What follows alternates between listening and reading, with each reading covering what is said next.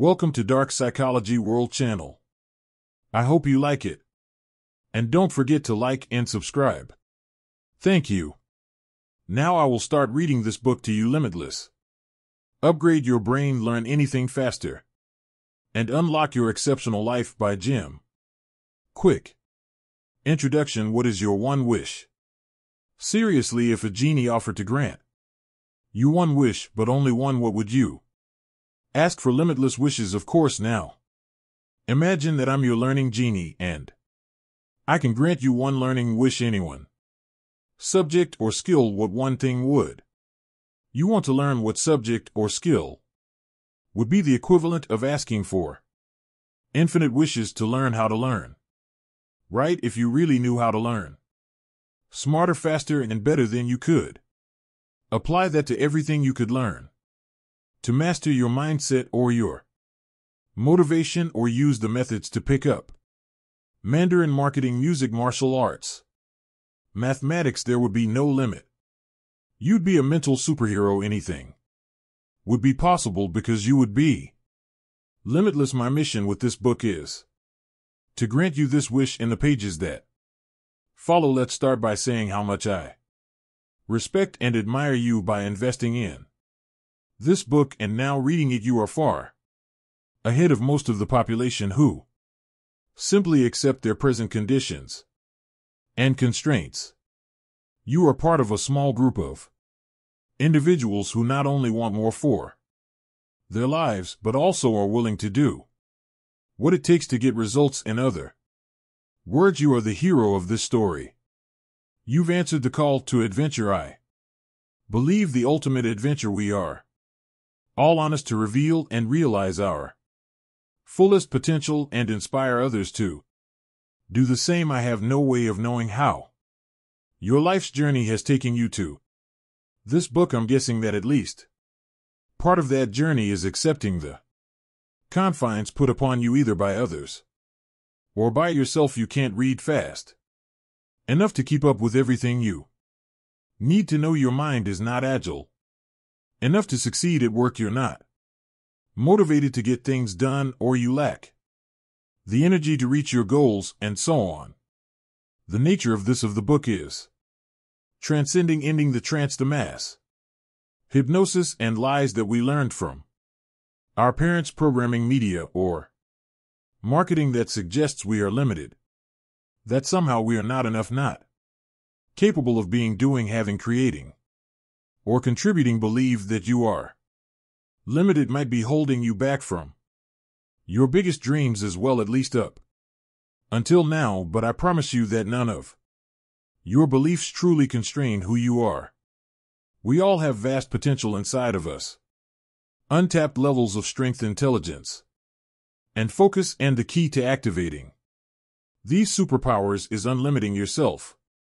For more than 25 years, I've worked with people of all ages, nationalities, races, socioeconomic statuses, and education levels. What I've discovered is that no matter where you come from, no matter what challenges you face, you have incredible potential that's just waiting to be tapped. Every person, regardless of age, background, education, gender, or personal history, can advance beyond what they believe they deserve, and is possible, and that includes you working together. You will come to think of your own limitations as an outmoded concept.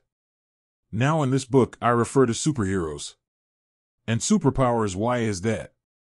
First, I am a bit of a geek that way because of my childhood brain injury and learning challenges. I escaped into comic books and movies to inspire me. During my struggles, I realized that my favorite ones all shared the same pattern: the hero's journey. Joseph Campbell's classic plot structural appears in nearly all famed adventures, including The Wizard of Oz, Star Wars, Harry Potter, Eat, Pray, Love, The Hunger Games, Rocky, The Lord of the Rings, Alice in Wonderland, The Matrix, and more. Think of your favorite story or one of the films or books I just mentioned.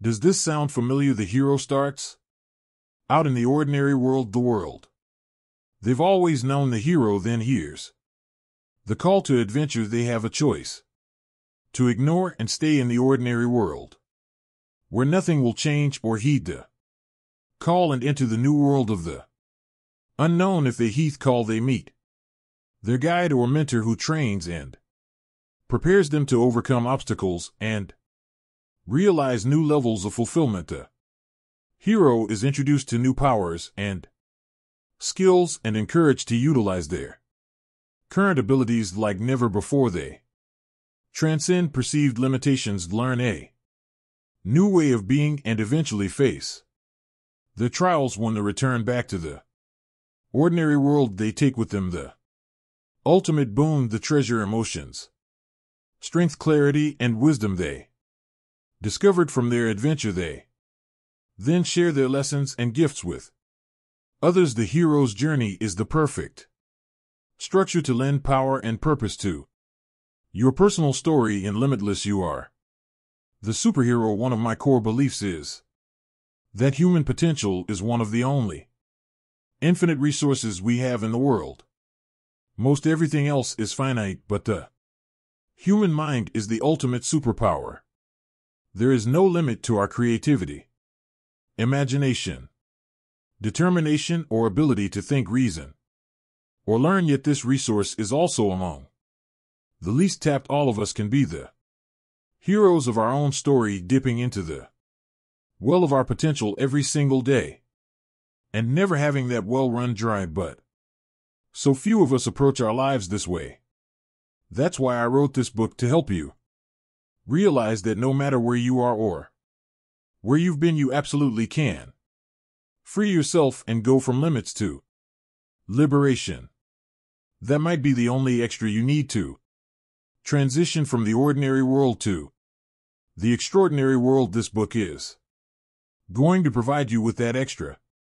What you'll get within these pages is a series of tools that will help you cast off your perceived restrictions. You're going to learn how to unlimit your brain.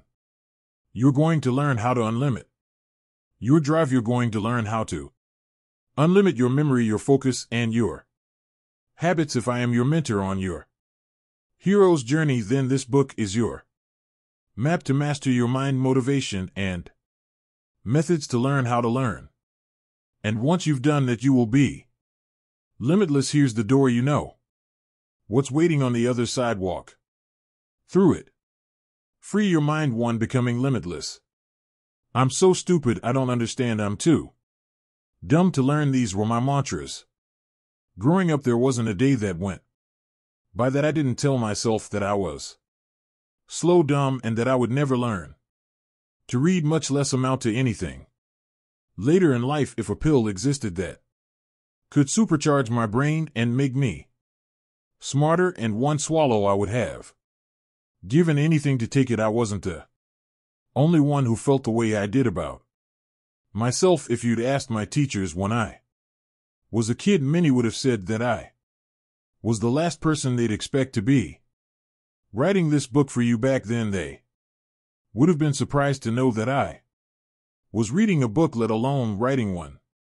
This all stems from an incident in kindergarten that completely altered the course of my life. I was in class one day, and there were sirens outside the window.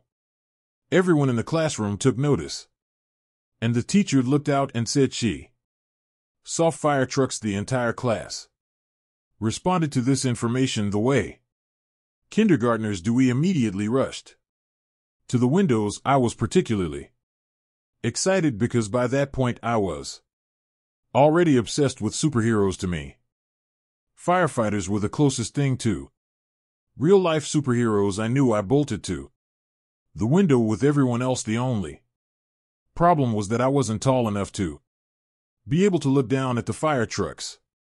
One kid went to grab his chair to stand on, and that inspired the rest of us to do the same. I ran back to my desk to get mine, pushing it right up against the huge iron radiator that ran along the bottom of the windows. I got up on my chair, saw the firefighters, and completely lit up. This was so exciting. My eyes stared and mouth gasped as I Watch these courageous heroes in action with their seemingly impenetrable uniforms and their bright red vehicle.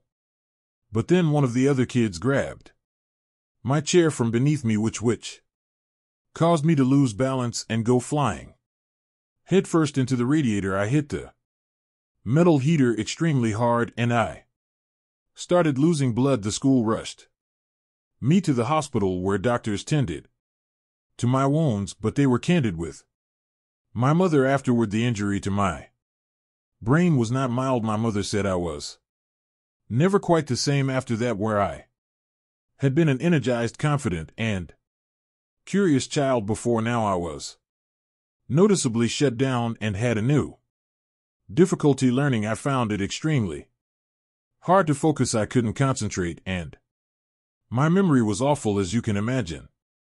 School became an ordeal for me. Teachers would repeat themselves until I learned to pretend to understand, and while all the other kids were learning to read, I couldn't make any sense out of the letters. Do you remember getting in those reading circles, passing around the book, and having to read out loud? For me, that was the worst. Nervously waiting as the book crept closer and closer, only to look at the page and not understand one word. It would take me another 3 years to be able to read, and it continued to be a struggle and an uphill battle for a long time after that.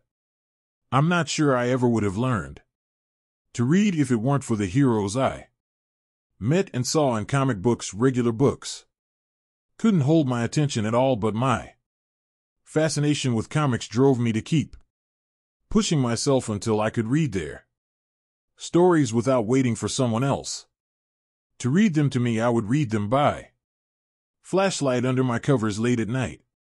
Those stories gave me hope that one person could overcome impossible odds. My favorite superheroes growing up were the X-Men, not because they were the strongest, but because they were misunderstood and weirdly different. I felt I could relate to them. They were mutants. They didn't fit into society, and people who didn't understand them shouldn't them. That was me, minus the superpowers. The X-Men were outcasts, and so was I. Belonged in their world. I grew up in Westchester County, a suburb of New York City, and I was super excited one night to discover that, according to the comic books professors of Veer's School for Gifted Youngsters, was located near me.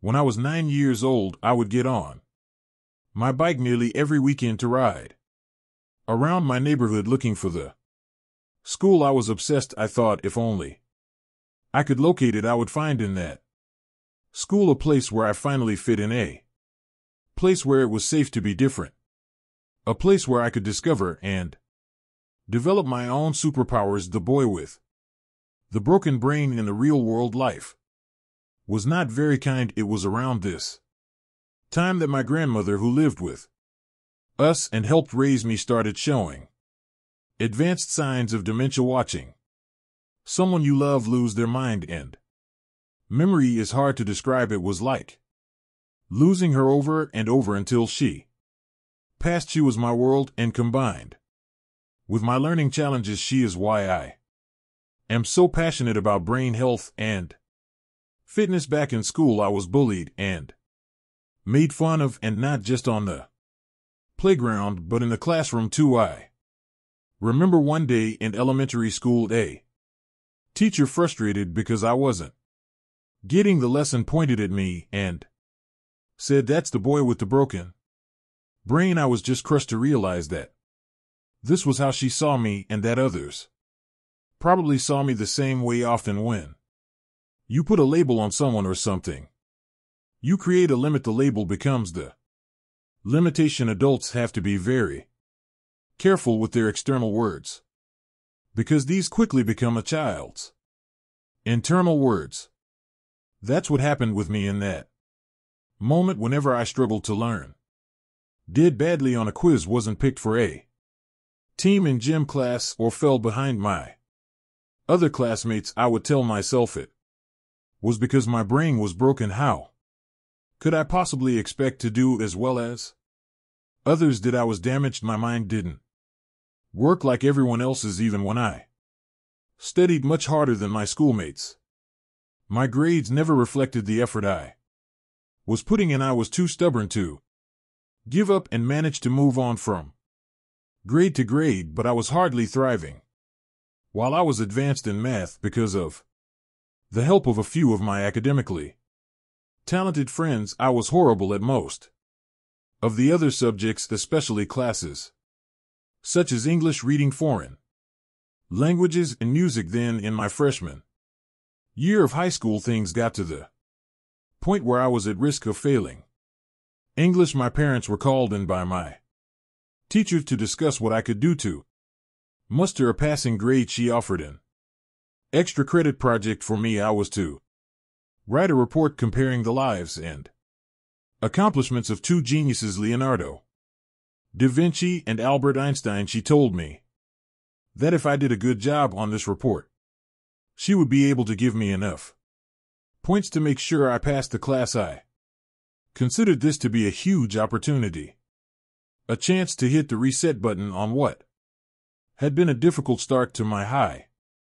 school career. I committed everything I had to writing the best report I possibly could. I spent hours and hours and hours at the library after school, trying to learn everything I could learn about these two brilliant minds while working on this paper. Interestingly, during that research, I came across multiple mentions that Albert Einstein and Leonardo da Vinci each struggled with alleged learning difficulties. After weeks of effort, I typed up the final report. I was so proud of what I'd done that I had the pages professionally bound. This report was a statement for me.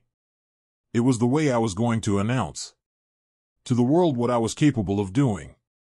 The day the report was due, I put it in my backpack, excited about handing it to my teacher, and even more excited about the response I anticipated she would have to what I'd done. I planned to give up to her at the end of class, so I sat through whatever we were doing that day, trying to concentrate, but constantly finding my thoughts floating back to the look I expected to see on my teacher's face when I presented her with the report. But then she threw me a curveball I was not prepared to hit. About halfway through the class period, the teacher ended her lesson and told the students that she had a surprise for them. She said that I had been working on an extra credit report and that she would like me to present it to the class. Now, I had spent most of my school life trying to shrink so small that I wouldn't be called on in class. When you are the broken one, you don't feel like you have much to offer. I was beyond shy, and I didn't like to draw attention to myself. My superpower back then was being invisible. I was also deathly afraid of speaking in public. I'm not exaggerating here. If you hook me up to a heart monitor at that moment, I might have broken the machine. On top of this, I could barely breathe. There was simply no way I was going to be able to stand in front of everyone and talk to them about the work I'd done, so I took the only option I saw available to me. I'm sorry I didn't do it. I stuttered, just barely getting the words out of my mouth. The expression of disappointment on my teacher's face, so different from the expression I'd fantasized earlier, was so profound that my heart nearly broke, but I just couldn't do what she wanted me to do. When class was over, after everyone had left, I threw my report in the garbage, and along with it a big part of my self-respect and worth. You are closer than you think. Somehow, in spite of all the troubles I had in school, I managed to get into a local university. I thought being a freshman in college meant a last opportunity to make a fresh start. I dreamed about making my family proud and to showing the world that I did have the potential to succeed. I was in a new environment. College professors taught differently than high school teachers did, and no one at this college had any preconceived notions about me. I worked my but I actually wound up doing. Even worse in my college classes then. High school, a few months into this, I started to face my reality. I couldn't see the point of wasting time and money that I did not have. I was ready to quit school altogether. I told a friend about my plans, and he suggested that before I made a decision, I go with him to visit his family for the weekend. He thought that getting me away from the campus might give me some perspective. When we arrived, his father showed me around their property before dinner. Along the way, he asked how school was going for me.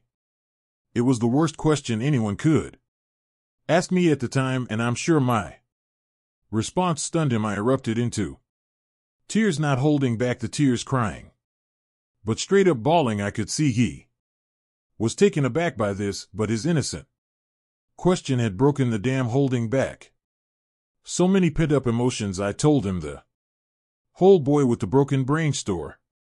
While he listened patiently, when I was finished, he looked me directly in the eyes. "Jim, why are you in school?" he said.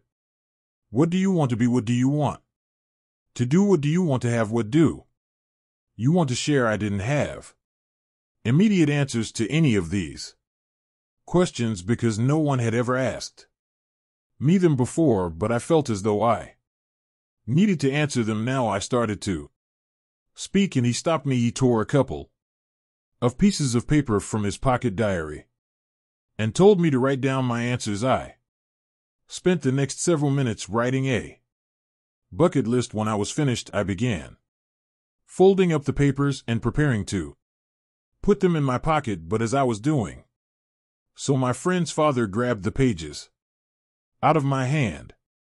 I freaked out because I didn't think what I'd written was going to be read by anyone else, especially this complete stranger. But he opened the pages and read while I stood in my discomfort. It seemed as though he took hours to read what I'd written, though I'm sure it was only a minute or two. When he finished, he said, "You're this close," holding the index fingers on his right and left hands about a foot apart, to getting every single thing on that list. That statement seemed absurd to me. I told him I couldn't crack this list if I had 10 lifetimes, but then he took his fingers and, without expanding the distance between them, placed one on each side of my head. The space he was describing was my brain. "That's the key," he said. "Come with me, I have something to show you." We walked back to the house, where he took me to a room that I'd never seen before.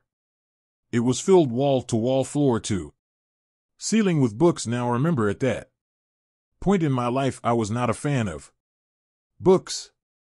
It was like being in a room full of snakes.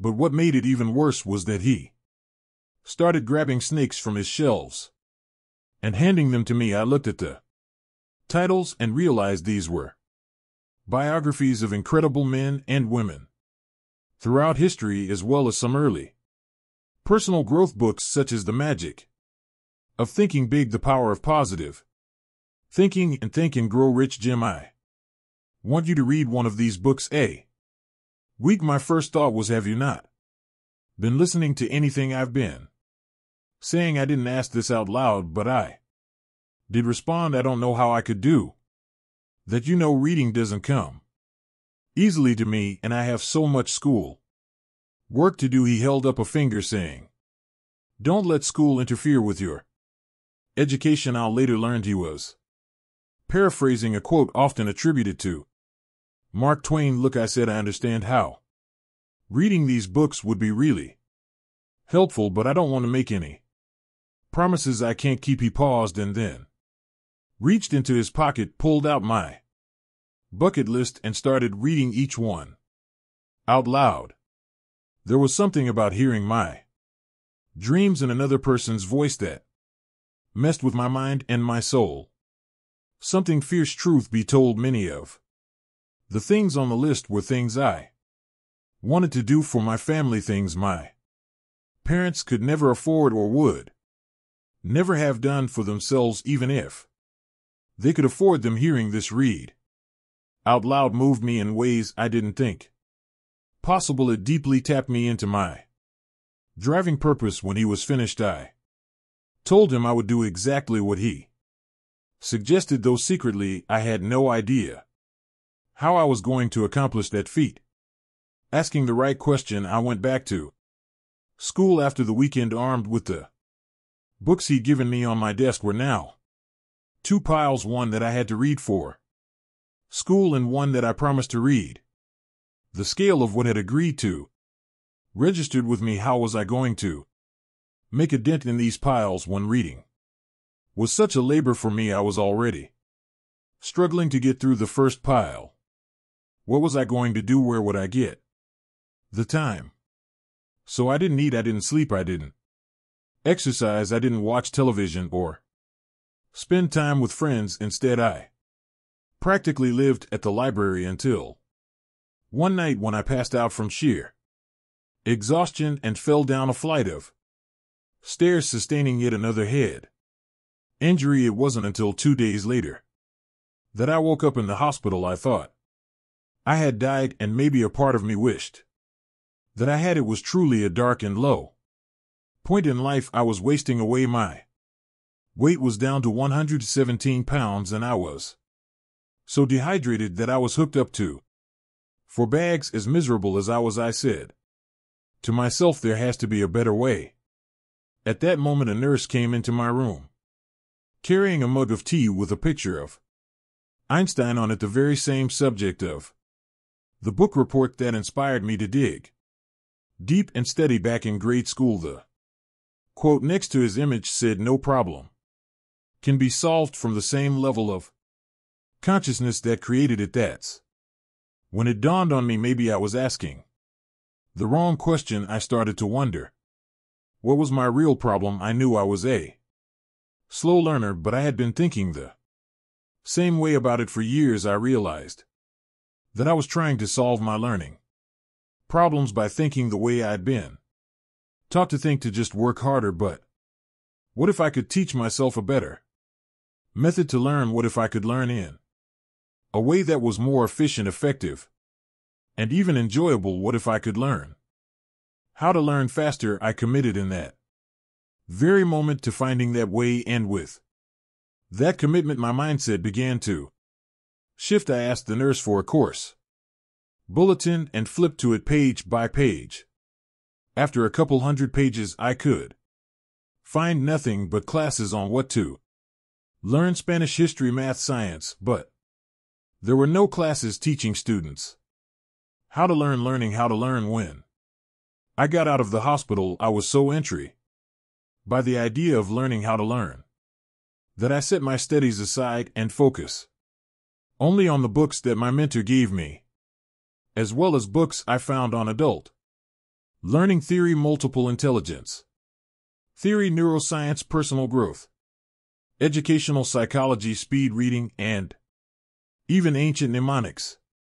I was obsessed to solve this riddle: how does my brain work so I can work my brain? About a couple months of deep immersion into my new self-directed studies, a light switch flipped on. My ability to focus was stronger. I started to understand new concepts. Because I was able to concentrate, I was no longer easily distracted. I could better recall information that I had studied weeks before with little difficulty. I had a new level of energy and curiosity. For the first time in my life, I could read and comprehend information in a fraction of the time that it used to take. My newfound competence gave me a sense of confidence that I'd never felt before. My daily life changed too. I was clear. I knew what to do to move myself forward, and I unlocked an empowering and sustainable sense of motivation. With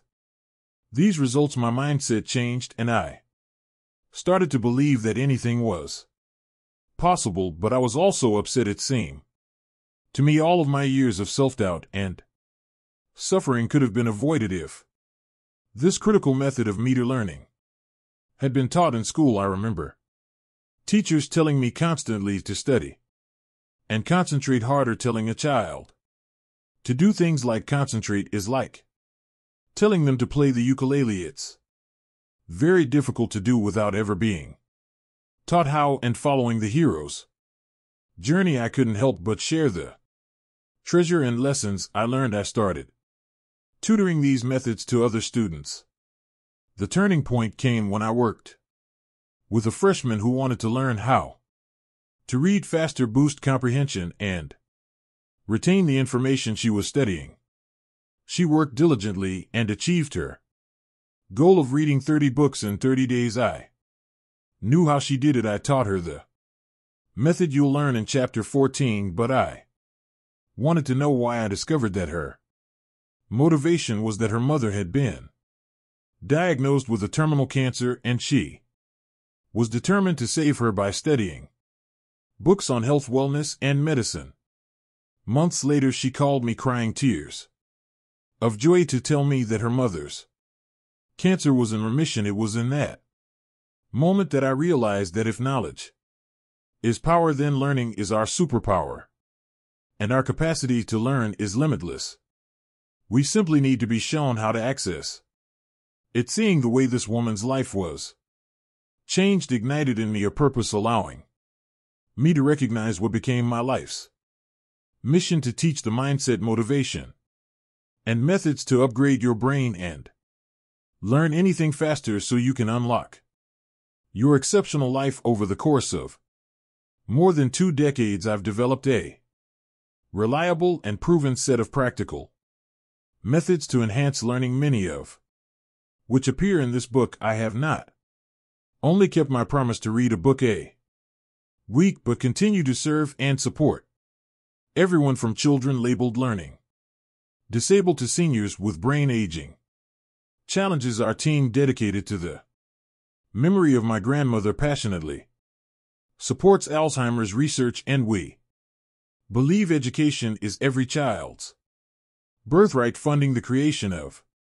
schools around the world, from Guatemala to Kenya, providing healthcare, clean water, and learning for children in need via amazing organizations such as We Share and Pencils of Promise. That's our mission, to build better, brighter brains.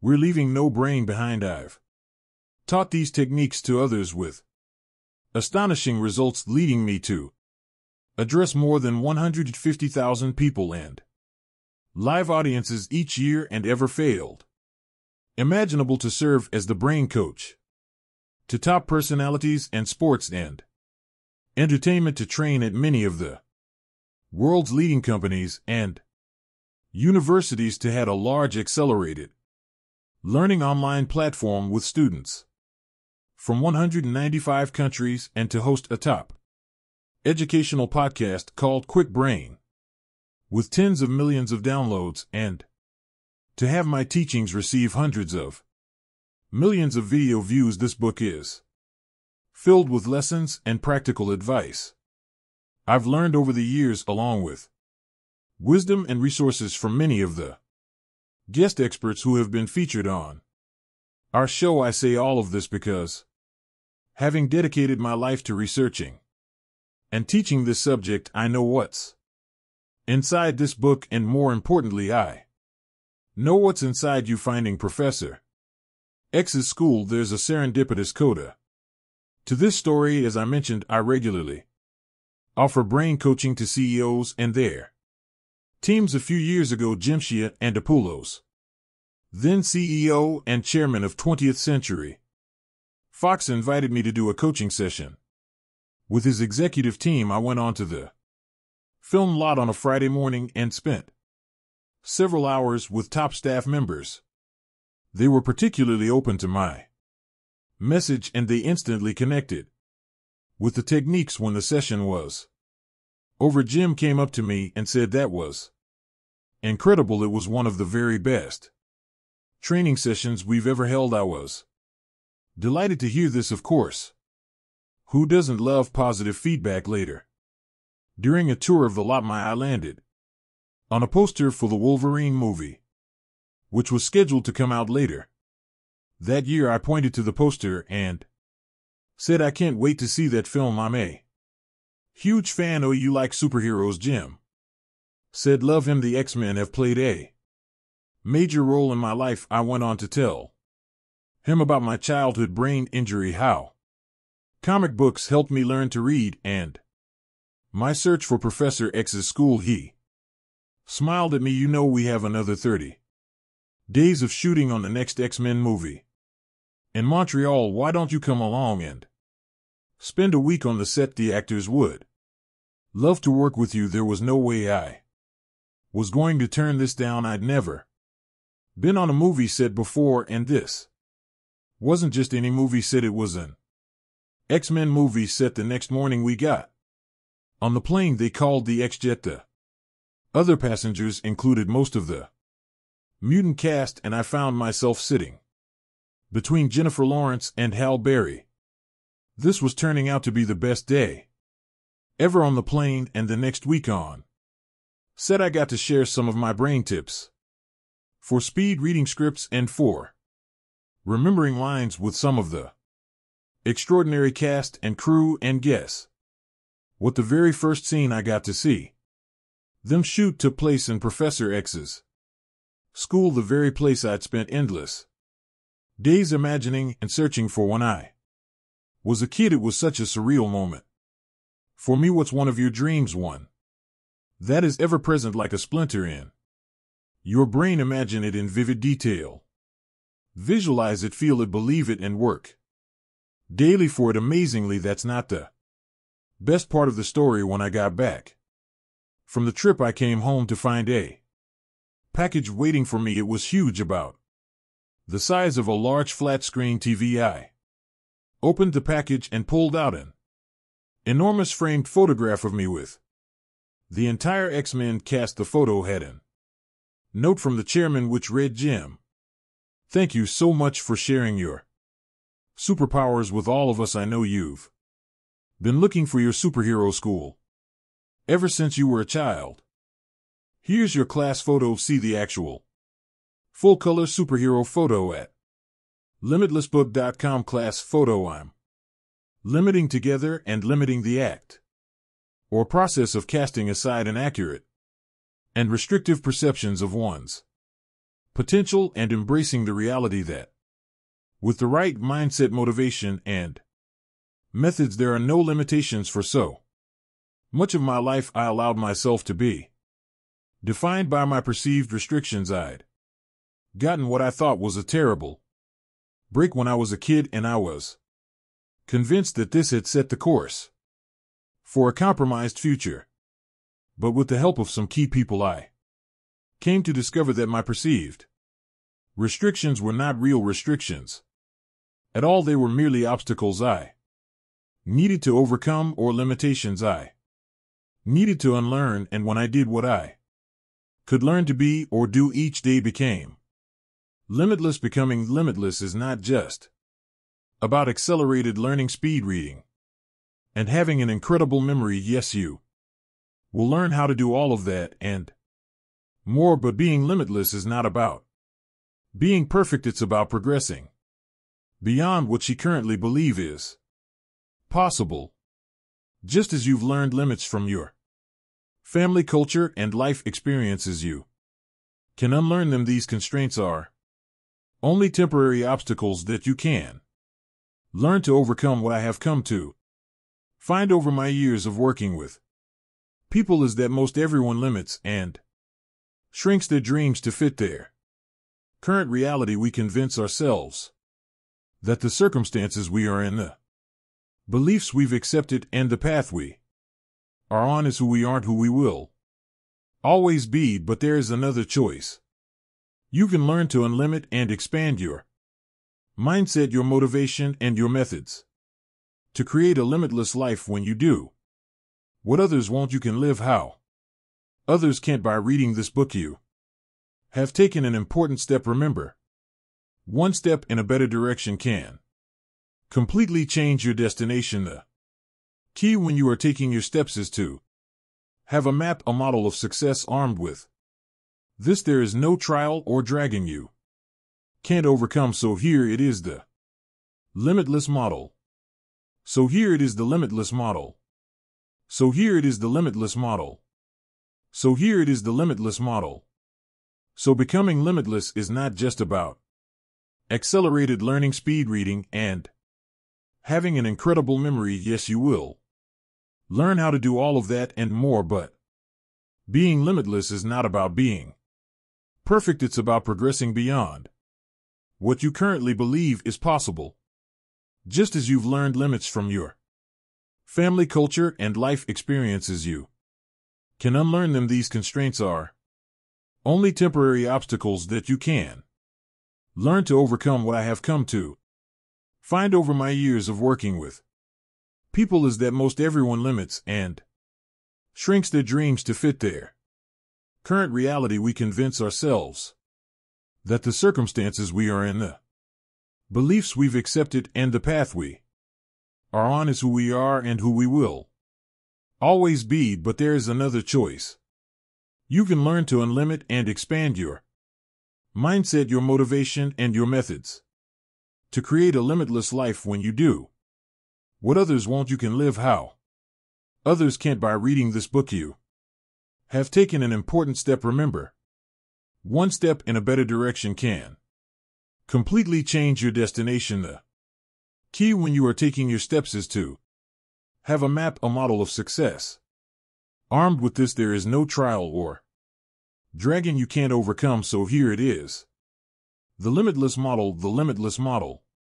You can learn to be, do, have, and share with no constraints. I wrote this book to prove this to you. If you are not learning or living at your full potential, if there is a gap between your current reality and your desired reality, here's the reason. There is a limit that must be released and replaced in one of three areas. A limit in your mindset. You entertain a low belief in yourself, your capabilities, what you deserve, or what is possible. A limit in your motivation. You lack the drive, purpose, or energy to take action. A limit in your methods. You were taught interacting on a process that is not effective to create the results you desire. This applies to an individual, a family, and organization. Will have our own unique story of struggles and strengths. Whatever your situation happens to be, here's the best part. You're not alone. I'm going to help you become limitless in your own way within the three-part framework you're about to learn. Limitless mindset, limitless motivation, and limitless methods. Let me break it down. Mindset: deeply held beliefs, attitudes, and assumptions we create about who we are, how the world works, what we are capable of and deserve, and what is possible. Motivation: the purpose one has for taking action, the energy required for someone to behave in a particular way. Method: a specific process for accomplishing something, especially and orderly, logical, or systematic way of instruction. One other note about the diagram on the previous page. You'll see that where mindset crosses over with motivation, I have the word inspiration. You're inspired, but you don't know which methods to employ or where to channel your energy. Where motivation and method intersects, you have implementation. In this case, your results are going to be limited to what you feel you deserve, what you feel you are capable of, and what you believe is possible because you lack the proper mindset. Where mindset and method intersects, you have audition. Your ambitions stay in your mind because you lack the energy to do anything about them. Where all three intersects, you have the limitless state. You then have the fourth I, which is integration. Throughout this book, you'll find exercises, studies, mental tools, and the results of exciting work being done both on the frontier of cognitive science and performance, as well as ancient wisdom. We'll approach the 3 milliseconds in turn. In part 2, limitless mindset, you learn what is possible when you eradicate limiting beliefs. In part 3, limitless motivation, you'll discover why your purpose is your power and keys to unleash your drive and energy. In part 4, limitless methods, you'll discover how to learn at your Best with proven processes, the tools and techniques that will propel you forward toward the life you desire and deserve.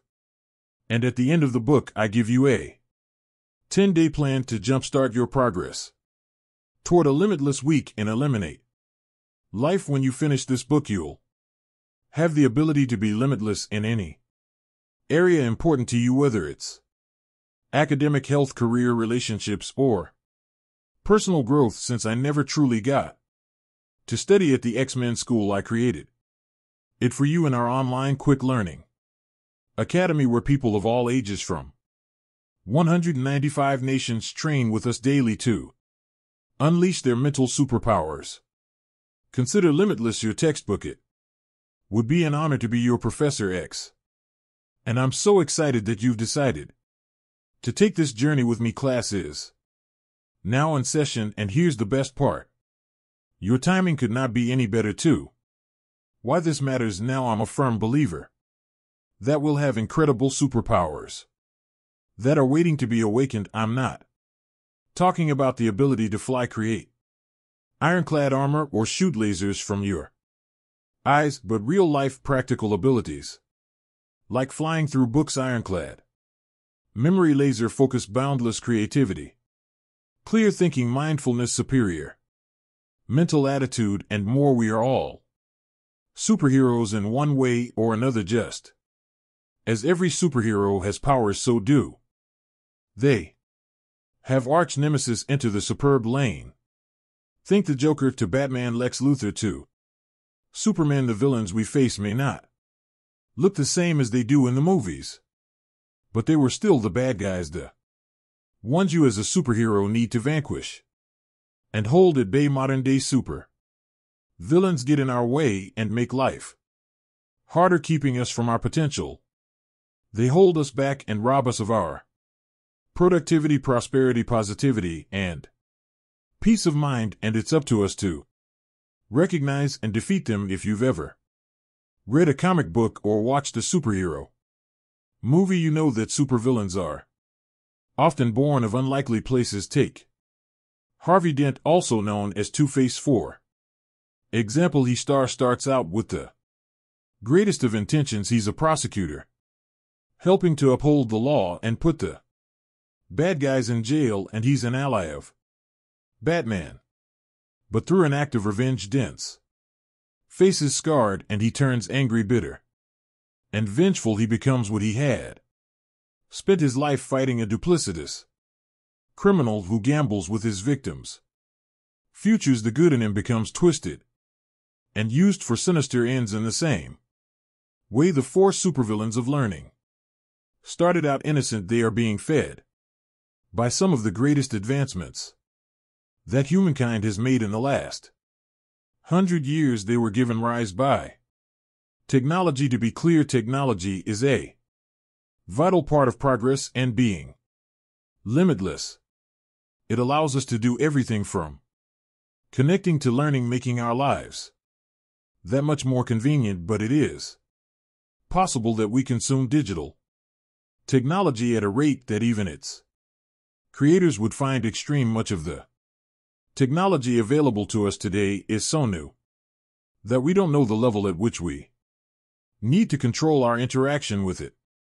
Through our educational platform Kwik Learning, we have students in 195 countries and have generated tens of millions of podcast downloads. Our community has expressed a growing concern about their over-reliance on technology, and they come to us to upgrade their brains to find relief from these four horsemen of our age: digital deluge, digital distraction, digital dementia, and digital deduction. It's important to note that overload, distraction, forgetfulness, and default thinking have been around for ages. While technology doesn't cause these conditions, it has great potential to amplify them. The benefits of the digital age are plentiful, but let's take a look at how the advances in technology that help you can possibly also hinder you. Digital deluge. Do you have too much to process but not enough time? We're privileged to live in a world with so Much unfettered access to information in this age of connectivity. Ignorance is a choice compared to the 15th century. We now consume as much data in a single day as an average person from the 1400s would have absorbed in an entire lifetime. Not so long ago, information moved glacially through word of mouth or newspaper or a posted bulletin in a town square. Now we have so much access to information that it's taking a toll on our time and our quality of life. The average person consumes 3 times as much information as we did in the 1960s. A 2015 report indicated that respondents spend 8 hours a day consuming media. In an NPR interview, New York Times tech reporter Matt Richtel said that after 20 years of glorifying technology as if all of it were good, I think science is beginning to embrace the idea that some technology is Twinkies and some technology is Brussels sprouts if we consume too much technology, just like if we consume too much food, it can have ill effects. In a University of California, San Francisco study on the effect of downtime, researchers gave rats a new experience and measured their brain waves during and after the activity. Under most circumstances, a new experience will express new neural activity and new neurons in the brain. That is, if the rat is allowed to have downtime. With downtime, the neurons made their way from the gateway of memory to the rest of the brain where long-term memory is stored. The rats were able to record memories of their experiences, which is the basis for learning. Doesn't that make you wonder what happens if you don't have downtime? There is a growing body of evidence that suggests that if we never let our mind wander or be bored for a moment, we pay a price: poor memory, mental fog, and fatigue. As far back as the mid-1990s, research was beginning to show that there were real health risks involved with navigating through an always-on world. A Reuters study, ominously titled "Dying for Information," showed that 2 out of 3 respondents associated information overload with tension with colleagues and loss of jobs satisfaction. 42 attributed ill health to the stress.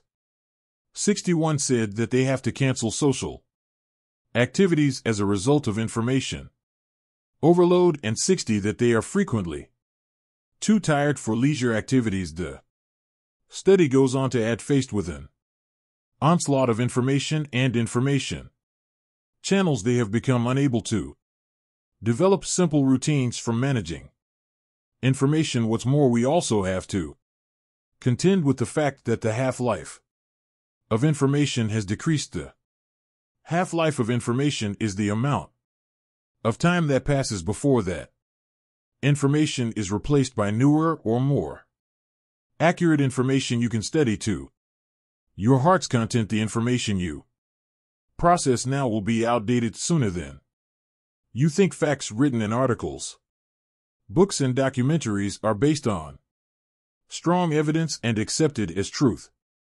But then they are completely reversed.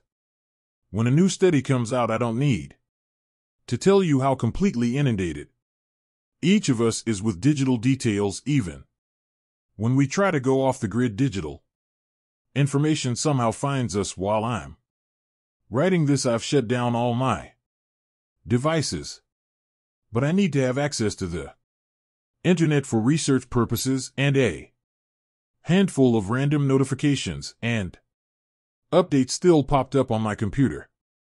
In Chapter 12 and Chapter 14 you will discover practical ways to catch up, keep up, and get ahead of the digital deluge of information you must process each day.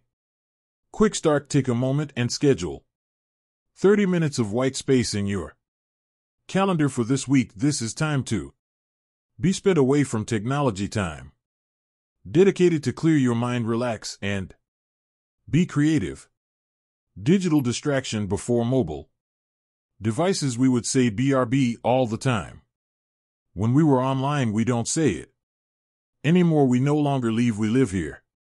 Now, because of our always-on ever connected devices, we're struggling to find connection when we're with friends and family, and we're struggling to stay focused at work. Most of us deal with some kind of work-life situation where we don't feel comfortable forgoing digital connection for large swaths of time every day, so we stay on the grid, out of the fear that if we were unreachable, we would lose out. The trouble is we're wired to enjoy it each successive hit of dopamine we get from the likes we receive on social media, or from the texts we get from loved ones or friends, only reinforces our behavior, but those rewards are changing our brains instead of relaxing into the downtime that we might experience when waiting in line, waiting for a bus, on appointment, etc. We pull out our phones and train our distraction muscles. What happens when this is our constant way of being? Whenever loose moment is filled with shining stimulus, staying connected may make us feel more secure, but it doesn't make us happier.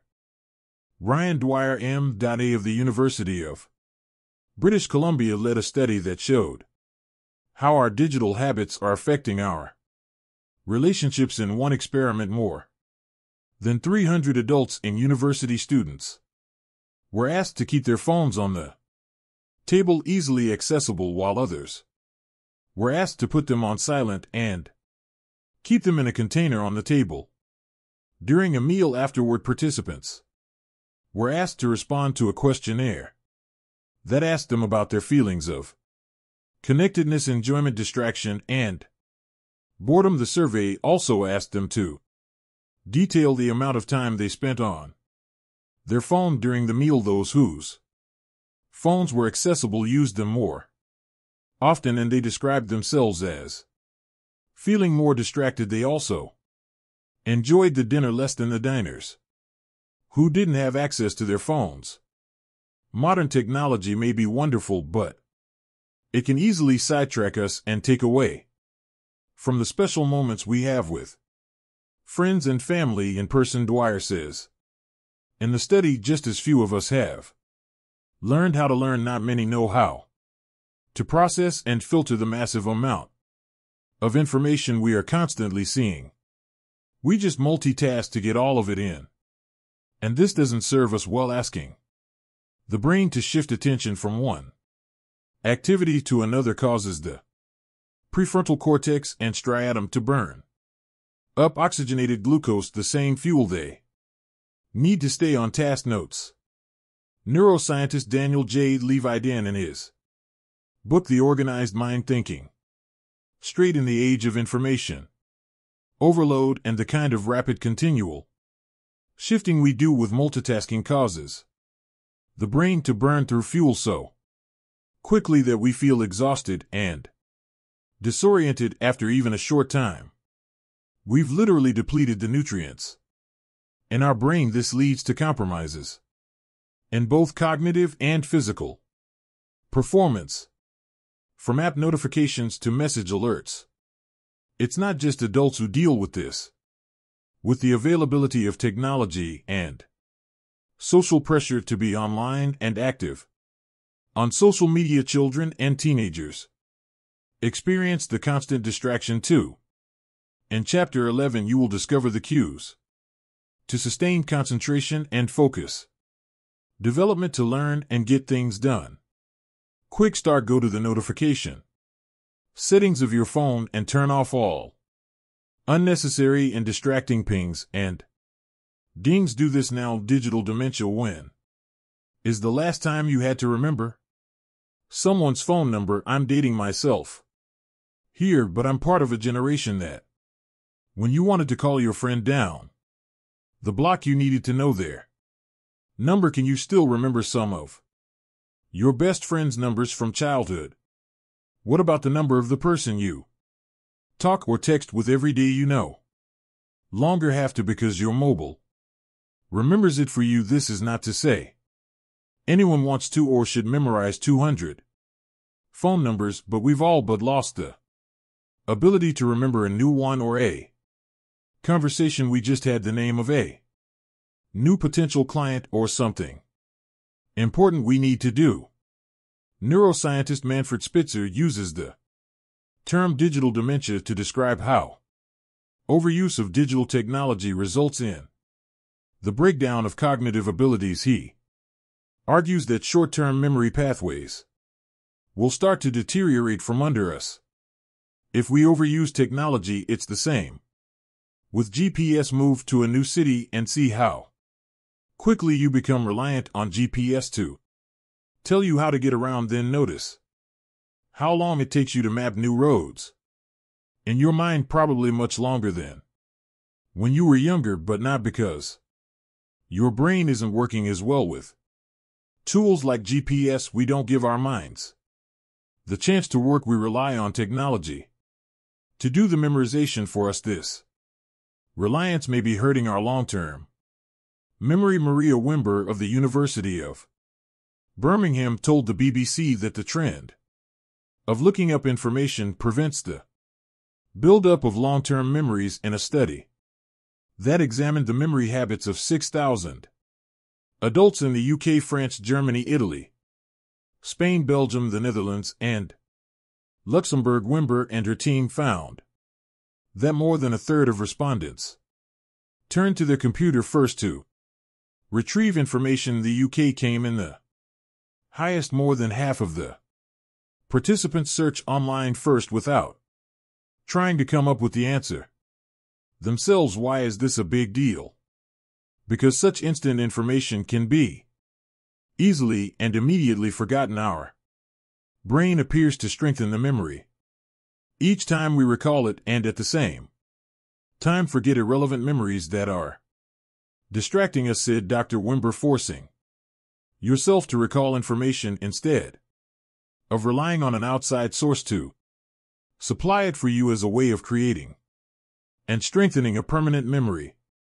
When you contrast that with the reality that most of us have a habit of constantly looking up information, maybe even the same information, without bothering to try to remember it, it seems we're doing ourselves harm. Is relying on technology always bad? Many researchers disagree. The argument goes that by outsourcing some menial tasks like memorizing phone numbers or doing basic math or getting directions to a restaurant we visited before, we're saving brain space for something that matters more to us. There's research that says our brains are more like a muscle rather than a hard drive that fills up, that the more you use it, the stronger it gets and the more it can store. The question is, are we making those choices consciously, or are reacting out of unconscious habit?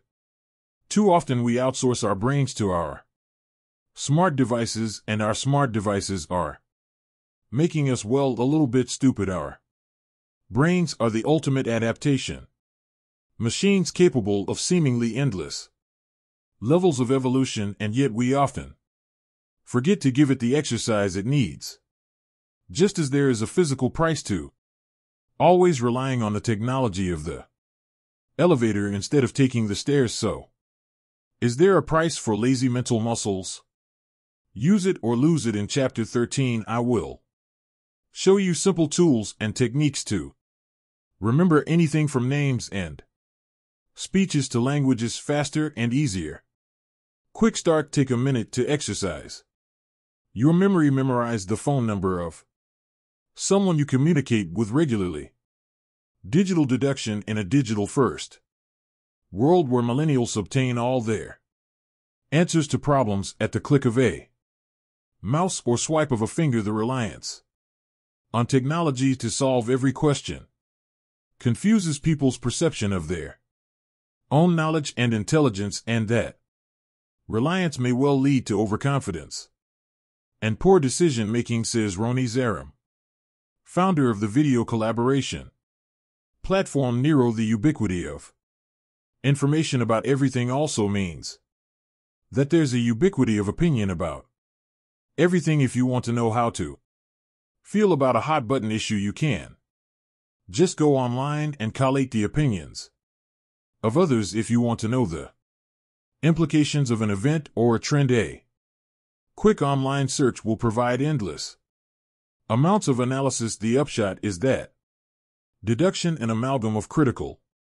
thinking, problem solving, and creativity, that is an essential skill for being limitless, is becoming automated. There's a certain amount of value to this. Of course, before the internet we were limited in our access to the opinions of others. In an ideal world, being able to get as many perspectives on a topic as possible would be enormously valuable in helping us to form our own opinions. Unfortunately, that's rarely how it plays out in the real world. Instead, we tend to identify a handful of sources with which we align, and then give those sources extreme influence over our thinking and decision making. In the process, the muscles we use to think critically and reason effectively are atrophying. We're letting technology do the deduction for us, and if technology is forming our deductions, then we are also ceding much of our problem-solving abilities. Something so important, and something we will discuss at length later in this book.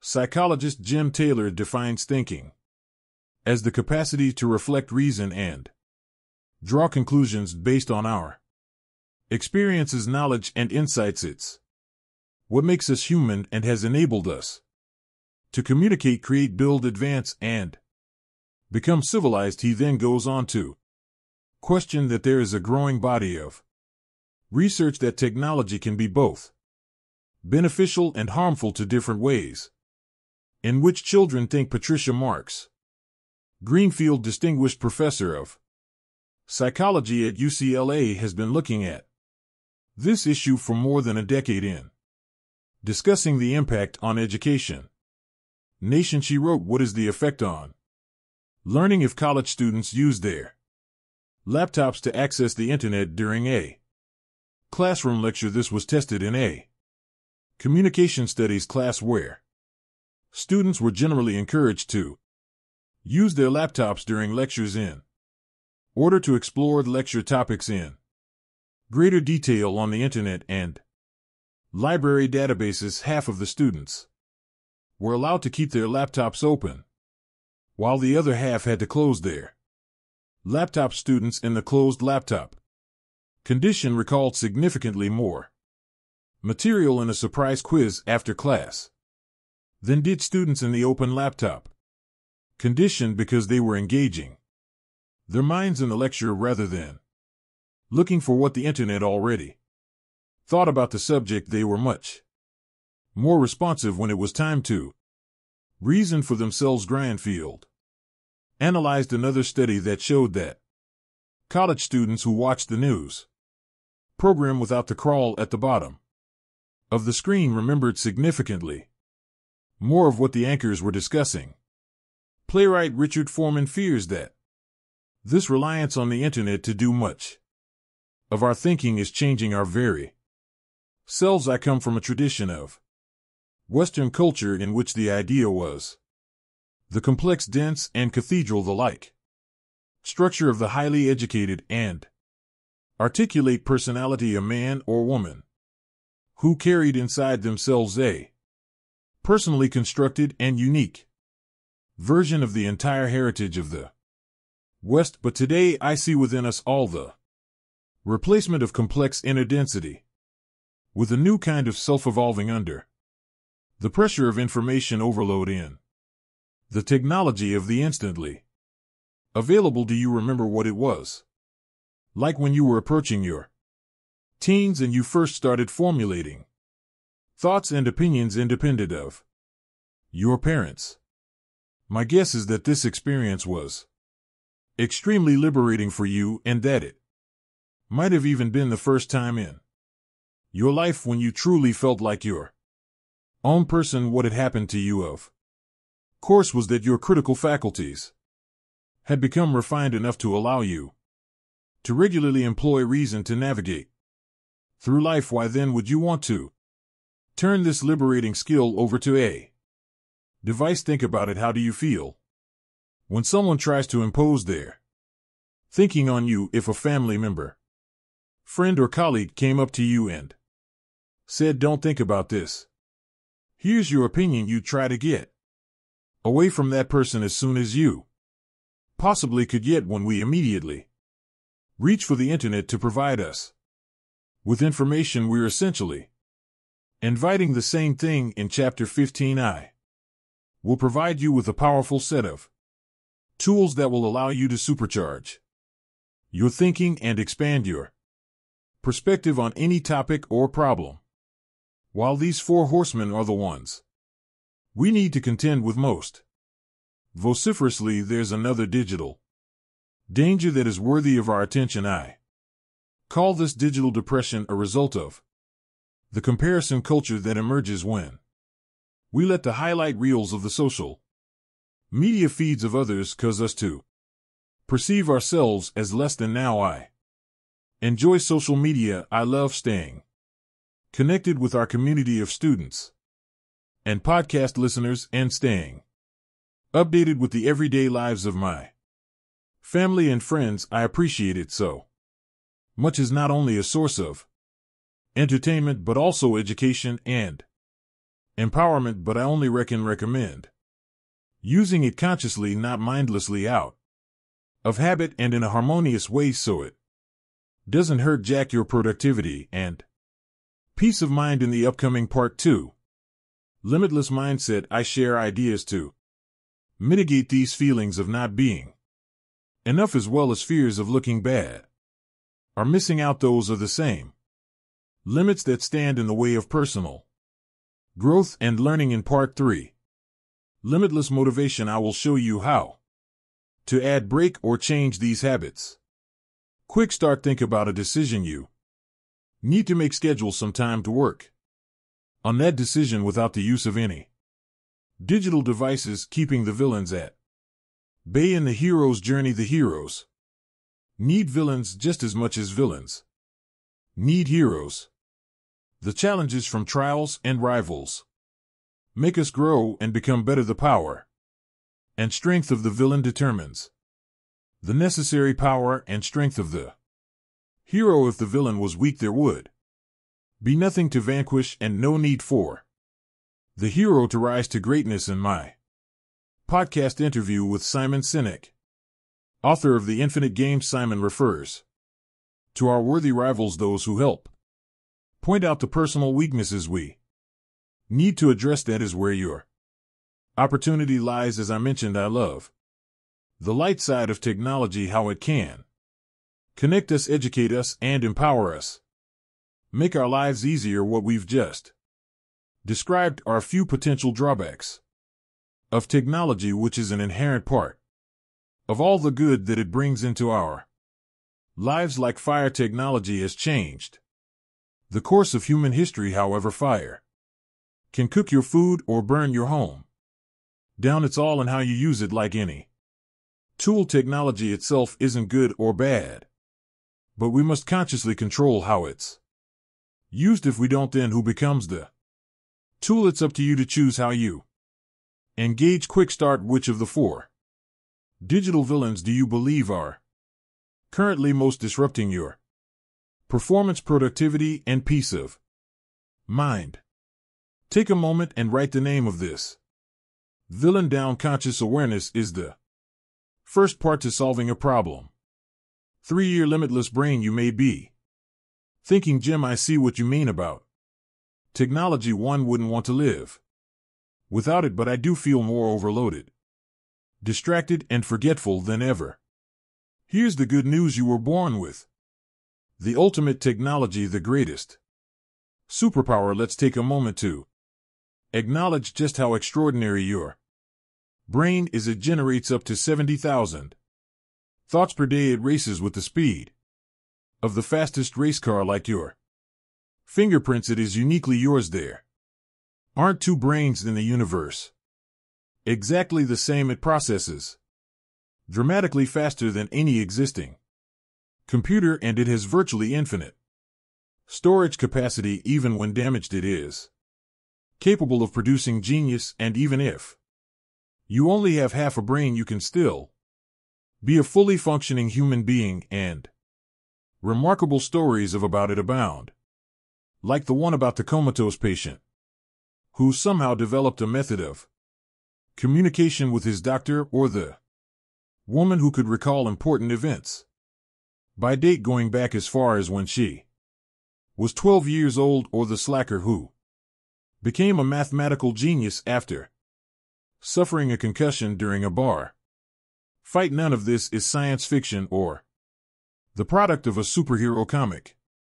They're just examples of the extraordinary function built into that remarkable machine between your ears. We take so much of that function for granted. Let's think about just what the average person has accomplished simply by being an average person. By the age of 1, you learned how to walk. No simple task, considering how many complex neurological and physiological processes are required. A year or so after that, you learned how to communicate through the use of words and language. You learned dozens of new words and their meanings on a daily basis, and kept doing so all the way through school. And while you are learning to communicate, you are also learning to reason, to calculate, and to parse an endless number of complex concepts. And all of that was before you read a single page of a book or attended one class.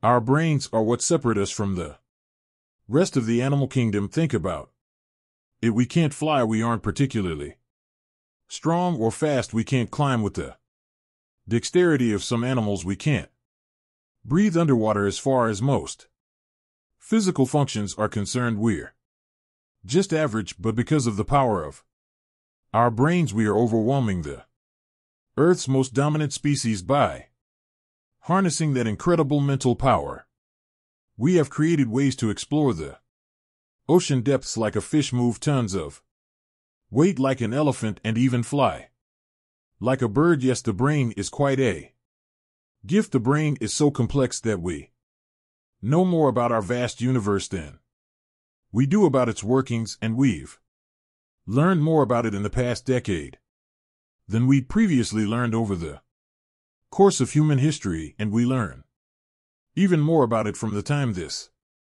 book goes to press to the time it hits the bookshelves. Our understanding of the brain is ever evolving, and we know that what we've learned about it is only a tiny fraction of what there is to be learned, but what we already know is staggering. So let's take a journey through your limitless brain. The brain is part of the central nervous system. Similar to the control tower at an airport, your brain acts as its control center, directing all the comings and goings of information, processes, and impulses. The brain has 3 major areas: the brain stem, the cerebellum, and the cerebral cortex. The brain is made of fat and water, weighs approximately 3 pounds, and facilitate its incredible power and ability. The brain stem moderates the basic functions we need to live, such as breathing, maintaining a regular heart rate, impulses to eat or have sex, and our fight or flight responses. It is located at the top of your spine and the base of your skull, buried deep within the brain.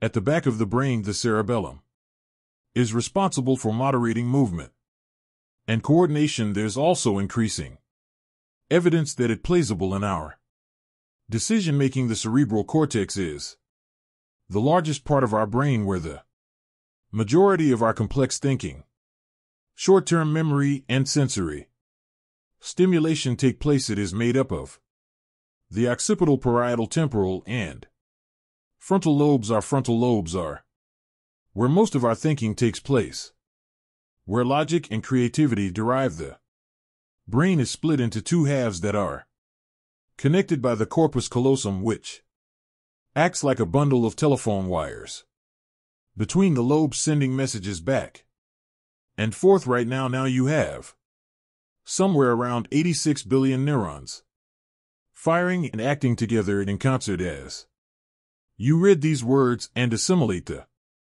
information on these pages. These neural signals are released into the brain and received by neurotransmitters, which then pass the message along to other neurotransmitters or stop the message altogether if that's the appropriate response. We used to think that we reached our neurological peak in late adolescence, after which our brains never changed other than to deteriorate. We now know that this is far from the truth. Our brains have a capacity for neuroplasticity, which means that it can be changed and shaped by our actions and by our environments. Your brain is always changing and molding itself to your surroundings and to the demands you place on it, because our brains are subject to the influence of our genes and environment. We each possess a brain that is entirely unique to us. There, like snowflakes, no two are alike. Each brain adapts to the needs of its owner. Let's look at someone raised in an environment that was full of stressors, such as poverty, lack of access to food, or lack of safety. That person will have a very different brain structure than someone brought up in a very comfortable, affluent, well-cared-for setting. But before you jump to the conclusion that one environment is better than the other and breeds a better functioning brain, I challenge you to reconsider. As I stated earlier, the brain is capable of being molded and shaped, meaning that at any point anyone can decide to change the way their brain functions. While it's easy to assume that the individual who grew up in a more stressful and supportive environment may not wind up reaching their full potential due to their brain's development under those circumstances, growing evidence suggests those people are able to thrive and reach new levels of success due to the mindset they are forced to develop in such a situation. Based on the number of successful people who overcame troubled upbringings, it may be that a difficult childhood or challenging upbringing breeds resilience, among other attributes that lead to success, among other attributes that lead to success, among other attributes that lead to success, among other attributes that lead to success, among another attribute. Understanding neuroplasticity. What can we learn from the brains of London taxi cab drivers? This is the question neuroscientist Eleanor Maguire of University College London posed as she considered the vast amount of information held in the brains of the city's cab drivers, appropriately called the knowledge to earn their licenses. Applicants traveled by moped through a specific section of the city, a 10-kilometer radius of Charing Cross station, for 3 to 4 years, memorizing the maze of 25,000 streets within, as well as the thousands of attractions they supported. Even after this intense study, only about 50 of applicants passed the series of licensing exams. Perhaps, thought Maguire, though successful, had larger than average hippocampi. Maguire and her colleagues discovered that London taxi drivers did indeed have more gray matter in their posterior hippocampi than people who were similar in age, education, and intelligence who did not drive taxis. In other words, taxi drivers had plumper memory centers than their peers. It seemed that the longer someone had been driving a taxi, the larger his hippocampus, as though the brain expanded to accommodate the cognitive demands of navigating London streets. The London taxi cab study provides a compelling example of the brain's neuroplasticity, or ability to reorganize and transform itself as it is exposed to learning in new experiences. Having to constantly learn new routes in the city forced the taxi cab drivers' brains to create new neural pathways. These pathways changed the structure and size of the brain, an amazing example of the limitless brain at work. Neuroplasticity, also referred to as brain plasticity, means that every time you learn something new, your brain makes a new synaptic connection, and each time this happens, your brain physically changes, it upgrades its hardware to reflect a new level of the mind. Neuroplasticity is dependent on the ability of our neurons to grow and make connections with other neurons in other parts of the brain. It works by making new connections and strengthening old ties. Our brain is malleable. We have the incredible ability to change its structure and organization over time by forming new neural pathways as we experience, learn something new, and adapt. Neuroplasticity helps explain how anything is possible. Research teachers hold that all brains are flexible in that the complex webs of connected neurons can be required to form new connections. Sometimes that means the brain compensates for something it has lost, as when one hemisphere learns to function for both. Just as there are people who have suffered strokes and have been able to rebuild and regain their brain functions, those that procrastinate, think excessive negative thoughts, or can't stop eating junk food may also rewire and change their behaviors and transform their lives. If learning is making new connections, then remembering is maintaining and sustaining those connections. When we struggle with memory or experience memory impairment, we are likely experiencing a disconnection between neurons. In learning, when you fail to remember something, view it as a failure to make a connection between what you've learned and what you already know, and with how you will use it in life. For example, if you feel that something you've learned is valuable in the moment, but that you'll never use it again, you are unlikely to create a memory of it.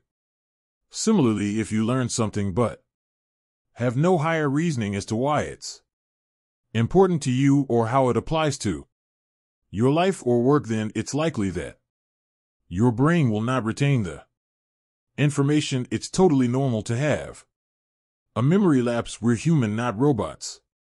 But if we respond to this lapse in memory with the attitude that I have a bad memory or I'm not smart enough to remember this, then we negatively affect our ability to learn and grow. In other words, the belief we might develop in response to forgetting does far more damage than the lapse in memory. That kind of self-talk reinforces a limiting belief rather than acknowledging the mistake and reacquiring the information. What does this mean for learning? Plasticity means that you can mold and shape your brain to suit your desires. That's something like your memory is trainable when you know how to help your brain receive, encode, process, and consolidate information. It means that with a few simple changes to something like your environment, your food, or your exercise, you can dramatically change the way your brain functions. I will share these energy tips in detail in Chapter 8. Here's the bottom line. Plasticity means that you're learning, and indeed your life is not fixed. You can be, do, have, and share anything when you optimize and rewire your brain. There are no limitations when you align and apply the right mindset, motivation, and methods. Your second brain. My students tell me after they learn about the vastness of their brain, they have a whole new sense of worth, that their self-esteem grows overnight. Here's more good news. You are not limited to just one brain. You have a second, your gut. Have you ever had a gut feeling, that moment when you just knew? If you've ever gone with your gut to make a decision or felt butterflies in your stomach, did you ever wonder why that was hidden in the walls of the digestive system? This brain in your gut is revolutionizing medicine's understanding of the links between digestion, mood, health, and even the way you think. Scientists call this little brain the enteric nervous system, And it's not so little, the ant is too. Thin layers of more than 100 million nerve cells lining your gastrointestinal tract from esophagus to rectum. Science is only beginning to understand the brain gut access and how it affects our brains, our moods, and our behavior. You may hear it referred to as the brain connection. In the last decade, we've discovered that the gut has an outsized effect on the way our brains function. One can liken it to the where tree functions. The roots in the ground are drawing up vital nutrients in water from the soil, as well as communicating with other plants. Those nutrients are then brought up into the body of the tree, fortifying and building the trunk and giving the tree what it needs to sprout new leaves each spring, which in turn gather light, another energy source. In the same way, the nutrients we take in are absorbed through our intestines. We rely on those nutrients to fuel our brains. While our brains take up very little of our total body weight, they use 20 of the energy we take in. So nutrients make a huge difference in the way our brains function on a day-to-day basis. The gut is lined with more than 100 million nerve cells, and it makes up part of the enzyme. When a baby grows in the womb, the enzyme CNS developed from the same tissue and remained connected via the vagus nerve. In many ways, the two systems mirror each other in structure. They also both use many of the same neurotransmitters to function, including serotonin, dopamine, and acetylcholine. As with CNS, we used to believe that we are each born with a certain amount of cells, and that's it. But like the brain, we now know the ends makes new neurons throughout adulthood and can be repaired when damaged. The gut is made up of these neurons, as well as a network of bacteria that form the microbiome. And as with the brain, each of us has our own unique microbiome. What's more, these nerve cells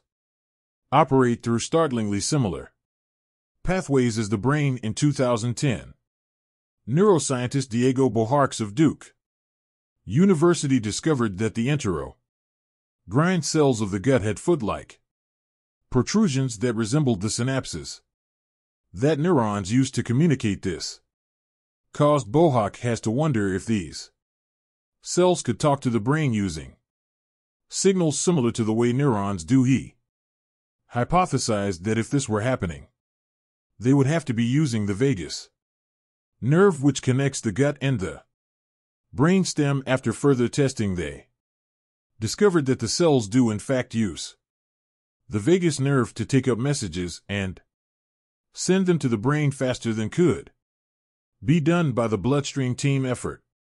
Connection between the brain and the gut is still being explored, but it seems that they function in very similar ways, and that they function in tandem. The little brain in conjunction with the big one partly determines our mental state. When you have a gut feeling that something isn't right, or conversely that you should follow a hunch, it's not just superstition. Your gut has its own way of interpreting events and giving your brain signals. Furthermore, when you feed your gut with superfood, you're also feeding your brain with superfuel. Right now, your gut is digesting the food you just ate and sending that fuel to your brain at the same time. A part of your brain is taking in feel of the pages under your fingertips, sensing the comfort of the chair supporting you, and monitoring the environment around you to make sure you're safe.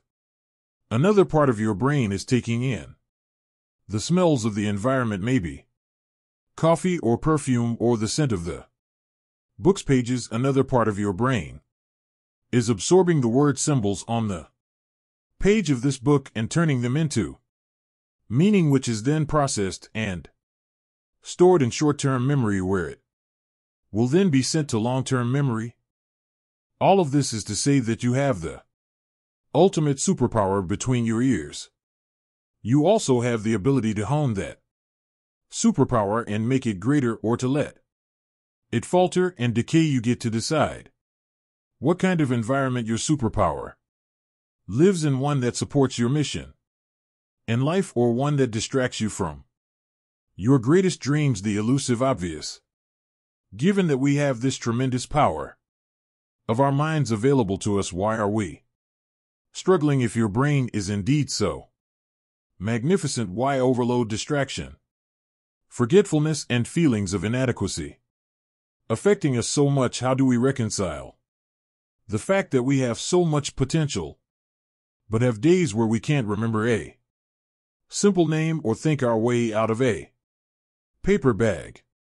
The answer is so simple, it's almost the elusive obvious. We were not taught how. Give a person an idea and you enrich their day. Teach a person how to learn, and they can enrich their entire life. School is a great place to learn. We've taught what to learn, what to think, and what to remember, but there are few, if any, classes on how to learn how to think and how to remember in a seminal book on education. Creative schools. Sir Ken Robinson says, one of my deepest concerns is that while education systems around the world are being reformed, many of these reforms are being driven by political and commercial interests that misunderstand how real people learn and how great schools actually work. As a result, they are damaging the prospects of countless young people. Sooner or later, for better or for worse, they will affect you or someone you know. My guess is that they have already affected you and everyone close to you, as you all already know. My own experience with the education system was a complicated one, and I acknowledge that my circumstances were unusual in reality, though even if I'd never had that fateful head trauma in kindergarten, I would probably have gotten much less out of my school education than was ideal. That's because fair few schools anywhere in the world have incorporated learning how to learn into their curriculums. They'll fill us with information, they'll expose us to great works of literature and to figures who changed the course of civilization. They will test us, sometimes endlessly, to determine whether we can repeat back what they've taught us, but they won't get underneath all of this to teach us how to teach ourselves, to make enriching our minds, discovering new concepts, and truly absorbing what we learn fundamental to our everyday lives. This is not about placing the blame on the teachers who work hard to teach our children. In my opinion, teachers are some of the most caring, compassionate, and capable human beings in our society. In fact, my mother became a teacher after my brain injury because I was struggling so much and she wanted to help me and others like me. The problem lies in the outdated system in which teachers work. If Rip Van Winkle woke up from decades of slumber, the only thing he would recognize today are classrooms, because they have evolved so little. Education hasn't changed enough to prepare us for the world we live in today, in an era of autonomously driven electric cars and vehicles capable of taking us to Mars. Our education system is the equivalent of a horse and carriage, and then there's the matter that how we earn our livings is changing profoundly and increasingly rapidly. Automation and artificial intelligence are affecting the future of work, and I'm not speaking only about factories where laborers are being replaced by robots. In addition, many of us are facing the need to switch from the structure of an office job to the volatility of the gig economy and jobs that few of us might have imagined even 5 years ago have gained traction, while others are emerging this very moment that will affect the workplace in the coming years. All of this points us in the same direction. We must take charge of our own learning. If schools tell us what to learn but not how to learn, then we need to do the rest of the work ourselves. If digital overload threatens to hijack our brains, then we need to use what we know about learning To reset the ground rules if the workplace is evolving with so much rapidity that we can never be sure of what work will mean to us tomorrow then. Only by taking complete control of our learning can we truly be prepared for an unknowable future. Turn on the power Kwik often told story. One day at a power plant everything comes to an abrupt halt. All of the machines go offline. The silence is deafening. The people running the plant are frantic, and after hours and hours, none of the workers can track down the problem. The head of operations is desperate at this point, so he calls the best local help he can find. The expert technician arrives and glances around the facility. He goes to one of the numerous beams among all the electrical boxes, opens one of them, and stares at the various screws and wires inside. He turns one screw, and like magic, everything starts working again, and the plant comes back to life. The head of operations is so relieved he thanks the technician and asks him what he owes him. The technician says $10,000. The head of operations is shocked. What? Do you mean $10,000? You were here for a few minutes. You turned one single screw. Anyone could have done that. I need an itemized bill, please. The technician reaches into his pocket, pulls out a notepad, scribbles a few seconds, and hands the other man the bill. The head of operations reads it and immediately pays him the bill. Read, turning screw $1, knowing which screw to turn. 999. What's the lesson of the story? It's not that you have a screw loose. The story illustrates two things. The first is how much added value a limitless mind can offer you and others. We've entered an expert economy in which brain power trumps brute strength, where what you have between your ears is your greatest wealth creating asset. There are those who know and those who don't know.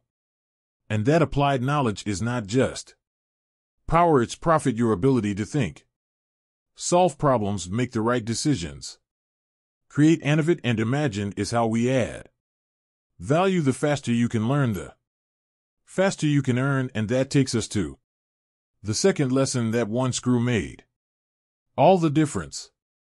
I've mentored and coached some amazing minds, and you don't have to be a genius to see that genius leaves clues. One of those patterns is that elite mental performers filter and focus for those handful of screws that make all the difference and turn everything else on. This book is filled with many of the behaviors, tools, and strategies I've discovered to give you the maximum results and rewards for your effort. The world is throwing more challenges at you than ever before, and there's every indication that those challenges will continue to increase at the same time. There is more to be gained from having a finely tuned brain than ever before, and you know now that you have more than enough potential to meet any challenge. But it's going to require taking control of your learning. It may seem as if it would take superhuman capabilities to keep up with the demands of our current reality, but you already have a hidden superpower. Your brain. You may not be able to shoot webs from your hands, but you have something far better than neural webs in your head. That super power plant of a network between your ears is your greatest gift and greatest advantage. All we have to do is upgrade your brain the same way you upgrade your phone. How do you install new software into your brain? One of my favorite ways is what you are doing right now. It's called reading. For how to read and remember this book, your time is one of your greatest assets. It's the one thing you can't get back. As your brain coach, I want you to get the greatest results and return on your attention. So here are some recommendations on how to get the most out of this book. You can apply this advice toward practically anything you want to learn and read. Let's start with a question. Have you ever read something only to forget it the next day. You are not alone. Psychologists refer to this as the forgetting curve. It is the mathematical formula that describes the rate at which information is forgotten after it is initially learned. Research suggests humans forget approximately 50 of what they learn within an hour, and an average of 70 within 24 hours. Below are a handful of recommendations that will help you stay ahead of the curve later. I will share advanced strategies to accelerate your learning and retention. In the sections on steady speech reading and memory improvement, research suggests that our natural ability to concentrate once between 10 to 40 minutes. If we spend any longer on a given task, we get diminishing returns on our investment of time because our attention starts to wander. For that reason, I suggest you use the Pomodoro technique, a productivity method developed by Francesco Cirillo, based on the idea that the optimal time for a task is 25 minutes followed by a 5-minute break. Each 25-minute chunk is called a Pomodoro. As you read this book, I suggest that you read for 1 Pomodoro and then take a 5-minute brain break before continuing. When it comes to learning, the Pomodoro technique works for reasons related to memory, specifically the effect of primacy and recency. The effect of primacy is that you're more likely to remember what you learn in the beginning of a learning session, a class, a presentation, or even a social interaction. If you go to a party, you might meet 30 strangers. You're most likely to remember the first few people that you meet. The effect of recency is that you're also likely to remember the last thing you learned at the same party. This means that you'll remember the names of the last few people you met. We've all procrastinated before a test, and then the night before the exam sat down to cram as much as possible without any breaks. Primacy and recency are just two of the reasons cram sessions don't work, but by taking breaks you create more beginnings and endings, and you retain far more of what you're learning. If you sit down to read a book over the course of 2 hours without taking any breaks, you might remember the first 20 minutes of what you read. Then maybe you'll experience a dip around the 30-minute mark, and then you're likely to remember the end of what you read. This means a little in between with no breaks for assimilation or thinking through what you just read results in a dead space for learning. So take this book 1 Pomodoro at a time so you get the most out of what you read. If you still choose to cram, you'll learn helpful methods in the book to retain the in-between information.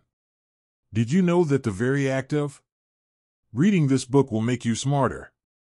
I realize that's a big claim, but I'm completely convinced that it's true. On one level, it's going to teach you to be smarter through the tools and tactics I share here, but on another level, when you actively read it, you'll form pictures in your mind and you'll make connections between what you know and what you're learning. You will think about how this applies to your current life, and you will imagine how you can use the knowledge you're taking in. It promotes neuroplasticity. Oliver Wendell Holmes said, every now and then a man's mind is stretched by a new idea or sensation and never shrinks back to its former dimensions. When you read any book, you have the opportunity to stretch the range of your mind, and it will never be the same. Quick start. Set a timer for 25 minutes right now and concentrate on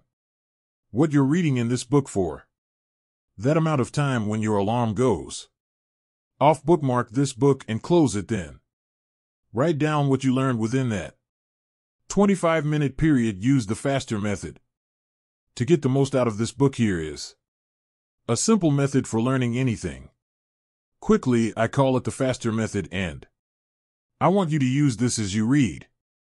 Starting now, the acronym FASTER stands for Forget, Act, State, Teach, Enter, Review. Here's the breakdown. F is free forget. The key to laser focus is to remove or forget that which distracts you. There are three things you want to forget. The first is what you already know. When learning something new, we tend to assume we understand more than we do about that subject. What we think we know about the topic can stand in the way of our ability to absorb new information. One of the reasons children learn rapidly is because they are empty vessels. They know. They don't know. Some people who claim to have 20 years of experience have 1 year of experience that they've repeated 20 times. To learn on your present sense of restraints, I want you to temporarily suspend what you already know or think you know about the topic and approach it with what's in philosophy calls a beginner's mind. Remember that your mind is like a parachute. It only works when it's open. The second thing is to forget what's not urgent or important. Contrary to popular belief, your brain doesn't multitask. If you're not fully present, it will be difficult for you to learn when your focus is split. Quick start. As you are reading this book, when your mind inevitably wanders into something else, and that something else is important but not urgent, don't try to not think of it. What you resist persists. Instead, keep a notebook close by to capture that thought or idea. By writing it down, you can thus release it temporarily to be addressed after the task at hand is complete. And finally, forget about your limitations. These are the preconceived notions you believe about yourself, such as that your memory isn't good or that you're a slow learner. Suspend what you believe is possible. I know this may sound difficult, but keep an open mind to what you can do. After all, since you are reading this book, some part of you deep down must believe there's more to life than what you've already demonstrated. Do your best to keep your self-talk positive. Remember this: if you fight for your limitations, you get to keep them. Your capabilities aren't fixed, and it's possible to learn anything. A is for ACT.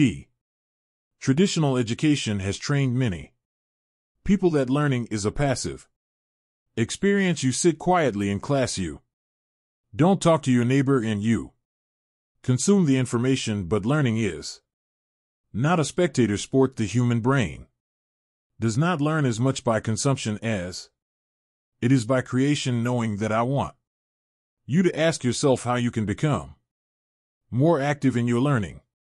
Take notes. Do all the quick start exercises. Download the Kwik Brain app to test and train your limitless abilities. Go to the resource page at www.limitlessbook.com resources for additional free tools. I recommend you highlight key ideas, but don't become one of those highlight junkies who make every page glow in the dark. If you make everything important, then nothing becomes important. The more active you are, the better, faster, and more you will learn. Quick start with is one thing you will do to make reading this book a more active experience. Write it down. S is for state. All learning is state dependent. Your state is a current snapshot of your emotions. It is highly influenced by your thoughts and the physical condition of your body. Your feelings or lack thereof about a subject in a specific situation affect the learning process and ultimately the results. In fact, when you tie a feeling to information, the information becomes more memorable. To prove this, I'm guessing there's a song, fragrance, or food that can take you back to your childhood. Information times emotion helps create long-term memories. The opposite is also true. What was the predominant emotional state you felt back in school? When I ask audiences this question, most people in the room shout out boredom. In all likelihood, you can relate to this. If your emotional energy at school was low, it's no wonder you've forgotten the periodic table. But when You take control of your state of mind.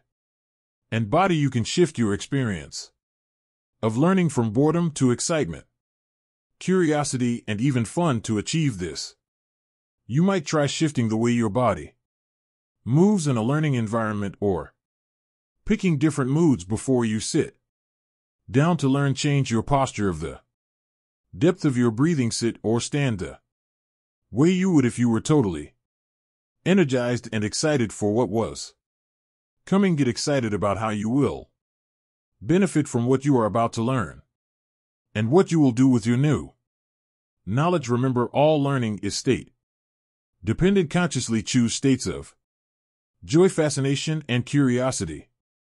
Quick start. How motivated, energized, and focused are you at this moment? Reach your current state on a scale of 1 to 10. What is one thing you will do right now to increase that number? T is for teach. If you want to cut your learning curve dramatically, learn with the intention of teaching the information to someone else. Think about it. If you know you have to give a presentation on what you learn, you will approach how you learn the topic with the intention of mastering it well enough to explain it to someone else. You will pay closer attention. Your notes might be more detailed, and you might even ask better questions when you teach something. You get to learn it twice, once on your own, and then again through educating another person. Learning isn't always solo. It can be social. You may enjoy this book more if you invite someone else to learn with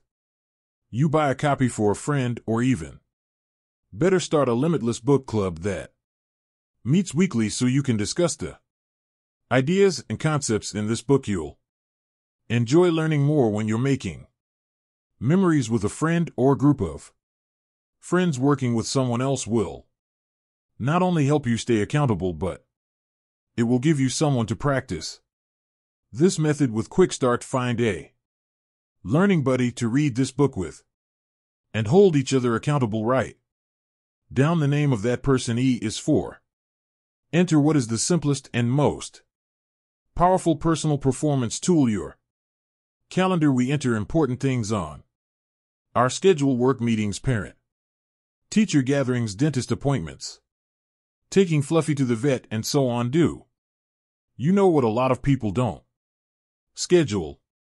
Their personal growth and development. If it's not on your calendar, there's a good chance it's not getting done. It's too easy for the day to slip by with you forgetting to work out your body and brain. Quick start. Take out your calendar and enter your Limitless readings for the next 7 days. Label these Limitless: Me, Genius Time, Brain Training, Conversations with Jim, or anything else provocative enough to guarantee that you'll keep this date on your calendar. R is for review. One of the best ways to reduce the effects of the forgetting curve is to actively recall what you learned. With spaced repetition, you are better able to retain information by reviewing in multiple spread out sessions. Going over the material at intervals increases our brain's ability to remember it. To leverage this principle before you begin your reading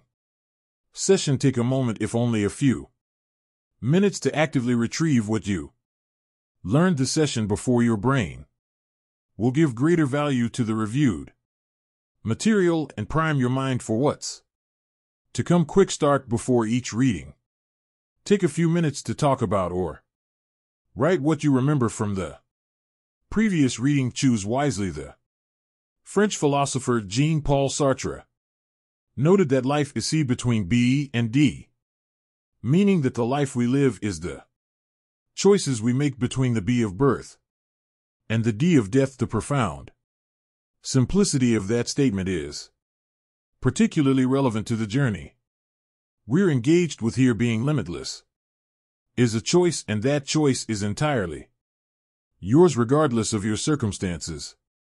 You can choose to give up this power, but why would you when you know that you can truly live a life without barriers? But choosing is an active thing, and the time to make this choice is right now.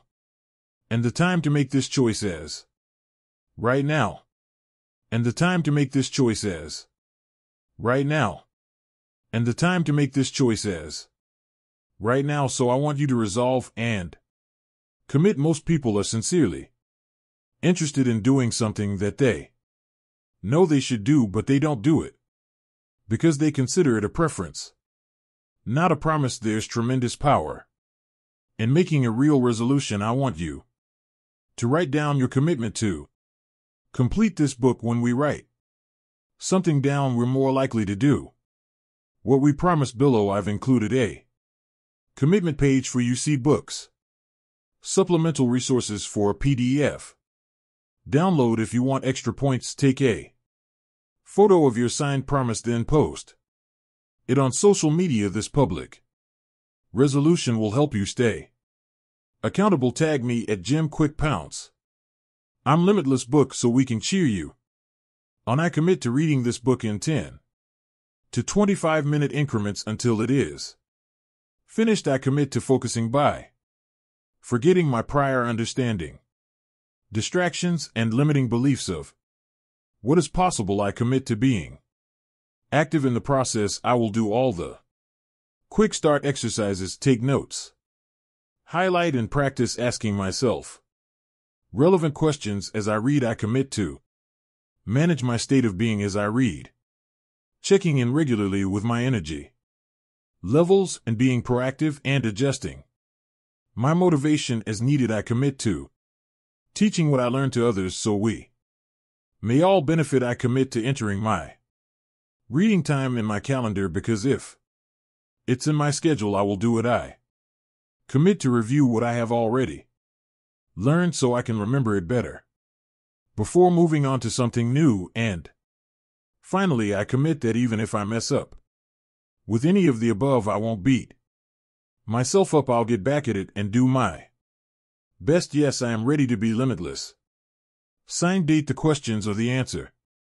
Have you ever read a page in a book, arrived at the end, and could not recall what you just read? You may even reread it only to forget it again. I don't want you to experience this while you are reading this book. So why do you think it happens? The answer is you're not asking the right questions. Questions, in fact, are the answer. Every second your senses gather up to 11 million bits of information from the world around you. Obviously, if you try to interpret and decipher all of them at once, you'd be immediately overwhelmed. That's why the brain is primarily a deletion device. It's designed to keep information out. The conscious mind typically processes only 50 bits per second. What makes it through the filter is determined by the part of the brain called the reticular activating system, or RAS for short. The RAS is responsible for a number of functions including sleep and behavior modified. It also acts as the gatekeeper of information through a process called habituation, which allows the brain to ignore meaningless and repetitive stimuli and remain sensitive to other inputs. One of the ways to guide our Earth questions we ask ourselves. These tell that part of our brain what is important to us. Let's take my younger sister's birthday as an example. Years ago, my sister kept sending me postcards, pictures and emails of pug dogs. You know, the ones with the mushy faces and the bulgy eyes. They're very docile. You can dress them up as ballerinas and they won't care. Of course, I wondered why she was sending me photos of pugs, and then I remembered her birthday was coming up, and it became evident she was leaving clues because she wanted one. Later that day, I was checking out at the health food store, and I looked over at the other checkout line. To my surprise, I saw a woman carrying her pug over her shoulder. Wow, I haven't seen one of those in a long time. What are the chances of that? I thought. The next day I went running in my neighborhood and there was someone walking 6 pugs. The question is, where did the pugs come from? Did they just magically appear? Of course not. They were always there, but in a flood of stimuli I had never paid attention to them before. Once pugs broke through my awareness, I started seeing them all over the place. Have you had an experience like this? Maybe it was a specific kind of car or outfit that magically began appearing everywhere in an interview with media. Personality genie. We compared this effect to how your favorite social media platform starts showing you more posts based on past expressed interest. The site you're on knows this because of what she clicked, liked, or watched before. Your ass is like that site's algorithm. It shows you more of what you express interest in, and it hides the things you don't engage in. So often the answers we want are there, but we were not asking the right questions to shine a spotlight on them. Instead, we're asking useless questions, or worse, questions that are disempowering. Why am I not smart enough? Why am I not good enough? Why can't I lose weight? Why can't I find the person I'm meant to be with? We ask such negative questions, and then those questions give us evidence or pugs as answers. The human mind is always generalizing in order to make sense of the world. Here, there, and everywhere we can find evidence to confirm our beliefs. Thinking is a process of reasoning through something, during which we ask and answer questions you may be asking. Is that true? See, you had to ask a question while we have tens of thousands of thoughts a day. We have one, maybe two dominant questions we ask more than others. As you can imagine, these questions direct our focus, which directs how we feel and how we consequently spend our lives. As a thought experiment, imagine someone whose most frequent question is, how do I get people to like me? You don't know their age, career, or what they look like, but you know more than you probably realize. What do you imagine their personality is like? You don't need to know much to guess that there are people pleaser. They're indirect in expressing their needs, and they're not authentic about how they feel or think in any given moment. Someone who is constantly asking themselves how to get people to like them can never truly be their true self, because they will always be molding themselves to the preferences of the people around them, even if they're not aware of it. You know all this information, and you only know one question they ask themselves. What do you think is your dominant question? Your dominant question. When I felt my brain was broken, I loved to escape into the world of superheroes, comic books, Dungeons and Dragons. The world of fantasy helped me forget my pain. I decided that the superpower that would be best for me was invisibility. And my dominant question became, how do I stay invisible instead of being seen? I was always watching everyone else, wondering what everyone's life was like. I wondered why this person was so popular and that person was so happy, or what made another person so smart. I was suffering all the time. So as I watched people and learned from the world around me, my dominant question changed to, how do I make this better? I wanted to solve this riddle. How does my mind work so I can work my mind? The more and more I ask these new questions, the more answers I got. This book is the result of 2 decades of asking empowering questions. I first met Will Smith at Quincy Jones's 80th birthday party. After hearing about my traumatic brain injury, he invited me to be his guest at the premiere of the film Cushion, a movie about the concerns of football-related head trauma. Eventually, Will booked me to come to Toronto to spend time with him for a week on set. He was shooting a superhero film, so you can imagine that I was in my glory. What was interesting to me was the cast and crew were working each night from 6 to 6 outside in the dead of winter. Not all Hollywood is glitz and glum. There's a lot of hurrying up just to wait on set. During a break, Will and I discovered a few of his dominant Questions, one of which is, how do I make this moment even more magical, while we were waiting for Will's next scene to shoot. His family and friends were huddled in tents watching the other actors work at 3, while I'm sure everyone was cold and tired. We got to see his dominant question in action. He was bringing everyone hot cocoa, cracking jokes to make us smile, and actively playing host when he could have been resting. He was indeed making the moment even more magical. The result of this question directed his focus and his behavior and completely changed the experience for everyone. Quick start with is one dominant question you ask yourself. Write it down. Prepare your mind.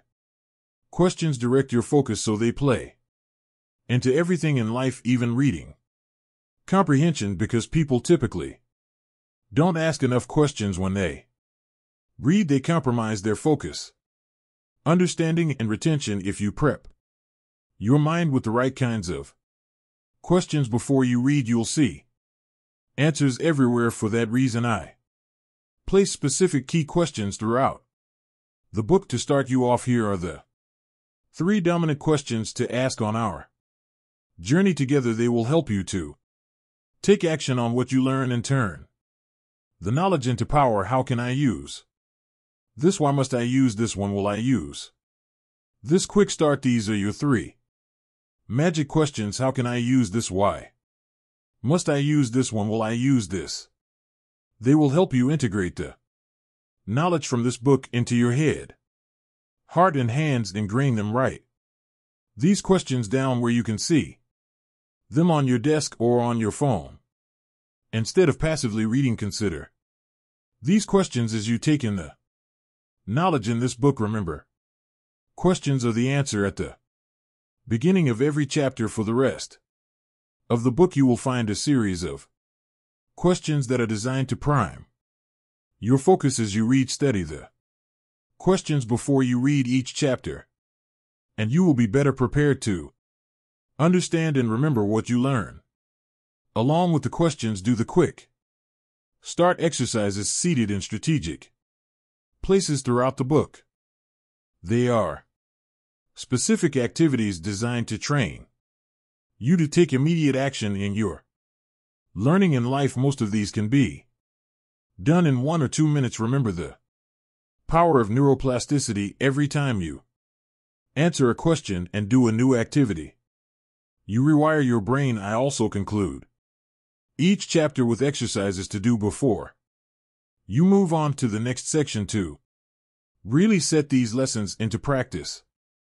Part 2: Mindset. Mindset, the deeply held beliefs, attitudes, and assumptions we create about who we are, how the world works, what we are capable of and deserve, and what is possible. The first element of the 3-part Limitless model is mindset, which is the mental attitude or disposition that predetermines a person's responses to an interpretations of situations. Mindset is made up of beliefs, assumptions, and attitudes we hold about ourselves and the world around us. All behavior is driven by belief, so before we address how to learn, we must first address the underlying beliefs we hold about what is possible. We're not born with pre-installed mindsets about what we are capable of achieving. We learned these fixed and limited ways of thinking from the people in our lives and the culture we experience growing up. Think of a young elephant tied to a stake in the ground. When it's a baby, the elephant isn't strong enough to pull the stick up, so it eventually stops trying because it learns the effort is futile. As the elephant grows, it gains more than enough power and strength to pull out the stake, but it remains tied up by something as inconsequential as a rope and a flimsy piece of metal because of what it learned as a baby. In psychology, it's called learned helplessness. Most of us behave like that elephant at some point.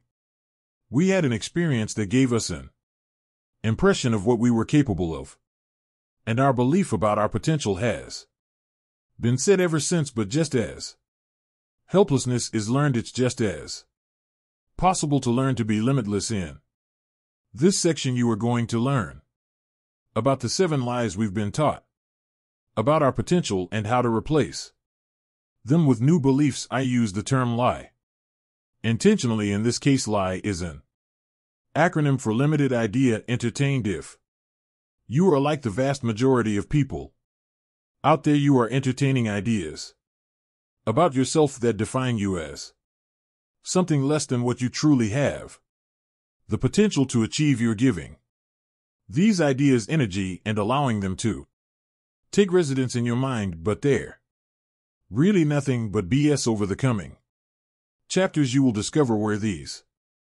lies come from, how they imprison you, and what you can do about it. And keep asking yourself this question: how many of my perceived constraints are nothing more than lies and BS? I think you're going to be stunned with the answers, and that these answers are going to be liberating. A quick story before we get going. One of the most cherished friendships of my life was the one I shared with Stanley. As you know, Stan's Marvel creations helped me through some of the biggest challenges of my life when I was younger, and they continue to be a nonstop source of inspiration to this day. My conversations with Stan were always engaging and very often illuminating. I remember one such conversation when we were in a cart together on our way to a dinner.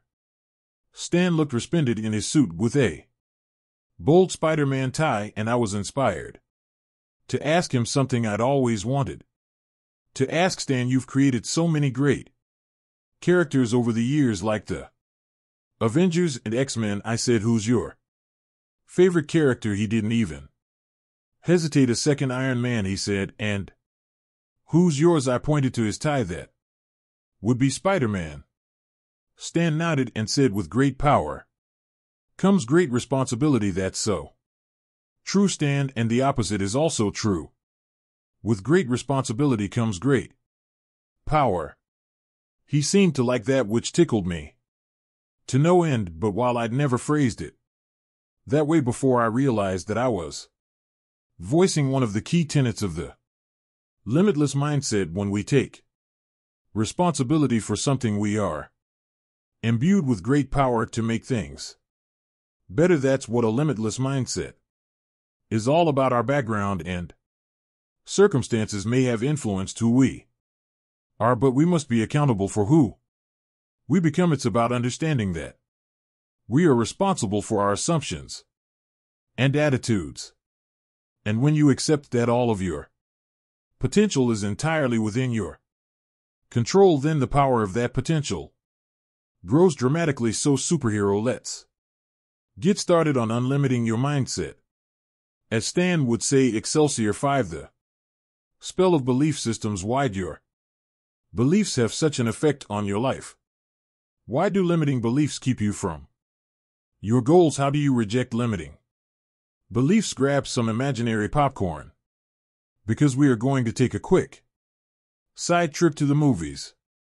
The scene goes like this: a bridge is about to collapse because the supervillain has weakened the supports to the point where the entire thing is going to go crumbling into the river. As the bridge creaks and teeters, our superhero learns about the crisis and races to the scene. She's the only person with the strength to avert catastrophe and save hundreds of lives. Our superhero is less than 10 seconds from the bridge now, but as she gets closer, a voice in her head reminds her of the time she face planted while doing a somersault in elementary school.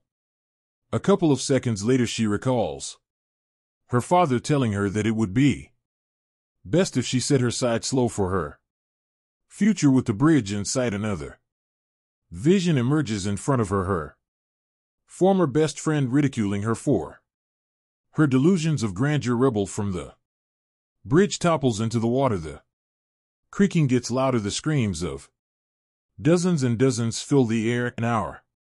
Superhero, overwhelmed with doubt, sits down by the side of the road, covers her face with her hands and drowns in self-pity. Wait, what you've never seen? That scene in a superhero movie, right? There are some reasons for that. One is that it would be a terrible story. Another is that regardless of the darkness in their past or the moral conflicts they might be facing, superheroes don't become true superheroes by giving in to limiting beliefs. Superman doesn't think that. Maybe on a good day he might be able to leap a tall building, or maybe a couple of stories at least. Tony Stark doesn't think this Iron Man suit is probably going to fail me at the worst possible time because I'm inherently a screw-up. Captain Marvel doesn't break through our atmosphere and suddenly start thinking I'm not sure I have the emotional capacity to fly solo through space. They have superpowers and any sense of restriction be damned. And you know what you have superpowers to. How do you realize them? You begin with your mindset. Finding my Roger Bannister when I was a kid, maybe 9 or 10 years old. We had a big family reunion. There were a couple dozen of us around a huge table in a big busy restaurant. It was a Saturday night, so the place was packed with a waitstaff ping-ponging from table to table as quickly as they could. A few minutes after we all gathered, our waitress came over to take our order. As you can imagine, this was a lengthy process. About halfway through, the waitress came around to ask me what I wanted to eat and drink. It was then that I realized that she hadn't been writing down anything my relatives had ordered. I found this extremely curious. There was something like 25 of us, and I'd seen her serving other customers, so I knew we weren't her only table. How is she possibly going to remember everything we'd ordered? I told her what I wanted, and then watched her carefully as she made her way around the rest of the table. I did not have a high level of confidence that my meal was going to remotely resemble what I'd requested. Even at that age, I had a healthy amount of skepticism, not because I was a negative person or because I didn't have faith in people, but rather that I needed to see anything out of the ordinary before I believed it was possible. In this case, I figured that at best the waitress would get most of our orders correct, but she'd wind up putting them down in the wrong places, and we'd find ourselves trading plates all across the table. Well, first our drinks came, and everyone got exactly what they wanted, even the cousin who wanted no ice in her Coke, and another who'd requested that her drink come with a twist of lemon, a twist of lime, and 2 cherries. Okay, I thought that was pretty good, but there's a lot more to come. A few minutes later, the salads came out, and again everything was perfect. The people who wanted their dressing on the side got it that way. The people who wanted their dressing tossed with their salads got that, and everyone got the dressing they'd asked to get. My skepticism was being tested, and then the main courses were delivered. Not one mistake, and there were some crazy special requests. Everything was cooked the way we wanted, and all of the side dishes were the right ones. I dove into my meal at that point, but I couldn't stop thinking about what the waitress had accomplished. At this age, I'd only just begun to read competently, and my brain injury had caused me all kinds of learning challenges, and yet here was someone who had shown me that our brains are capable of far more than I would have imagined. That waitress was my Roger Bannister. Bannister was a track star in the 1950s. In the early years of Bannister's career, it was widely assumed that it was physically impossible for an athlete to run the mile in less than 4 minutes. The feeling was that our bodies would break down from the effort before the time could be achieved. Then, on May 6, 1954, Bannister ran a mile in 3 minutes and 59.4 seconds. proving that the 4-minute barrier was indeed breakable. What is most interesting to me is that less than 2 months later someone broke Bannister's record, and then that record was broken. And then that one. The times have been dropping ever since. What Bannister did was show that this barrier wasn't in fact a barrier at all. That was what this waitress showed me. Through her I saw that what I perceived my brain's capacity to be was so much less than what it really was. As you know, I continued to struggle with learning for many years, but from the moment of that dinner I had a model for what was possible. The waitress in this way was limitless. She demonstrated something in front of me that I would never in a million years have thought was possible. I never got to know her, but I'm forever grateful, because what she did for me personally was to permanently change my perceptions of my own restrictions. She altered my mindset. It was impossible for me to buy into the notion that I could expect to accomplish only a modest amount with my brain when I knew that others could achieve so much more. I just needed to find a method. I'm going to share much of that method with you in this book. At its core is one fundamental concept: unlimiting. The key to making yourself limitless is in learning false assumptions. So often we don't accomplish something because we've convinced ourselves that we can't do it. Let's go back to Roger Bannister for a moment.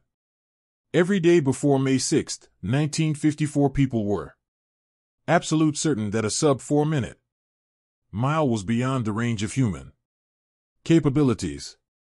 46 days after Bannister did it, someone else beat his time, and more than 400 racers have followed them, running a mile in less than 4 minutes. Are still an extraordinary feat, but it is not an impossible feat. Once that barrier was broken, many achieved it. So how do you face down limiting beliefs? What limiting beliefs do to you? Limiting beliefs are often revealed in our self-talk, that inner conversation that focuses on what you were convinced you can't do rather than what you already excel and what you're going to continue to achieve today and into the future. How often do you stop yourself from attempting to do something or from pursuing a dream because that voice convinces you that it is beyond your reach? If this sounds like you are very far from alone, but you're also not doing yourself any favors. We come into this world not knowing if life is hard or easy, if money is scarce or abundant, if we're important or unimportant. We look at two people who know everything. Our parents said. Belief change expert Shelley Lefkoe. In our podcast interview, parents are our first teachers, and although they probably meant us no harm, we still come away from our childhoods with the limiting beliefs they unconsciously instilled in us. Limiting beliefs can stop you on your tracks even when you're doing something at which you normally excel. Have you ever had the experience of being in a pressure situation where you need to do something that typically comes easily to you, writing a memo or doing a quick calculation, for example, but the intensity causes you to doubt yourself so much that you fail at this task? That's limiting belief setting you back. If you could just get out of your head, you'd have no trouble getting the job done, but your inner voice confounds you. Now take that situation and extend it to an entire segment of your life, your career aspirations perhaps, or your ability to make friends. If your ability to make friends, if your ability to make friends, if your ability to make limiting beliefs or in control, you could find yourself mired and underachievement, either wondering why you never really get ahead or convinced that you don't deserve it. Alexis, who co-founded Kwik Learning with me, struggled with learning as a child, much like I did, but for very different reasons. She was born in South Korea to entrepreneurial parents who Struggled in business, they didn't have a lot of money but always worked hard to make ends meet while she had a roof over her head. Her family of 4 lived in a one-room basement in Korea. Their second business had just failed when they received a letter from the United States saying their visa application had been approved. They had filed 7 years earlier. On the verge of desperation, her family thought this was a new chance, so they borrowed the equivalent of $2,000 and left for America. Alexis didn't know a word of English. When she arrived, it was total cultural shock. She didn't know what was being said around her, and the cultural norms were entirely different. Her parents didn't speak English either, so they were all struggling to understand their new world. Alexis involved in school near her new home. She was a shy, introverted student, and because she didn't know the language, she often sat alone at the lunch table or ate in a bathroom stall just to avoid feeling like an outcast. It took Alexis 6 years to be able to truly understand English, and both the kids and the teachers in her school didn't understand why she struggled for so long. After a couple of years, classmates started to criticize her for being a slow learner. "What's wrong with you? Are you stupid? You're weird," were phrases she heard frequently as a child. Her difficulties in school even extended to physical education, the one area where she ostensibly didn't need to use many words. She remembers sitting on the bleachers, repeatedly copying out the words, "I will bring my gym clothes to class," but she had no idea what she was writing, and no one managed to communicate to her that she needed to bring a change of clothing. By the time she was in her early 20s, Alexis had a hard time reading a book from front to back. She battled with her internal voices. Whenever she attempted to learn, one overarching voice constantly criticized and doubted her abilities, while another small voice questioned that critic. Something inside her couldn't fully accept the notion that she was dumb. Her parents worked hard to give her a second chance, and she couldn't let them down.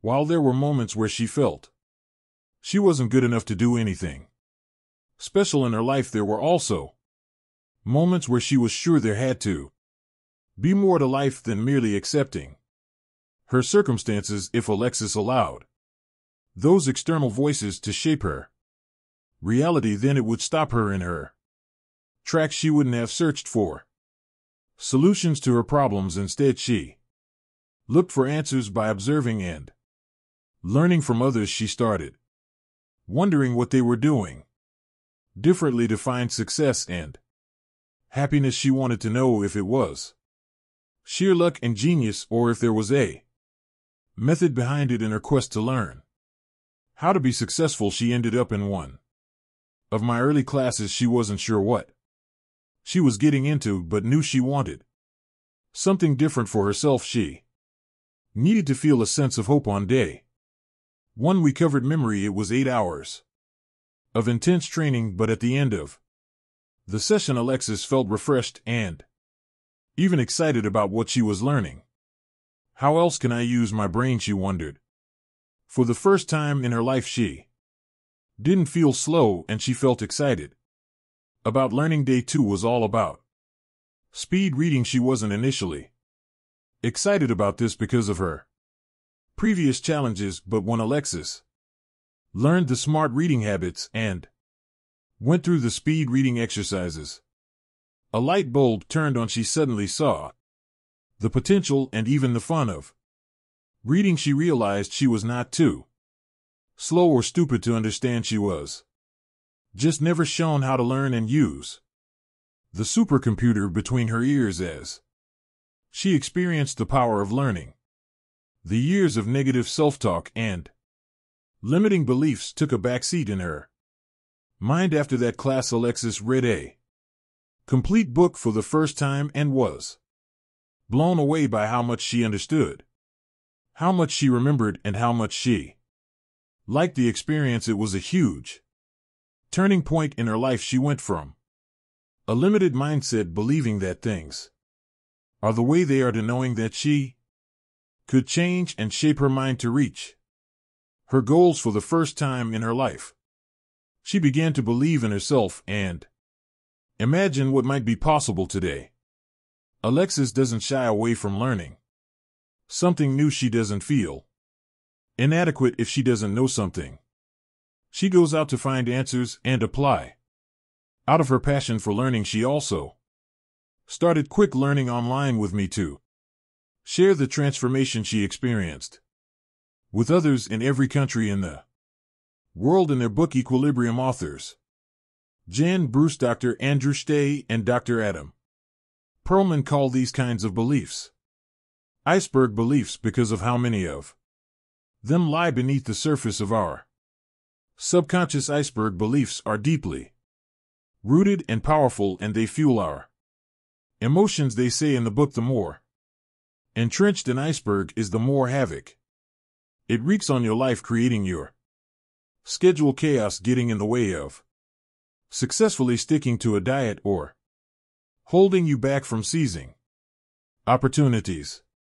And perhaps most significantly, they say, if we get a handle on our icebergs, we gain an enormous amount of control over our feelings, and our lives melt an iceberg, and all the downstream events it causes get washed away as well. Dr. Janice Vilhauer, director of Emory University's Adult Outpatient Psychotherapy Program in the Department of Psychiatry and Behavioral Science in a School of Medicine, implores us to come face to face with our inner critic, the voice in your head that judges you, doubts you, belittles you, and constantly tells you that you are not good enough. It says negative, hurtful things to you, things that you would never even dream of saying to anyone else. I am such an idiot. I am a phony. I never do anything right. I will never succeed. She adds, the inner critic isn't harmless. It inhibits you, limits you, and stops you from pursuing the life you truly want to live. It robs you of peace of mind and emotional well-being, and if left and checked long enough, it can even lead to serious mental health problems like depression or anxiety. Let's revisit our failed superhero from the beginning of this chapter. She certainly had the motivation to save the day, and she certainly had the methods to save the day, but what she didn't have was the mindset. Her inner critic convinced her that she wasn't good enough, so she sat on the sidelines feeling sorry for herself instead of taking care of business. Certainly one takeaway from this story is that our failed superhero blew it. She flopped at a critical time because she couldn't get out of her own head. But there's another hugely important component to this story. Our superhero had everything inside of her to succeed if only she'd been able to prevail over the beliefs that were holding her back. Her extraordinary talents would have shown through. That's how important it is to conquer your limiting beliefs. What if I told you that you were a genius? When you think of geniuses, who are the first people that come to mind? I'm guessing Einstein and Shakespeare are on your short list. Others might include Stephen Hawking, Bill Gates, Marie Curie, or Ruth Bader Ginsburg. These names pop into many people's heads because each of them was extraordinary in the kinds of intelligence we tend to equate with genius. But it was LeBron James on your list. How about Beyoncé or Oprah or Hewitt? Wouldn't be surprising if you didn't include the latter names on your list. Most of us tend to equate genius with one particular measurement of intelligence. Eat people with outsize EXOR geniuses, and people with lesser eggs can be good or even great at something, but they aren't considered geniuses. If this sounds like your kind of thinking, you're far from alone in defining genius far, far too narrowly. I would even take this to the point of suggesting that most people define genius in this way, but there are two problems with that. One is that it prevents you from appreciating the genius a wide variety of people hold. The other is that it might prevent you from identifying the genius and yourself. There are multiple forms of genius. Various experts differ on the number, but it is commonly agreed that genius expresses itself in one of four manners. Here's a way of looking at it that has been around for thousands of years. Dynamo genius, those who express their genius through creativity and ideas. Shakespeare was a dynamo genius because of his brilliance at inventing stories that told us so much about ourselves. Galileo was a dynamo genius because of the way he could see things that others couldn't see when he looked up at the skies. Dynamo geniuses are those we most commonly think of when we think of geniuses. Base genius, those whose genius becomes clear through their interaction with others. Oprah Winfrey is a blaze genius because of her extraordinary ability to connect with the hearts, minds, and souls of a wide range of individuals. Malayala Yousaf says Blaze genius expresses itself through her ability to make her story relatable to people all around the globe. Blaze geniuses tend to be master communicators. Tempo genius, those whose genius expresses itself through their ability to see the big picture and stay the course. Nelson Mandela was a tempo genius because he was capable of seeing the wisdom of his vision even in the face of overwhelming odds. Mother Teresa's tempo genius allowed her to imagine better circumstances for those around her even at the darkest times. Tempo geniuses tend to understand the long view in ways that most of those around them cannot. Still genius, those who were brilliant at sweating the small stuff and doing something with the details that others missed or couldn't envision.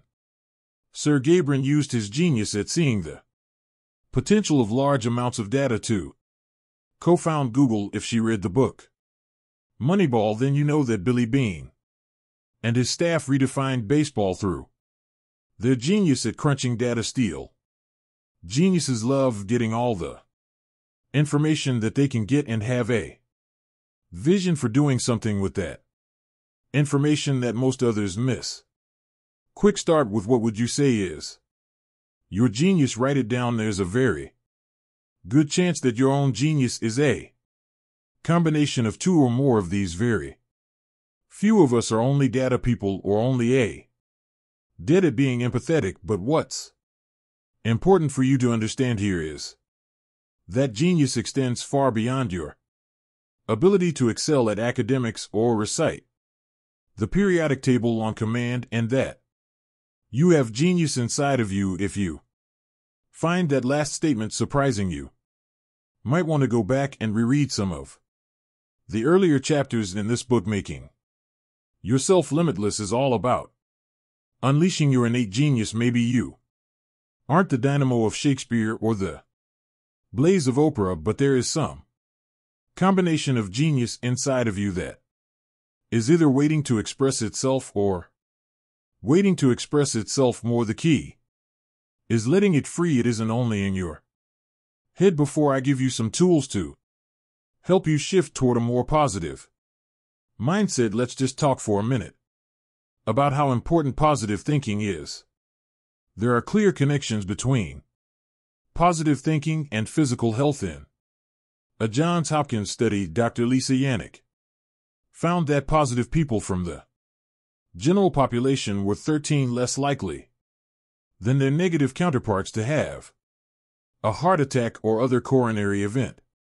Meanwhile, the Mayo Clinic notes that the positive thinking that usually comes with optimism is a key part of effective stress management, and effective stress management is associated with many health benefits. They note that these benefits include increased lifespan, lower rates of depression, lower levels Of distress, greater resistance to the common cold, better psychological and physical well-being, better cardiovascular health and reduced risk of death from cardiovascular disease, better coping skills during hardships and times of stress, reframing limiting beliefs. There's a metaphor I've always found useful when helping people to move away from limiting beliefs. I tell them that the difference between limiting beliefs and limitless mindset is like the difference between a thermometer and a thermostat. A thermometer has only one function: to react to the environment. It reads the temperature and nothing more. This is similar to how people commonly react to limiting beliefs. They read their sense of restriction, react in a constrained way to that, and conduct their lives in a limited way. On the other hand, a thermostat gauges the environment and makes the environment react to it. If a thermostat notices that a room is too cold or too hot, it changes the environment to fit the ideal for which it is set. Similarly, if you encounter external or internal attempts to put constraints on you, you can act like a thermostat to reject those limiting beliefs and create an environment that aligns with your most ambitious goals. So how do you minimize limiting beliefs and develop a superhero mindset? To me, there are 3 keys. Key 1: name your limiting beliefs. You've seen some examples here of limiting beliefs, but there are many more where those came from. They might have to do with your talents, your character, your relationships, your education, or anything else that leads to internal whispers that you can't be what you want to be.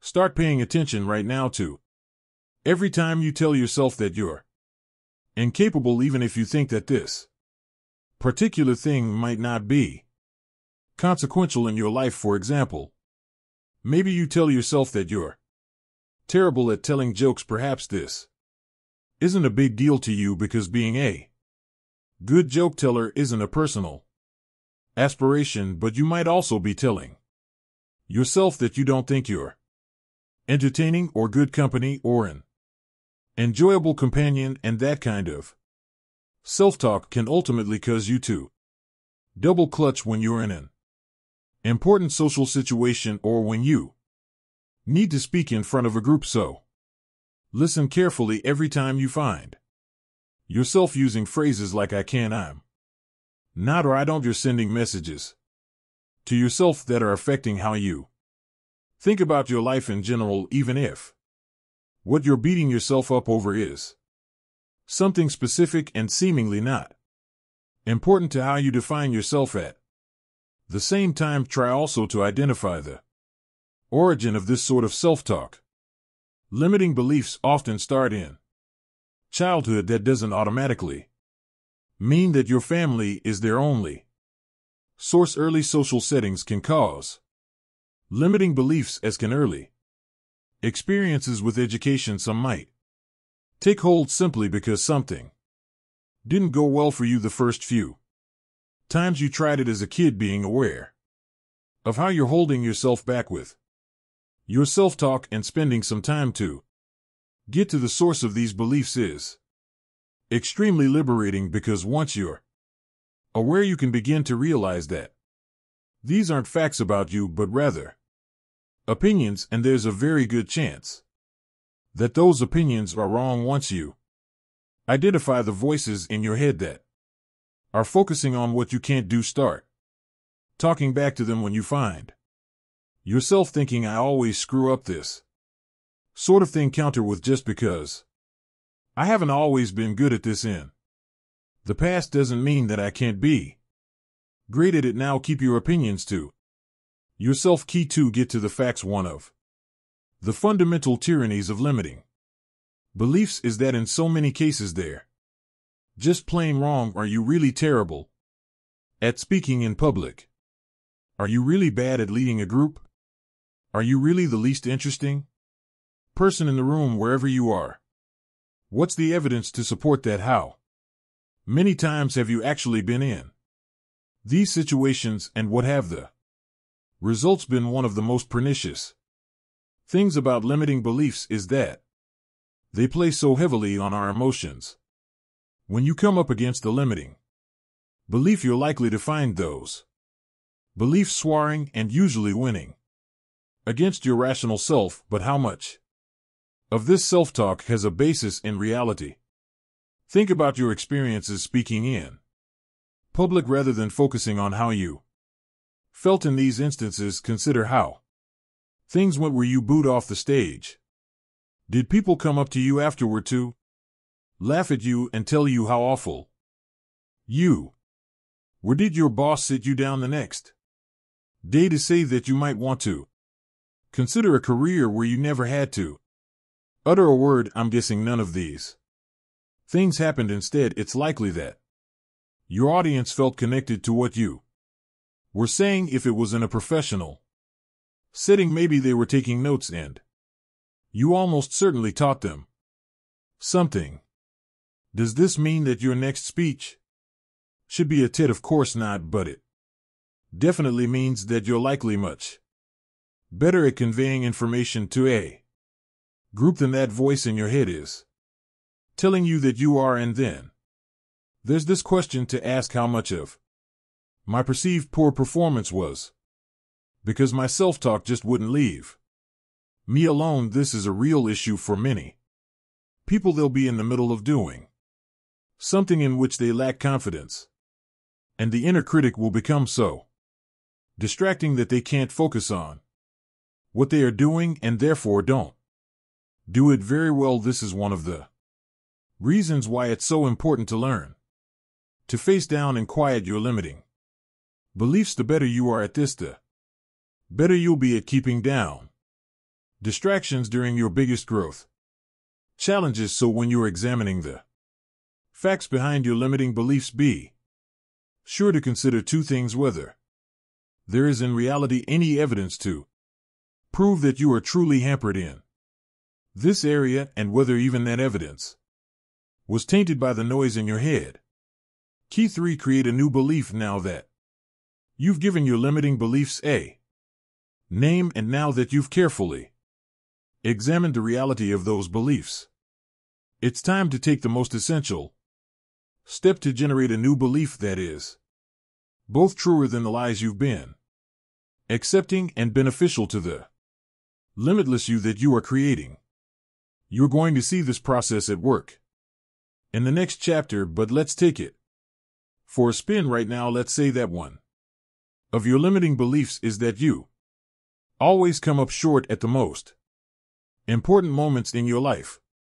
Having identified that as a limiting belief, you've then taken the step of examining the facts. What you realize is that while you have occasionally succumbed to nervousness and pressure-packed moments, there are few of these instances have been disastrous for you, and upon examination you can think of several times when you came through in the clutch. In fact, now that you really think about it, you've succeeded way more often than you've faltered. So now it's time to create a new belief. In this case, your new belief would be that no one triumphs at the most critical juncture 100 of the time, but that you should be proud of yourself for how many times you've performed at your best when the pressure was highest. This new belief completely supplants the old belief, is fully supported by the facts, and gives you a much healthier mindset the next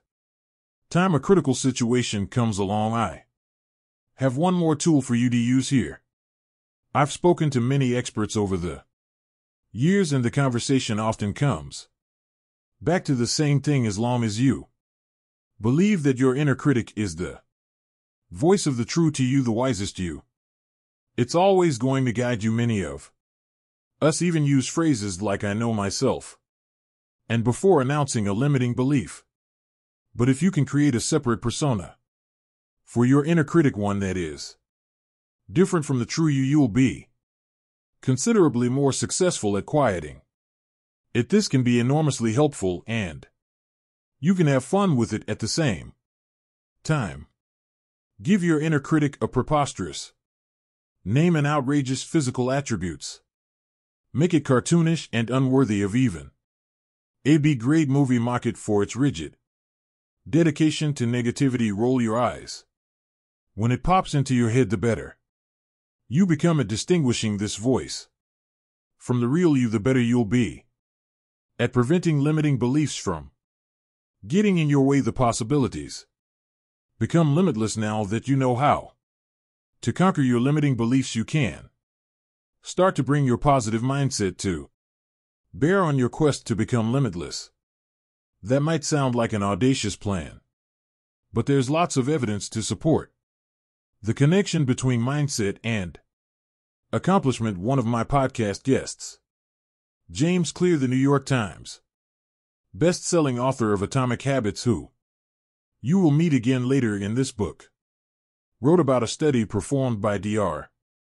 Barbara Fredrickson, a positive psychology researcher at the University of North Carolina. He prefaced their conversation by underscoring what negative emotions do to us using the example of encountering a tiger in the forest. Researchers have long known that negative emotions program your brain to do a specific action. He noted, when that tiger crosses your path, for example, you run. The rest of the world doesn't matter.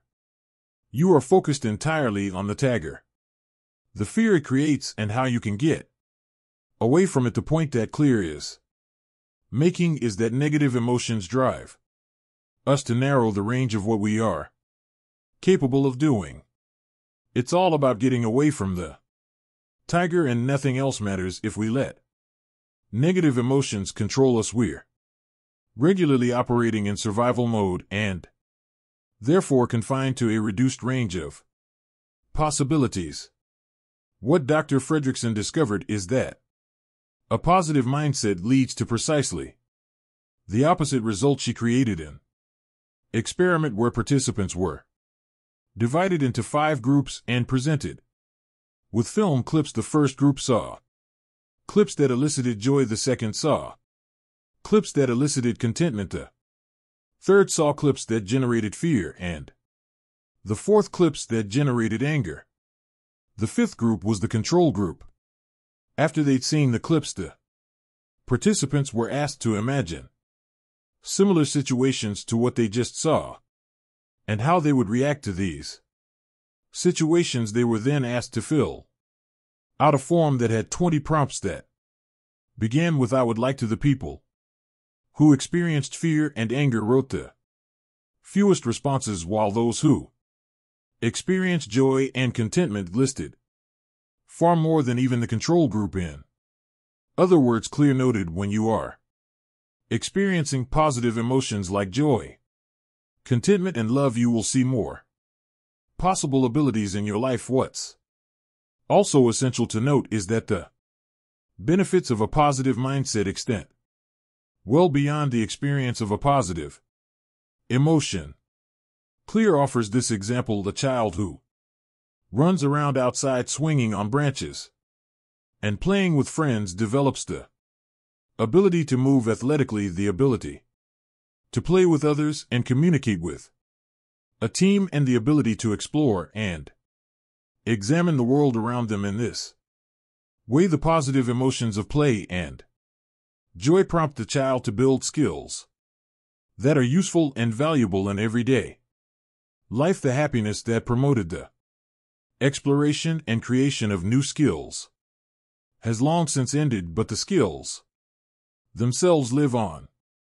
Fredrickson refers to this as the broaden and build theory because positive emotions broaden your sense of possibilities and open your mind, which in turn allows you to build new skills and resources that can provide value in other areas of your life. The theory, together with the research reviewed here, suggests that positive emotions broaden people's attention and thinking, undo lingering negative emotional arousal, fuel psychological resilience, build consequential personal resources, trigger upward spirals towards greater well-being in the future.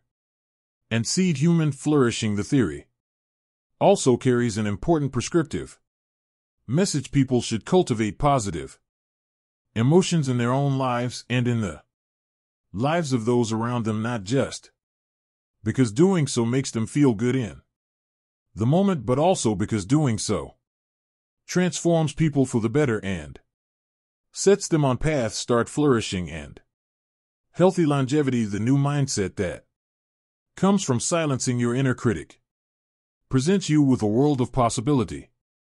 When you are surging with positive emotions, you're seeing and seizing on opportunities you might never have noticed before, and with a high sense of motivation and the right methods, you're well on the road to becoming virtually limitless. Before we move on to learn faster, we must transcend the narrow definition of what we believe is possible for ourselves. In the following pages, you learn about the 7 learning lies that are the most common limiting beliefs that hold people back. I've seen students and clients cling to these beliefs throughout my decades of teaching people how to learn. These restrictions are the only real barrier you face. After all, people can't learn to read faster if they believe it isn't possible. They can't learn to memorize things more efficiently if they keep telling themselves they have a bad memory. Everything else falls into place once you snap out of the trance of these so-called limitations. By tackling these lies, you'll be tackling the core blocks that keep you from being limitless. Here are a few things to try before going on to the next chapter. Think of a time when you saw someone accomplish something that truly impressed you. Now think about what personal inspiration you can draw from that. Reimagine your inner critic. Change the attributes of this voice in your head so you begin to give it less credence. Face down one limiting belief. Right now, what do you regularly tell yourself you can't do? Find the evidence that shows you that this belief isn't true. 6. The 7 lies of learning. What are the most limiting myths you tell yourself? How can you overcome the debilitating effect of these myths? How can you turn these limiting beliefs into positive ones? You're being lied to constantly, sometimes by yourself. We are all subject to an endless stream of misinformation about our constraints to our capabilities, and we receive this information so often that most of us have no other choice than to believe it. The problem is that these messages directly oppose a quest to become limitless. These limited ideas entertained in our mind can stall us or steer us in a direction we don't want. So let's bring 7 to light, examine them for what they are, and replace them with something better. Line no one intelligence is fixed on the surface. It looked like Ray was a pretty positive person. She ran her own business. She had a thriving social network, and she loved being around people with big ideas who could imagine possibilities that most of us wouldn't dream of. When Ray had a daughter, she realized that perhaps she wasn't as positive as she thought she was. A different kind of mindset started to show up in very subtle ways, as these things do. First, it wasn't the way she reacted to some of the things her little girl did. Ray tended to think that that's just the way she is, instead of believing that she could have an effect on the way her daughter behaved. When her partner tried to teach their daughter new things,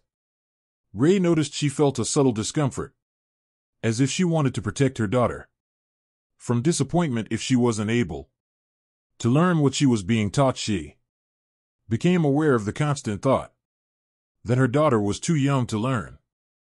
That one day her partner looked at her and said, "Do you think she can't learn? That she's never going to improve from where she is?"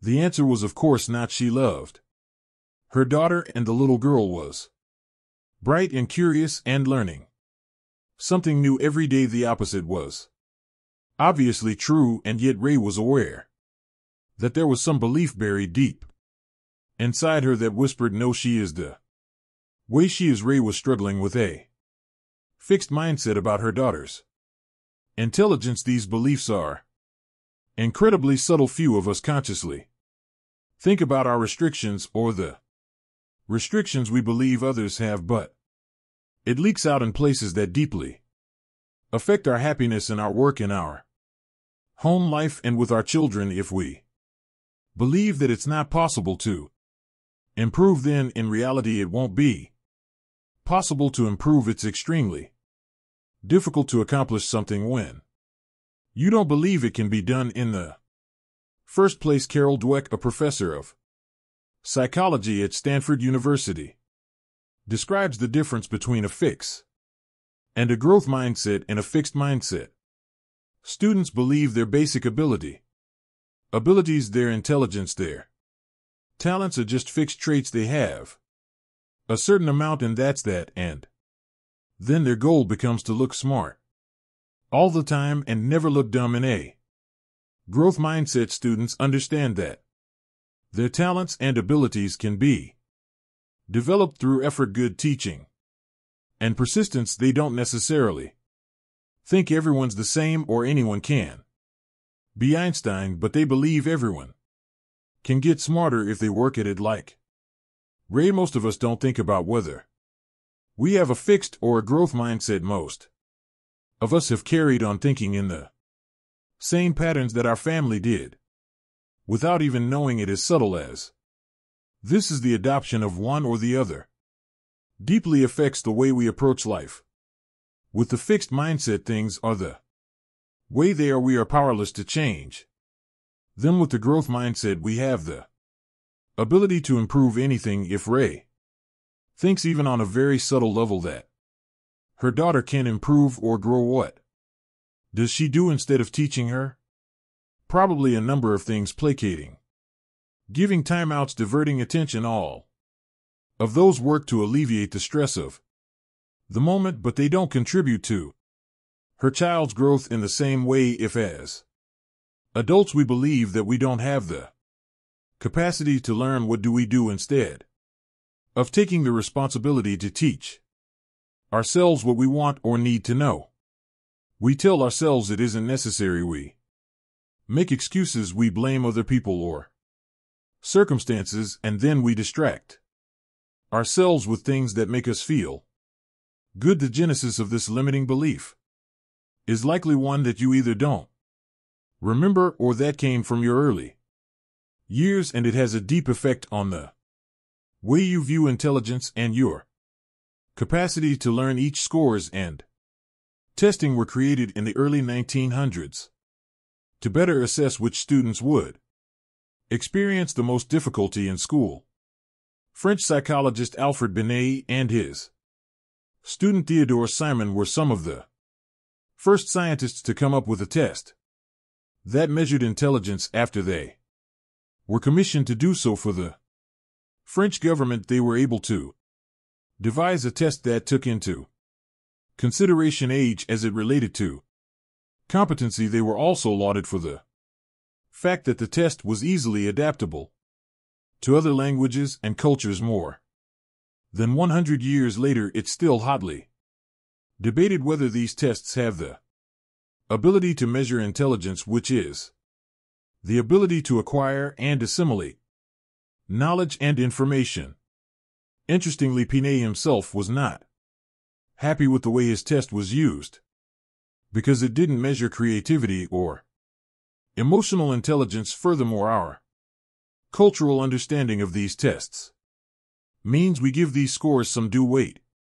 We tend to think of each scores as a fixed reflection of our intelligence, but this isn't the case. The EEC test actually measures current academic capabilities, not innate intelligence. To this day, each test still don't measure creativity or practical intelligence, and they certainly don't measure emotional intelligence, all three of which are increasingly more important in the workplace and in life.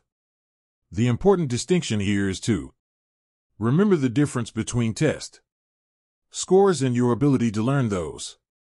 who claim that EQ is fixed for life are, in fact, referring to our e-test scores, which are relatively stable, not to our intelligence levels, which are constantly increasing, says Brian Roach of the National University of Ireland. David Shank furthers this idea in his book The Genius in All of Us. He writes that everyone has the potential for a genius, or at the very least greatness, but the reason we prefer to believe that we're either a genius or we were not, or that we're either talented or not, is because it relieves us from the responsibility of taking control of our own life. A belief in unborn gifts and limits is much gentler on the psyche. The reason you aren't a great opera singer is because you can't be one. That simply the way you are wired. Thinking of talent as innate makes our world more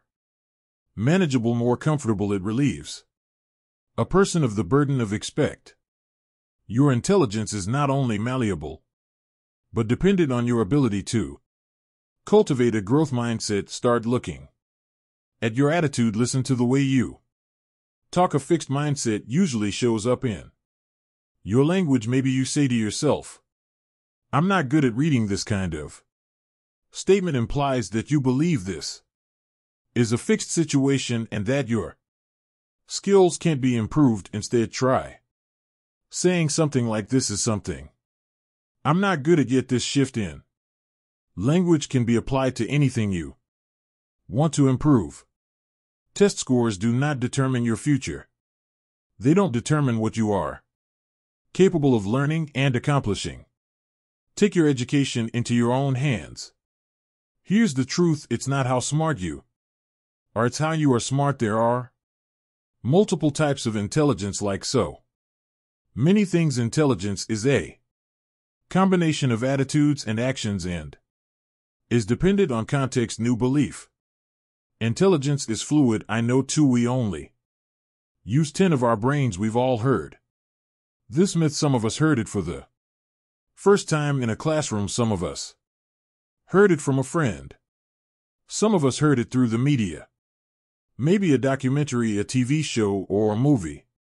This myth is usually used in the context of highlighting long for possibilities. If only we could access the rest of our brains, what could we accomplish? Stuff our brains, what could we accomplish? Stuff our brains, what could we accomplish? Most of our brains, what could we accomplish? Stuff our brains. The story has been traced to a number of different sources, but as so often happens in the shaping of public opinion, it's likely built on by successive events, some attributed to author and philosopher William James, who wrote in The Energies of Men that we are making use of only a small part of our possible mental and physical resources. It could have originated with the work of Pierre Flourens, a French physicist famous for his discoveries in the late 1800s about how the brain and the nervous system work together. The myth could also be related to the work of Dr. Carl Ashley in the 1920s, when Lashley removed parts of rats' cerebral cortex, an area responsible for higher order cognitive processing. He found the rats could still relearn some tasks. This led him to hypothesize incorrectly that whole parts of the brain were not necessarily being used. Some blamed the earliest neuroimages from PET and from rescans, which showed bright blotches on a screen with simplified explanations. Like, this is what your brain does when you pick something up. These images typically showed just one portion of the brain lighting up, leading layperson to conclude that we only use a small portion of our brains at one time. This assumption has also been perpetuated in countless ads and movies over the last 100 years. The adaptation of the book The Dark Fields, which was produced as Limitless in 2011, says we use 20 of our brain function. The 2014 movie Lucy claimed we used 10 at any given time. In 2017, an episode of Black Mirror, a show known for its research and well-thought through use of facts and statistics. Touted the myth, saying even on a good day we only use 40 of our brain capacity.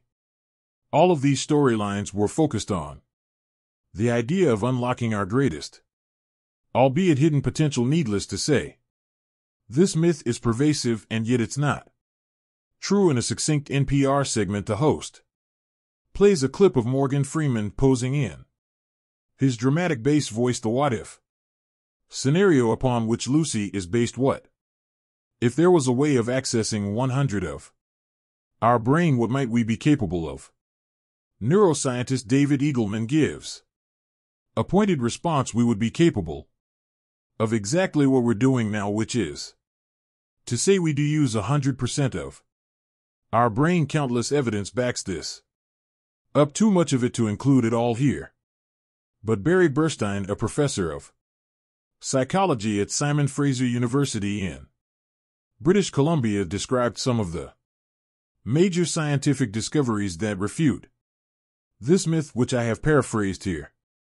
Studies of damaged brains show that there is no single area of the brain that can sustain damage without a loss of ability. Contrary to earlier theories, brain scans have shown that all brain areas are active no matter what the activity. Even while we sleep, all parts of our brains show activity. Our brains are energy hogs. The brain takes up only 2% of space by weight, and yet accounts for 20% of energy consumption, more than any other organ. We wouldn't need such an incredible amount of energy for an organ that functioned at 40 or less. Scientists have also determined that the brain's regions have distinct functions that work together. After extensively mapping the brain over decades, they've concluded that there are no functionless areas of the brain.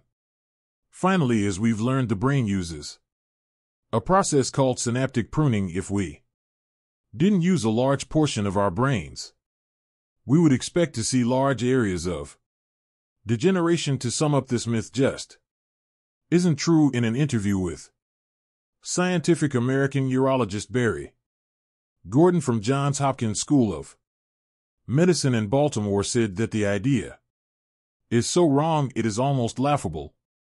Here's the truth. What I want you to take from this is that you have all the power of your brain available to you now. The utopia that each of these movies and TV shows depicts is already possible for you. While we use all of our brain, some people use their brain better than others, just as most people use 100 of their body. There are some bodies that are faster, stronger, more flexible, and more energized than others. The key is to learn how to use your brain as efficiently and effectively as you possibly can, and by the end of this book, you'll have the tools to do so.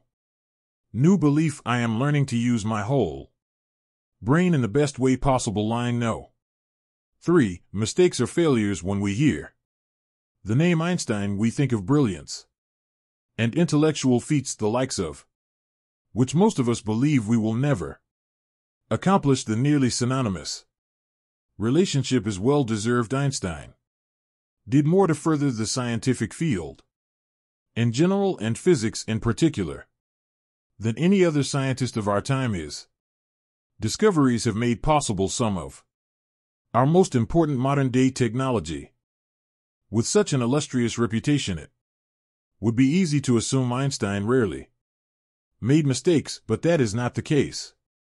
To begin with, his development was described as slow, and he was considered to be a below-average student. It was apparent from an early age that his way of thinking and learning was different from the rest of the students in his class. He'll act working out the more complicated problems in math, for example, but wasn't very good at the easy problems. Later on in his career, Einstein made simple mathematical mistakes that appeared in some of his most important work. His numerous mistakes include 7 major gifts on each version of his theory of relativity: mistakes and clock synchronization related to his experiments and many mistakes, and the math and physics calculations used to determine the viscosity of liquids was Einstein considered a failure because of his mistakes. Hardly most importantly, he didn't let his mistakes stop him. He kept experimenting and making contributions to his field. He is famously quoted as having said, "A person who never made a mistake never tried anything new. What's more, no one remembers him for his mistakes. We only remember him for his contributions." So why do we fear mistakes so much? It could be ingrained at school. Children, we were judged on our mistakes, and the number of them on any given test determined whether we passed or failed. If we were called on in class and said the wrong answer, most of us were usually too embarrassed to raise our hands again. Unfortunately, mistakes are not often used as a tool for learning. They are used as a way of measuring one's capabilities. Make too many mistakes and you fail your test or your class. We need to change that. Too many of us don't come close to our capacities because we are too afraid of making a mistake. Instead of looking at mistakes as proof of failure, take them as proof that you are trying. Beth Comstock, former vice chair of General Electric, and her team learned this when the company had to scrap a new line of products in which it had invested. Comstock, author of Imagine It, Forward, Courage, Creativity, and the Power of Change, often speaks on the ever-growing demand on businesses and the people within them to adapt and change faster. She reflects on how she and her team were able to look at the mistakes they made not as a failure but as major learning lessons that led to the development of a new line that moved the company forward. Instead of dwelling on the mistakes, they asked themselves what they learned. Here's the truth: mistakes don't mean failure. Mistakes are a sign that you are trying something new. You might think you have to be perfect, but life is not about comparing yourself to anyone else. It's about measuring yourself compared to who you were yesterday. When you learn from your mistakes, they have the power to turn you into something better than you were before. Also remember that you are not your mistakes. Making a mistake doesn't mean anything about you as a person. It's easy to jump to the conclusion that you're inherently worthless, but you make mistakes. Mistakes don't make you. Place them under your feet and use them as stepping stones to rise to the next level. It's not how we make mistakes, but how we deal with them that defines us. New belief: there is no such thing as failure, only failure to learn. Line number 4. Knowledge is power. We've all heard the phrase knowledge is power, usually as a reason for learning, as if knowledge alone will give us power. You might have also heard this phrase used with the opposite intent, as a reason to withhold information or knowledge from another person, say in a negotiation. Although the phrase knowledge is power is commonly attributed to Sir Francis Bacon, the first known use of the exact wording was not penned until Thomas Hobbes, who acted as secretary to Bacon in his younger years, used the phrase sciential potentialist, Latin for knowledge is power, and Leviathan in 1651. He then expanded on the idea and incorporated in 1655. Unfortunately, Hobbes' as original sentiments have been cut short over the years. In the original, Hobbes says the end of knowledge is power, and the use of thorns is for the construction of problems, and lastly, the scope of all speculation is the performing of some action or thing to be done. But another way knowledge is important, but it is the performing of some action that is required to make it powerful. This is where we get stuck as a culture. As discussed, we're deluged with information. On a daily basis, we have more access to knowledge than we have ever had in the history of humankind, and yet this glut of information makes it more and more difficult to act. I used to believe this myth when I was the boy with the broken brain. I wanted nothing more than to be able to learn like the rest of the kids in my classroom, but once I was able to do that, I quickly realized that possession of knowledge wasn't going to differentiate me from the people around me. It was how I used my knowledge that would. Here's the truth: knowledge is not power. It only has the potential to be power. You can read this book and learn everything in it, but if you don't take it and apply the knowledge, it will be useless. All the books, podcasts, seminars, online programs, and inspiring social media posts and the world won't work until you put your knowledge into action.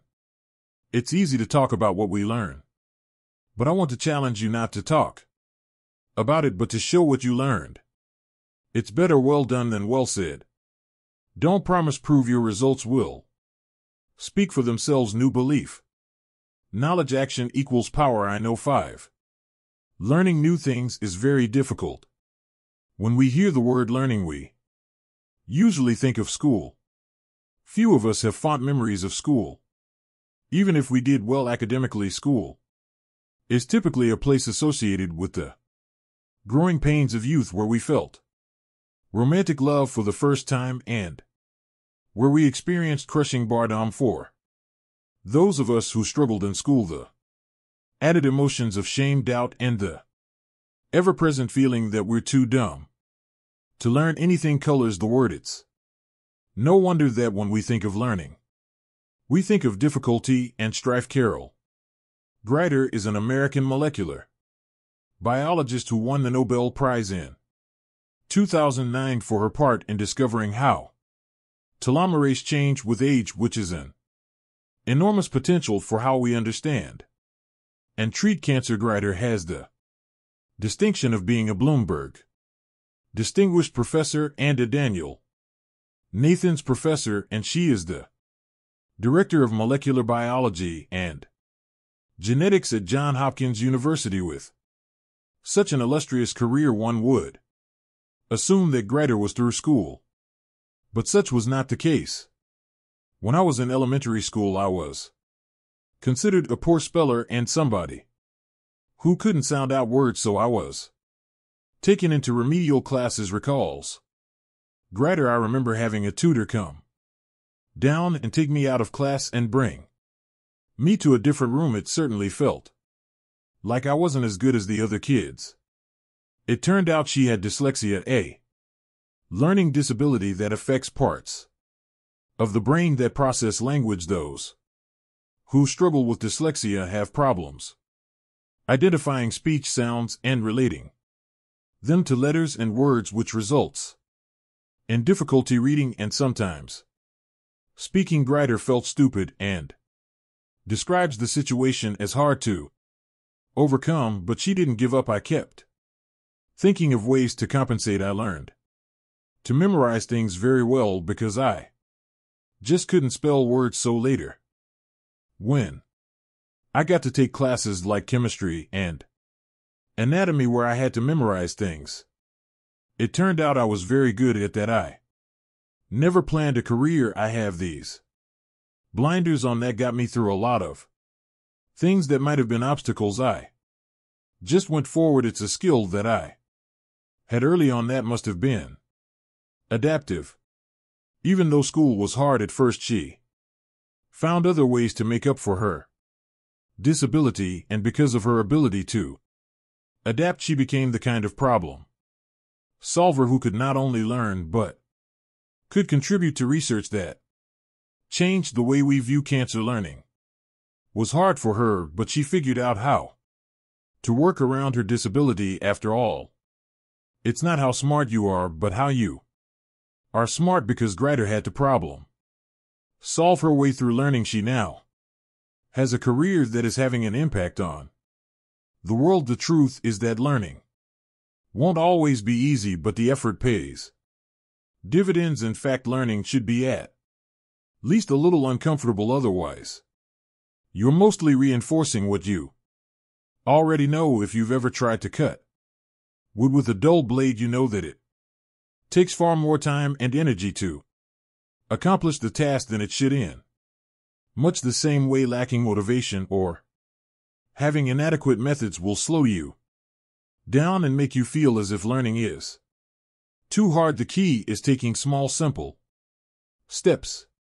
Think about a stone cutter. The stone cutter may sit there and hammer away at his block of stone for what feels like an eternity, making only small chips and dents here and there, but in one moment the stone will crack open. Was it the one time that did it? No, it was all the sustained effort that prepared the stone to split. Approach your learning like a stone cutter. It will require you to cultivate patience, to have a positive attitude, and to be adaptive to your own needs. If you are the kind of learner who does best with a book in your hands, that's fantastic, but if you already know that doesn't work for you, why keep trying the same thing? Look for other ways to learn that do work for you. Know that it won't be hard, but it will require effort, though perhaps not as much as you think. The key is consistency.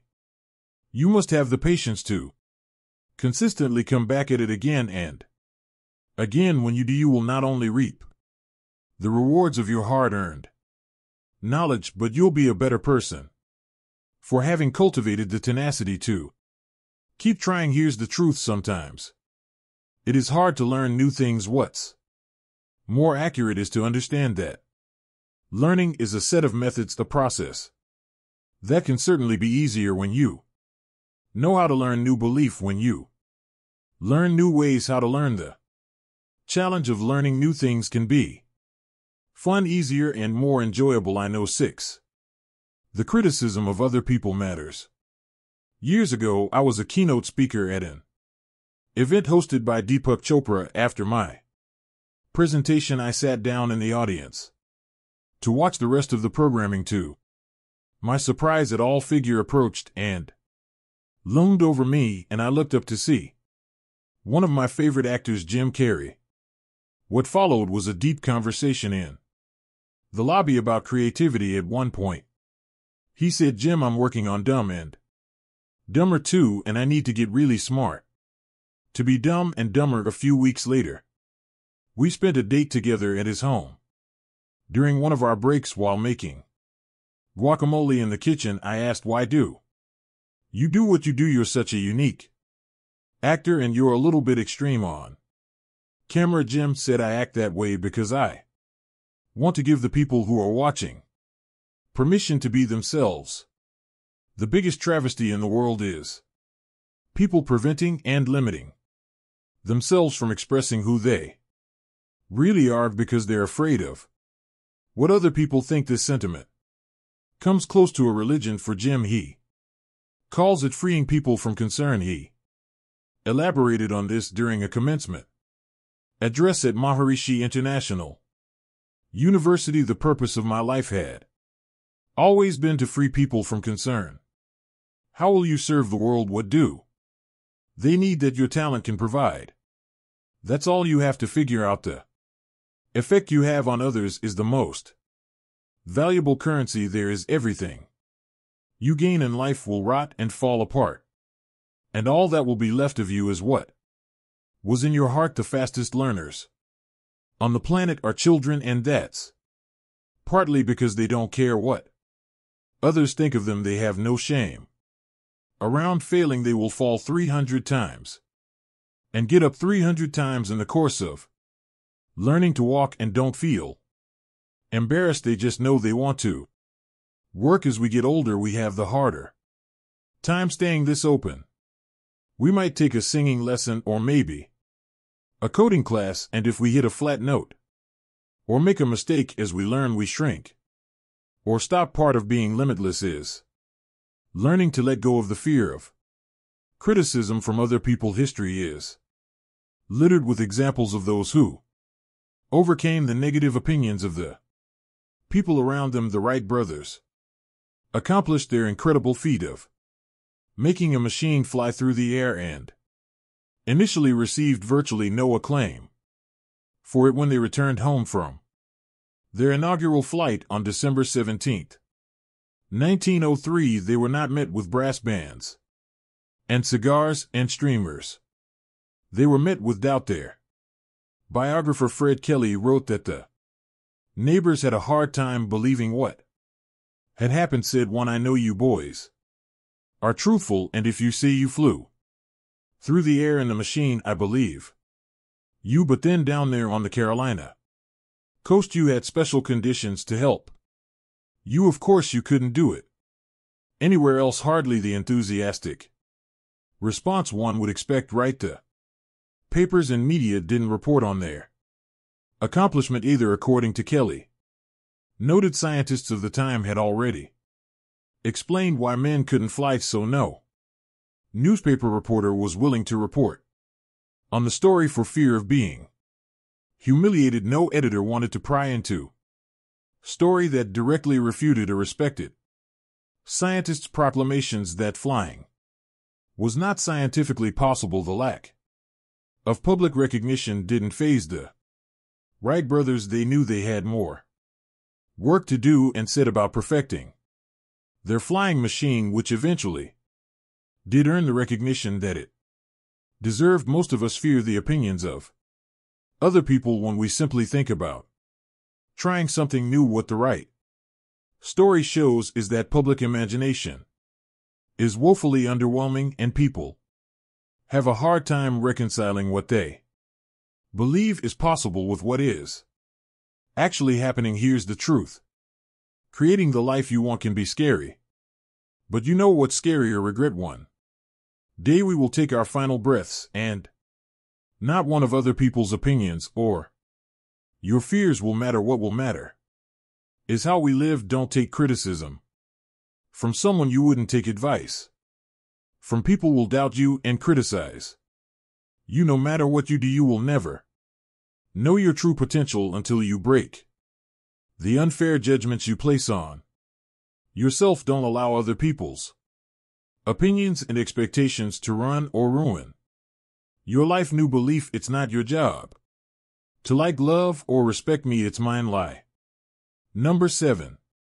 Genius is born. Bruce Lee is known today as a film star, philosopher, and one of the most accomplished martial arts fighters in the history of the sport, and yet given his background you wouldn't have pegged him as a future icon if you were under the assumption that genius is born. Lee's family moved from San Francisco to Hong Kong shortly after he was born. Not long after they arrived, Hong Kong was occupied by Japan, making it a politically and socially tumultuous place to grow up. As a young man, Lee was faced with the difficulty of being the ultimate outsider. He was not purely Chinese, so the students in his classes made fun of him. He also wasn't British, like other kids in his private school, so he was frequently taunted for being Oriental. The feeling of tension was ever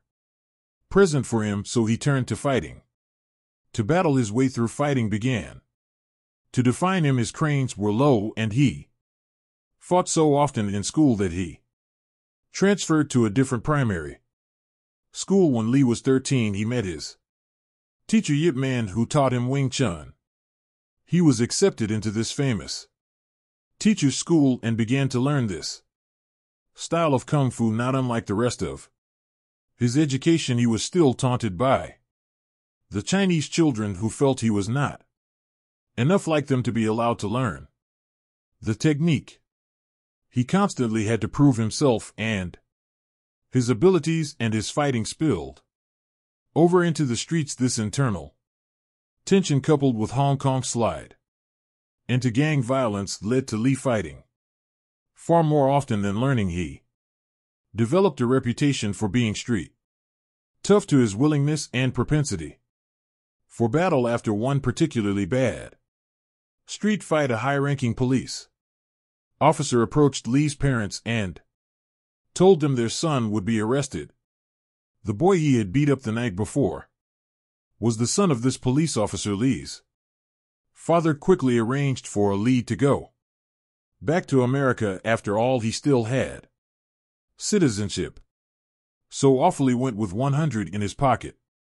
Like most Chinese kids who had just gotten off the boat, my first job was washing and bussing dishes, said Lee in a later interview. He worked to support himself with odd jobs and eventually started teaching martial arts. Lee wasn't just talented, he was also willing to teach other people, and he accepted everyone who came to him as a student, regardless of the race or background. This soon ruffled the feathers of the Chinese community in Oakland, who felt that these techniques should not be taught to anyone who wasn't Chinese. Eventually, he was forced to defend his right to teach the Chinese.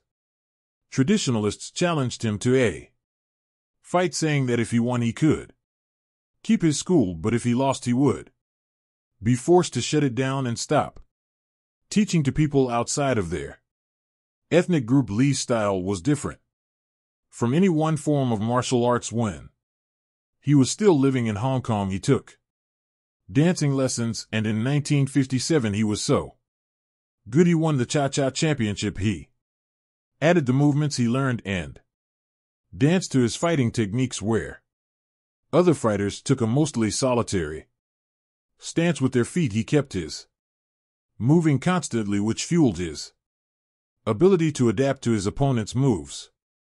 Lee did this with everything he learned later in life. Eventually, his style incorporated not only Wing Chun but boxing, fencing, and dancing. It was a major turning point. The old vanguard against the new. Lee's wife Linda was 8 months pregnant at the time, and she remembers the scene vividly, almost comically.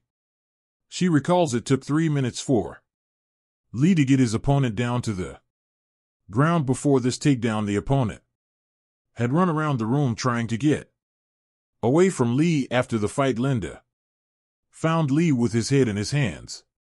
Despite his victory, he told her that his training didn't prepare him for this kind of a battle, as she describes it.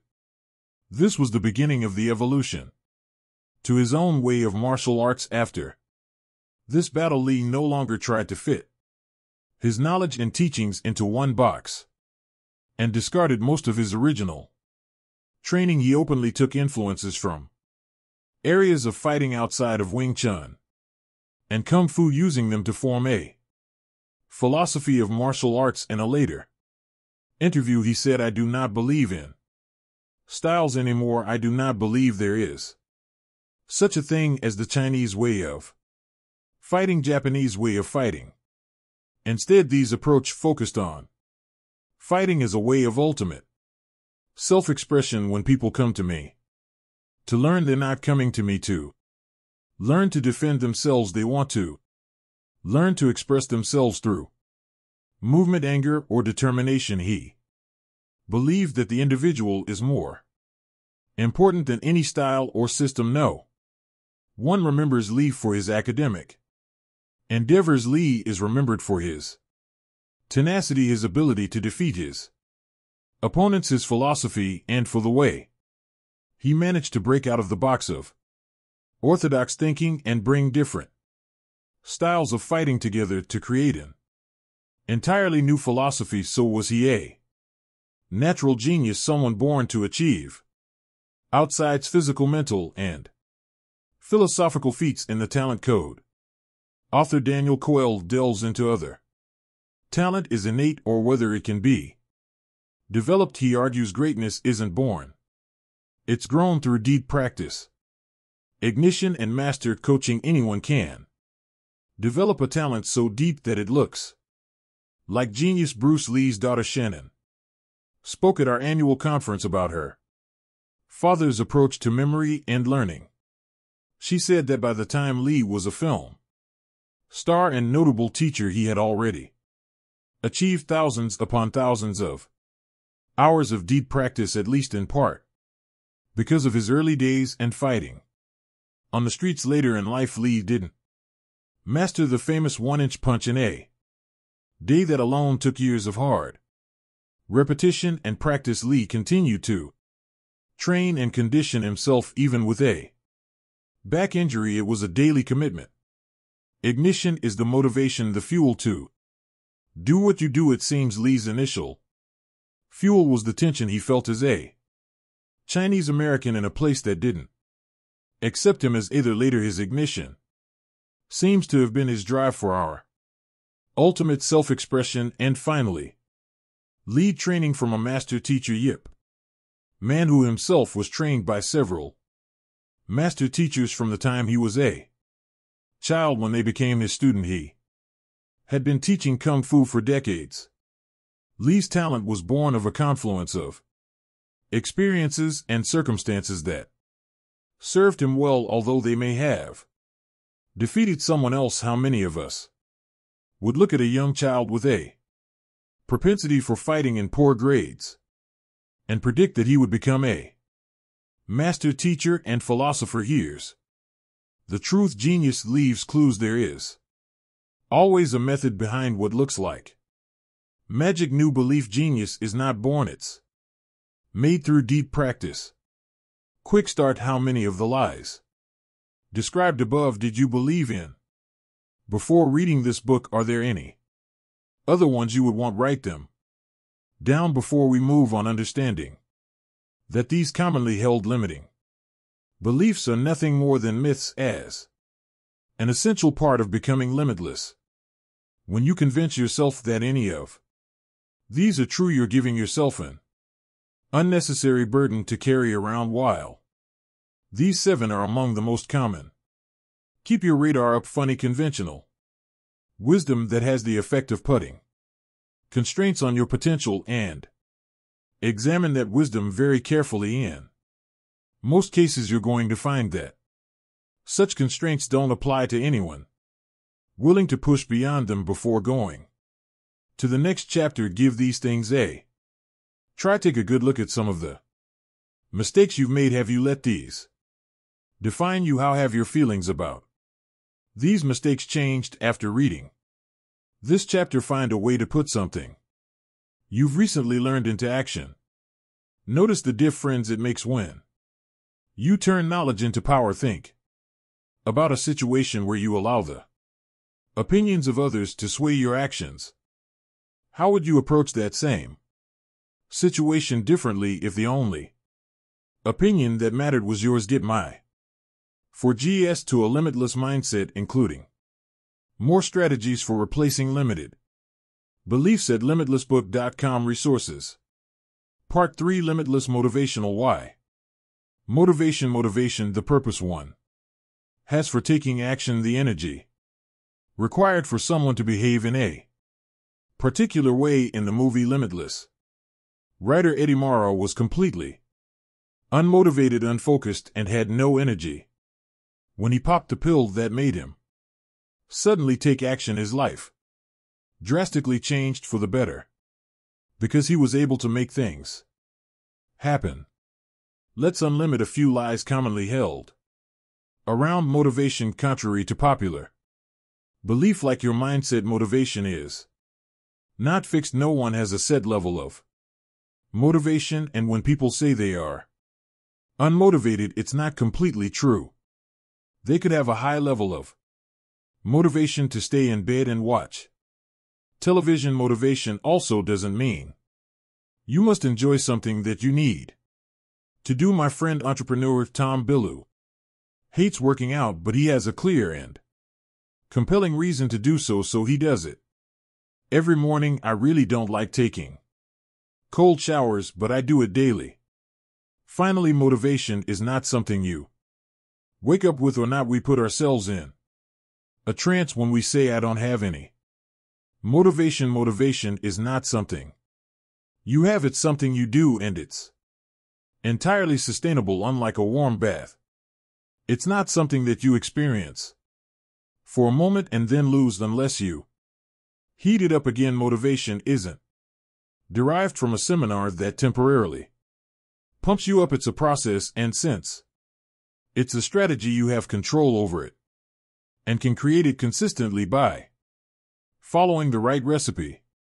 Here's the formula: motivation equals purpose energy S. When you combine purpose, energy, and small simple steps, You get sustainable motivation, and the ultimate form of motivation is the state of flow. Think about it as energy management, creating it, investing it, and not wasting it. A clear purpose or reason gives you energy. Practices you employ will cultivate energy for your brain and the rest of your body, and small, simple steps require little energy. In this section, we'll talk about how to cultivate powerful, sustainable motivation around learning and life that lasts. Will achieve this by getting clear on your purpose, fostering the mental and physical energy that will sustain you, and establishing small, simple steps and tapping flow states.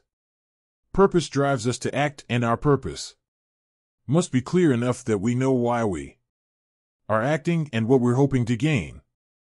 Generating sufficient energy is vital. If you are tired or sleepy, or if your brain is foggy, then you won't have the fuel to take action. Small, simple steps take minimal effort and keep you from being paralyzed with overwhelm. And finally, finding flow is the ultimate boon to motivation. Ending flow is the ultimate boon to motivation. Ending flow is the ultimate boon to motivation. Ending flow is the ultimate boon to motivation. 7. Purpose. How do certain defining phrases determine who you are? How do your values define you? What does your sense of purpose say about who you are? For the longest time, my kryptonite was lack of sleep. Sleep has never been easy for me. As a kid, for years, I was pulling regular all-nighters, studying long hours, trying to compensate for my learning channel challenges. I developed bad sleeping problems. I was always tired at school, but I would plow through the fatigue anyway because I had a strong desire to work hard and make my family proud. My purpose and reasons were super clear, so I was plenty motivated even after I learned accelerated learning skills at age 18, and I no longer had to put in crazy hours. My sleeplessness continued into adulthood and has grown steadily worse. 2 to 4 hours total of very interrupted sleep for about 20 years. The longer you go without sleep, the harder it becomes to maintain a sense of reality, or motivation for that matter. Lack of sleep compromises all of your cognitive skills, your focus, your memory, and your overall brain health. A common contributing factor for depression and many mood disorders is lack of sleep. I can attest to the dark places I've found myself in as a result of lack of sleep. My intense speaking and global travel schedule certainly did not help. 1 year I was on the road for 235 days. Time zones, jet lag, unfamiliar, stale hotel rooms. You get the picture, and my brain was feeling it. Just imagine a memory expert forgetting what city he is waking up in. This puzzled me because as a long time meditation student, my mind was not ruminating or racing at night. It was as calm as could be. It was only a handful of years ago when I ended up hospitalized for multiple nights without rest that I participated in an overnight sleep study and was diagnosed with severe obstructive sleep apnea, a physical disorder where evidently I stopped breathing more than 200 times each and every night. Today, after multiple treatments, I'm happy to say my sleep is worlds better. Once I was able to fix the physical obstruction with surgery, I was then able to optimize my sleep with a number of tools I will cover in Chapter 8. During my most difficult moments, I've asked myself why I continue to do what I do, why struggle when I could easily tell myself I don't have the energy for this. As a child, my purpose and motivation was to compensate for my lack of talent with hard work, to prove to myself I was capable. But once I'd leveled up my learning, why did I continue to work so hard despite being exhausted, sleep deprived, and an extreme introvert? To make speech after speech, video after video, podcast after podcast, It's the same thing that drove me as a child. I have clear and definite purpose. I don't want anyone to struggle and suffer the way I did. The mission that drives me is to unlock better, brighter brains. Often our greatest struggles lead to our greatest strengths. My two biggest challenges as a child weren't learning and public speaking. Life has a sense of humor because I spent most of my life public speaking. On learning, I couldn't read, and now I teach people from all over the world how to read better. I struggled to understand my brain, and now I speak in front of audiences of thousands to help them understand the amazing tool they possess. I've learned there is a gift and most challenges in the same way. Decades of lack of sleep has given me two very important lessons. First, it's forced me to live everything in this book I wouldn't be able to perform at the level I do without the tools I've learned, so I've doubled down on everything I teach. I rarely have to prepare for a speech because I use these skills every single day. I live them. It's who I am. Second, I've had to become really clear on my purpose, my identity, my values, and my reasons for doing what I do every day. When you don't sleep and you have a very limited amount of energy and focus, you don't waste it. You prioritize and get crystal clear about your commitments and why you're making them. All of those choices have led to inexhaustible motivation. That's what we'll talk about in this chapter.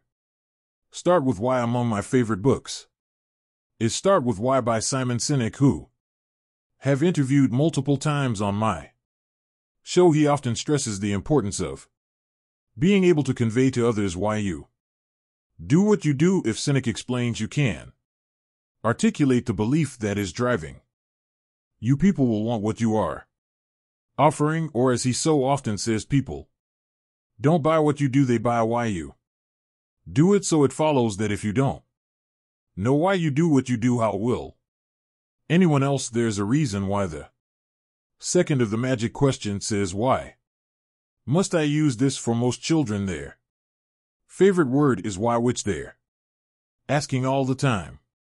Do you know why it was important to memorize the periodic table or historic dates? If you don't, you probably don't remember them. We hear the words purpose and goals used frequently in business, but do we really know what they mean and how they are the same or different? A goal is the point one wishes to achieve.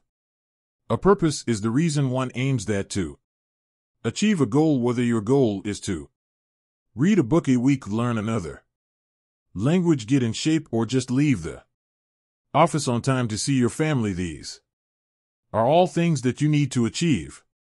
But how do you do this? One of the popular ways is setting SMART goals. Yes, this is an acronym. S is for specific. Your goal should be well defined. Don't say you want to be rich, say you want to make a certain amount of money. M is for measurable. If you can't measure your goal, you can't manage it. Getting fit isn't measurable. Running a 6-minute mile is fractionable. You wouldn't drive to a new town without asking for directions. Develop the action steps to achieve your goal. R is for realistic. If you're living in your parents' basement, it's hard to become a millionaire. Your goals should challenge and stretch you, but not so much that you give up on them. T is for time-based. The phrase a goal is a dream with a deadline comes to mind. Setting a time to complete your goal makes you that much more likely to reach it. The challenge for many people is that this process, while logical, is very heavy. To get your goals out of your head and into your hands, make sure they fit with your emotions, with your heart. H is for healthy. How can you make sure your goals support your greater well-being? Your goals should contribute to your mental, physical, and emotional health. E is fun. During your goals should inspire and sustain you during the difficult times. When you want to quit. A is for alluring. You shouldn't always have to push yourself to work on your goals day should be so exciting, enticing, and engaging that you're pulled toward them. R is for relevant. Don't set a goal without knowing why you're setting it.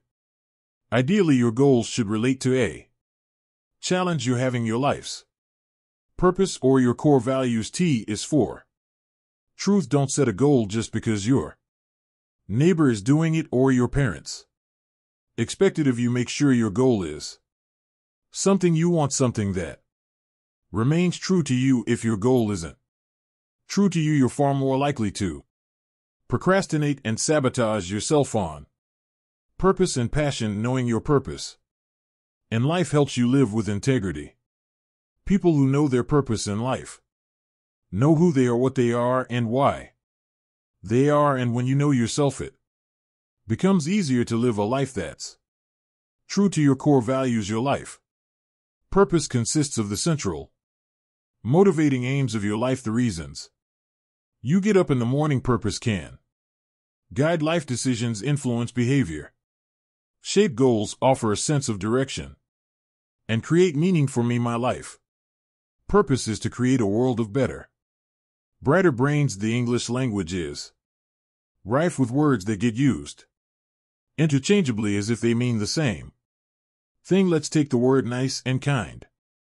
For example, these two words are often used in the same way, but their roots reveal a different story. The origin of nice comes from the Latin word nessus, which means ignorant. Kind, on the other hand, is of Germanic origin and is related to the word kin. The original sense of the word was nature, the natural order and innate character, form, or condition. It morphed from the sense of feeling of relatives with one another and became a word that meant friendly, deliberately doing good to others. Passion and purpose are in the same camp. They're often confused with one another. Both concepts are discussed all over the internet and motivational books. In TED Talks, it's easy to feel as if you must be lacking if you don't feel a burning passion or purpose in your life. In my experience, however, passion and purpose are not the same thing. Instead, one leads to the other. Finding your passion is not about choosing the right path or finding the perfect professional destiny. It's about experimenting to see what ignites your joy. Passion comes when we rediscover our authentic, alive self, the one who has been muted and buried beneath a pile of other people's expectations.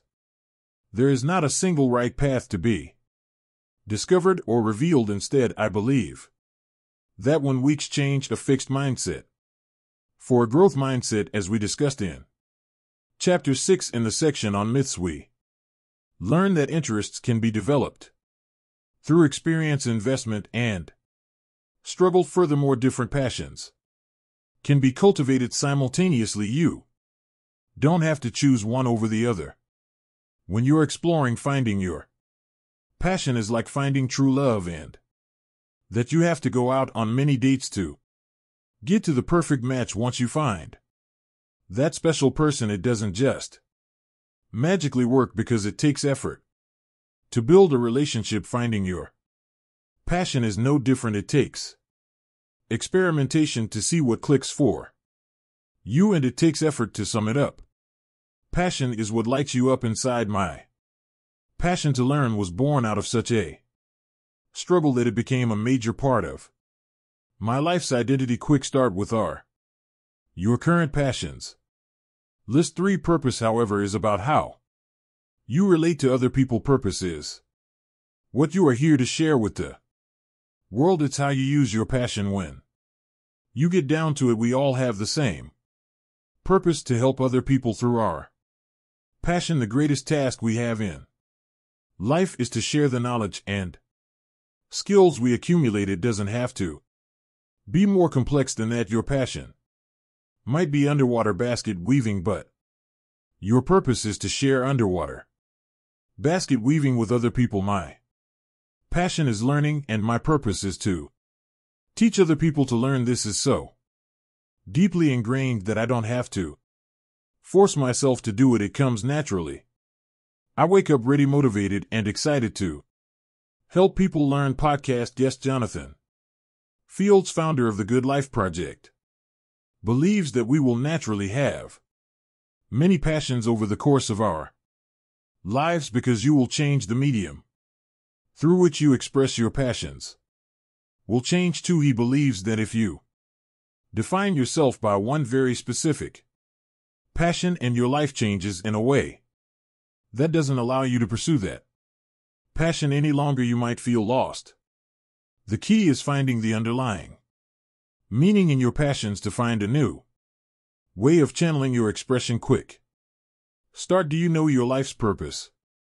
Even if you don't yet, write down a little bit about what it could be. W.H. Or do you think you are? What often isn't discussed in the quest for motivation is identity, who you are and who you think you are at your core. They say the two most powerful words in the English language are the shortest. I am whatever you put after those two words determines your destiny. Let's say you want to stop smoking. Maybe you've had a few warnings from your doctor and you're finally coming around to the idea that you should quit. If you identify as a smoker and regularly say, I am a smoker, it's going to be difficult to quit until you dismantle that identity. When you say you are defined by a particular action, you are essentially priming yourself to identify with and justify a certain behavior. This is so integral to behavior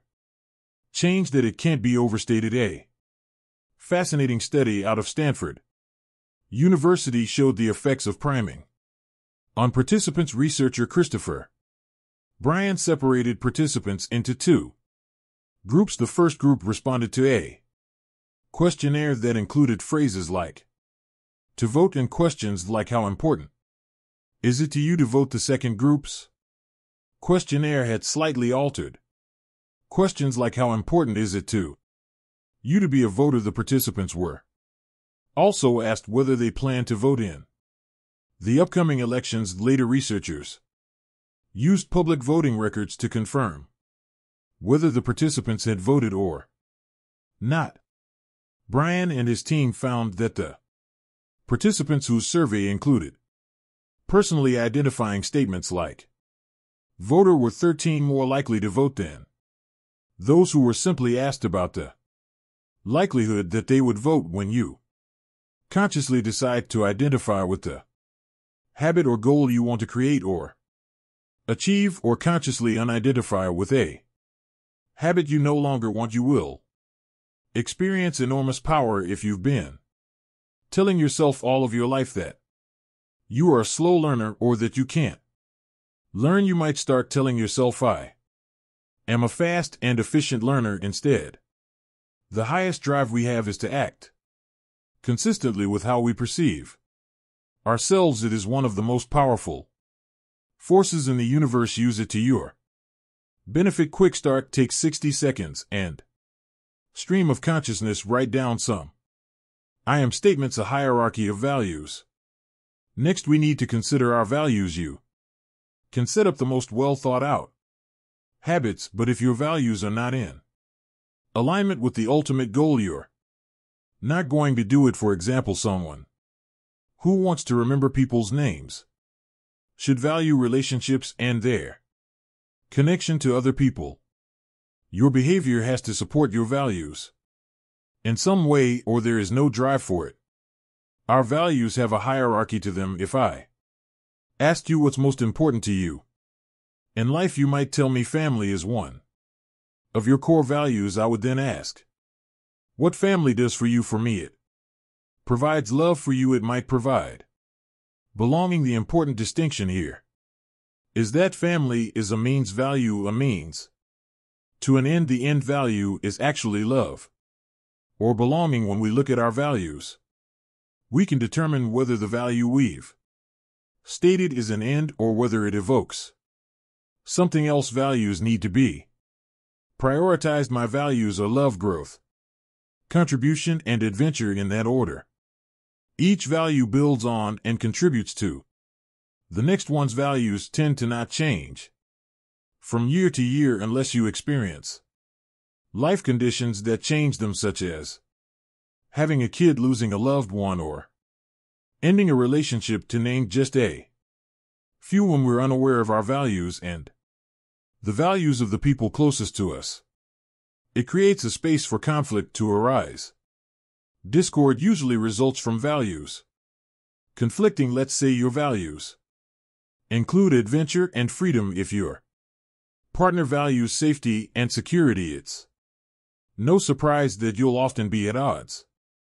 It's not that one set of values is right and the other is wrong, it's that they aren't in alignment. Or let's say both of you have a value respect, but what you consider to be respectful or disrespectful differs. There's still room for disagreement unless you've talked about what constitutes respect, finding your reasons when it comes to doing anything in life. Reasons reap rewards. My story is evidence that feeling good is not required to feel motivated. If I waited until that day, I would have stopped teaching others to learn better. When my sleeping problems escalated, and besides, how many times have we felt on a given day and still not done what we said we would do? You could feel amazing and still get nothing done. Of your reasons for doing so are not strong enough, reasons that are tied to your purpose, identity, and values will sufficiently motivate you to act even in the face of all of the daily obstacles that life puts in your way. The healthy 70-year-old doesn't go to the gym at 4:35 because he likes it. He goes because maintaining his health so he can continue to be with his family. His motivation enough to him, even though he would much rather sleep. In the good student doesn't pick up her textbook because she's in a good mood. She does it because she wants to ace the test so she has the best chances of landing the internship that will lead to her dream job. It's likely that there's a good reason behind every task you need to accomplish, even the unpleasant ones. You don't love making dinner, but you want your family to eat well, and you understand the dangers of over-reliance on takeout and fast food. You're uncomfortable giving speeches, but you know that your team is relying on you to rally the whole organization behind your project. At the conference, you find economics daunting and a little boring, but you need the class to get your marketing degree, and you can't wait to put your marketing skills to work in the real world. If you're struggling to find motivation to learn or to accomplish anything else in your life, there is a good chance you haven't uncovered the why of the task. Consider your passion, your desired identity, and your values. How can they create the basis for your reasons? You already know that you are much more likely to remember something when you're motivated to remember it. Conversely, if you don't find any motivation in knowing someone's name, you're going to forget it as soon as you move on to your next conversation. Let's say your passion is to help people forge better relationships. You identify as a connector, and one of your values is love. Your reasons for learning to remember names could be simple to find. I want to learn to remember names so that I can better connect with people in my community and help foster a stronger network of people I care about right now. Stop and consider 3 reasons that you want to learn better. Your reasons should be concrete, like I want to learn Spanish so that I can finally speak to my father-in-law, or I want to learn American history so I can help my kid learn better in school, or I want to learn how to research better so I can finish my business plan and find an investor for my company. Write them down.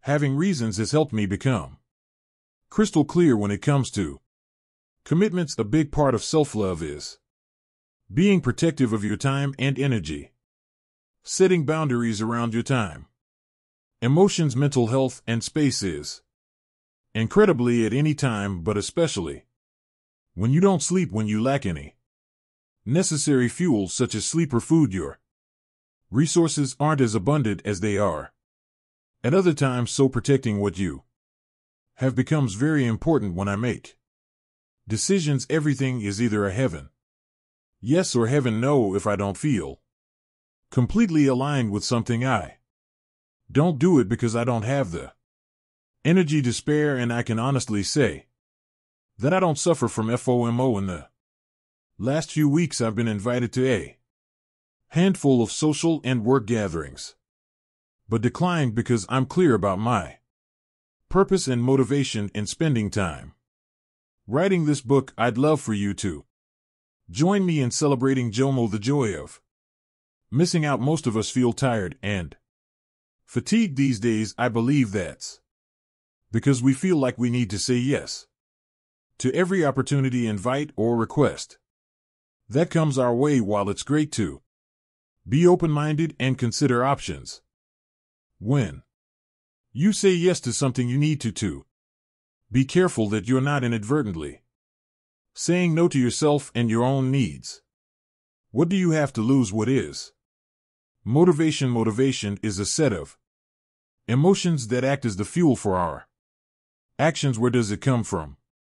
Motivation comes from purposefully feeling and associating with the consequences of our actions. Let's do an exercise. Write down all the disadvantages you have to face if you do not learn to use the material in this book. What will it cost you right now and in the future? For example, you could write, I will have to keep studying hard and settle for the same mediocre grades or job, or I won't be able to spend time with my loved ones, or I won't get that raise. The key is to make sure you feel the emotions. Don't make this an intellectual thing. We make decisions based on how we feel. Really feel the pain that you will have if you don't do something about it. This is the only way for you to make a change last and to get you to follow through.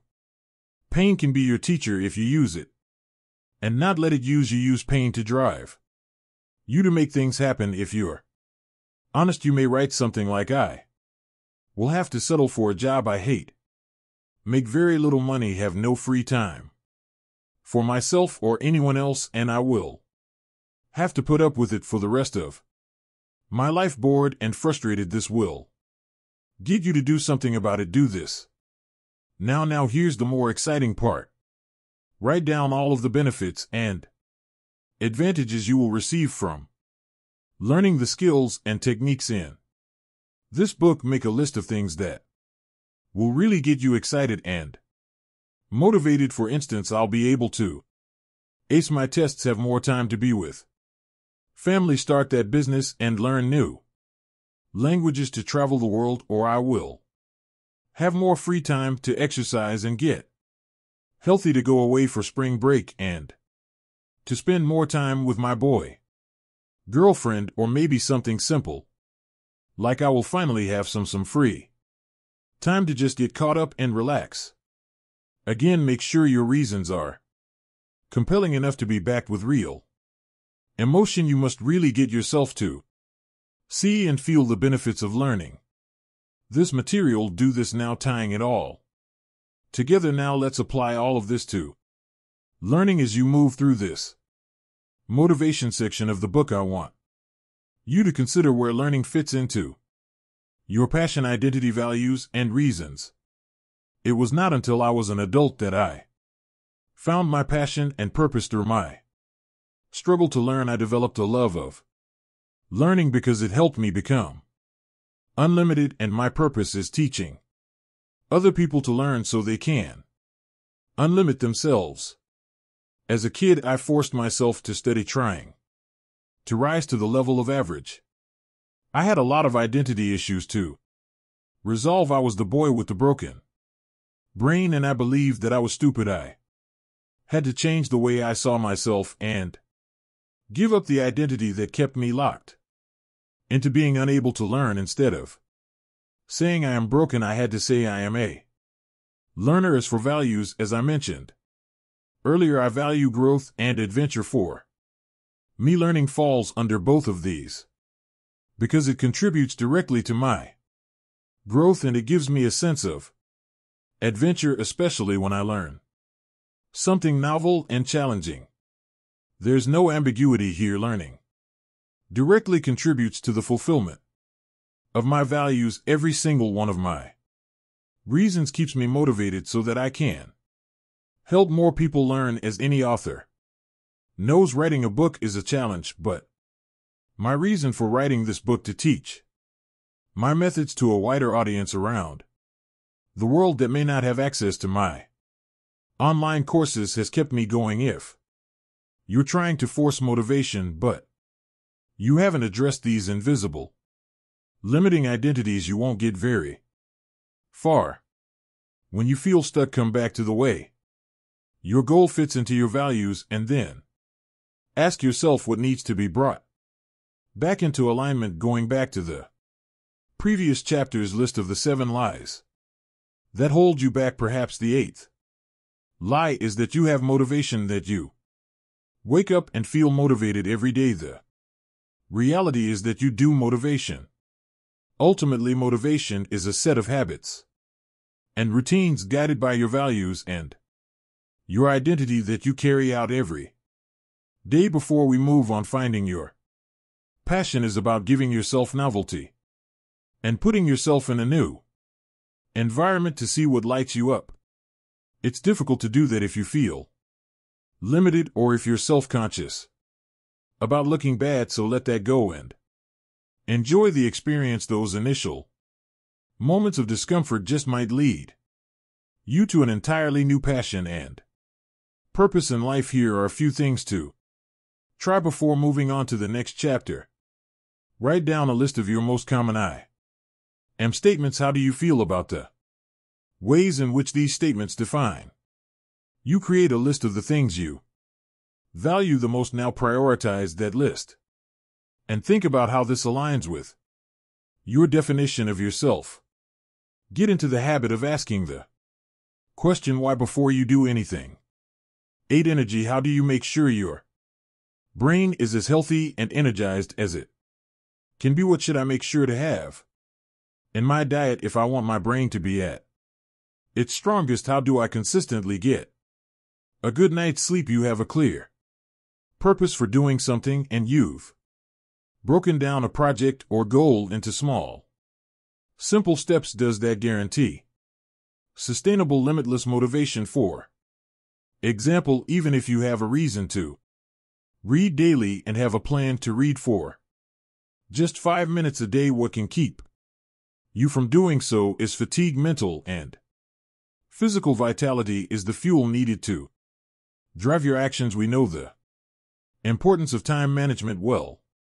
Motivation is all about energy management and optimization. Here are my 10 recommendations for generating limitless brain energy. For each tip, please rate on a scale of 1 to 10 how much attention you are putting into that specific area. You may be surprised by your answers. 1. A good brain diet. Resiliency expert Dr. Ava Silhab often likens the brain to a hip performance vehicle, like an expensive car. She writes, your brain functions best when it gets only premium fuel. Eating high quality foods that contain lots of vitamins, minerals, and antioxidants nourishes the brain and protects it from oxidative stress, the waste produced when the body uses oxygen, which can damage cells. She goes on to note that when your brain is forced to run on inferior fuel, it can't possibly do everything it was built to do. Refined sugar, for example, contributes to impaired brain function, leads to inflammation, and can even cause depression. In my podcast interviews with Dr. Elise Moscone, neuroscientist, integrative nutritionist, and author of Brain Food and the XX Brain, she explains why the dietary needs of the brain are different from those of other organs. The human brain requires 45 distinct nutrients to function best, while most of these nutrients are created by the brain itself. The rest are imported from our Diet, since we know for sure that there's a direct connection between a good diet and a healthy brain, it's essential that you feed your brain with the best food nature has to offer. On the page opposite, you'll see a list of my top 10 favorite brain foods for a quick video on how to memorize this list. Go to if you're the kind of person who hates hearing you need to eat your vegetables. Employing this list might require a bit of an adjustment, but there's some good news, because there's evidence to show that your brain runs very well with a little bit of dark chocolate in the mix. Remember, what you eat matters, especially for your gray matter. Quick start: what are your favorite brain foods? How can you incorporate one more into your daily diet? The top 10 brain foods. Avocados, they provide monounsaturated fat, which helps to maintain healthy blood flow. Blueberries, they protect your brain from oxidative stress and reduce the effects of brain aging. There have also been studies that show they can help with memory. Broccoli, the great source of vitamin K, which is known to improve cognitive function and memory. Dark chocolate, this helps your focus and your concentration and stimulates endorphins. Chocolate also has flavonoids which have been shown to improve cognitive function. The darker here the better, as the darkest chocolate has the least sugar.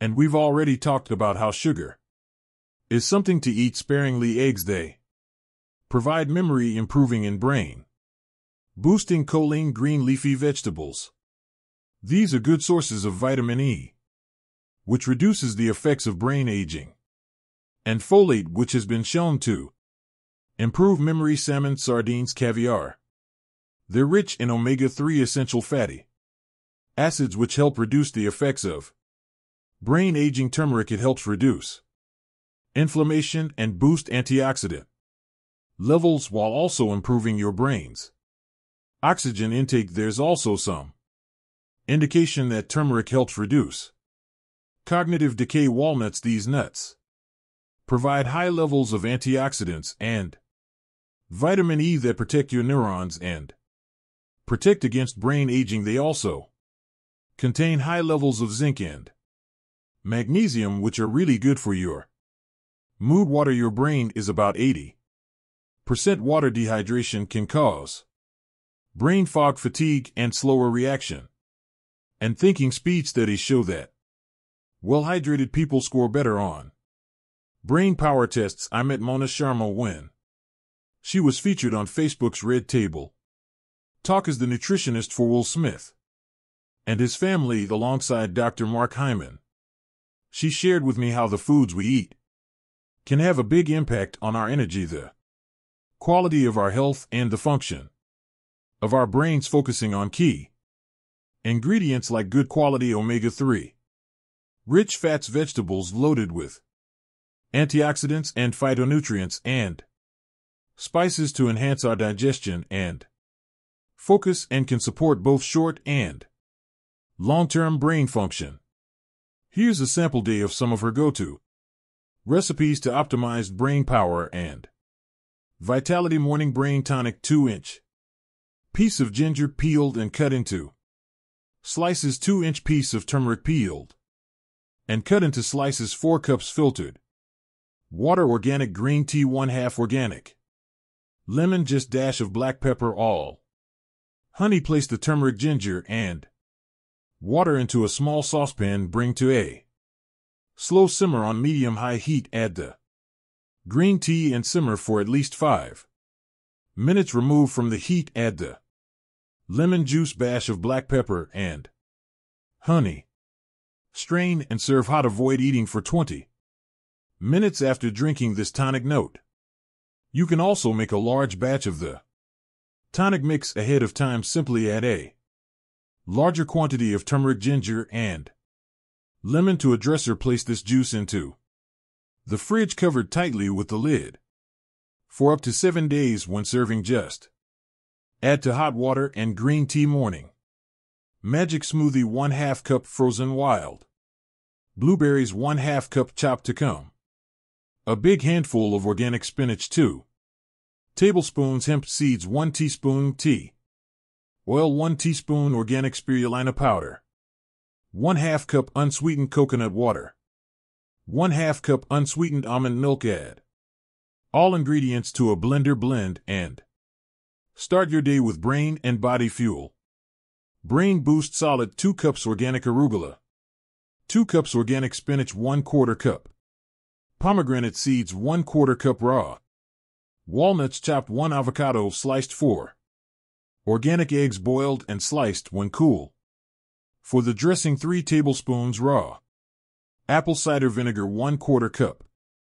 Extra virgin olive oil 1/2 lemon. Squeezed 1 tablespoon raw honey 1/4 teaspoon Himalayan sea salt 2 teaspoons black sesame seeds. Place all salad dressing ingredients into a bowl or mix in container and blend. Shake well.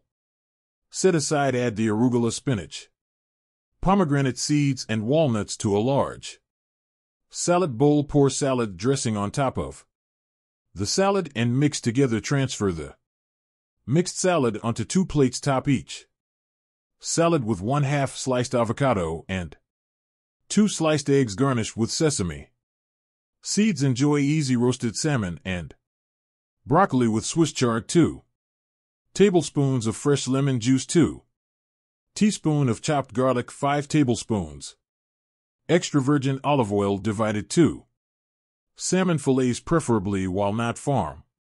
2 to 4 slices of them in 1 large head of organic broccoli. Chop into bite-sized florets. 2 teaspoons Himalayan sea salt divided. 1 small shallot.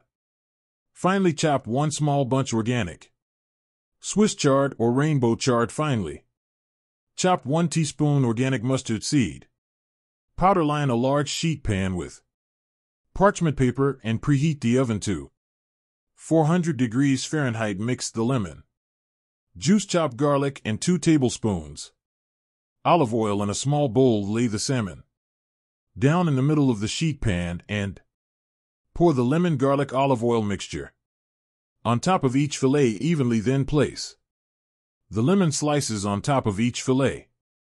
Mix the broccoli, flour, eggs, 2 tablespoons olive oil and 1 teaspoon sea salt together in a large bowl. Place the mixture around each salmon. Fill it on the sheet pan. Place in the preheated oven and bake for 20 minutes while the salmon and broccoli are baking. Heat the remaining 1 tablespoon olive oil and low heat in a skillet. Add the chopped shallot, stirring often until clear, and cook it. Add the Swiss chard with 2 tablespoons water to the skillet and cook for 3 to 5 minutes, stirring occasionally until the chard is softened.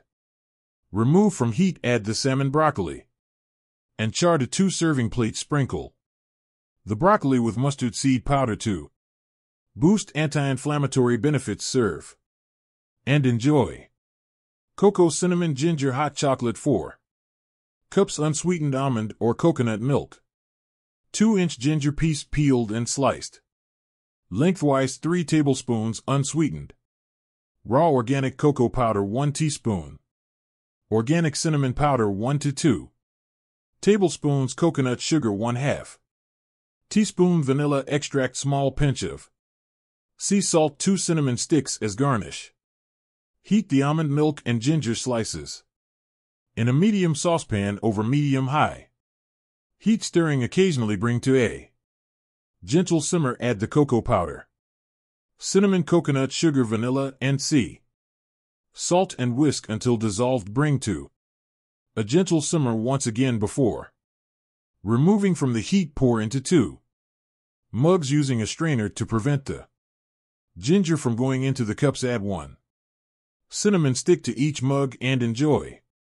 Note the strength can be served cool during the summer months. Also, if serving as a dessert, add 1 dollop of coconut cream and blend. First liter Frontier Taste 2 Brain nutrients. As we've discussed, diet affects brain function.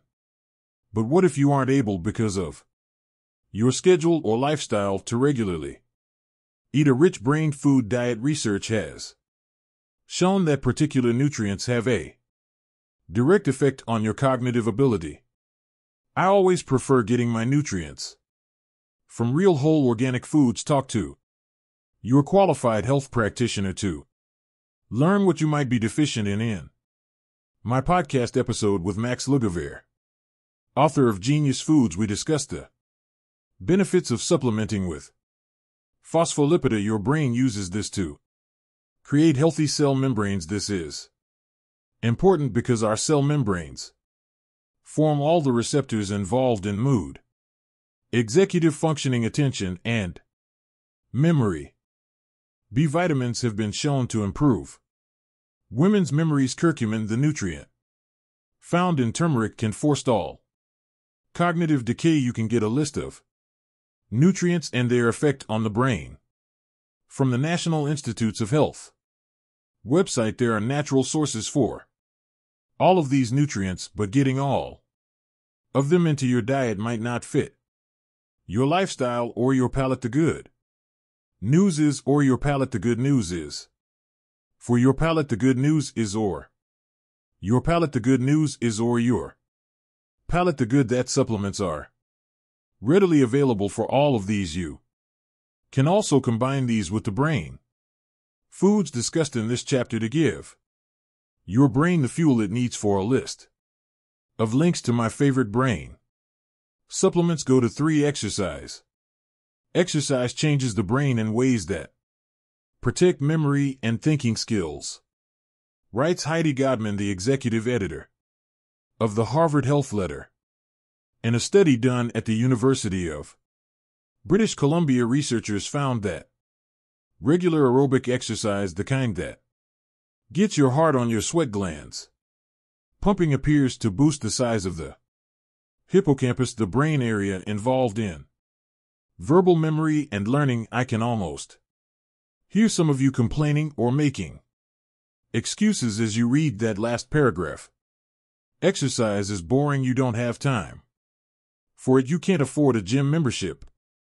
But the simple fact is that exercise is enormously valuable if you want to unshackle your brain. Think about it. When you're active and moving, you feel sharper, right? Some of us even need to move around in order to get our brains operating at top efficiency. That's because there's a direct correlation between exercise and brain function, and you don't need to become an Olympic athlete in order to keep your brain sharp. There's lots of evidence to show that even 10 minutes of aerobic exercise a day can have enormous benefits as your body moves, your brain grooves. Check out a few of my favorite exercise videos at Kwik Start. Set your phone alarm to remind yourself to move for a few minutes every hour. 4. Killing Ends. Dr. Daniel Amen, a clinical neuroscientist, author of the bestseller Change Your Brain, Change Your Life, and a frequent guest of ours, came home one night after a particularly bad day at the office dealing with suicide risks, angst, rating teens and dysfunctional couples to find thousands of apps in his kitchen. It was gross, he wrote. As I started to clean them up, the acronym came to me. I thought of my patients from that day like my infested kitchen. My patients' brains are also infested by the negative thoughts that were robbing them of their joy and stealing their happiness. The next day I brought a can of ant spray to work as a visual aid and have been working diligently ever since to help my patients eradicate their ants. Ants are automatic negative thoughts, and if you're like most people, you place limitations on yourself in the form of these thoughts at least some of the time. Maybe you tell yourself that you aren't smart enough to learn a skill that you'd really like to have, or perhaps you repeat on an endless loop how pushing yourself to accomplish something is only going to lead to disappointment. Ants are everywhere, and there isn't enough ant spray in the world to get rid of all of them, but eliminating them from your life is an essential part of unlimiting your Brain, the reason for this is simple. If you fight for your limitations, you get to keep them. If you regularly tell yourself that you can't do something, or that you're too old to do something, or that you don't have the smarts to do something, you won't do that thing. Only when you move on from this kind of destructive self-talk can you truly accomplish what you want to accomplish. Quick start with is your biggest ant. What could you replace it with? 5A. Clean environment. A 2018 piece in the medical journal Atlanta identified that air pollution might cause 30% of all strokes and thus might be one of the leading contributors of the global stroke burden. It went on, given the strong association between stroke, vascular risk factors, and dementia. The suggested link between air pollution and dementia is to be expected. The air you breathe is critical to the way your brain functions. If you've ever been stuck in a room with a smoker, you know how hard it is to even think while you're breathing that toxic air. Conversely, if you're hiking in the mountains and take a deep breath from the crisp, clean atmosphere, you can feel your senses thriving. If you live in a factory town or a big city with pollutants everywhere, there isn't a lot you can do about the air around you. Fortunately, there are devices available to clean the air in your home and in your office, and you can make an increased effort to get to cleaner spaces more frequently. A clean environment goes beyond air quality. Removing clutter and distractions from your surroundings will make you feel lighter and improve your ability to focus. So take time to Marie Kondo your mind and remove any unnecessary stuff. Quick start. What is one thing you can do today to clean your environment? 6. A positive peer group. Your brain potential is not just related to your biological networks or your neurological networks. It is also related to your social networks. Who you spend time with is who you become. Motivational speaker Jim Rohn says that you are the average of the 5 people you spend the most time with. Whether you believe that or not, I don't think any of us can disagree with the notion that the people around us have a meaningful influence on our lives. A recent Temple University study showed that people act differently when they are alone than they do when they are with others. In reporting on the study for the New York Times, Tara Parker Pope said that Drive Steinberg notes that the brain system involved in reward processing is also involved in the processing of social information, explaining why peers can have such a pronounced effect on decision-making. Because of this influence, those you spent time with have a genuine effect on brain function. Certainly they affect your self-talk, as most of us tie at least a part of our beliefs to the beliefs others have about us, but they can affect everything from what you eat to how much you exercise to even how much sleep you get. There are lots of books out there dedicated to helping you distinguish people who are good for you from people who are not. But for the purposes of this chapter, just take a few minutes to think about who your peers are, how much influence they have on your life, and how this affects your desire to unlimit yourself. Quick start. Who is someone you need to spend more time with? Reach out and make a date with that person now. 7. Brain protection. This probably goes without saying, but protecting your brain is critical if you're going to make the most of your brain. You have only one brain. If you were given only one car to use for the rest of your life, how well would you treat the car you would take care of it as if your life depended on it? Accidents are unavoidable, but putting yourself in situations where brain injury is less likely improves your chances of avoiding the worst. Heart contact or extreme sports are not ideal if you want to make the most of this precious asset. Driving 20 miles an hour over the speed limit all the time on Your motorcycle isn't advisable either. If you love these things too much to give them up, at the very least take as many precautions and use as many safety tools as you can. 8. New learning. One of the most important things you can do for the health of your brain is to keep learning. We are all capable of expanding the capacities of our brains even as we get older, which we discussed when we talked about neuroplasticity in Chapter 3. What this means is that as long as we keep learning, we continue to create new pathways in our brains. We keep our brains plastic and supple, capable of processing new information in relevant ways. This is especially true if we give ourselves genuine challenges in our learning, attempting to master a new skill, to discover a new language, to embrace parts of your culture or the cultures of others that are new to you. All keep those neurons firing and creating new pathways. By increasing the ways you use your brain, you increase the capabilities of your brain. Quick start. Create an ongoing to learn post. What are some things on that list? Write you down.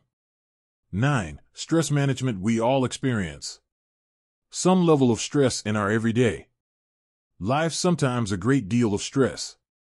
Whenever we experience stress, a hormone known as cortisol is released to alleviate the physical rigors of stress on our bodies. If this happens occasionally, it's not a problem, but if it happens with great regularity, the buildup of cortisol in our brains can lead it to cease functioning properly. But there's more. There is evidence that chronic stress may actually rewire your brain, says a piece on the Harvard Health blog. Scientists have learned that animals that experience prolonged stress have less activity in the parts of their brain that handle higher order tasks, for example, the prefrontal cortex, and more activity in the primitive parts of their brain that are focused on survival, such as the amygdala. It's much like what would happen if you exercised one part of your body and not another. The part that was activated more often would become stronger, and the part that got less attention would get weaker. This is what appears to happen in the brain when it is under continuous stress. It essentially builds up the part of the brain designed to handle threats, and the part of the brain tasked with more complex thought takes a back seat. With such clear evidence that stress can be debilitating to your brain, finding ways to reduce or avoid stress becomes critical. I'm going to offer a number of suggestions in this area over the course of this book. Quick start with: is your favorite thing to do to cope with stress? When was the last time you did it?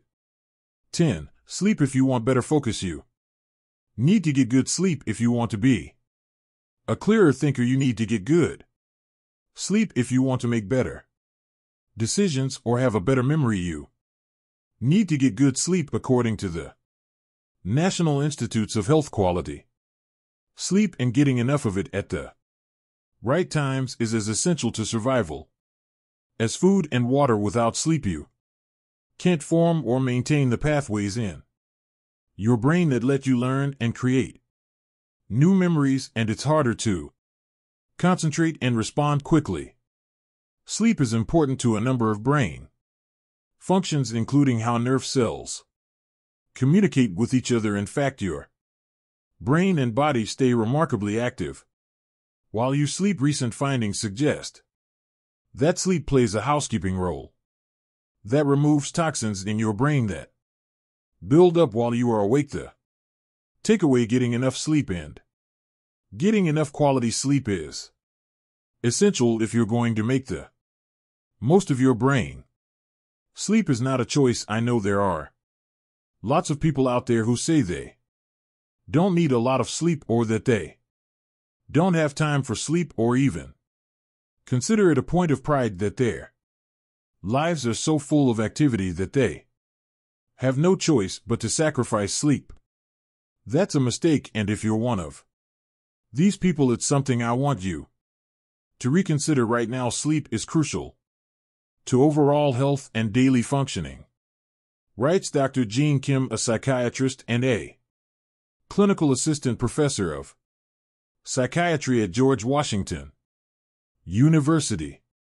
Increasing evidence has tied lack of sleep to a host of mental and physical disorders, including increased depression, irritability, impulsivity, cardiovascular disease, and more. One study noted that sleep actually functions as a sort of laundry cycle for the brain, or during sleep, blood vessels in the brain perfuse and flush out metabolic buildup from the day and remove neurotoxins and distribute components that enhance cellular repair. In a step talk about sleep, Dr. Jeff Olive of Oregon Health and Science University takes the laundry cycle metaphor even further. He notes that while we're awake, the brain is so busy doing other things that it doesn't have the capacity to clean itself of waste. The buildup of this waste, amyloid beta, is now being linked to the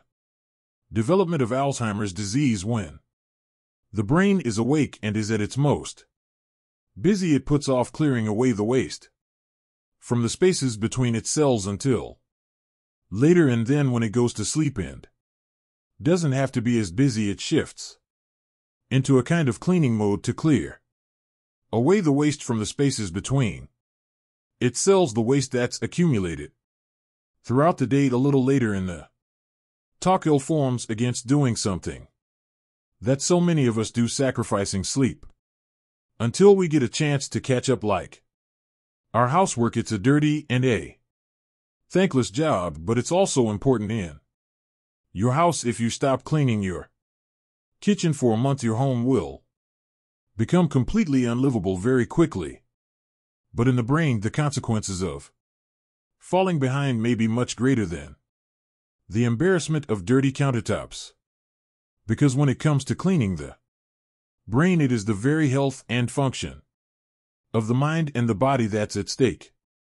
Which is why understanding these very basic housekeeping functions of the brain today may be critical for preventing and treating diseases of the mind tomorrow. So if you're one of the many people who have convinced themselves that there's a level of nobility in getting by with minimal sleep, it's time to revise your thinking. There's simply too much to gain from a good night's sleep. Getting through the night, it's one thing to say you're going to get a good night's sleep. It's another thing entirely to accomplish it. About a quarter of all Americans experience some level of insomnia every year. There is, however, very strong evidence connecting exercise to sleep, even among chronic insomnia sufferers. A study performed by Dr. Catherine J. Raid and others found that aerobic exercise had strong positive results on a group of participants who'd previously regularly encountered sleep problems. Results from this study indicate that a 16-week program of moderate intensity aerobic physical activity plus sleep hygiene education is effective in improving self-reported sleep quality, mood, and quality of life in older adults with chronic insomnia. The authors wrote, these results highlight the potential of structured physical activity programs to improve the effectiveness of standard behavioral approaches for the treatment of insomnia, particularly in a sedentary older adult population. A group at Northwestern University's Feinberg School of Medicine built upon this study by drilling down on the data clean and then studying the interconnection between exercise and sleep. What they found is important to consider. Exercise is not a magic pill.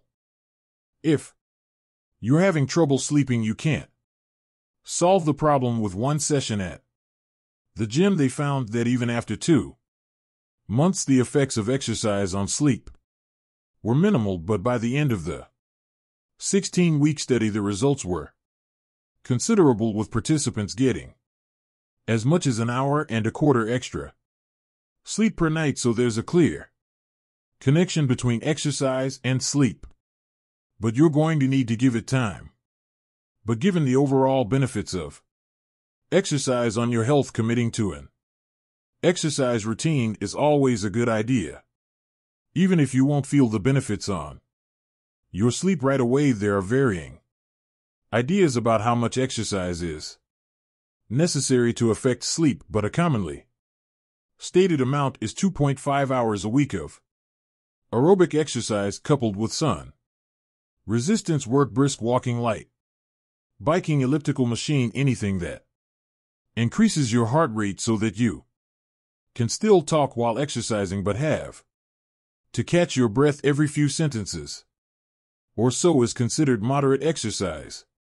Recommends Dr. Christopher E. Klein of the University of Pittsburgh. Giving your mind a break. One of the many reasons why people have trouble sleeping is not being able to get your mind to turn off. We've all been there. You have a huge meeting coming up, or something disruptive happened during the day, or you got a phone call just before bedtime that got your ailed up. Your head hits the pillow, but you might as well be running laps around your house because your mind is busy with this inciting event. You wind up lying there for hours, and sleep seems as unapproachable as Everest. Fortunately, you have a tool available to you at all times that can help you deal with this. Meditation. The benefits of meditation are numerous, including everything from boosting immune function to decreasing anxiety to actually increasing your gray matter. One of those many benefits is helping with insomnia. In a study performed by Dr. David S. Black and others, the group of older adults with sleep problems were introduced to mindfulness meditation through 6 2-hour sessions. By the end of these sessions, this group showed meaningful improvement with insomnia. If meditation seems foreign to you, it's likely because you've heard that meditation is difficult or that it requires you to completely blank your mind. Ariel Garden, creator of Muse, a headband that assists in meditation, clarifies that it isn't about emptying your mind, but rather training your mind to be aware in the present moment. She told me that you can choose any time and any place to meditate, and that you can feel the benefits from it with as little as 3 minutes spent with eyes closed, taking deep breaths and then releasing those breaths, counting as you go. Another tool she advocates is focused attention, a super simple process of placing all your attention on your breathing. When your mind wanders from your breathing, just notice this and bring it back. This technique promises to demystify meditation for anyone who thinks you need to be a Zen master to get anything out of it. Few of us are capable of locking our focus on one thing for an extended period, so it's good to know refocusing is equally valuable when you regain your attention on your breathing. Garden says you're exerting an important skill. You're learning to observe your thinking. You're not caught up in your thoughts, but you're in the process of observing that you're thinking. You begin to recognize that you can have control over your thoughts and that you can choose what you are thinking. Meditation can improve your sleep even with these simple methods. My meditation coach, Emila Fletcher, author of Stress Less, Accomplish More, has a unique process called Other Meditation. You can watch a full video of us going through her process by going to limitlessbook.com resources, and we will walk you through it. Quick start with is your top sleep tip. Write it down before we move on. Fueling your brain is fundamental to becoming limitless, and we have lots more to get to in order to make this happen.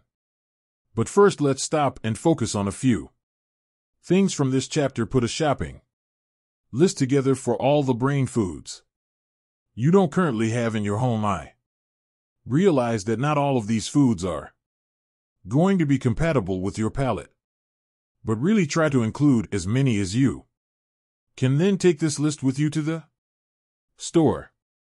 Spend some time identifying your ants. What limitations are you placing on yourself? Give yourself a few minutes. With this, what are you telling yourself you can't do? Write this down. Think about how you'd like to expand your learning. What have you always wanted to master that you haven't found the time to master? Is it a different language, computer coding, a new sales or marketing technique? What can you do to fit that into your life right now? Use one of the tools we talked about here to improve the amount and quality of your sleep. Keep track of this for at least a week. I made 2 videos for you on how to easily memorize the top 10 brain foods and my 10 brain energizing recommendations. Go to watch 9 small simple steps. What is the smallest simple step I can take? Now, how do we start good habits or end bad ones? What daily routine will help me become limitless? You have a reason or purpose to do something. You have the necessary energy to do it. What is missing? A small simple step, the tiniest action you can take to get you closer to your goal, one that requires minimal effort or energy over time. These become habits. That's the reason I've filled this book with the small simple steps called quick starts.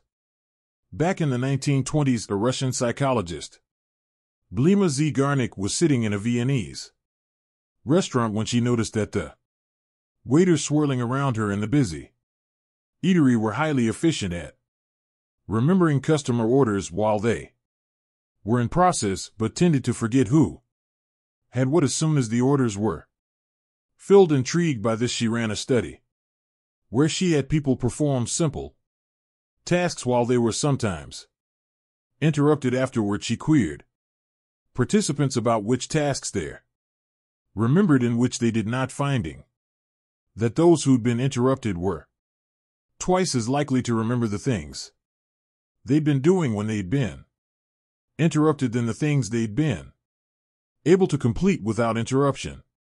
She came to the conclusion, subsequent like known nests as a Garnick facts, that uncompleted tasks created a level of tension that keeps that task at the front of our minds until it is completed. In all likelihood, you're familiar with this tension from your experience with procrastination. When you have something you know you need to do and you keep it off, it weighs on you, even making it more difficult to do anything else well. As long as this task goes uncompleted, what you need to do seems hard, or it seems like less fun than the other things you could be doing, or it's going to be uncomfortable, or you've simply convinced yourself that you have plenty of time to get to it later. We still struggle to complete tasks when we are clear on our vision for our lives and know who we want to become. Why is it still so hard to act even when we have sustained motivation? One of the most significant reasons that people fail to act is that we feel overwhelmed by what we need to do. A project or a chore might seem so big and time consuming that you can't imagine how you're ever going to get it done. We look at the project in its entirety and immediately feel that the task at hand is too big, so we shut down or put it off. Incomplete tasks and procrastinating often led to frequent and unhelpful thought patterns, says psychologist. Hottest lip shake. These thoughts can impact on sleep, trigger anxiety symptoms, and further impact on a person's mental and emotional resources. Be kind to yourself. If you struggle to get something done with some amount of regularity, there's a good chance that you feel guilty about this and you beat yourself up over it. It's likely you give yourself a much harder time about it than is helpful. We already know that unfinished tasks create tension in your brain. If you layer guilt and shame on top of this, you're making it even harder to get a task done, and you're making yourself miserable. Feeling guilty when you're away from work when you aren't in a position to do anything about it is not helpful and can be painful, writes Dr. Art Markman, professor of psychology and marketing at University of Texas Austin. It will make you feel worse about your job in general and spoil time that you could be spending with friends, family, or engaging in an enjoyable activity. Shame, though, is a different story. There is evidence that people will explicitly procrastinate to avoid shame. Feeling shame about work you have not completed is likely to make the problem worse, not better, making it an emotion that is almost never helpful. Feeling bad about your lack of progress is likely to make it more difficult for you to stop procrastinating. So give yourself a break. Beating yourself up isn't going to improve anything, and since you're reading this book now, you're already taking steps to avoid procrastinating in the future. In my experience, the best way to deal with this is to find a way to break the task into bite-sized pieces, which lead to habits that lead towards success. Circling back to the Zeigarnik effect, every time you complete one of these smaller tasks, you get to take that weight off your mind, and as each of these sweets is finished, you're not much closer to completing the task overall. Take Baby Steps podcast guest Dr. B.J. Fogg, the founder and director of the Behavior Design Lab at Stanford University and the author of Tiny Habits, has been studying human behavior for more than 2 decades. What he's learned is that only 3 things can change a person's behavior long-term. One is to have an epiphany, which very few people can summon on demand. Another is to change your environment, which is possible for nearly everyone but not necessarily feasible at any given time.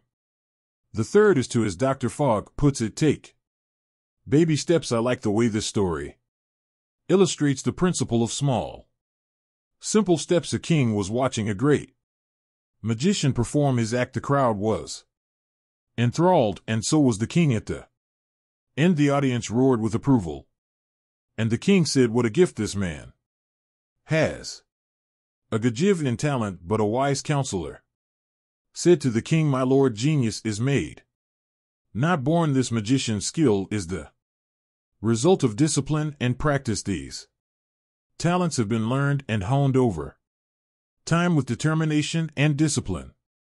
The king was troubled by this message. The counselor's challenge had spoiled his pleasure in the magician's arts. Limited and spiteful man, how dare you criticize a true genius? As I said, you either have it or you don't, and you most certainly don't. The king turned to his bodyguard and said, "Throw this man into the deepest dungeon," and he added, "For the counselor's benefit, so you won't be lonely, you can have 2 of your kind to keep you company. You shall have 2 piglets as cellmates from the very first day of his imprisonment." The wise counselor practiced running up the steps of his cell to the prison door, carrying in each hand a piglet. As the days turned into weeks and the weeks into months, the piglets steadily grew into sturdy bars. And with every day of practice, a wise counselor increased his power and strength. One day the king remembered the wise counselor and was curious to see how imprisonment had humbled him. He had the wise counselor summoned. When the prisoner appeared, he was a man of powerful physique, carrying a boar on each arm. The king exclaimed, "What a gift! This man has a God-given talent." The wise counselor replied, "My lord, genius is made not by born. My skill is the result of discipline and practice. These talents have been learned and honed over time. With determination and discipline, one of the only things that is likely to change your behavior is to make incremental progress you really don't want to make. Dinner: make something simple for your family to snack on while you cook dinner. Later, you're having trouble writing that Big speech for next month's conference. Just write the keynote to the speech now. You overwhelmed by the amount of reading you need to do for your economics class. Set a goal for yourself of reading the first chapter like the wise counselor. You must take it one step at a time, one day at a time. What you'll notice in all of these scenarios is two things. One is that they present you with something achievable, one on the way to reaching the championship of getting this job done. The other is that they all put you in a situation where you're likely to get even more accomplished. You're already in the kitchen now. Say you might as well finish making dinner. You've gotten through the keynote and you're on a roll, so maybe it makes sense to draft some more pages. The first chapter of your economics text wasn't nearly as dry as it seemed from the outside, and you already have the book open. You can handle a few more chapters by breaking a task that you are procrastinating about into smaller pieces. The path to getting it done becomes clear. The best way to deal with the tension between what you want and what you've done so far to achieve it is to remember what the Zeigarnik effect teaches us. You're not going to be able to ease your mind about this task until you complete it, so get yourself moving toward completion. Start somewhere, anywhere, even if you don't have the energy or the motivation to get the entire thing done. Get started on getting it done. You'll be thankful for the relief. Quick start. Think about an important task you've been putting off. What is it? How can you break it down into simpler steps that you can do each day on autopilot? Small, simple steps repeated led to habits. Our habits are a core part of who we are. Various studies have shown that somewhere between 40 and 50 of what we do every day is the product of a habit. That means that half of our lives is governed by what scientists term automaticity. This percentage might sound high to you. It certainly did to me the first time I heard it, but consider how many things you do every day without really thinking about them. You brush your teeth without thinking about it. You check your phone at predictable intervals. You drive to the office and don't particularly recall how you got there. You zip up your jacket, get the glass out of the cupboard, and click on the TV remote automatically. This, of course, is essential to how we conduct our lives. Could you imagine how overwhelming it would be if you had to think about every single thing you did? If even brushing your teeth required some conscious level of calculation, you'd be exhausted by 10 in the morning. Without habit loops, our brains would shut down, overwhelmed by the minutiae of daily life, writes Charles Duhigg in his best-selling book, The Power of Habit. People whose basal ganglia are damaged by injury or disease often become mentally paralyzed. They have trouble performing basic activities such as opening a door or deciding what to eat. They lose the ability to ignore insignificant details. One study, for example, found that patients with basal ganglia injuries couldn't recognize facial expressions including fear and disgust because they were perpetually uncertain about which part of the face to focus on. James Clear, author of the best-selling book Atomic Habits, says the habits you repeat every day largely determine your health, wealth, and happiness. Knowing how to change your habits means knowing how to confidently own and manage your days. Focus on the behaviors that have the highest impact and reverse engineer the life you want. I'll have it serve you in some way. Clear told me as you go through life you face a variety of problems you need to tie your shoe. Your brain is automating the solution to that problem. That's what a habit is. It's the solution to a recurring problem that you face throughout life, one that you've employed so many times that you can do it without thinking. If the solution doesn't work any more, then your brain will update it.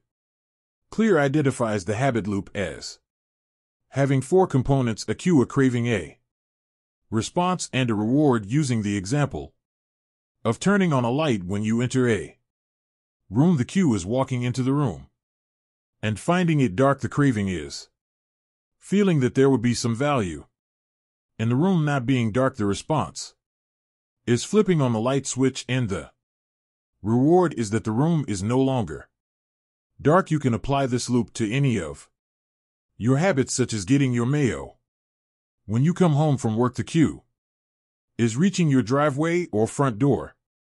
At the end of the day, the craving is hoping there's something in the mailbox. The response is going to the mailbox to find out, and the reward is getting the mail out of your mailbox. You probably didn't think about any of this until you actually had the mail in your hands. The habit loop, creating habits to automate essential parts of our lives, is a fundamental streamlining technique that we do largely unconsciously, often to our benefit. Of course, we also automate all kinds of things that we'd probably be much better off not turning into habits. I'm sure you know some version of this. Perhaps a cue is walking past your kitchen pantry. The craving comes from the knowledge that your favorite chips are in the pantry and your innate desire to eat them. The response is that you go into the pantry, open the bag of chips, and take out a big handful, and the reward is crunchy, salty, fatty deliciousness that doesn't benefit your health in any way. Our negative habits operate with the same level of automaticity as our healthy ones. Those chips are in your stomach before you've even had the opportunity to register that you were surfing them in your mouth. Now, because you're in the process of becoming limitless, you know that perpetuating negative behaviors is a drain on your superpowers. So how do you break bad habits? And just as importantly, how do you create new habits that will help you getting in the habit? Before we get to this, let's talk for a moment about how long it takes to form a habit. In a study for University College London, Philip Lally, Cornelia H. M. van Jaarsveld, Henry W. W. Potts, and Jane Wardle took participants through the process of developing a new healthy eating, drinking, or exercise habit, such as drinking water with lunch or jogging before dinner. They were asked to perform this new behavior based on specific situational cues every day for 84 days. For the majority of participants, they wrote, automaticity increased steadily over the days of the study, supporting the assumption that repeating a behavior in a consistent setting increases automaticity. By the end of the study, they'd found that it took an average of 66 days for the new behavior to become a habit, though it took individual participants as little as 18 days and as many as 254. It is also widely assumed that breaking a bad habit isn't about ending that habit, but rather about replacing it with a different, more constructive habit. Dr. Elliot Berkman, director of the Social and Affective Neuroscience Laboratory at the University of Oregon, notes it's much easier to start doing something new than to stop doing something habitual without a replacement behavior. That's one reason why smoking cessation is such as nicotine gum or inhalers tend to be more effective than the nicotine patch. So if the process of starting a new habit, such as setting aside time to read every day, is fundamentally the same as the process of ending a negative habit, such as grabbing those chips every time you pass the pantry, how does it work? As with so many of the things we've discussed in this book, motivation plays a key role. Speaking specifically about the effort to break habits, Dr. Thomas G. Pland, adjunct clinical professor of the Department of Psychiatry and Behavioral Sciences at Stanford University School of Medicine, said it depends on how much you really want to Break the depends on how much you really want to break the depends on how much you really want to break the depends on how much you really want to break the depends on how much you have it. Many people are ambivalent. They want to lose weight, but they like the foods they eat. They want to reduce their alcohol consumption, but love their happy hour. They want to stop picking their nails, but it reduces stress for them. So one important issue is how strongly you really want to break the habit in question. Second, how established is the problem? Habit. It is easier to break a new habit than an old one. Third, what are the consequences of not breaking the habit? Will a partner leave you? Will you lose a job? Will you get sick? Will something really bad happen if you don't change? Dr. B.J. Fogg created the Fogg behavior model to identify the circumstances that need to be present for a behavior change to occur, for target behavior to happen. He notes a person must have sufficient motivation, sufficient ability, and an effective prompt. All three factors must be present at the same instant for the behavior to occur. In other words, you need three things in place in order to develop a habit. You need the desire to do it, since it is exceedingly difficult to make habitual anything you really don't want to do. You need the skills to do it, since it's nearly impossible to make a habit out of anything you don't have the capacity to accomplish, and you need something to get the habit loop started. Let's look at each element in turn. Motivation. We've talked about motivation already, but it's worth revisiting the subject here to see it from Fogg's perspective. Fogg identifies three key motivators. 1. Pleasure, pain. This is the most immediate motivator. In this case, the behavior has a nearly immediate payoff, positive or negative. I believe pleasure pain is a primitive response, says Fogg, and it functions adaptively in hunger, sex, and other activities related to self-preservation and propagation of our genes. 2. Hope, fear. Unlike the immediacy of the previous motivator, this one is all about anticipation. When you're hopeful, you're anticipating something good happening. When you're fearful, you're anticipating the opposite. This dimension is at times more powerful than pleasure, pain, as is evidence in everyday behavior. Thought notes, for example, in some situations, people will accept pain in order to overcome fear. 3. Social acceptance, rejection. Humans have always desired to be accepted by their peers, dating back to the time when being ostracized could mean a death sentence, and this remains an extremely strong motivator. The power of social motivation is likely hardwired into us and perhaps all other creatures that historically depended on living in groups to survive. Ability. Fogg equates ability with simplicity, noting that when something is simple for us, we are considerably more likely to do it. He defines 6 categories of simplicity. 1. Time. We only perceive something to be simple if we have the time available to perform the function. 2. Money. Similarly, if something stretches our financial resources, we do not consider it simple. 3. Physical effort. We consider things that are physically easy for us to be simple. 4. Brain cycles. Simple things no tax our thinking, and we shy away from things that require us to think too hard. 5. Social deviance. This goes back to the acceptance motivation. A simple act fits into societal norms. 6. Non-routine. How far something is out of one's normal routine will define its level of simplicity. Prompts. Finally, Fogg notes 3 types of prompts. 1. Spark. A spark is a type of prompt that immediately leads to a form of motivation. For example, if opening your email leads to a level of fear over what you might find there, you're likely to adopt a habit that will change that fear. 2. Facilitator. This type of prompt works when motivation is high but ability is low. For example, if you want to use a certain kind of software on your computer better, take a Versa tool that makes that software easier for you to use is likely to cause you to adopt this behavior. 3.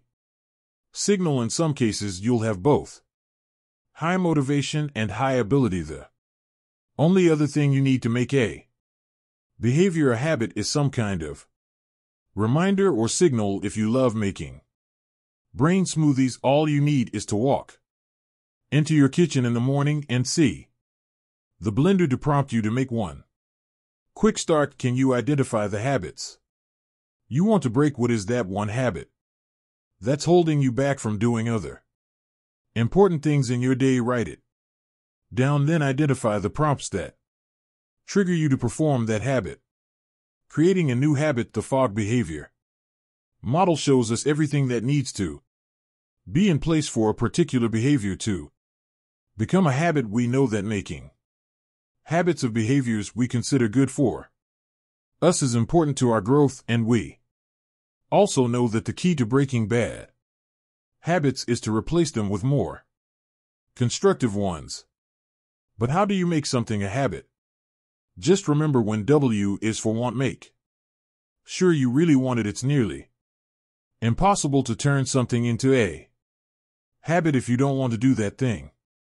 Does one of the motivators in the fog model apply to the habit you're trying to adopt? If not, is there something close to this habit that might accomplish something similar for you? As for innate, does the new habit you're trying to adopt align well with your innate abilities? Remember that you're unlikely to make something a habit when it is consistently difficult for you to perform. If the habit you're trying to adopt is something that you are good at, or you know you can be good at, you're well on your way in. Is for now, create a prompt for yourself that encourages you to perform the new habit now. This can be anything from a reminder on your phone to placing something in your office that makes you remember to set aside time to do what you were setting out to do. Growing your life one habit at a time. In case you're still wondering how much of an effect establishing good habits can have on your life, let me share a story about one of our clients. Zion suffered from schizophrenia and depression. He often heard voices telling him to hurt himself or others, and he endured several stints in psychiatric wards because of this. After finding the right medication and emerging from his latest round of treatment, he discovered my podcast and learned some of the tactics that I teach in my school. He started listening on a regular basis and participated in the Kwik Challenge, a series of exercises I take people through to introduce novelty to their thinking and therefore keep their brains tuned for learning. At first this was hard for Shang, but he focused on doing just 2 particular challenges: brushing his teeth with his opposite hand and taking a cold shower every morning. He increased his time under the cold water by 1 minute each week, and in doing so, discovered that being able to do something hard like standing under freezing cold water for several minutes each morning made him realize that there were areas in his life in which he was fighting for his limitations. Building from these Kwik Challenge experiences, he started applying what he was learning about habits and behavior change to other areas. Zion's life improved dramatically. He took his driver's license test and passed. He changed his diet, cut out sugary drinks, and started taking a 5 of my new jog in the park. Every morning he started reading books, the first being Mindset by Karen Weck. And as he read, he listened to Baroque music to pace his reading and distract himself from hallucinations. It took him a month to finish the book, but when he did, he felt a sense of confidence he had never had before. Trips to the library became a regular thing. has even taken his learning to the next level and involved in computer science classes at a local college, and the best part is that he now believes he is a lifelong learner. You may think that because of all your past failed attempts to change your habits and routines, you are doomed to failure forever. Zion's story shows that by changing just one or two small habits in your day, incredible progress can follow. Something as simple as brushing your teeth with the opposite hand can be a start to an entirely new way of life. Establishing a morning routine. Why is your morning routine so important? I strongly believe that if you jumpstart your day by jumpstarting your brain with a series of simple activities, you have a huge advantage. In addition, if you set up winning routines early in the day, you can benefit from what Tony Robbins calls the science of momentum, the notion that once you set accomplishment in motion, you can keep it in motion with much less effort than if you are trying to accomplish something from a standing start.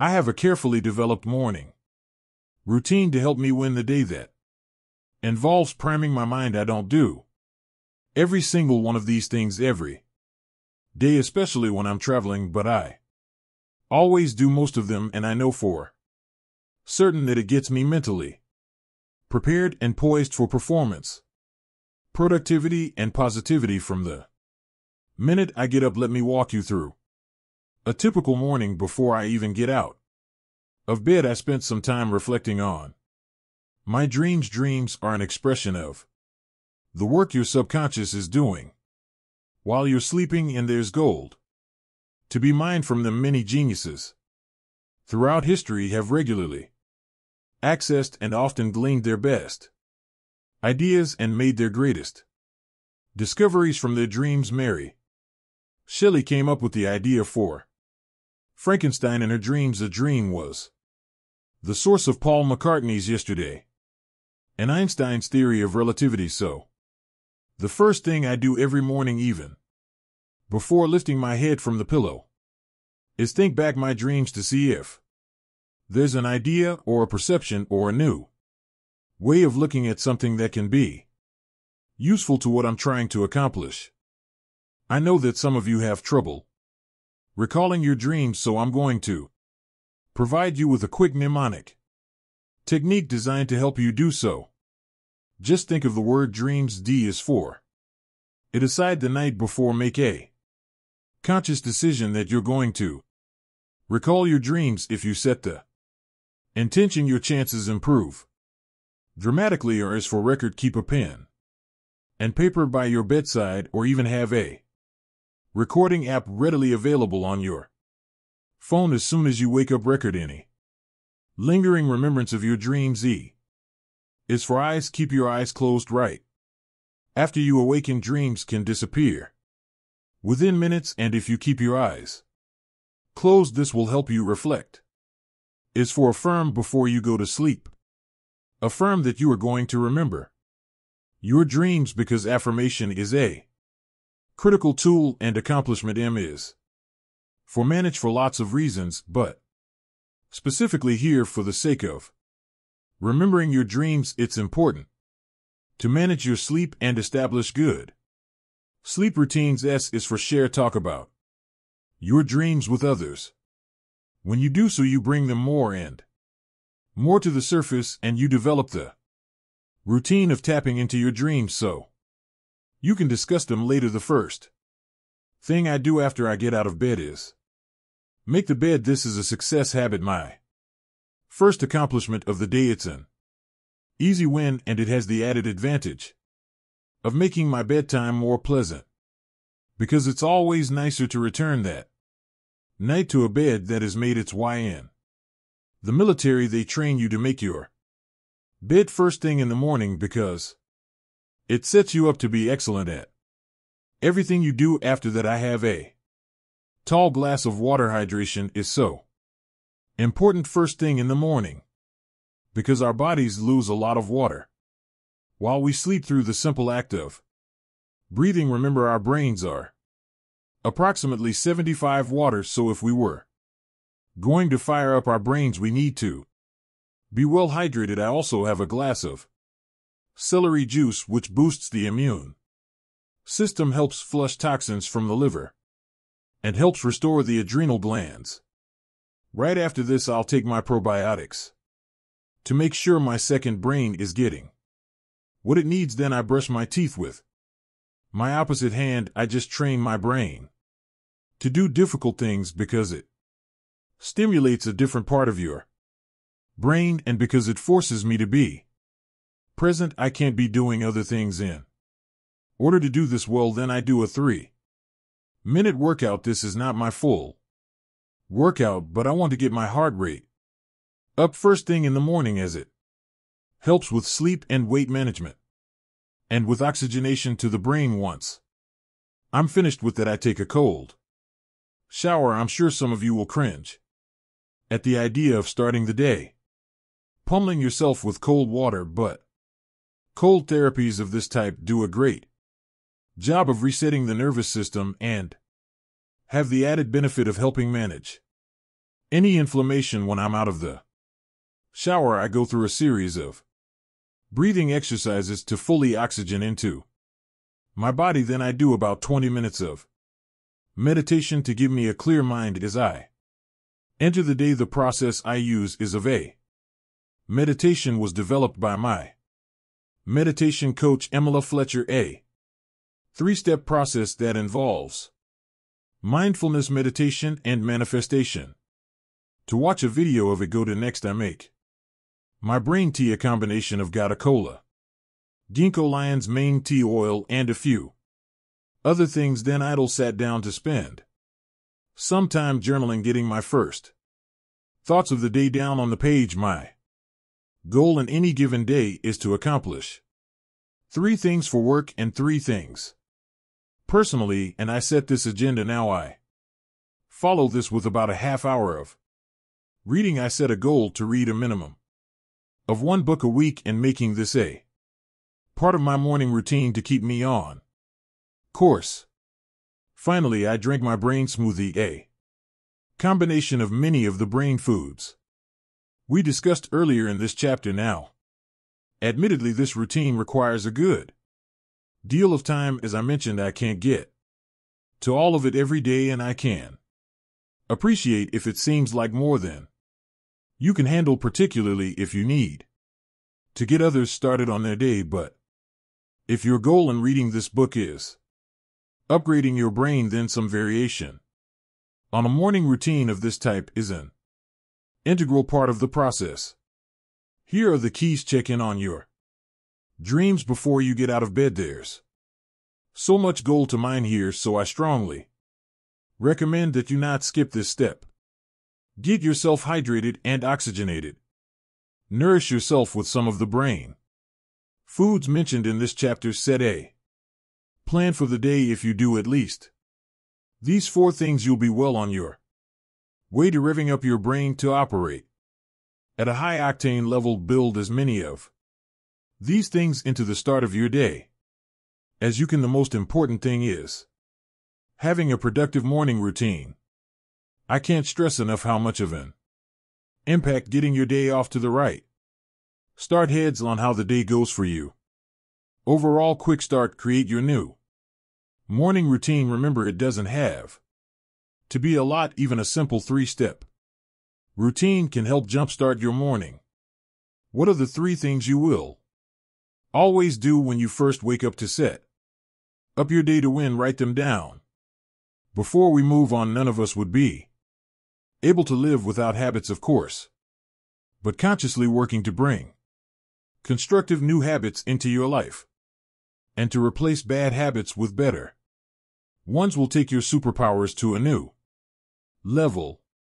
Before you move on to the next chapter, here are a few things to do. Bolster your understanding of the habit loop by thinking about the 4 components of some of your most common habits, like making your breakfast or taking the dog for a walk. What's the cue? The craving, the response, and the reward for each of these. Spend a few minutes thinking about A habit that you'd love to replace with a more constructive one using the fog.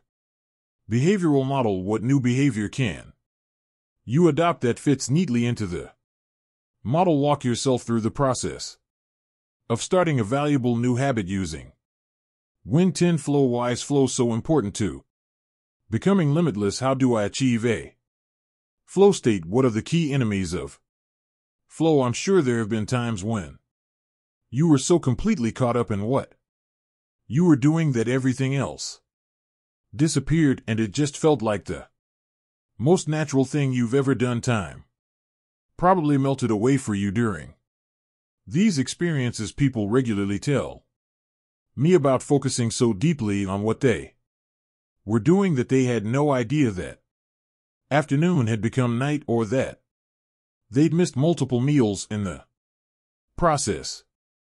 This experience is flow in his groundbreaking book Flow, The Psychology of Optimal Experience. Psychologist Mihaly Csikszentmihalyi describes flow as the state in which people are so involved in an activity that nothing else seems to matter. The experience itself is so enjoyable that people will do it even at great cost for the sheer sake of doing it. Took Csikszentmihalyi. Flow is an expression of optimal experience. Dr. Csikszentmihalyi describes flow as having 8 characteristics. 1. Absolute concentration. 2. Total focus on goals. 3. The sense that time is either speeding up or slowing down for a feeling of reward from the experience. 5. A sense of effortlessness. 6. The experience is challenging but not overly so. 7. Your actions almost seem to be happening on their own. 8. You feel comfort with what you are doing as you've likely experienced yourself being in a flow state. Dramatically boosts your productivity. Reports have suggested that flow can make you as much as 5 times more productive. The people at McKinsey have even imagined a workforce where flow is commonplace. When we ask executives during the peak performance exercise how much more productive they were at their peak than they were on average, for example, we get a range of answers, but the most common at senior levels is an increase of 5 times. Most report that they and their employees are on the zone at work less than 10 of the time, though some claim to experience these feelings as much as 50 of it if employee is working in a hike and hemp environment. Are 5 times more productive at their peak than they are on average. Consider what even a relatively modest 20 percentage point increase in peak time would yield in overall workplace productivity. It would almost double winning with flow. Patrick, a member of our community, struggled constantly with ADHD and an inability to focus. It had been a problem for him throughout his life. He was easily distracted, or in the reverse verse, he was hyper-focused to the detriment of everything and everyone around him. He even experienced the stirring this Brazilian Jiu-Jitsu tournaments. He had difficulty deciding which technique to use with opponents and felt as though he was trying to use every move at once, even though many of them weren't appropriate for the situation. His inability to focus affected his work, his family life, and his favorite sport, and he felt a high level of stress nearly all the time. Then one day he started listening to episodes of my podcast, where he heard about the stages of flow, as well as several other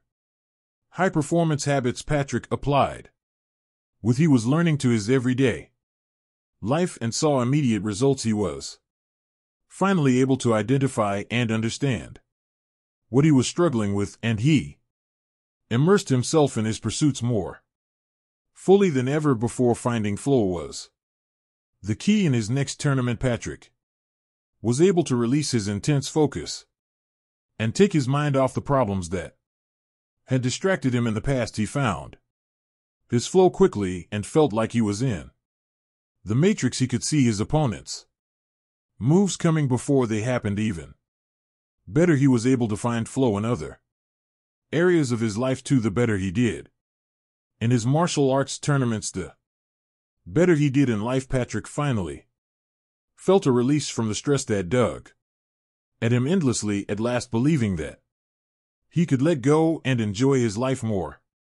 The 4 stages of flow. The flow state has a predictable arc to it. Our podcast guest Stephen Kotler, founder of the Flow Research Collective and the author of The Rise of Superman, has identified the 4 stages of flow. Stage 1, struggle.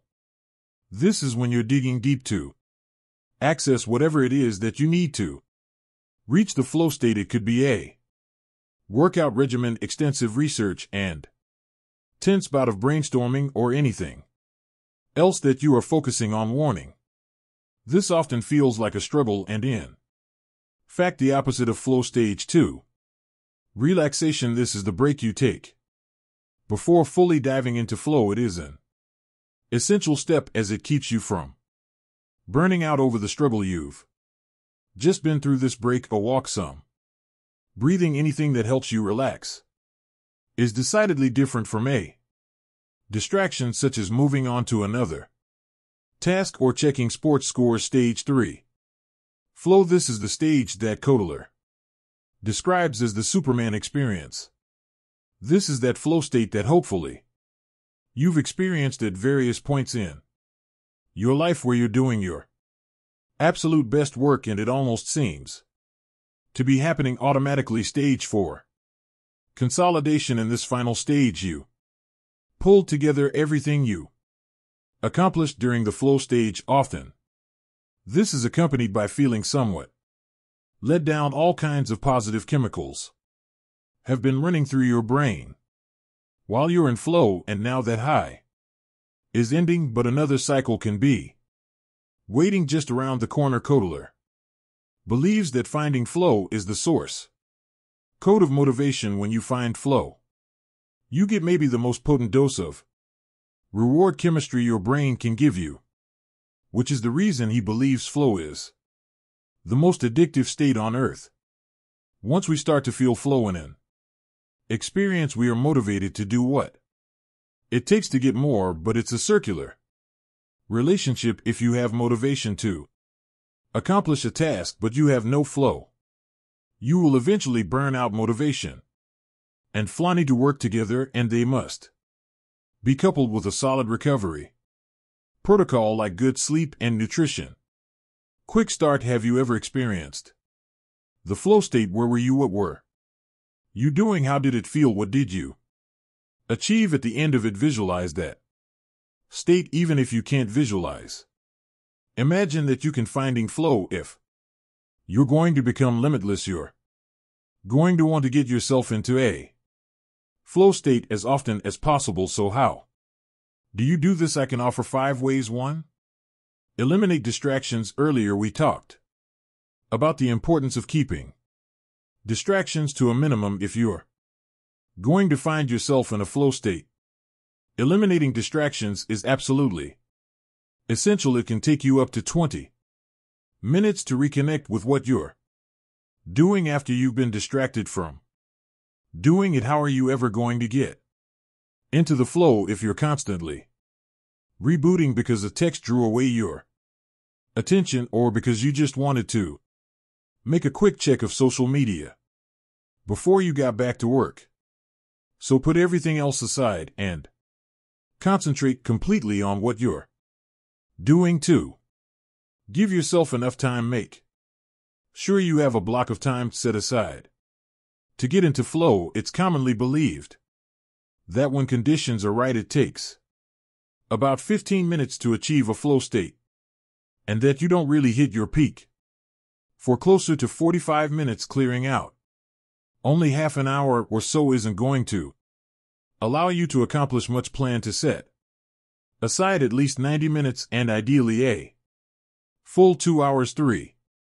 Do something you love. When we think of flow, we tend to think of people achieving at extremely high levels: the athlete perfecting her game, the musician crafting the ideal guitar solo, the Writer quickly putting words down on the page as though taking dictation rather than creating what's common among all of these people is that they are doing something that matters to them a great deal they wouldn't be satisfied with only being moderately competent as they aren't performing a task with which they have a casual relationship. They're doing things they love. I've been talking to people about flow for decades, and I don't think I've ever heard someone mention being in a flow state about something they were doing only to pass the time. It's like the difference between driving an old junker and driving a brand new Aston Martin. Both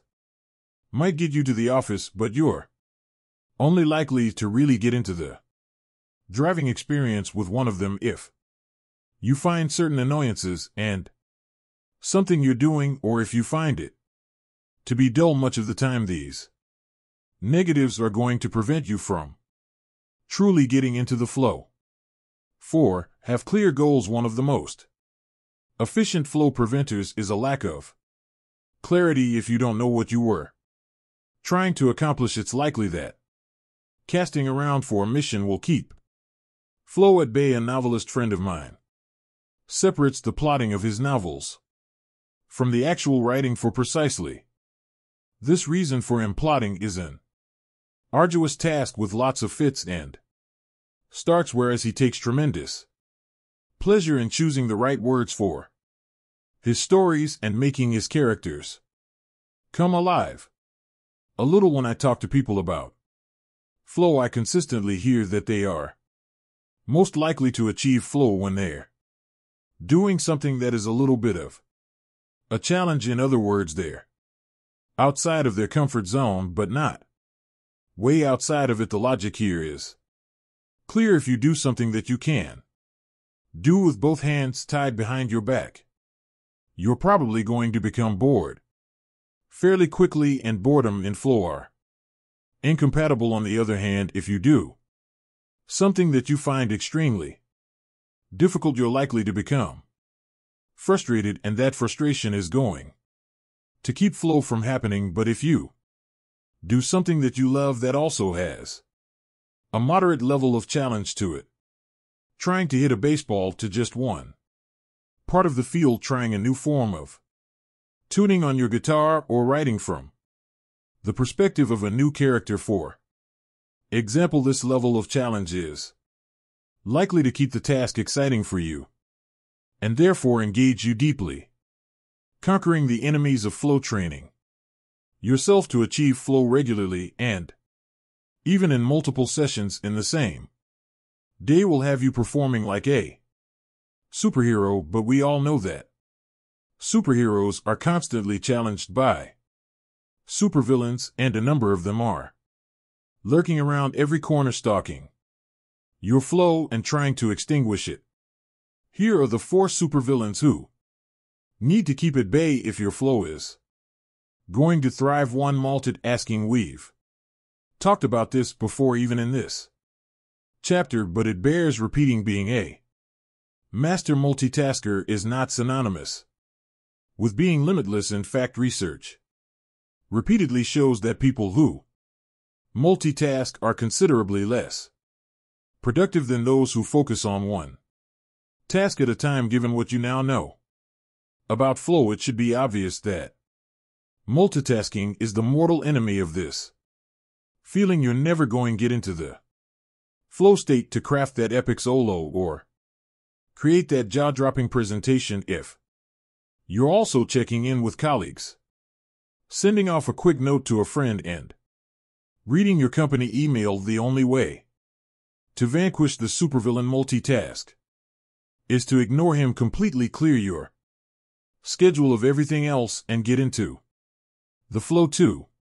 Stress. This is a particularly deadly superb lane, and one that sometimes requires a monumental battle to defeat if you have lots of outside stressors in your life. Deadlines, relationship issues, family problems, worries about your job security, etc. They're likely to sneak up on you at any given moment. I'm sure you've had the Experience of thinking about something. Entirely different when you're suddenly ambushed by an anxious reminder that you're facing some troubles at home once that thought is in your head. Any opportunities for flow are crushed. Defeating this supervillain requires two expert moves. The first is to look the supervillain in the eye before you start and ask yourself if there is anything that you absolutely must deal with before you can get into flow. If the answer is yes, address that first, but in all likelihood, the answer will be no, it isn't that the stressors aren't real, but they often don't need your immediate attention, and they aren't going to be worse 2 hours from now. If that's the case, contend with this supervillain by putting up your force field, make your space impenetrable by outside stressors so you can concentrate completely on the task at hand. 3. Fear of failure. Perfectionism reduces creativity and innovation, writes Harris Straff-Morano, editor-at-large and the former editor-in-chief of Psychology. Today it is a steady source of negative emotions rather than reaching towards something positive. Those in its script are focused on the very thing they most want to avoid: negative evaluation. Perfectionism, then, is an endless report card. It keeps people completely self-absorbed, engaged in perpetual self-evaluation, reaping relentless frustration and doomed to anxiety and depression if you go into a task with the belief that you absolutely must perform this task perfectly and that failure will be devastating. You're going to be so focused on not failing that you'll never get into a state where you can truly excel. Remember earlier when we talked about how one of the ideal conditions for flow is pushing yourself just a little outside of your comfort zone. When you do this, you increase the odds that you're not going to get everything right the first time.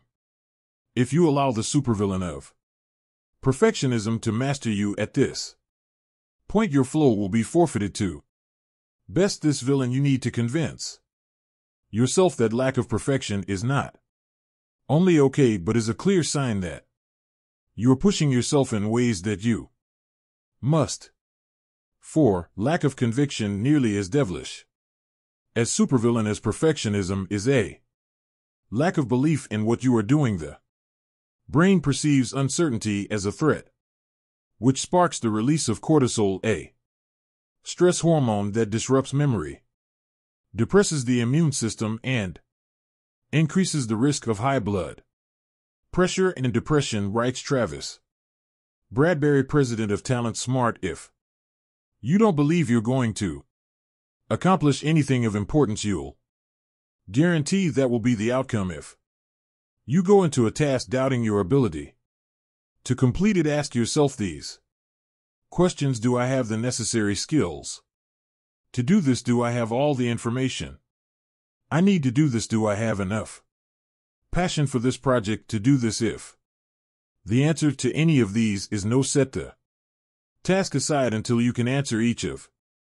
these questions in the affirmative. But if the answer to all three of these questions is yes, take this supervillain down and get into the flow before we move on. The flow experience is one of the greatest highs any of us will ever experience. It is also fundamental to becoming limitless. By this point, you should have a better sense of what flow is and how to get there. Before we move on, take a little time to try out the following. Reflect on a few times you've been in the flow. What were you doing? What was consistent about those experiences? How can you get back there more often? Take out your calendar and find a spot in the next few days where you can carve out 90 minutes to 2 hours. This needs to be a time when you can free yourself of all distractions. Now, what are you going to do with that time to dramatically boost your productivity? How often do you go into a project with one of the supervillains we talked about in this chapter stalking you? What Can you do right now to defeat that? Superb laying before going into your next. Project laying before going into your next. Project laying before going into your next. Project laying before going into your next. Project laying Part 4 Limitless Methods. And how method a specific process. For accomplishing something especially. An orderly, logical, or systematic way of instruction. By this point you've discovered how to unleash 2 of the elements necessary to become limitless. You've learned how to approach every day with a productive mindset, and you've learned how to do so with an optimal level of motivation. But there's one more that differentiates limitless people from those who were encumbered by their limitations. Methods are the procedures or processes for accomplishing something. In this context, method is the process of learning how to learn, also called meter learning. When we go through the education system, we are taught very antiquated and inefficient ways of learning, such as subvocalization and rote memorization. As I mentioned at the start of this book, when I was struggling as the boy with the broken brain, I wasn't incapable of learning. History has shown that, but I wasn't succeeding at learning in the way I was being taught. It wasn't until I mastered a new way of learning, a method. You will see over the course of the coming chapters that I could finally use my brain to excel. In this section, you are going to learn the science of accelerated learning and media learning. In 5 areas: focus, study, memory, speed, reading, and thinking. These are the 5 flagship programs that we teach to individuals and organizations at Kwik. Learning. Take special note of the lead-in questions at the start of these chapters, and make sure to try out all the exercises I've included. Once you start using these tools, I think you'll find yourself using them all the time. And I think you'll be amazed at what they unlock for you. 11. Focus. What can I learn from what I'm like when I'm most focused? How can I increase my ability to concentrate? How do I limit my distractions and calm my busy mind? What's the difference between someone performing at superhero levels and someone failing to ever discover their superpowers? In many cases, it's a matter of focus. I'm sure you've had numerous times in your life when you've really logged in on a task. Maybe it was writing a report that mattered a great deal to you. Maybe it was having a session with a mentor you love. Maybe it was attacking a bowl of your favorite ice cream. How did you do with these tasks? In all likelihood, you crushed them, writing one of the best reports parts of your life, learning huge amounts from your mentor, and devouring that ice cream like it was the last dessert in the world. This happened because you were able to train your focus on the task at hand. Get right on that task and not let anything distract you from that task. So why do most of us have only so much ability to maintain focus? Simply, I think it's because we were never taught to do so. Certainly, I don't recall having a focus class when I was in elementary school. Do you remember when you were a kid and you went outside on a sunny day with a magnifying glass? How cool was it to hover the glass over a leaf, see an intensely bright spot appear on the leaf, and then watch as the leaf started to smoke and burn? What you were able to do was focus a greater level of the sun's intensity on that leaf, and where the bright spot appeared, things were at their hottest. Interestingly, when we talk about someone being intelligent, we often call them bright. Going back to our magnifying glass analogy, maybe what we're really saying isn't that this person is much more intelligent than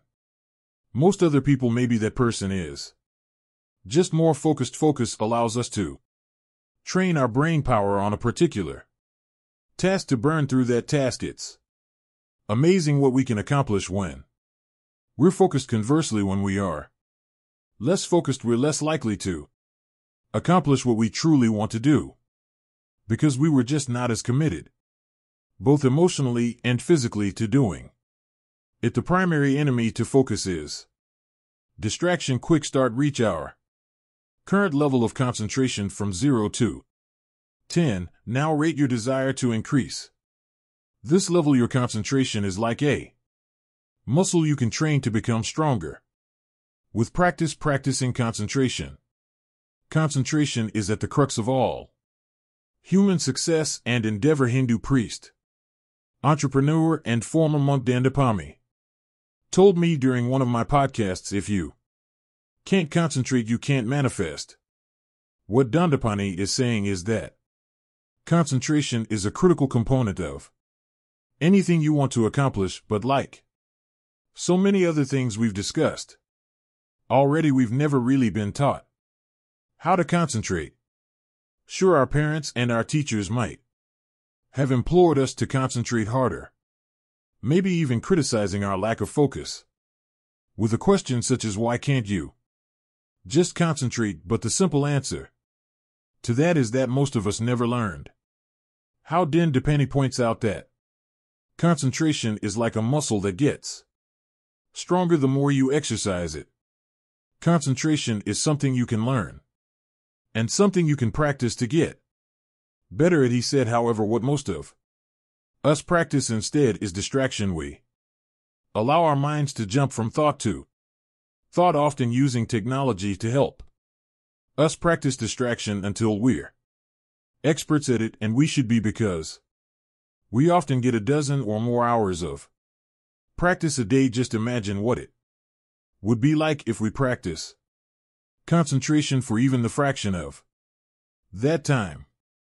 Dandapani has a remarkably clear way of looking at this. I define concentration as my ability to keep my awareness on one thing for an extended period of time. Every time my concentration drifts, I use my willpower to bring my awareness back. Most of us think of lack of concentration as a function of our mind bouncing from place to place.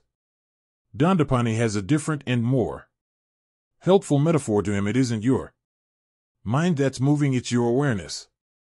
He sees awareness as a glowing ball of light that moves to different parts of your mind. In order to excel at concentration, you need to make yourself keep that ball of light trained on one spot in your mind for an extended period. This won't be easy at first, but a conscious effort to exercise your willpower in this way is likely to lead to impressive results you can work on the stirring nearly any pursuit. If you're having a conversation with someone, make a concerted effort to pay attention to nothing other than that conversation. If you notice your awareness drifting away from the conversation, refocus your glowing ball of light. If you're reading a report for work, train your eyes on the words as though nothing else exists. Again, if you notice the light of your awareness beginning to shine on something else, bring that ball back to the report. If you make the commitment to practice concentration an hour or so a day, it will soon become second nature. Whenever possible, try to do one thing at a time. We've talked a bit about multitasking already, but for now, just remember that multitasking is a grossly inefficient way to get anything done. If at all feasible, allow yourself to do whatever you're doing to the exclusion of everything else. If you're on the phone, don't scroll through social media. At the same time, if you're making breakfast, don't also work on your to-do list for the day by doing one thing at a time. Your concentration muscle will become incredibly strong and your focus will reach limitless levels. Another key to boosting your concentration is decluttering your environment. A Princeton University study found that multiple stimuli present in the visual field at the same time compete for neural representation by mutually suppressing their evoked activity throughout the visual cortex, providing a neural correlate for the limited process and capacity of the visual system in a person's terms. What this means is that physical clutter in your surroundings competes for your attention, which results in decreased performance and increased anxiety and stress levels. So, if you want to become a master at concentration, divest yourself of the potential for distraction whenever concentration is critical. If you're working on your computer, shut down every application and every open tab other than the ones you absolutely need to perform the task at hand. Limit the number of items in your physical workspace as well. While I think many of us consider a desk piled with books, magazines, papers, pictures of our kids, and souvenirs from our vacations to be cozy or even the sign of an active mind, every single one of those items creates a pull away from your concentration. Family heirlooms are wonderful, and you already know how I feel about books. Just limit the number of these things that share residence with the place where you need to be most productive. Calming your busy mind on limiting your focus requires more than just getting to the tasks at hand. As we've already discussed, focus requires an ability to set aside distractions and give all your attention to what you're doing. But is that even possible anymore? Most of us are working on multiple devices at the same time, often with multiple applications running on each of those devices. We have meetings to attend, emails and text to answer, social media statuses to update, and multiple projects in play. Yet precisely because of this, it's more important than ever to find ways to bring calm to your mind. You might not even realize it, but all the input you're getting on any given day is causing you a considerable amount of stress. If you're like many people, you might even think of this as a positive thing because it means that you're busy. And by being busy, you are making a meaningful contribution to the world.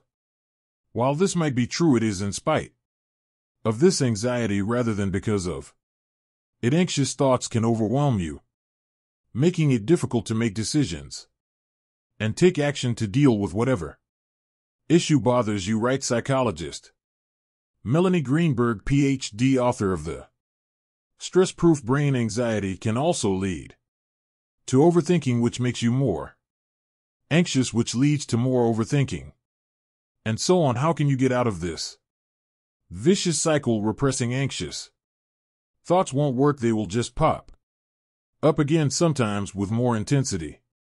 Juliet Fund is the CEO of the consulting firm White a Space at Work. She describes White a Space as the thinking time, the strategic pauses in between the business. When she was on my podcast, Julia called White a Space the oxygen that allows everything else to catch fire. What both Greenberg and Fund are identifying is the need for all of us to have more time when our minds aren't cluttered. It's obvious how doing this will positively affect our mental health, but what's less obvious is how it will also dramatically improve our focus and our productivity.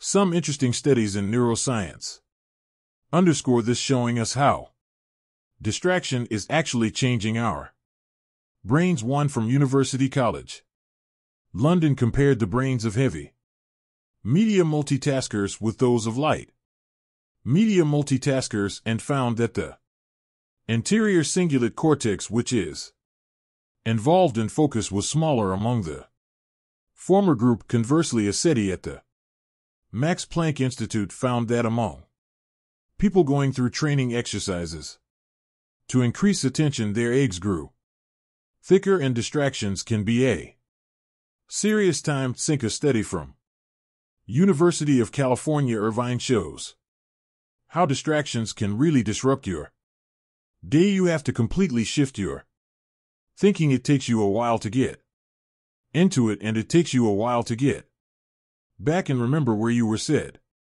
Gloria Mark, LED, author of the study. We found about 82% of all interrupted work is resumed on the same day, but here's the bad news: it takes an average of 23 minutes and 15 seconds to get back to the task. That's more than 20 minutes every time you're distracted. And how often are you distracted? Everyday tools like meditation, yoga, and certain martial arts can be tremendously valuable in helping you calm your busy mind. But if you're in the middle of the day and can't afford to get away for more than a few minutes, there are still some things you can do. 3 important ones are: 1. Breathe. We've already talked about the value of taking deep cleansing breaths as part of your morning routine, but doing the same thing is valuable whenever you need to recenter yourself. Holistic health expert Andrew Weil, MD, developed a breathing tool that he calls the 4-7-8 method. It works like this: exhale completely through your mouth, making a whoosh sound. Close your mouth and inhale quietly through your nose to a mental count of 4. Hold your breath for a count of 7. Exhale completely through your mouth, making a whoosh sound to a count of 8. This is 1 breath. Now inhale again and repeat the cycle 3 more times for a total of 4 breaths. 2. Do something that has been causing you stress. This goes back to what we talked about earlier regarding procrastination. As we now all know, things weighing on our minds are going to continue weighing on our minds until we deal with them. If you're having trouble focusing, or if your mind is operating on a dozen planes at the same time, it's very possible the reason this is happening is because there's something that you need to do that you've been avoiding doing. If that's the case, do a little 4-7-8 breathing, deal with the stressful task, and then you can get back to everything else you want to do with increased focus. Quick start with: is that one important thing that you're avoiding that is affecting your focus? 3. Schedule time for distractions. It might be a challenge for you to turn off your phone and your email when you need to focus, but if you can convince yourself to do these things, great. They're relatively easy to do. What's likely to be considerably harder is to avoid letting worries and obligations get in the way of whatever you're trying to accomplish in that moment. There's a reason you're seeing these things as worries or obligations, and that makes them much harder to push out of your mind. Addressing one of your concerns head on, as we just discussed, is one way to deal with this, but there are going to be situations where that's simply not possible. Instead, what if you set aside a specific time in your schedule to move these worries and obligations to the forefront of your mind? Simply saying, "I'll worry about that later," isn't likely to keep that worry from creeping back 20 minutes from now, but saying, "A worry about that at 4:15 very well might." Quick start: schedule your next distraction time before we move on.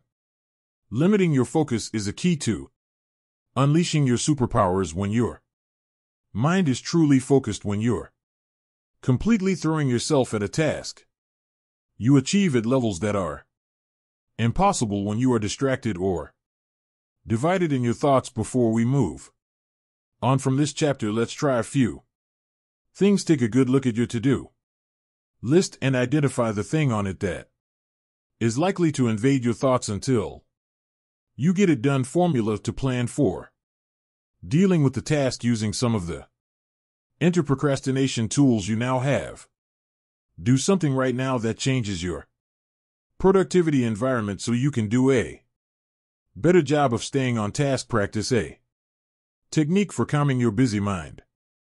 Does it work for you? If so, commit to using it regularly. 12. Study. If I'm going to be a lifelong student, how can I optimize my study time? Is cramming the best way to learn something? How do I become a better note taker? One Friday night, after a very busy work week, I received a call. The person on the other End of the phone told me that we had a common friend and that this friend had suggested he reach out to me. Sure, how can I help you? I said. For the first 30 seconds of our call, this man had seemed entirely calm, but without question his voice became more animated. You've gotta help me, please. My speaker can't make it out tomorrow because of an emergency.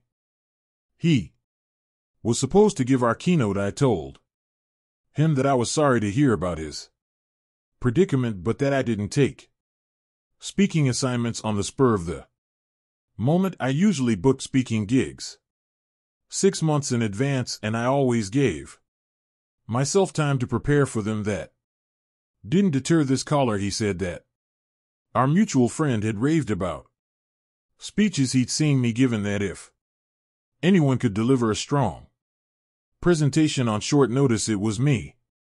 Please save me, he said with even more motion in his voice. This guy's plight was starting to get to me. I happened to be free on Saturday, and the conference he was throwing was in Manhattan, where I lived. I decided to ask him the topic of the keynote. When he told me, I stared at the phone as though the caller was speaking to me in an alien language. Why are you calling me about this? I said. I know nothing about that topic. Yes, but the speaker who canceled has a book. I'm not sure how that matters. The caller responded so quickly that it was clear he'd already prepared this argument. I've heard you're a speed reader. I was thinking you could come in a little early, study the book, and then give speech. This scenario was so completely outlandish that I did the only thing I could do under the circumstances. I took the engagement.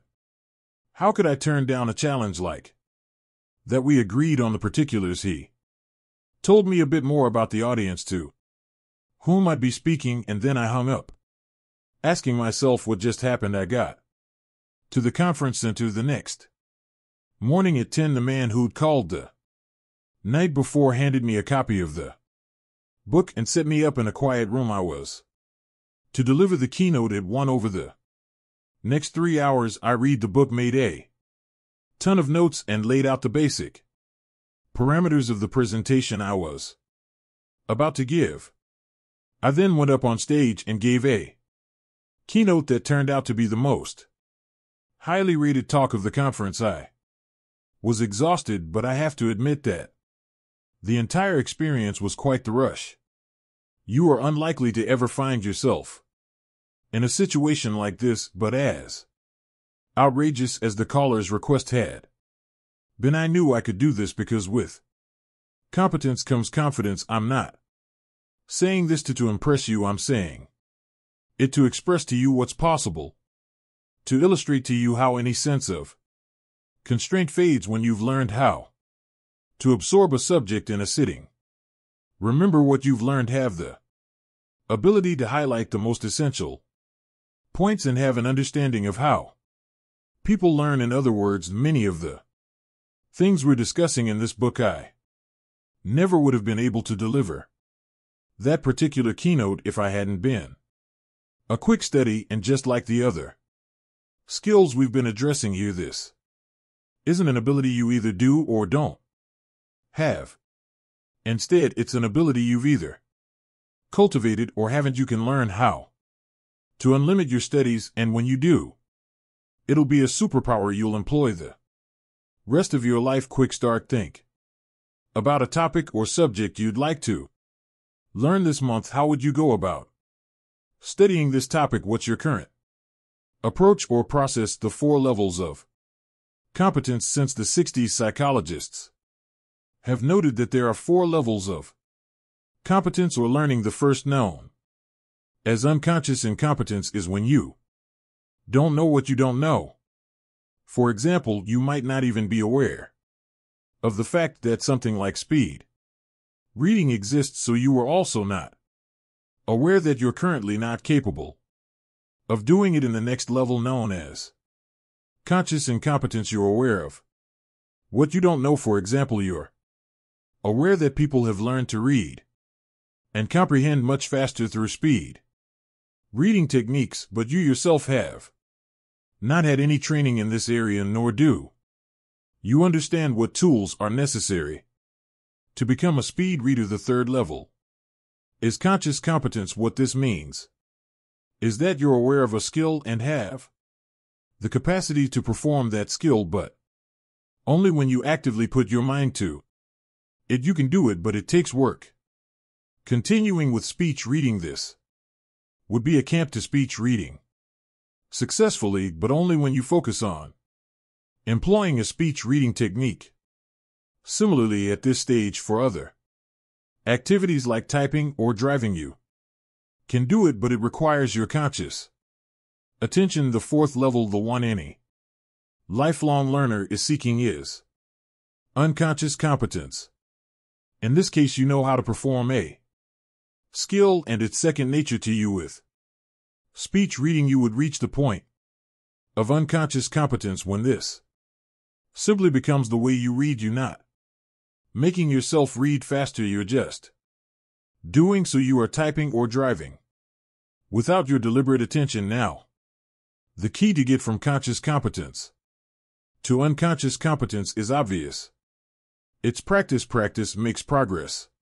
While the model psychologists use ends, there I would add a fifth level, true mastery. This is a step beyond unconscious competence to where it's second nature to perform a skill at an elite level. This is the level of being limitless, and if you're going to be a master, you're going to need to study like a superhero. How to study better? Why are most of us restrained in our ability to study? Most people do not know how to study effectively because they were never taught. Many people naturally assume they already know how to learn.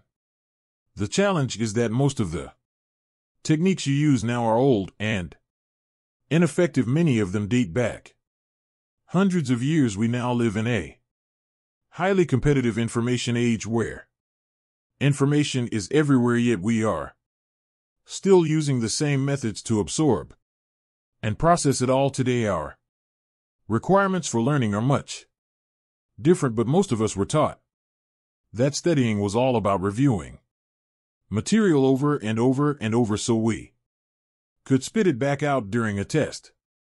We're going to talk in a moment about why cramming is such a bad idea, but vice up to say the process is far from optimal. The most successful people in the world are lifelong students. That means they're continuously learning new skills, keeping up with the latest in their chosen fields, and staying apprised of what other fields might be able to offer to them. As we discussed earlier in this book, there are enormous benefits to spending a lifetime learning. So if you're going to approach your goal of being a limitless learner, you're going to want to make study a part of your entire life. This is something that James, one of our students, discovered. Although it took a little time, James struggled with his education, and after a high school, he spent 3 years working at a liquor store. Even though he'd always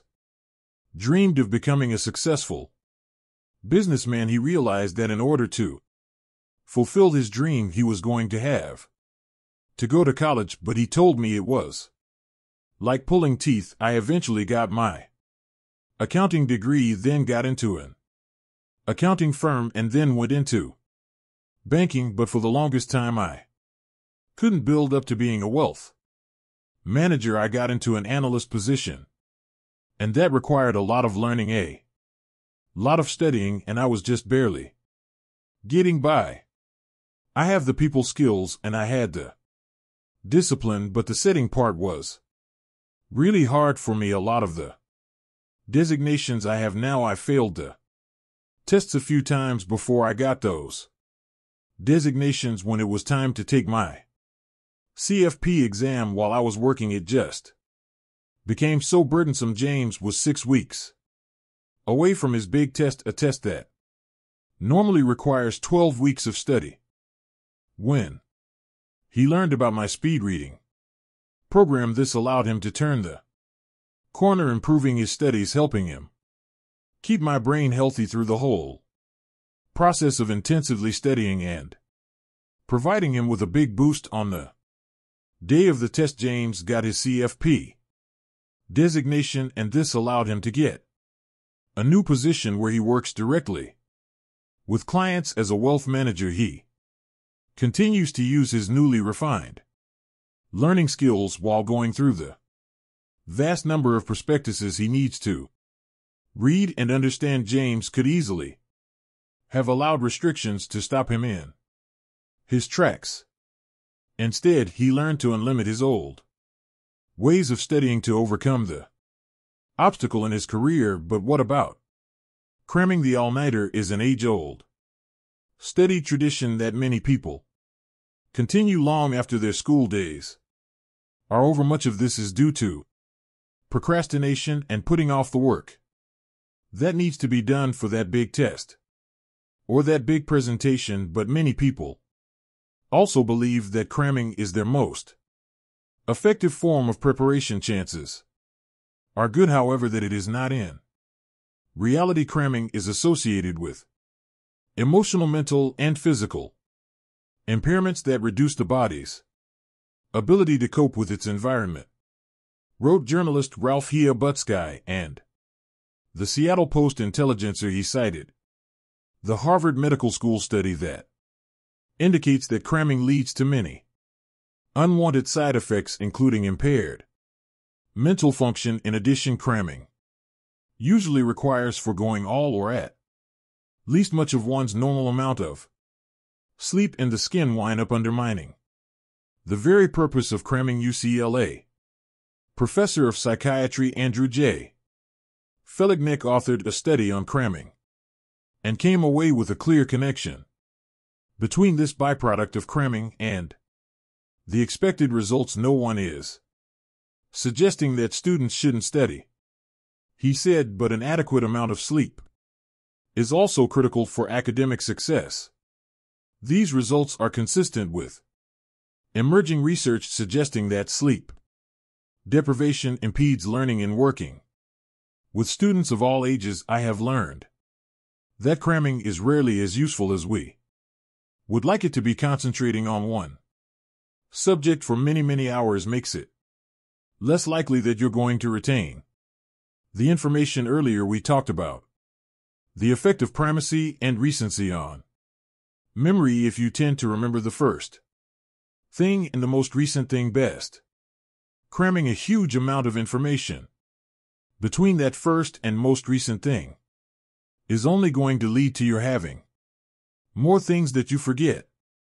We'll talk about a better alternative in a moment. Whether you're a high school junior taking 5/8 classes with the goal of gaining acceptance to a top college, or a corporate head faced with the need to stay on top of your rapidly changing industry, you're likely facing two challenges simultaneously: a mountain of information to scale and little time in which to scale it. If this is you, you're going to want to make sure you're studying as efficiently as you can. Over my years of helping people to learn faster and study better, here are 7 of my favorite simple habits to unlimit your studies.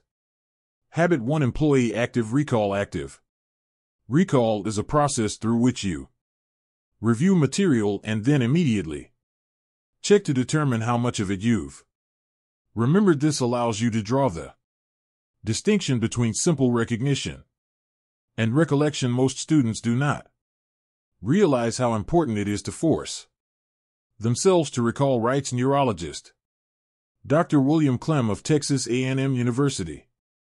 In part, this is because they are conditioned by multiple choice tests to recall passively, that is, recognized when a correct answer is presented, as opposed to generating the correct answer in the first place. Studies of student learning practices reveal how important to memory formation it is to retrieve information you are trying to memorize. To employ active recall, do this: review the material you are studying, then close the book, turn off the video or lecture, and write down or recite everything you remember from What you just reviewed, everything you remember from what you just reviewed. Everything you remember from what you just reviewed, everything you remember from what you just read. Now look at the material again. How much did you remember? Make sure you have enough steady time to allow yourself to go through this process multiple times, as Clem points out. The studies showed that optimal learning occurred when an initial learning session included repeated study and forced recall testing of all items at least 4 times in a row. This leads me to the next important habit to adopt.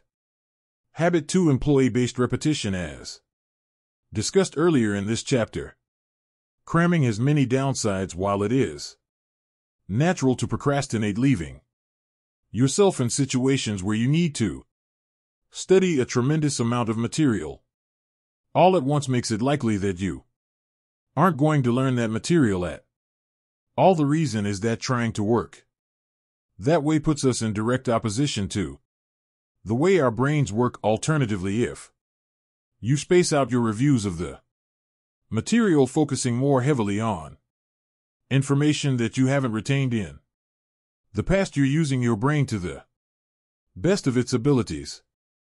Based repetition is simple but highly effective because it deliberately hacks the way your brain works, agrees James Gupta, CEO of the online learning platform Synapse. It forces learning to be effortful, and like muscles, the brain responds to that stimulus by strengthening the connections between nerve cells by spacing the intervals out.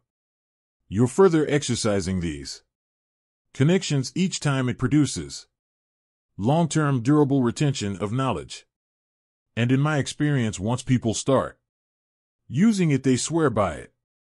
Spaced repetition seems to work most effectively when you can review the material at similar intervals. This is why it's important to give yourself enough time. Perhaps you perform the review once in the morning and again right before dinner for 4 days in a row, and then move on to other material you need to study at similar intervals. Use this technique in concert with active recall. Review the material, test yourself on what you remember, then take a break before coming back to this particular material. Habit 3: manage the state you're in. As we talked about earlier in this book, the state you're in when you perform any activity will have the greatest impact on your success. For example, if you had a really bad day and were asked to give a presentation for your job or take a test, you most likely would not perform to the best of your ability. This is because your state of mind did not promote optimal performance. On the other hand, if you're feeling great when the same opportunity arises, you would definitely produce better results. The more positive and resourceful your state, the greater the results you'll produce. Studying is no different. Your posture also controls the state of your mind. Sit as if you're about to learn the most crucial life-changing information. Did you just have to move? If you did, then notice how you feel more focused after you've changed your posture. When you sit straight, it also facilitates breathing and the circulation of necessary oxygen to your brain and the rest of your body. If you are slumped over, it could stifle the breathing process and make you tired. Quick start while you are sitting in a chair. Slump over, look down, take short breaths, and put a frown on your face. Do this now. How motivated do you feel to achieve success?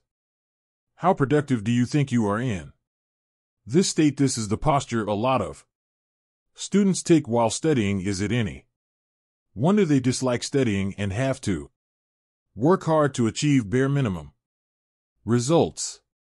Now sit up straight and smile. How much better do you feel? Habit 4: use your sense of smell. I'm sure something like this has happened to you. You walk into a room and discover the air filled with a particular scent. Maybe it's the smell of a specific spice baking in the oven that Scent immediately sends you back to a day with a childhood friend when she made a joke that was so funny that milk came out of your nose. Why would the smell of that spice trigger that memory?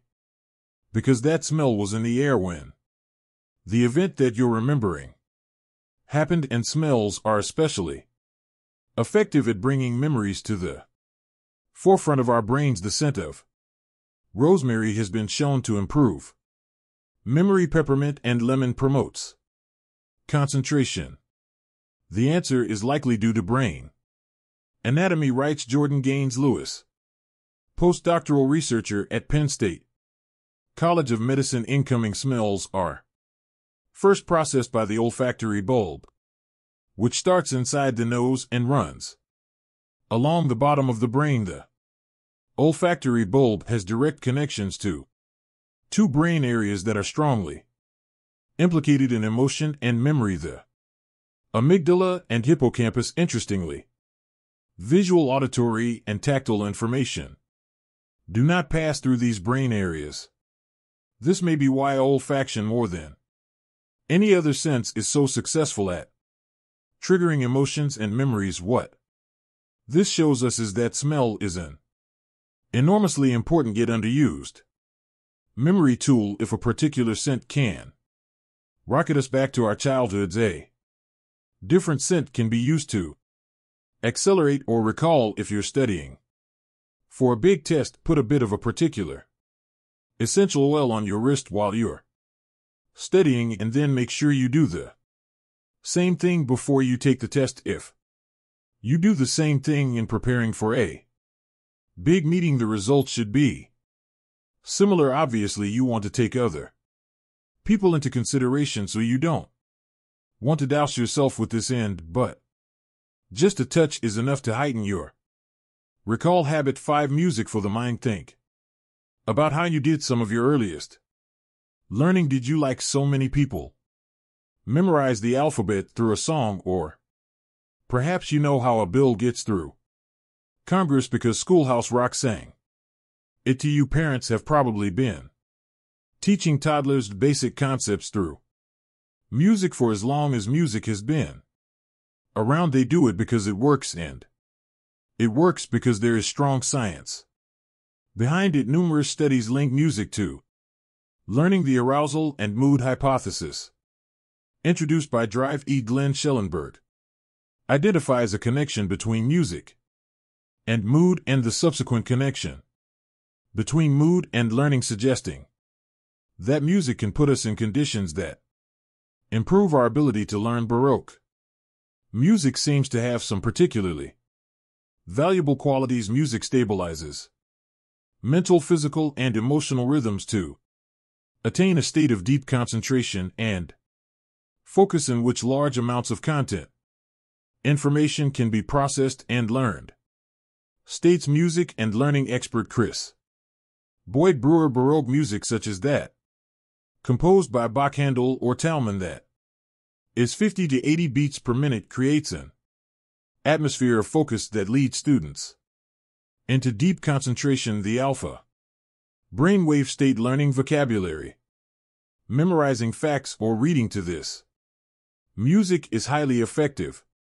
There's no similar evidence that the results would be the same with, say, rap or K-pop, but because one's reaction to music is such a personal thing, it's possible that this music would work for you as well. But since streaming music is so ubiquitous, I'd recommend adding a Baroque playlist as background to your study sessions. Amazon Music, Apple Music, and Spotify all have Baroque playlists.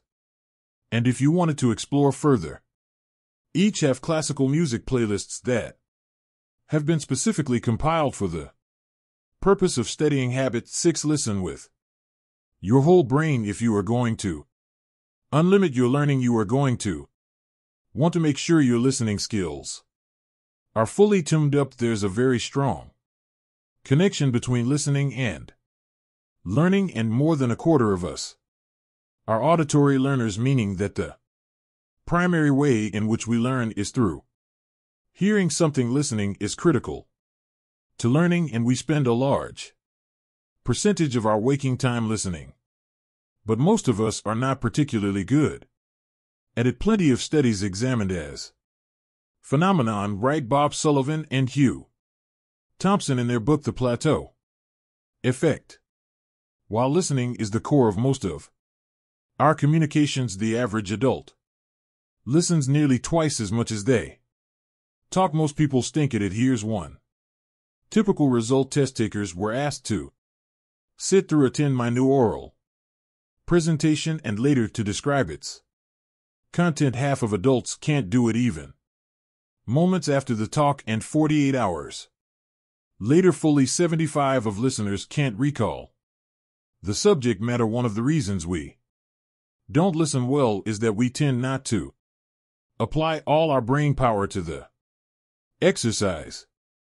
Sullivan and Thompson, who conducted a study with Carnegie Mellon University on the nature of digital distractions, point out that the human brain has the capacity to digest as much as 400 words per minute of information, but even a speaker from New York City talks at around 125 words per minute. That means 3/4 of your brain could very well be doing something else while someone is speaking to you. To help alleviate this problem, I've devised a tool that will help you listen with your whole brain. Just remember the acronym. Here H is for halt. In all likelihood, as you're listening to someone else speak, there will be other things going on in the same space. Maybe there are people milling about. Maybe your phone is chirping, telling you that you've just received a text. Maybe there's music playing in the room or a television in the background. Meanwhile, you are thinking about your to-do list, your next meeting, or what you're going to for dinner that night. Do everything you can to tune all of this out and to be completely present with whomever you're listening to. Remember that listening involves more than just the words a person is saying. Vocal inflection, body language, facial expressions, and more. Create additional context and provide additional information you can absorb. All of this only if you hold everything else. E is for empathy. If you can imagine yourself in the speaker's shoes, you're likely to learn more from this listening experience than if you do it dispassionately, trying to understand where the speaker is coming from and why. Brings additional substance to what they might be saying and allows you to feel it from their perspective. Is for anticipate. Engage in the experience with a sense of anticipation.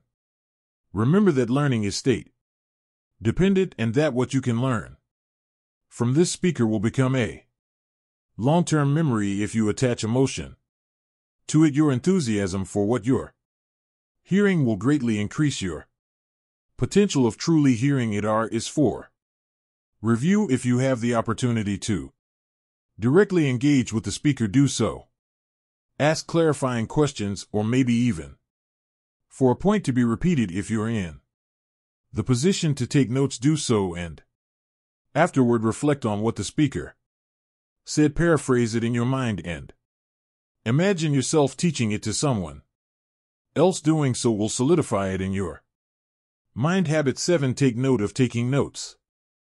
Studying under the best conditions will likely improve your retention considerably, and both in preparation for your studies and in concert with your studies. Upgrading your note-taking ability is invaluable. The ultimate advantage of taking notes is that they customize the information you need to retain to your vocabulary and your mode of thinking at their best. Notes allow you to organize and process information in a way that makes it most likely that you can use this information afterward. But many people take notes and effectively. Common pitfalls include concentrating so heavily on writing notes that you're not actually listening to the information, trying to write down every single thing you hear, and writing notes in such a way that they won't be helpful to you a day later. It's easy to Avoid all of these pitfalls once you are aware of them, so let's put a plan together for upgrading your note-taking ability. I have a friend who is a writer and insists on transcribing every interview he does, even though it would be more time efficient to have a transcription service do it for him. The reason, he says, is that by doing it himself, he only transcribes the parts of the interview that he knows he's going to be able to use, therefore eliminating the possibility that these quotes will get lost among all the other conversation that might not be relevant to the book he's writing. What he's left with is nearly pure content. Likewise, if you take notes with a goal in mind, every note you take will have relevance. Once you're clear on your goals, take an active approach to note-taking. Listen with the intention of getting exactly what you need and write your notes in ways that will benefit your recall later. If you're going to use abbreviations and shortcuts, use ones that are familiar to you. The last thing you want is for your own notes to be decipherable to you later. Equally important is making sure that you use your own words wherever possible. As noted earlier, one of the key pitfalls to effective note-taking is trying to record everything. There are two obvious downsides to this. One is that it is impossible to write as quickly as most people speak. On average, people handwrite 10 to 12 words a minute, and the average speaker speaks at around 100 words a minute. Even if you were typing your notes, which I don't recommend, more on this shortly, you'd probably only be able to get down about half of what the speaker was saying. But there's an even more fundamental downside.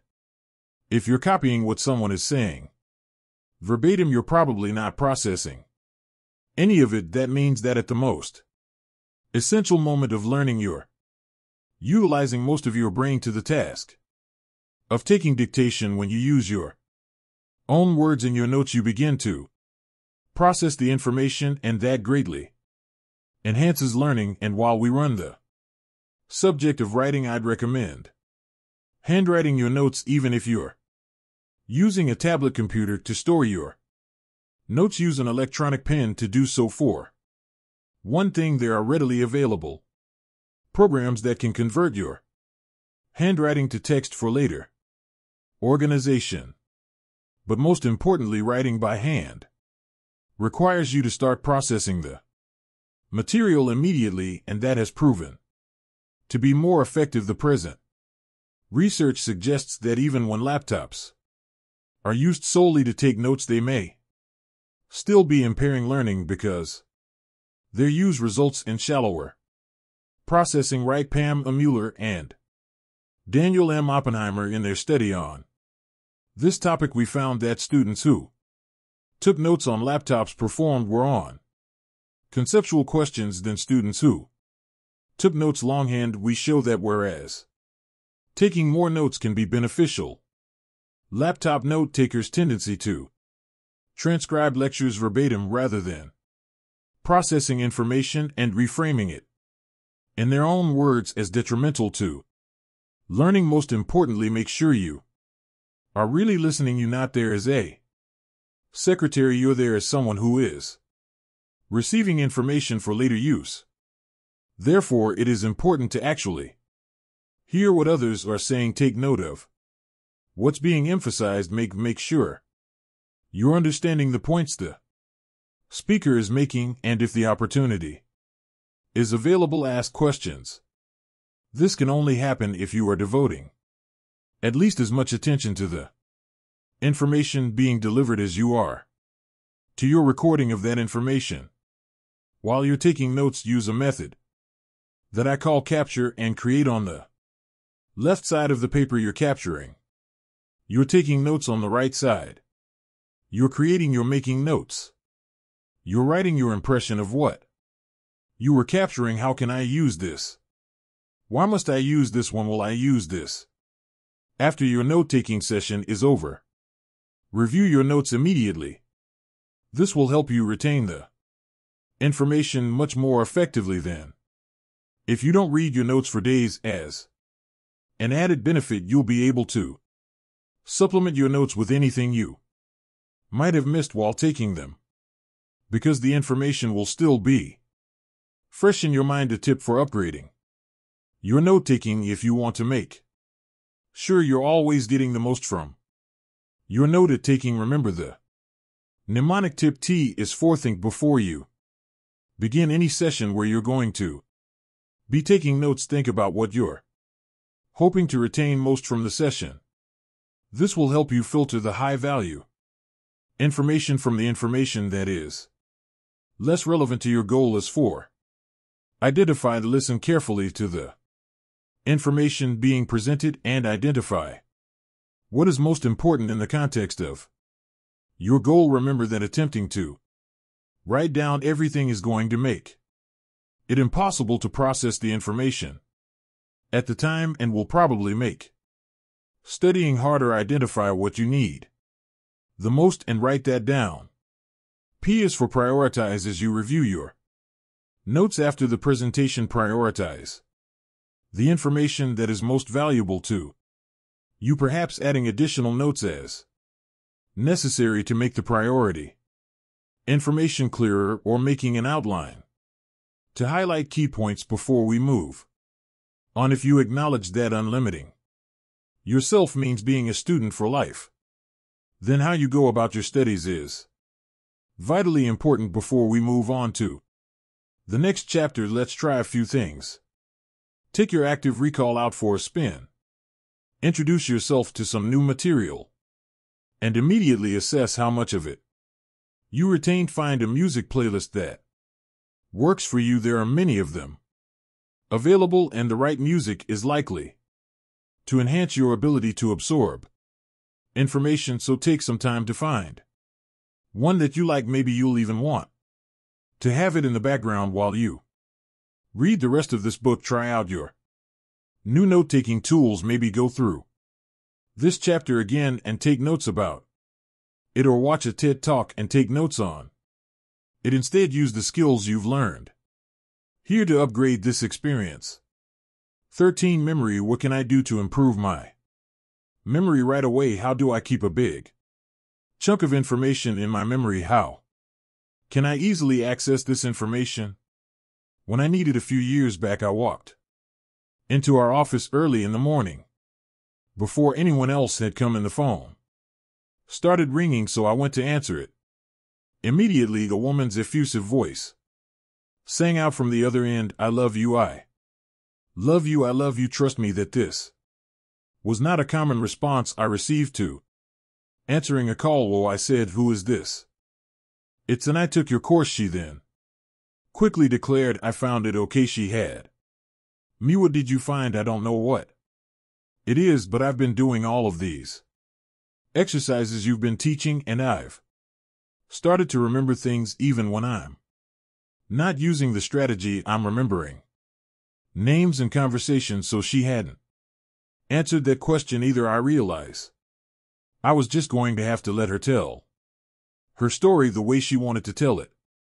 Over the next few minutes, I learned that a few years earlier she'd been given a family heirloom from her grandmother. It was a necklace that had been passed down from generation to generation, and her grandmother skid over her own daughter and her 3 older sisters to bequeath the necklace to her, and was extremely honored to receive this gift and vowed to be careful with it. There was only one problem she'd been so concerned about: keeping the necklace safe, that she'd heard in it somewhere that she couldn't remember. When she realized she didn't know where the necklace was, she started searching, but Veil, this led to monumental levels of angst and an enormous amount of guilt, compounded by her family. After 3 years, she'd come to the conclusion that she'd either misplaced the heirloom forever, or that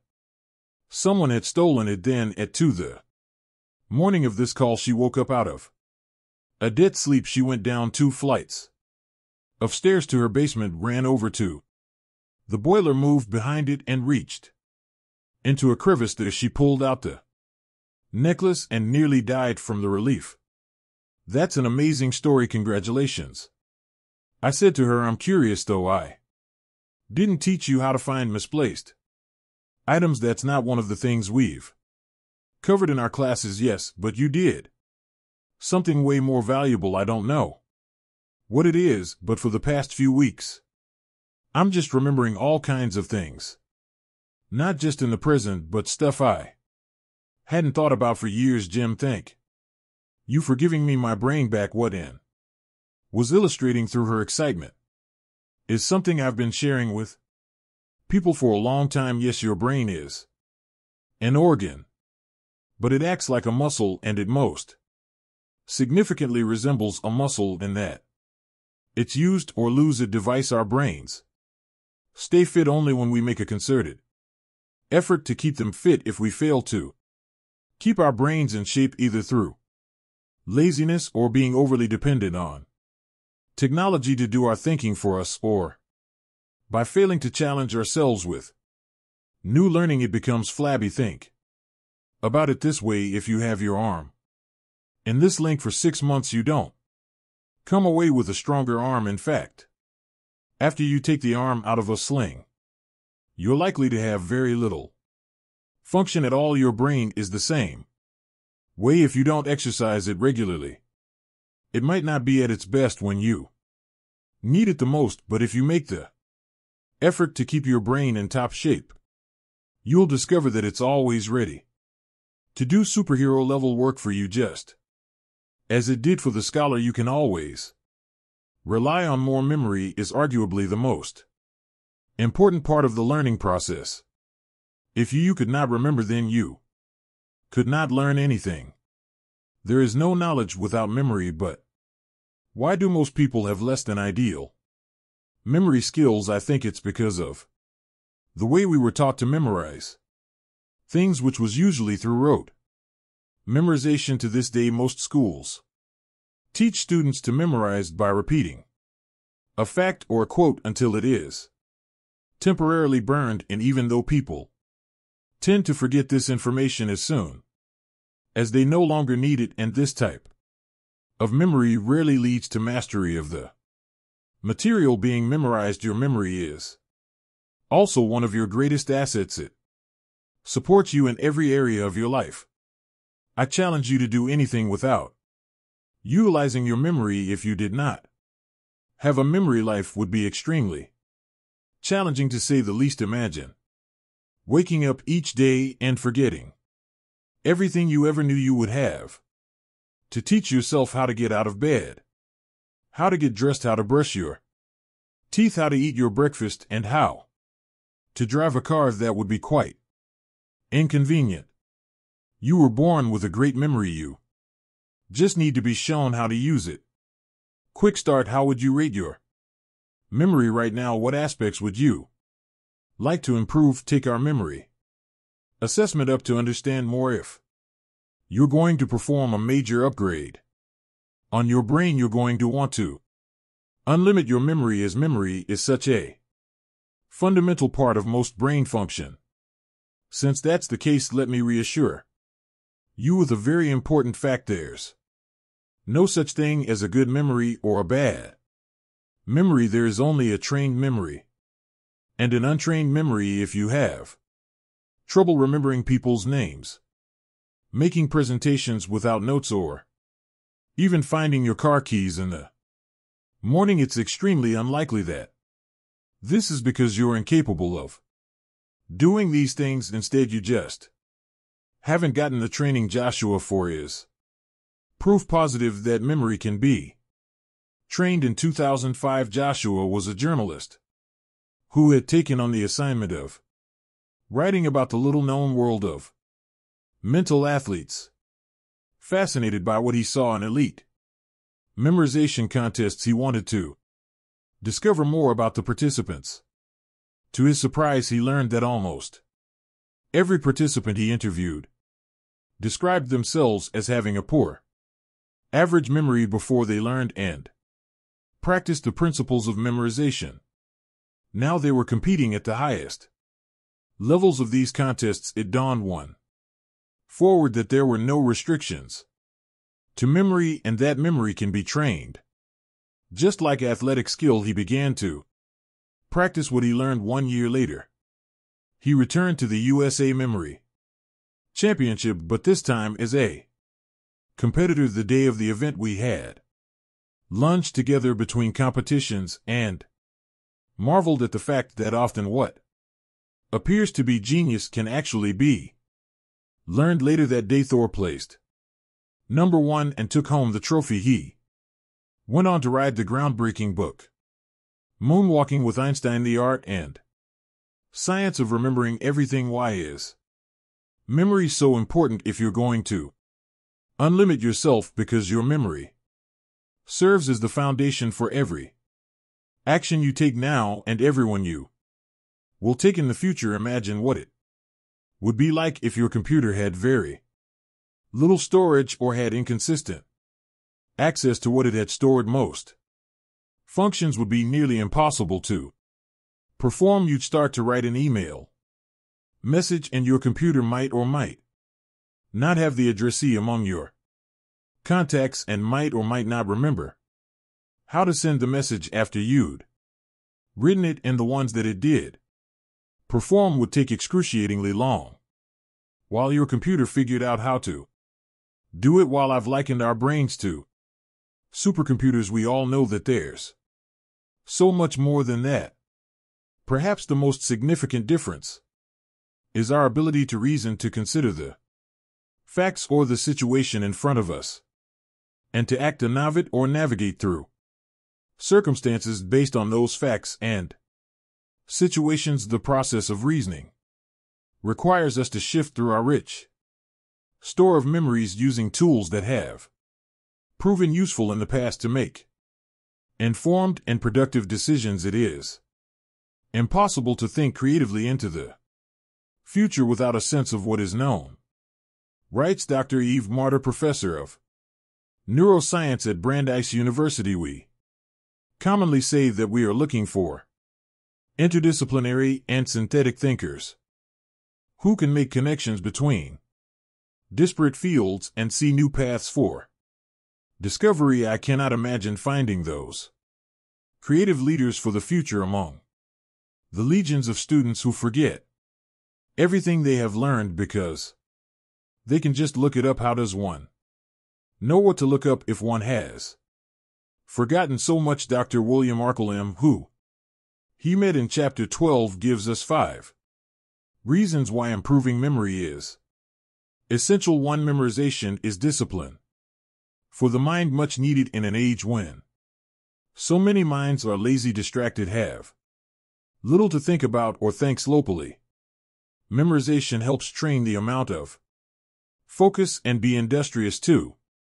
No, you can't always Google it. Sometimes you don't have access to the internet, and not everything of importance is on the web, nor is looking up material helpful under such situations as when you learn to use a foreign language, must write or speak extemporaneously, or wish to be an expert.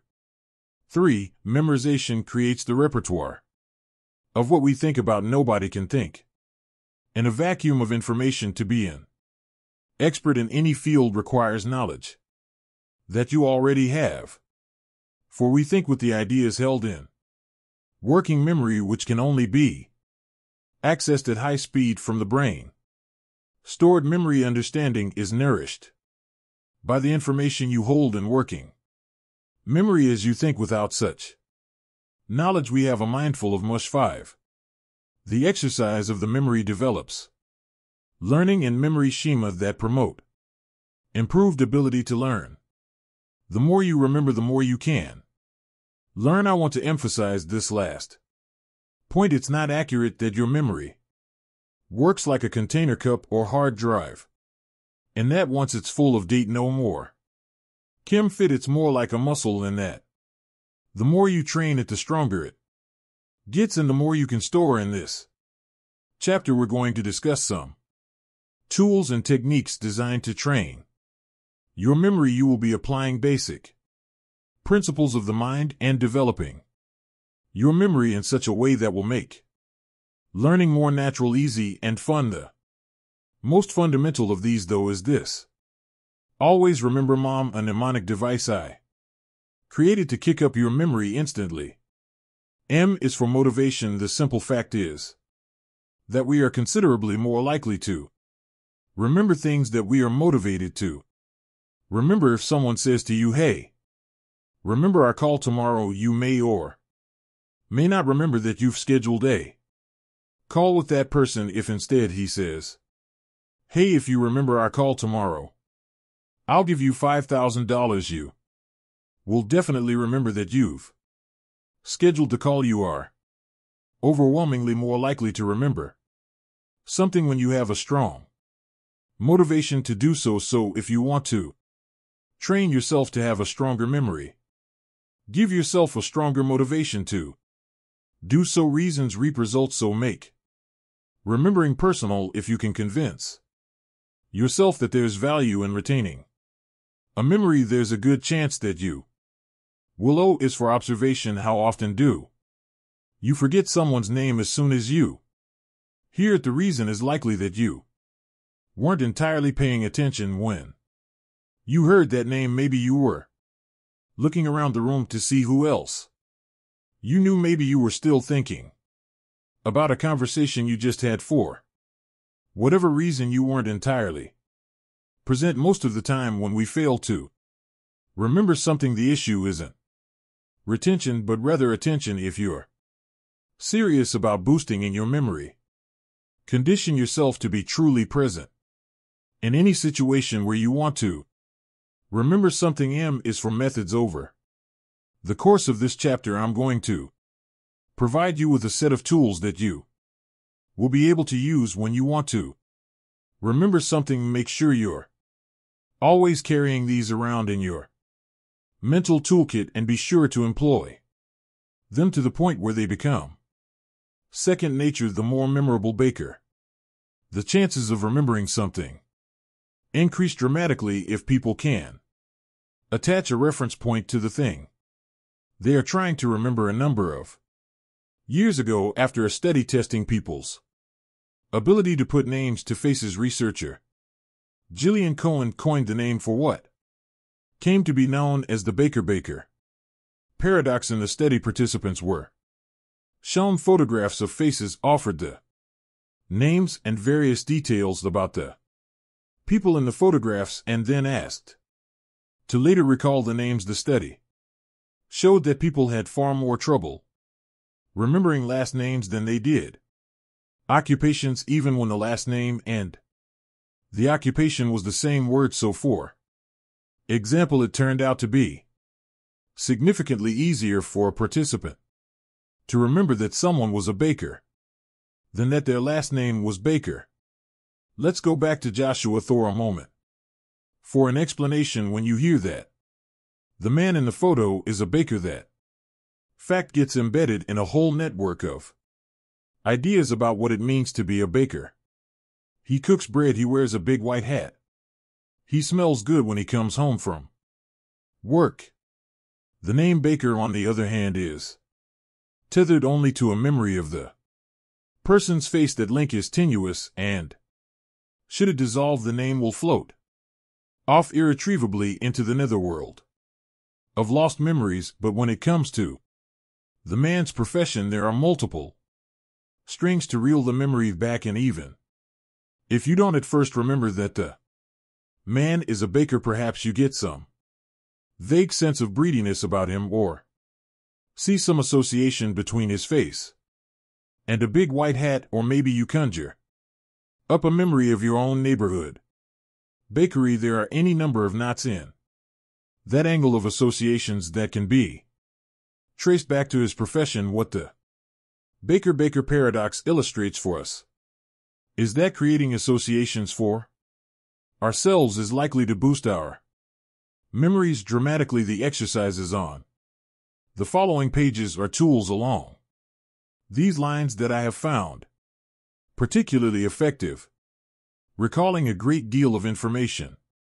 One of the things I do regularly when I'm speaking to large groups is ask audience members to throw out a group of Random words somewhere between 30 and 100 that I will then repeat backward and forward. It never fails to get an odd reaction from the crowd, but that isn't what I'm looking for. Instead, I did this to get across a key point that everyone has the capacity to do the same thing.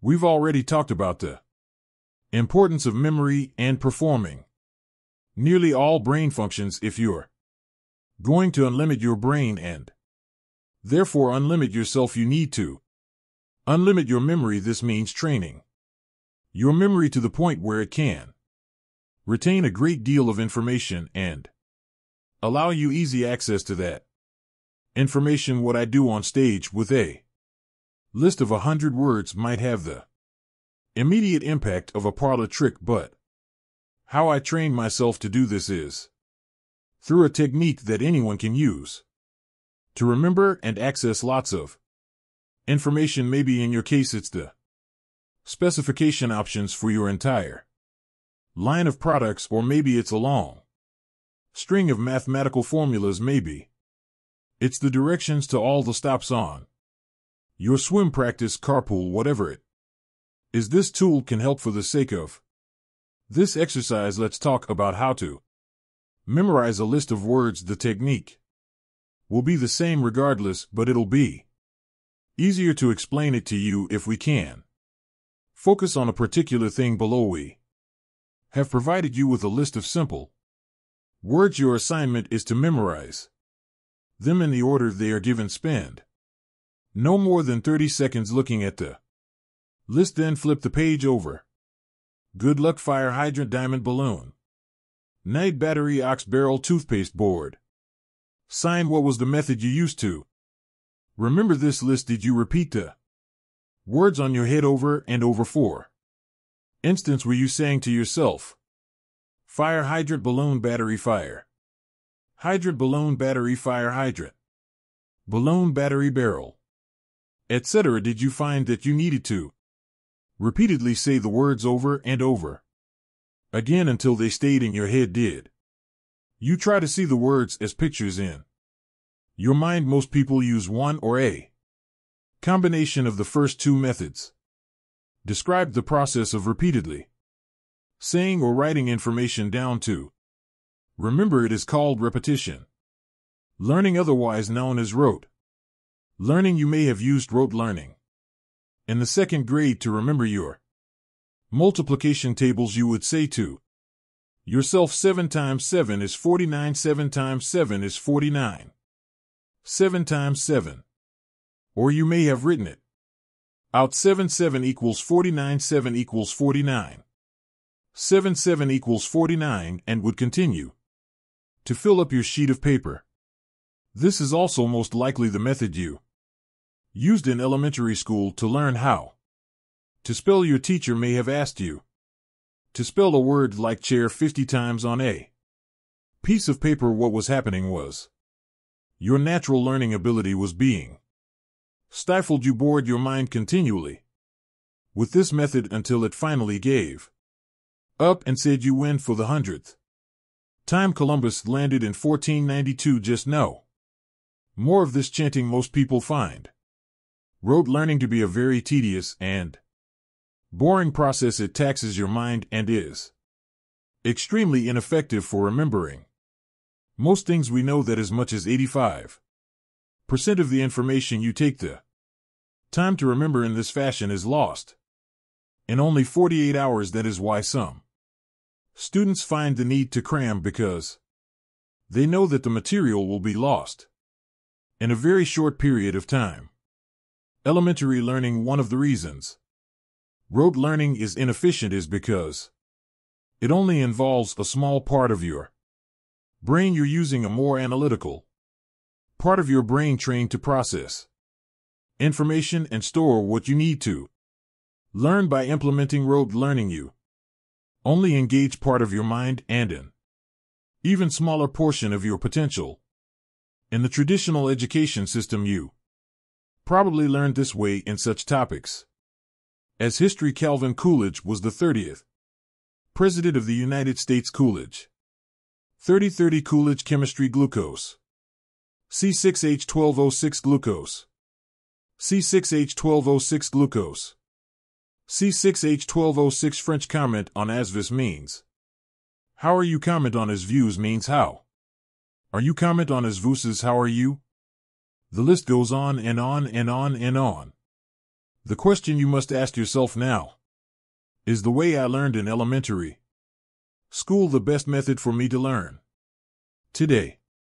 The answer is most likely no. In school, they taught you the 3 R's: reading, writing, and arithmetic. I always thought the 4th R should have been recall. Your requirements for learning have changed a lot over the years. Repetition learning had some decent results when you were younger, but in today's world it will leave you drowning in information and mental fatigue. In this section, I'm going to show you the skills to remember more effectively than you ever thought possible.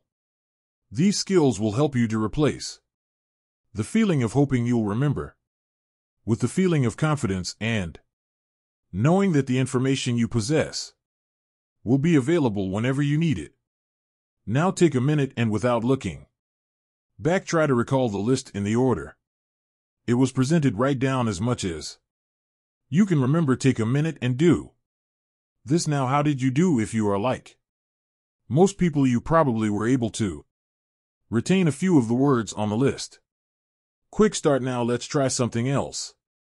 Take a minute and stretch. Take a few deep breaths. Clear your mind and relax more with every breath that leaves your body. Just take a moment and relax. When you are done, continue. Next, make sure you are comfortable and imagine you're standing next to a giant fire hydrant, the biggest one you've ever seen. Now, attach a bunch of balloons on top of the fire hydrant. There are so many balloons that it takes the hydrant out of the ground, so it floats up high in the sky.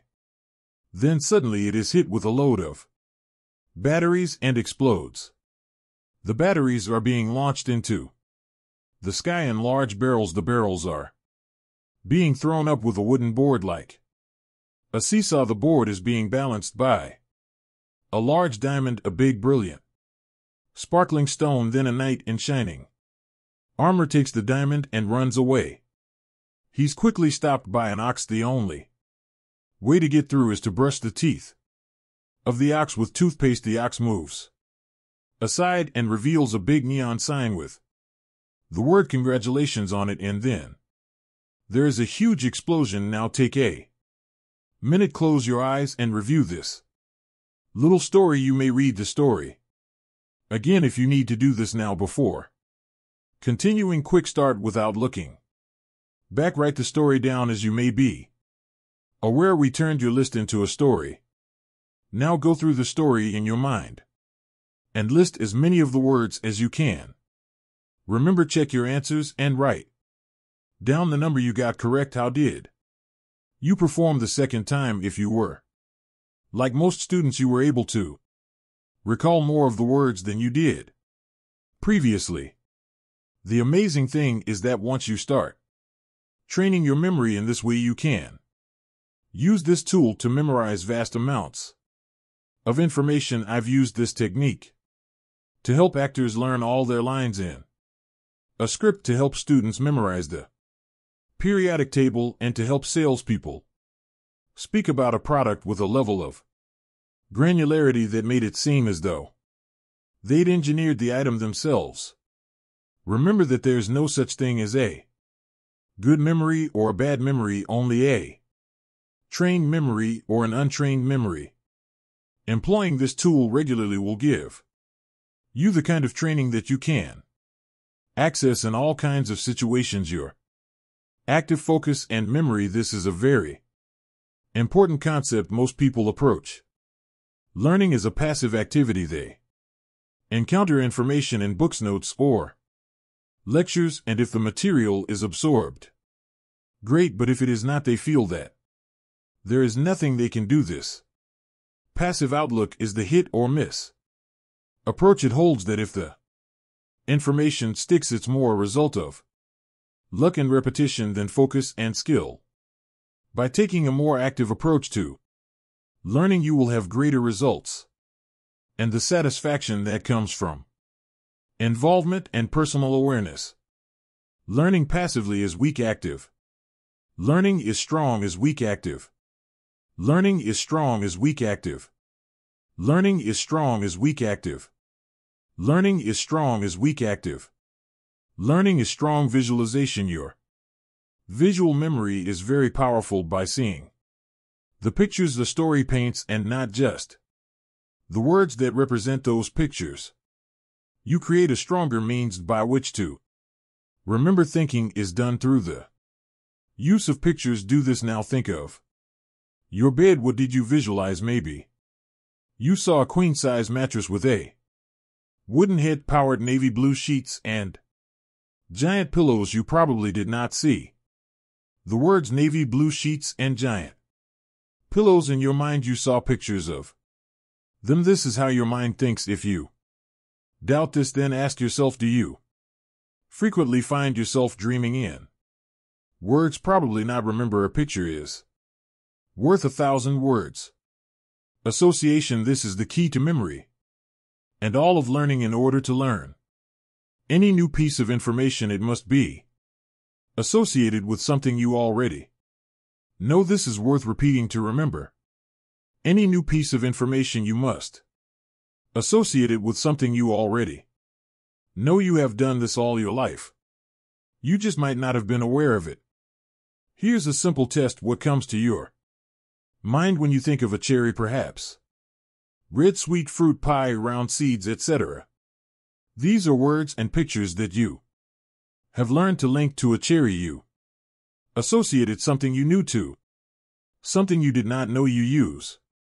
Association: to ride a bike, eat your food, have a conversation, and to learn to do anything in the same way by making a story out of the words on your first. You associated them consciously for easier recall. Your mind is constantly making countless associations every minute, most of them without your conscious awareness. This is how you learn. Do you have a song that reminds you of a special person?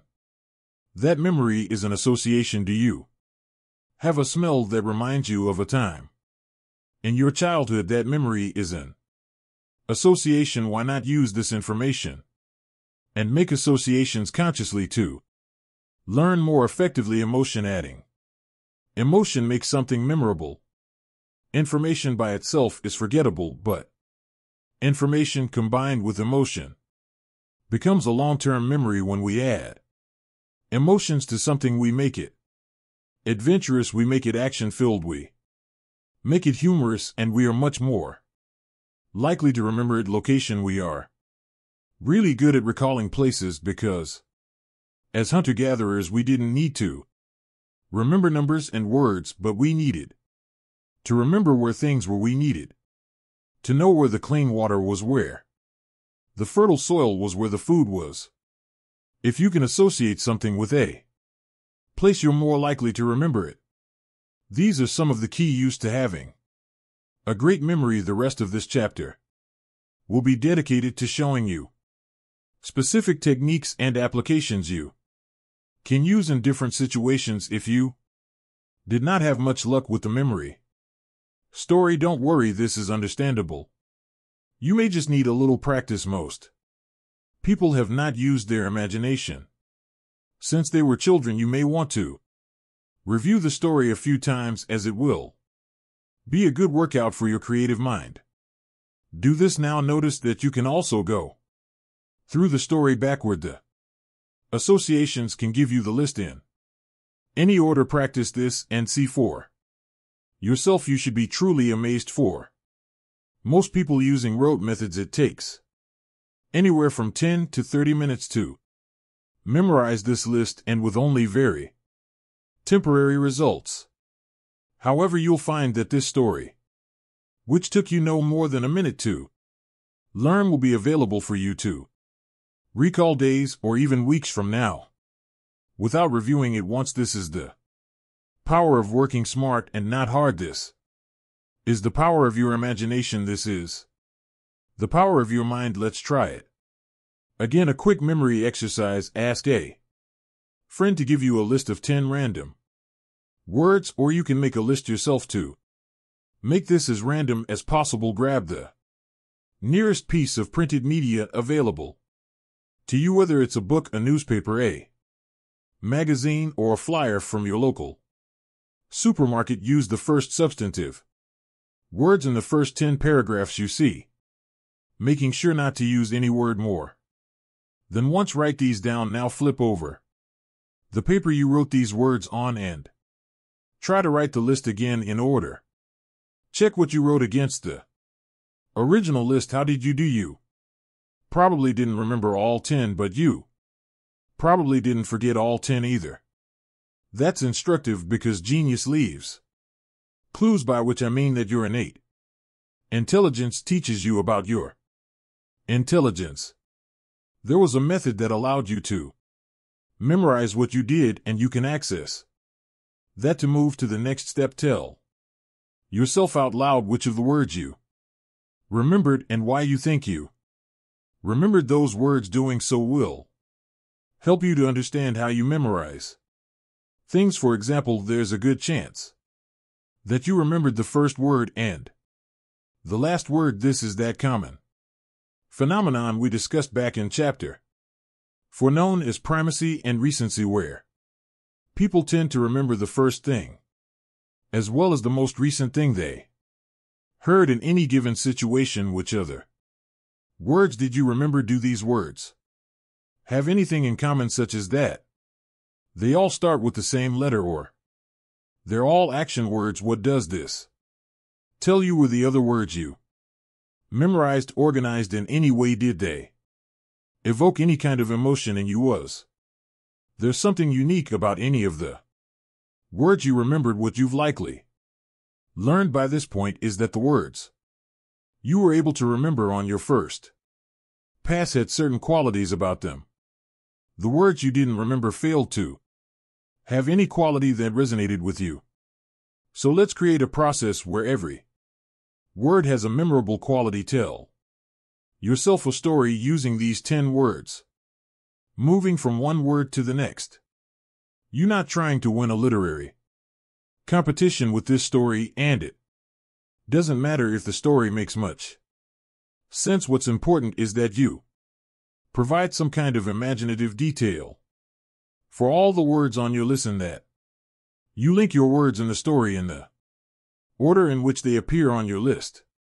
By creating an image for each, remember, the more emotional and exaggerated they are, the better you will recall. Now, on a separate piece of paper, write down the list again using the story you created to remind you of the words and of the order in which they appeared. How did you do this time? In all likelihood you did better, though there's a good chance you still didn't get all of them. Now write down the list again, but this time write it down backward. You'll need to access the story you invented in a different way in order to do this, but this is really going to help lock these words down for you. At this point, you've probably memorized most, if not all, the words on your list at the same time. You're likely wondering how this is going to help you remember all the details in a presentation you're giving. Delivering a great deal of information without notes, as we've discussed, your memory is fundamental to nearly everything you do. There's really no way to unlimit yourself without having a well-trained memory, because memory governs your ability to reason, to calculate possible outcomes, and to serve as a resource to others. And sometimes you just need to be able to deliver a significant amount of information to a person or a group of people at once. This might take the form of delivering a report to your board, giving a speech to an assemblage, sharing your expertise in a subject in front of your class, or in a number of other situations. And in many of these cases, it's critical that you be able to do this without having any notes in front of you, because the notes would suggest that you are less well-versed in the material than you should be. I've been teaching business executive students Actors and others the time-honored technique for making their presentations without notes, and when I say time-honored, I mean this quite literally. The method I teach and that I'm going to share with you now is a version of the Loki method, something that has been around for more than 500 years. The legend behind the Loki method is that the Greek poets who monets of CEOs survived a building collapse that killed all others in attendance. When officials tried to identify the victim, Samanides was the only person who could help them because he remembered who the victims were based on where they were standing at the time of the collapse. In the process, Samanides created a memory tool that is as effective today as it was in 500. Loki as the plural version of the word locus, which means a particular point or place. The Loki method then is a memory tool that aligns the things you want to remember with specific points or places that you know well. Here's how I teach it. Identify the 10 major talking points from your presentation. These can be keywords or phrases or perhaps quotations that you want to incorporate. They should not, however, be multiple paragraphs long, as that will make this process cumbersome and your presentation feels stiff and overly rehearsed. The assumption here is that you know your topic well and that you have some facility with the material. This method is designed to help bring each of the key points to the forefront of your mind when you need them. Now, imagine a place that you know well. This can be a part of your home, a street that you walk often, a nearby park, or anything else with which you have a great deal of familiarity and that you can easily recall vividly. Now consider a path through that location. If it's a room in your house, for example, imagine walking into that room and traveling through it. Identify 10 spots in this room that you can quickly see in your mind. Maybe one is the lamp in the corner that you see as you enter the room. Perhaps another is the chair just to the left of that lamp. The next might be the side table next to that chair, and so on. Make this path as procedural as possible. Zigzagging around the space is likely to be less productive. Just see yourself walking through this space clockwise, noticing what you always notice as you pass each item. Once you've picked out your 10 locations, assign a major talking point to each of these locations. Be sure to make the order of your talking points match the order in which you walk through the room. For example, using the room we just described, if the first thing you want to say is the keynote message to your entire presentation, assign that to the lamp. If the next major talking point is an essential product detail or a key historical fact, assign that to the chair, and so on. Now practice your presentation using your walk through the location as a tool for remembering each of the primary messages in the presentation.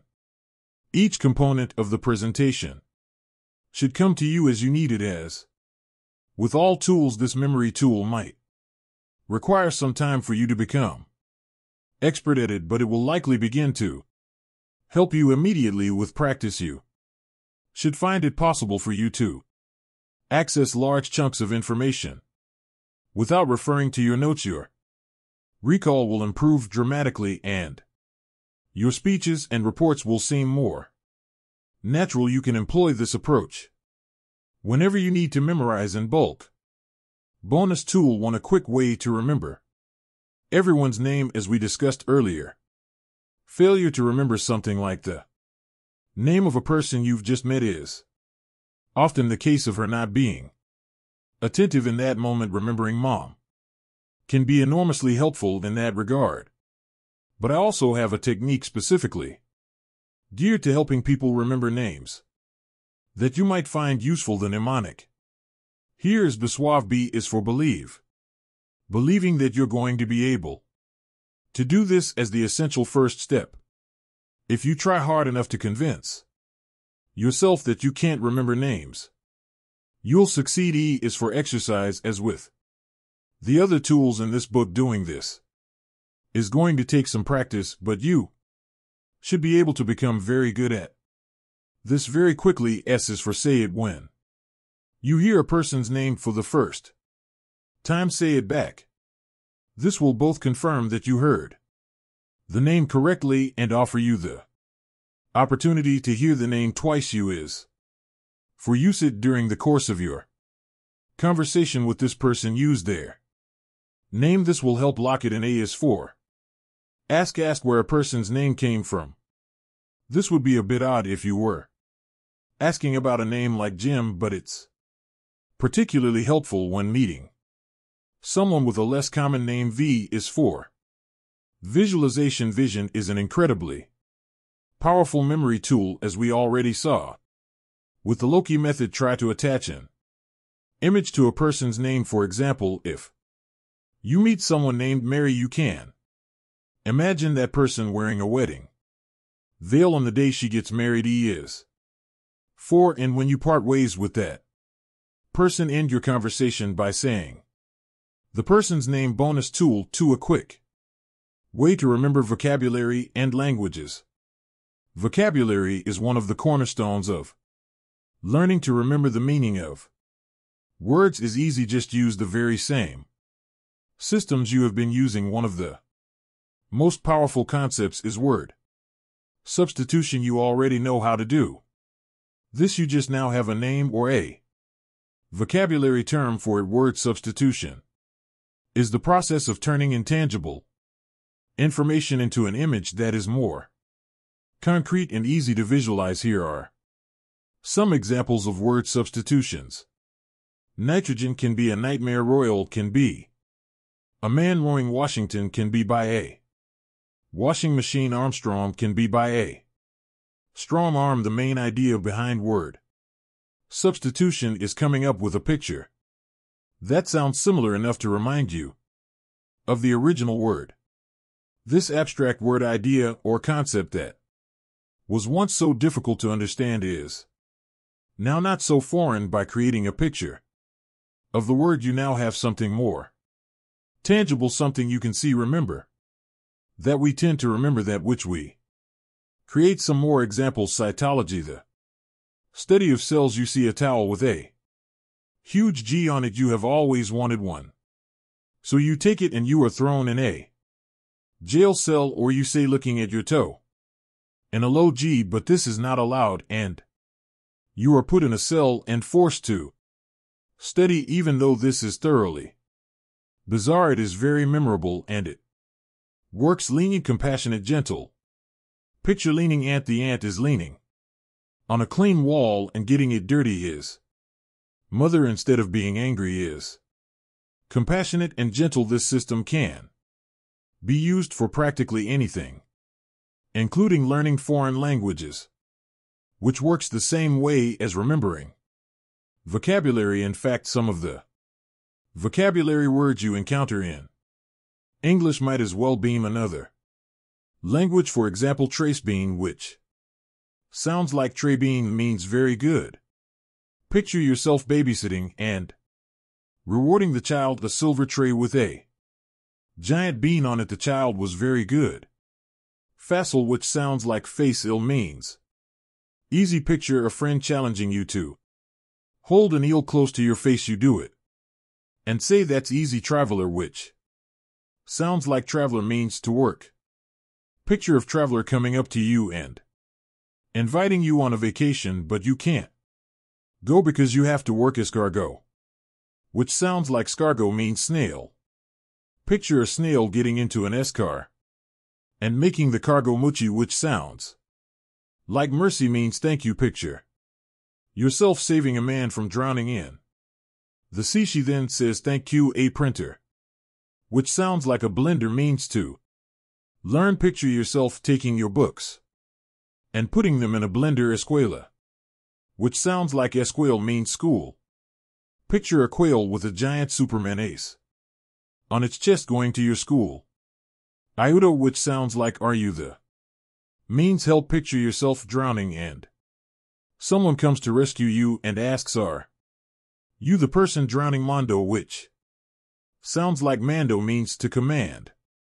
Picture a man commanding a doe to jump to the moon. Estrada, which sounds like extra day, means road or highway. Picture yourself going on vacation and being stuck in traffic for an extra day on the highway. Try these Spanish terms on your own. It's venti palab, also to narrower.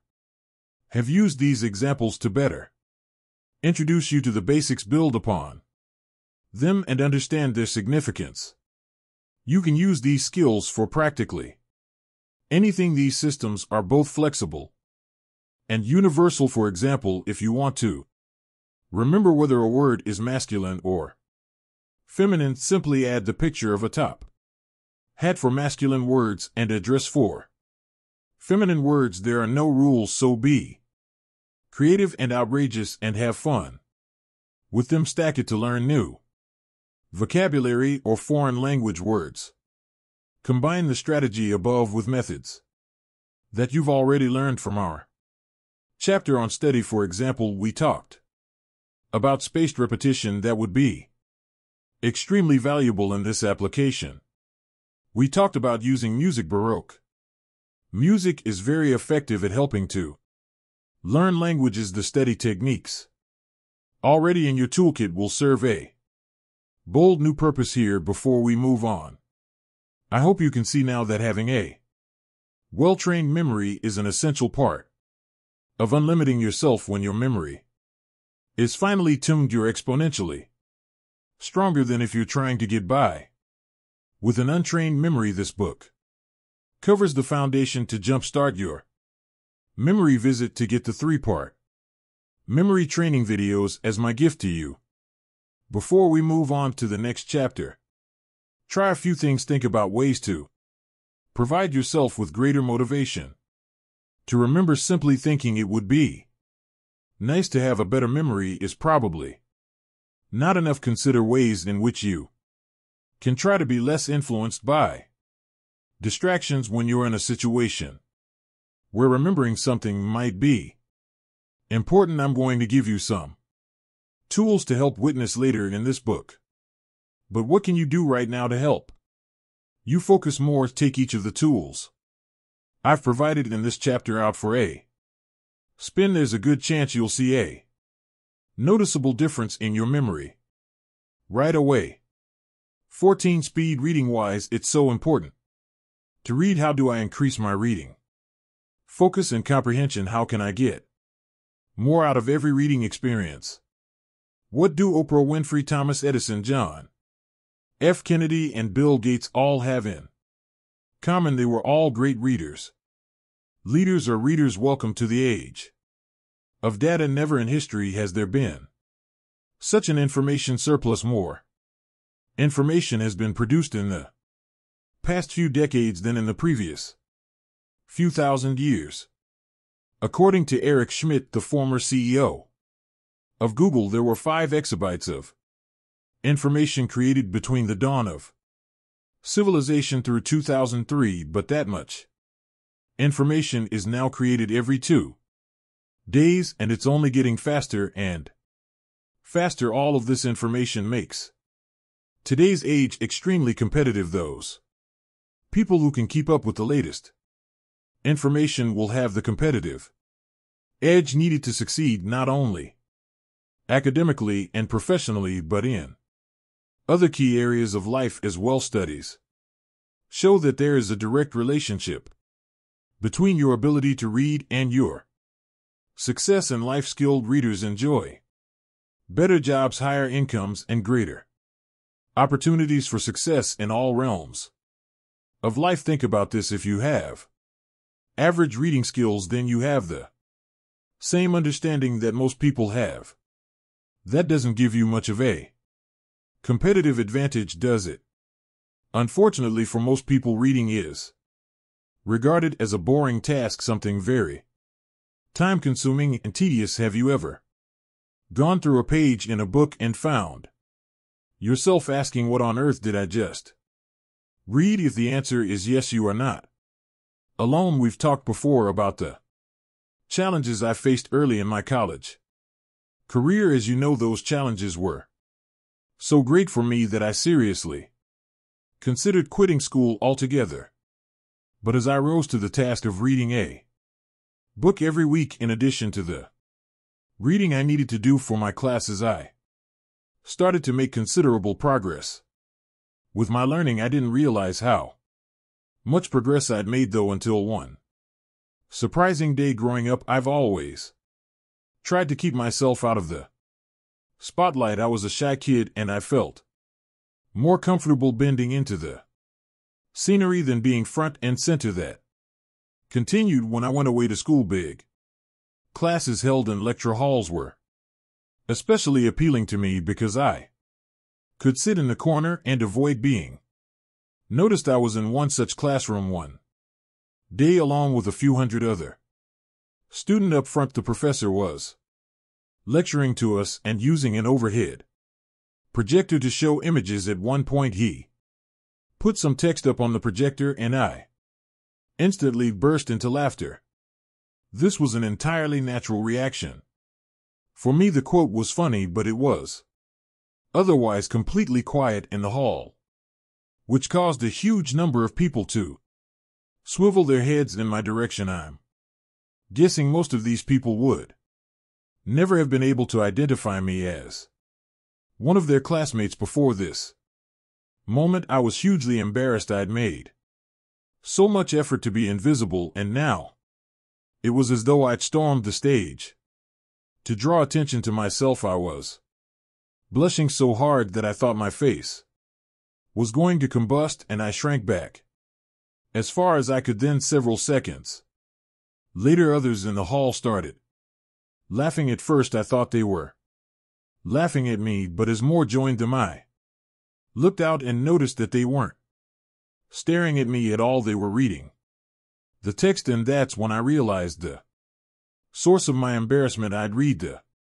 words so much faster than my classmates that had reacted to it way sooner than everyone else. I'd known I improved the speed at which I read and the level at which I comprehended it, but until that moment I had no idea how rare but learnable an ability it was. While still feeling a bit awkward about my unintended outburst, I left the class, buoyed by the understanding that my learning had risen to an entirely new level due to the techniques I'd taught myself. Reading had become one of my superpowers, paving the way to enormous breakthroughs in my learning. While I vowed not to laugh so loudly in the future, I walked out of that lecture hall with an incredible sense of excitement about learning and about discovering the other superpowers that were just emerging.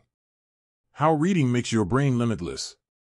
Any plan to make your learning limitless needs to include reading, just as memory is foundational to nearly all brain function. Reading is foundational to nearly all learning. If anyone tells you that they don't read, they're essentially saying, "I've stopped trying to learn." Yes, you can learn something from watching videos, listening to podcasts, or going to the movies. Even the silliest network sitcom is likely to teach you something.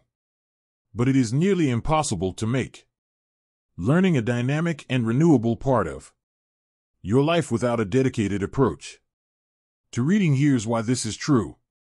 Reading kicks your brain into gear. When you read, you're using your brain for many functions at once, which is a vigorous and rewarding workout, as Dr. Ken Pugh, president and director of research at Haskins Laboratories, points out. Parts of the brain that have evolved for other functions such as vision, language, and associative learning connect in a specific neural circuit for reading, which is very challenging. A sentence is shorthand for a lot of information that must be inferred by the brain. In other words, reading gives you an incomparable level of mental exercise, and the brain is always a muscle that gets stronger the more you challenge it. Reading improves your memory because you're giving your brain such a great workout.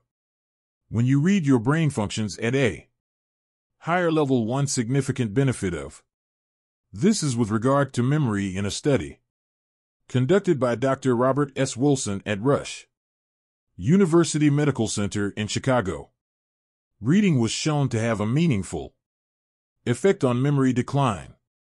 We shouldn't underestimate the effects of everyday activities such as reading and writing on our children, ourselves, and our parents or grandparents. He noted our study suggests that exercising your brain by taking part in activities such as these across a person's lifetime, from childhood through old age, is important for brain health in old age. Reading improves your focus. One of the things we do when we sit down with a book or even spend some dedicated time with a newspaper is train or focus on this one thing. Unlike when we browse the internet or click through YouTube, when we are reading, we usually give the vast majority of our attention to what we're reading. This practice makes it easier to apply the same level of focus to other tasks. Reading improves your vocabulary.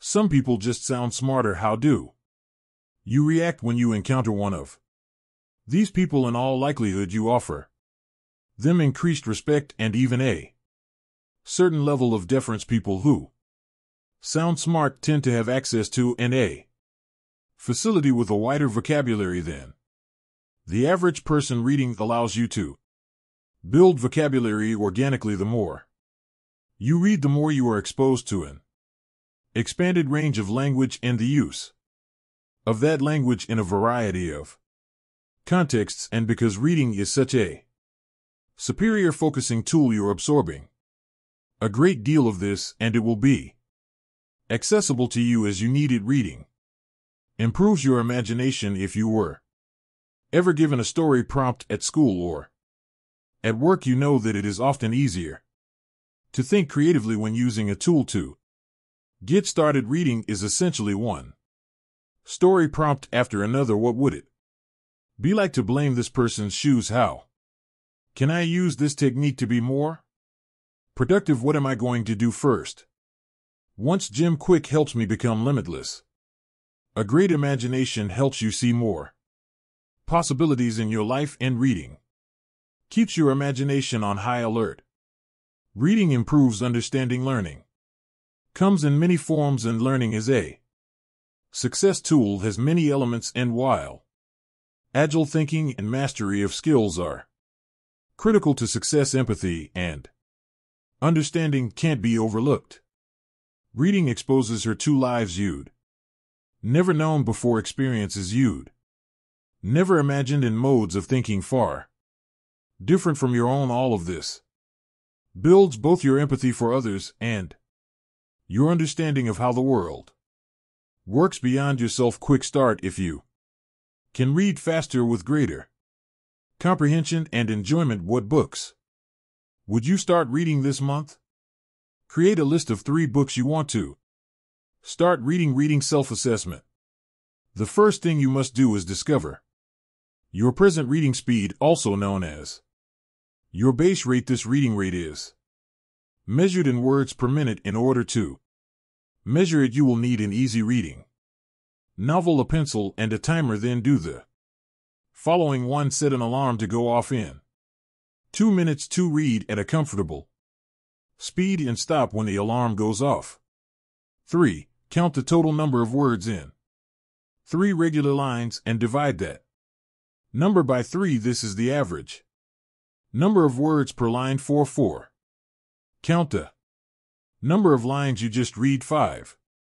Multiply the number of words per line by the number of lines you just read. 6. Divide this number by 2, and this is your words per minute. Do this now. It is critical to have this exercise completed before moving on. Write down your current reading speed. The average person's reading speed can usually be found somewhere between 150 to 250 words per minute. This range varies with the difficulty of the material. If you are reading much below 100 words per minute, The material may be too difficult or you may want to seek remedial help. Let's say a person reads at 200 words per minute. This person reads and studies for 4 hours a day. A person who reads at 400 words per minute needs only to study for half as much time. A faster reader saves at least 2 hours each day. Quick start.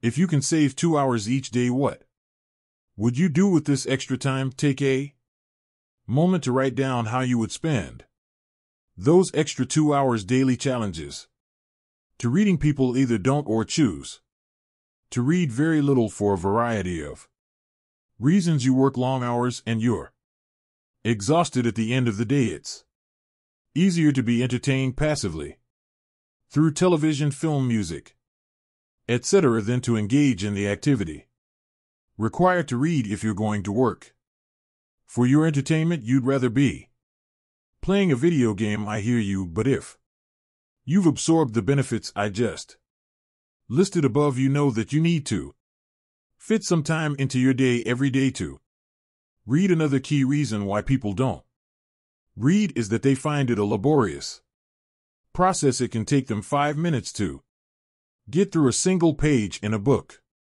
making the idea of reading a 300-page book account to walking from New York to Georgia. People tend to read slowly for a few reasons. One is that they stopped learning to read relatively early, maybe 2nd or 3rd grade, and their reading level never increased much beyond this, even as they continue to learn in spite of this constraint. The other is that they don't allow themselves to focus when they're reading. They're listening. For the kids, half watching television, checking email every few minutes, and so on. They therefore find themselves reading the same paragraph over and over again because they're not focused enough to comprehend what they're reading. There are a couple of primary reasons why people read slowly. Your reading efficiency is made up of 2 main parts: your reading rate and reading comprehension. Before we look at various ways to increase your reading efficiency, we first need to look at 3 of the barriers and obstacles that prevent us from reading more quickly. 1. Regression.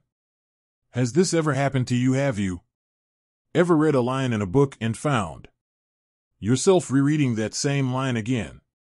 Or do you ever find yourself want a reading? Regression is a term used to describe the tendency that your eyes have to go back and reread certain words. Almost everyone does it to some degree, and most of the time it is done subconsciously. By doing so, people believe they will increase their comprehension, but usually they hamper it by regressing or back skipping. It is very easy to lose the meaning and essence of your reading. Regression seriously disrupts the reading process, as well as slows down reading speed too. Outdated skills. Reading is not so much a measure of intelligence as it is a skill, and with any skill it can be learned and improved. When was the last time you took a class called reading? For most it was back in the 4th or 5th grade, and if you're like most people, your reading skill is probably still the same as it was back then. Here's the challenge: has the amount and difficulty of what you're reading changed since the complexity of material has likely increased dramatically, yet our reading skill has remained the same. 3. Vocalization. Vocalization is a fancy word for your inner voice. Do you notice a voice inside that is saying the words as you read? This, hopefully it's your own voice.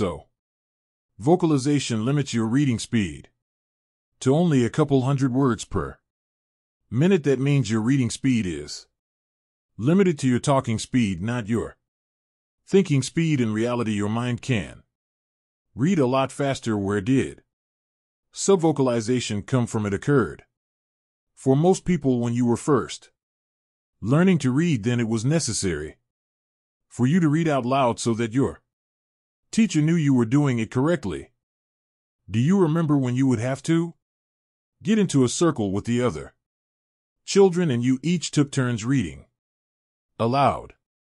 For a lot of us, this was a very stressful event. There was a lot of pressure on you to say the word properly.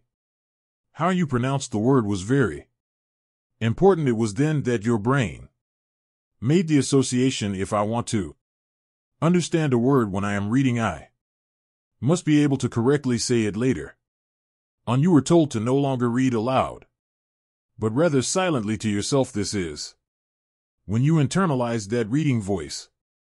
And most of us have been doing it ever since. In essence, you believe if you don't hear the words, then you won't understand the words. This is not the case. Here's an example.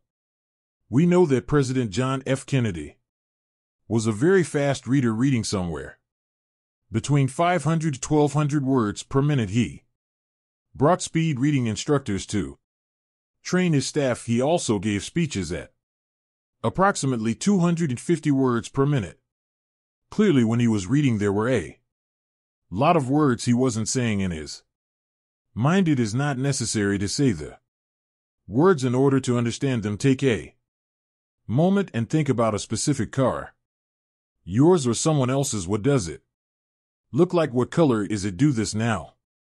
What was it that you thought about? You might have said it is blue, has 4 tires and brown leather seats. Question: did the words blue tires or leather appear in your mind, or did you picture a car with all of these things? For most of us, our minds think primarily in images and not words. As we discussed in the previous chapter on memory, words are just a tool we use to communicate our thoughts or pictures. As you are reading, you can greatly increase both your speed and comprehension by visualizing the material. It is not necessary to say all other words, as it takes too much time. Just as you don't read and say period, comma, question mark when you see them in a sentence. You wouldn't read a sentence like this: I just bought some avocados, comma, blueberries, comma, and broccoli, period. You understand that punctuation marks are just symbols that represent various meanings. Words are symbols as well. You've seen 95 of the words you read before. You don't need to pronounce those words, just as you don't need to pronounce filler words like because this or the. You know them by sight, not by sound. It is the meaning of what the word represents that is important, and the meaning is usually better described and remembered in the form of pictures. Understanding this concept is the first step in reducing subvocalization reading. Misconceptions. Myth 1: faster readers don't comprehend well. This is a rumor spread around by low readers, and it is not true. In fact, faster readers often have better comprehension than slower readers. Here's an analogy. When you're taking a slow drive down a quiet street, you can be doing many things. You may be listening to the radio, drinking a green juice, waving to a neighbor, and singing your favorite song. Your attention is not in any one place. It just flows and wanders. But imagine you're driving pedal to the metal down a racetrack, taking her pin turns. Do you have more focus or less? I would bet that you are very focused on what is in front, behind, and ahead of you. You're not thinking about your dry cleaning. The same holds true for reading. The key to better reading comprehension is focus and concentration. But some people read so slowly that they completely bought their own minds. A bored mind doesn't concentrate well. Your mind can handle vast amounts of information, and yet most people, as they read, feed it one word at a time. This is starving the brain. If your mind ever wanders and daydreams, this could be the reason. If you don't give your brain the stimulus it needs, it'll seek entertainment elsewhere in the form of distraction. You may find yourself wondering what you'll have for dinner, what to wear on your date tomorrow, or listening to a conversation out in the hall. We've asked before about reading a page or a paragraph and not remembering What you've just read it may be because you read so slowly that you bored your brain and it simply lost interest, or you may be using reading as a sedative and you fall asleep by reading faster. You keep your mind stimulated, find yourself more focused, and have better comprehension. Myth 2: it's harder and takes more effort to read fast. Reading faster requires less effort, primarily because trained readers tend not to backskip as much as slower readers. Slow readers stop at words, reread them, go to another word, regress to a previous one, and so on, and this continues throughout their reading. This takes a lot more effort and is extremely draining and boring. Faster readers go through words much easier and in a lot less time. This makes them more efficient because they put in less time and get more out of the process. Myth 3: faster readers can't appreciate reading. Faster readers can't appreciate reading. Faster readers can't appreciate reading. Faster readers can't appreciate reading. Faster readers can't appreciate. This is not true either. You don't have to study the individual brushstrokes of a work of art in order to appreciate it. Likewise, you do not have to set each and every word in a book to realize its value. One of the best things about being a trained reader is flexibility. Faster readers have the option of speeding through, barring non-essential material, and slowing down, or even rereading the exciting, important information. Flexibility is power. Faster readers appreciate reading most material because they know it will not take all day. Visual pacer: get you reading the finger. You were probably told as a child not to use your finger to point to the words when you're reading. The traditional belief is that doing so will slow down your reading, but as children know naturally, using your finger as a guide keeps your eyes focused and prevents them from wandering. Using your finger to read actually increases your reading speed because your eye is attracted to motion. It is one thing to know this intellectually. It's another for you to experience it. Let's practice using your finger by rereading what you used for your assessment earlier. Start from the beginning and use your finger to track the words in where you originally left off. Do not worry about comprehension and don't time this because it is just practice. The purpose of this exercise is for you to become familiar with using your finger while reading. When you are done, set the alarm for 2 minutes. Start from where you ended during your first assessment. Continue reading until the alarm goes off. Figure out your reading rate and write down your new reading speed. Studies show that the use of the finger while reading can increase your reading rate anywhere from 25 to 100. The more you practice using this technique, the better your results will be. It may be a little awkward at first, just like it was when you first learned how to drive, but be patient and remember that it always takes more effort to sharpen your skills first than it does to bulldoze your way through learning later. Reading with your finger also introduces another one of your senses, the sense of touch, into the learning process, much as your sense of smell and sense of taste are closely tied. Your sense of sight and sense of touch are also very closely linked. Have you ever tried to show something new to a child? The child's natural instinct is to want to touch the object. Using your finger also dramatically decreases regression and is one of the reasons why your reading speed increases with this practice.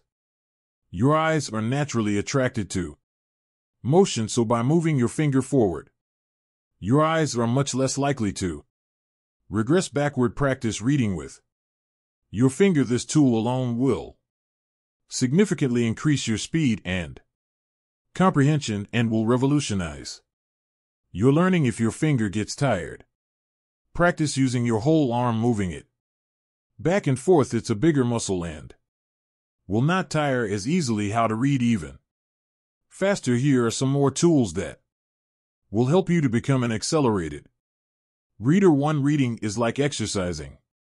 When you go to work out, you cannot expect your muscles to grow if you pamper them. You need to push your muscles to where they are a little uncomfortable in order for them to grow.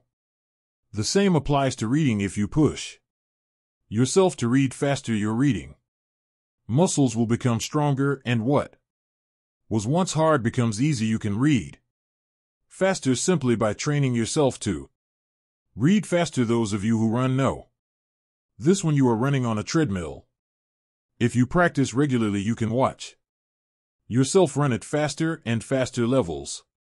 The levels that were once hard become easy a week later because you have pushed yourself to a higher degree of excellence to increase your speed even more. Try this exercise. You will need an easy reading novel, a pencil, and a watch or timer. 1. Read comfortably for 4 minutes. Set the alarm to go off in 4 minutes and read as you normally would read. Mark the line when your alarm goes off. This is going to be your finish line. 2. Now set your alarm for 3 minutes. The goal here is to reach the finish line before your alarm goes off. Then read into the line and step 1 in 3 minutes. 3. Set your alarm for 2 minutes. Don't worry about comprehension. Try to get to the finish line before your alarm goes off in 2 minutes. Use a visual pacer and go through it line by line. Have your eyes follow your fingers fast as possible. 4. Final stretch. Set your timer for 1 minute. Do your best to get to the finish line in 1 minute. Do not skip any line and don't worry about comprehension right now. 5. Now breathe. Set your timer for 2 minutes. Start from your finish line to read a new section read at a comfortable rate. With comprehension, count the number of lines you read, multiply by the number of words per line, then divide this number by 2. This is your new reading rate. Write it down. How did that feel? By doing this exercise, you will notice that your rate has increased. Here's an analogy. If you are driving on the highway at 65 miles per hour and then slow down to 40 miles per hour for some mild traffic, you will notice quite a bit of difference. This is because you are used to driving at a higher speed, but in reality you are not going very slowly because it is our relative. The same principle applies to reading. If you push yourself to read 2 or 3 times faster than what you are used to, when you finally decrease your rate to a comfortable speed, your original rate feels slow. You will want to practice this for minute exercise at least once a day until you reach a level that you are pleased and satisfied with. Schedule your reading just as with exercising. You cannot expect to work out only one time and be done for life. You must read on a regular basis. Otherwise, your reading muscles will grow. Week 2. Expand your peripheral vision. Your peripheral vision is the span of letters or words that your eyes can see in a single glance. By increasing your peripheral vision, you will be able to see and take in more words at a time. Most people were taught to read only 1 word at a time, but in fact you are capable of reading more than that. When you first learned to read, you were taught that letters made up larger structures called words. As a child, you would sound out a word by its letters. For example, the word report would be broken down into letters so that you could understand it, or EPO. RT. Now that you are older, you are not as aware of the letters as you are reading. You see the larger units known as words. One of the reasons why people have a limited reading speed is because they read 1 word at a time. But if you put the word card at the end of the report, you get report card. These 2 words have their own distinct meanings, but your mind sees them as one unit. just as your mind is capable of seeing these two words together, it is also capable of seeing groups of words at the same time. By doing so, you will take your reading speed to even greater heights. Just as you see the words and not the individual letters, skilled readers see groups of words and not the individual words. See additional tips below that you can use to condition yourself to see more. 3. Counting by using the exercises. I've outlined the challenge of subvocalization will begin to decrease.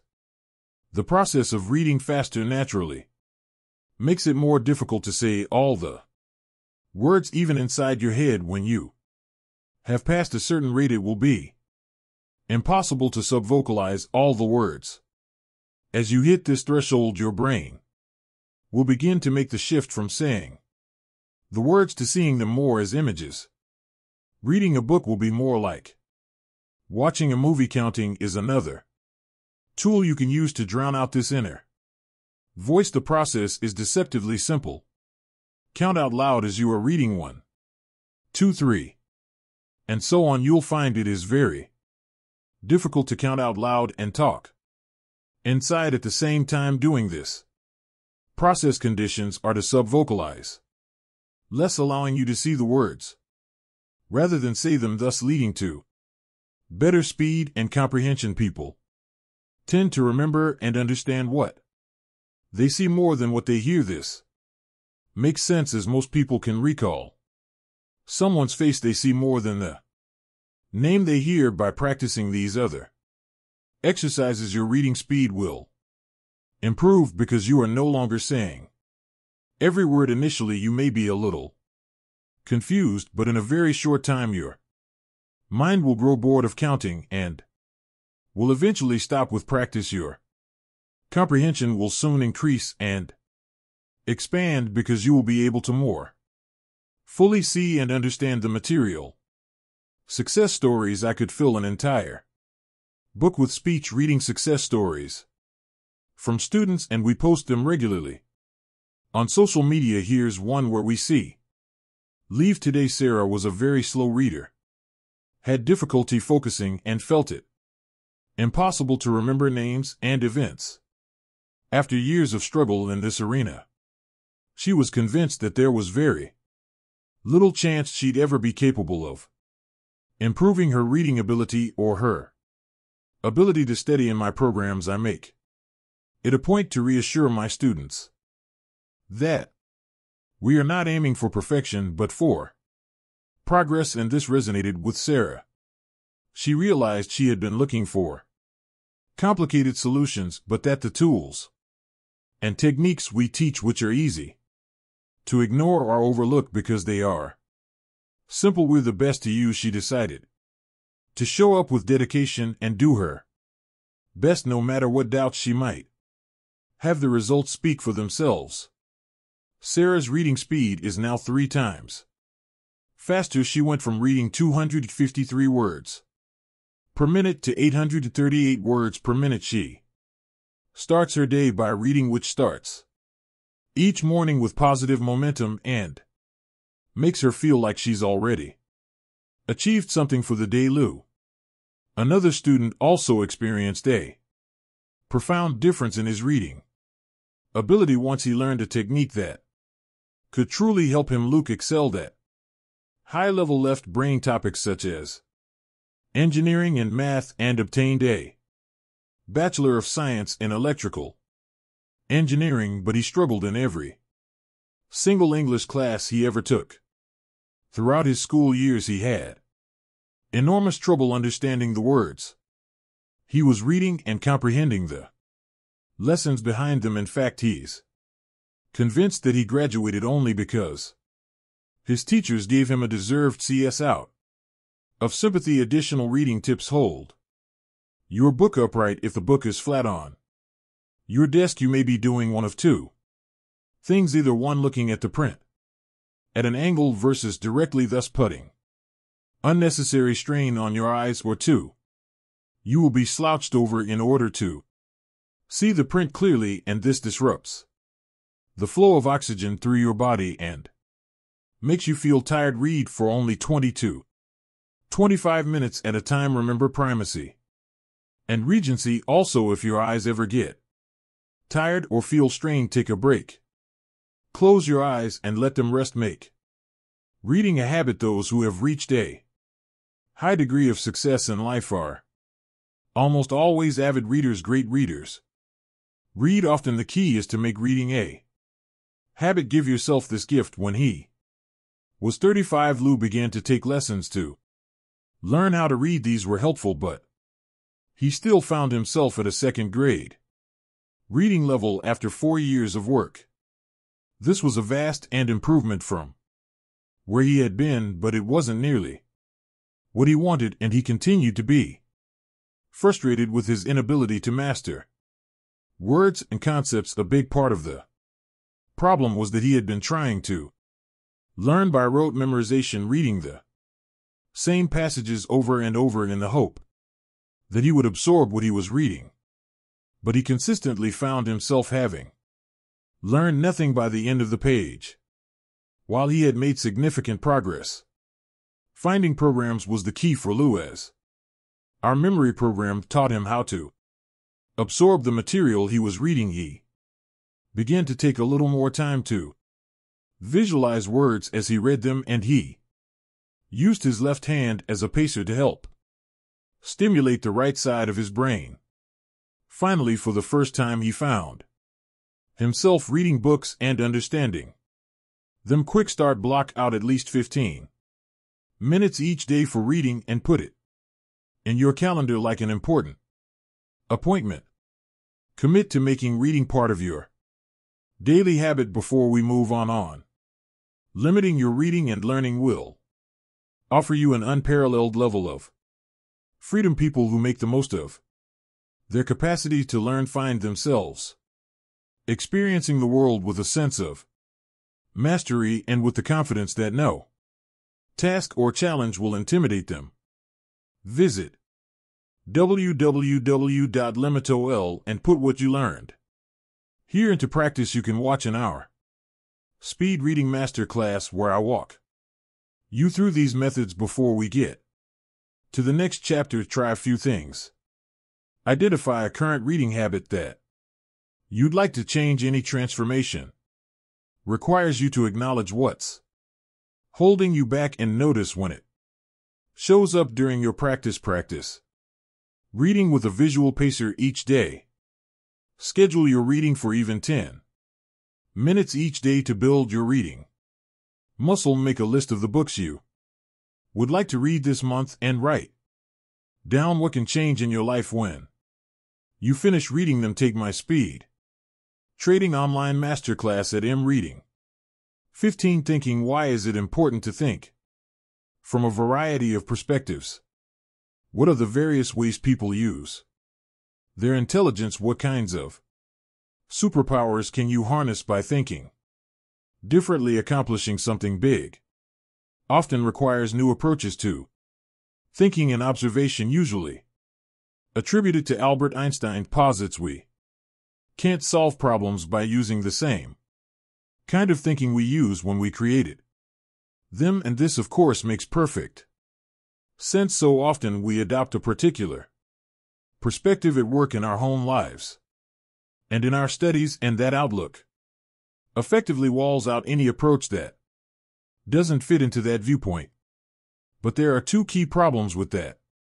One is that all perspectives should be challenged on a regular basis to confirm that they are still viable. For example, so often when a company goes out of business, it's later shown that it was so completely mired in one approach to the marketplace that it wasn't capable of seeing that the audience they were targeting was no longer as responsive as they once were. The second problem of fixed perspective faces is that challenges are often the product of a particular type of thinking, and the answer can be found only by bringing a fresh approach to the table. Why do most of us have a restricted range of thinking? I think the answer is the same as it was when we were discussing focus.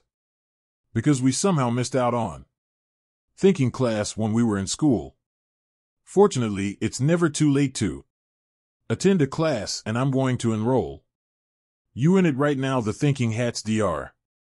Edward de Bono devised the concept of the 6 thinking hats as a tool for getting out of whatever out of thinking one might be mired and regularly used to help groups problem solve in a more productive way. It is easily adaptable by any individuals hoping to keep their thinking fresh. The core notion is to separate thinking into 6 distinctly defined functions by progressively donning a series of metaphorical hats.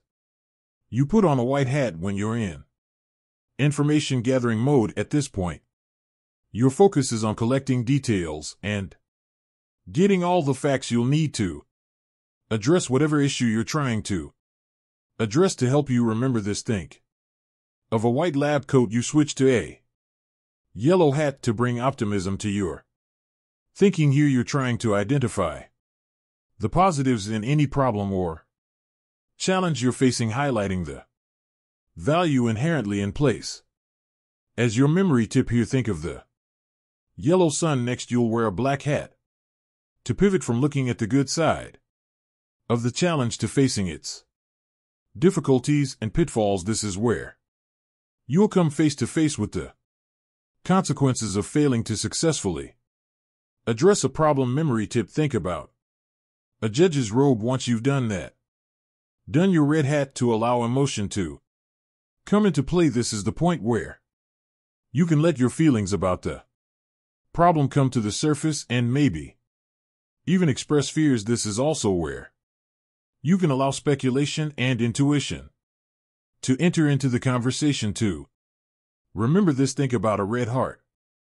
Now it's time for the green hat. When you're wearing this hat, you're in creativity mode. You've looked at the problem analytically and you've looked at it emotionally. Now ask yourself, what new ideas can you bring to what you already know about the problem? How can you come at it in a way you haven't considered before? Memory tip: think about green grass.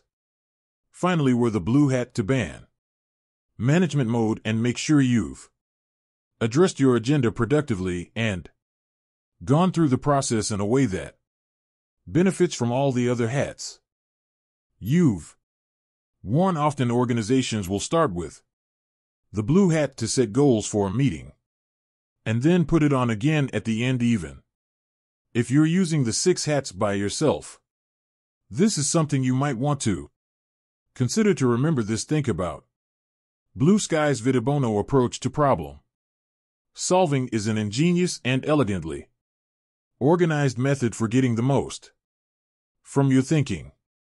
At its core, it is a neatly defined way of looking at an issue from all sides. First, you make sure you're clear on what you need to address, then you determine that you have all the facts in front of you. Next, you make sure you're dealing with the issue with a positive perspective. Then you get real about the challenges you're facing and allow yourself to feel what you're feeling about it. After this, you allow yourself to attack the problem from perspectives you might not have considered before, letting your imagination run free. And then you circle back to make sure you've addressed what you set out to address during this session. Look at how many different ways you've used your brain for this one task. You've been analytical, you've been emotional, and you've been creative. You've explored the sunny side and the dark side, and you've almost certainly attacked the issue with tools you don't automatically use every single day. Einstein would be proud of you. Quick start: think of a problem you need to be solved right now. It can be anything from how can I get that job to how can I communicate better with my family. Use the 6 thinking hats model to run through the different perspectives of looking at the problem you're trying to solve. How are you smart? Why is it important for us to have tools to help us think in different ways? Because people usually have a dominant way of using their intelligence. Dr. Howard Gardner Professor of Cognition and Education at the Harvard Graduate School of Education has studied in intelligence extensively and has identified 8 distinct forms of intelligence. 1. Spatial. This is someone who usually thinks from the perspective of the space around them. Airline pilots tend to be spatial thinkers, but so do people who excel at playing chess, as both require an innate understanding of how things fit into space. The artist Claude Monet comes to mind as another example because of his remarkable use of space in his paintings. 2. Bodily kinesthetic. Someone with the dominance of this form of intelligence uses their body as a form of expression or problem solving. Gymnasts have refined bodily kinesthetic intelligence as Dude Rummer's the first name that jumps into my head when I think of this form of intelligence is Venus Williams, who expressed her genius with her body on a tennis court in ways that very few ever have. 3. Musical. This is a person with a strong sensitivity to rhythm, pitch, meter, tone, melody, and timbre. Musicians obviously have a dominance in musical intelligence, but you'll also find it in poets who often use meter and rhythm as effectively as they use words. My poster child for musical intelligence is Wolfgang Amadeus Mozart. 4. Linguistic. Someone with a dominance in linguistic intelligence is particularly attuned to all the implications of words, not just their strict dictionary definition. Writers of course have this trade, but so do great orators and lawyers. The first person I think of with linguistic intelligence is William Shakespeare. 5. Logical.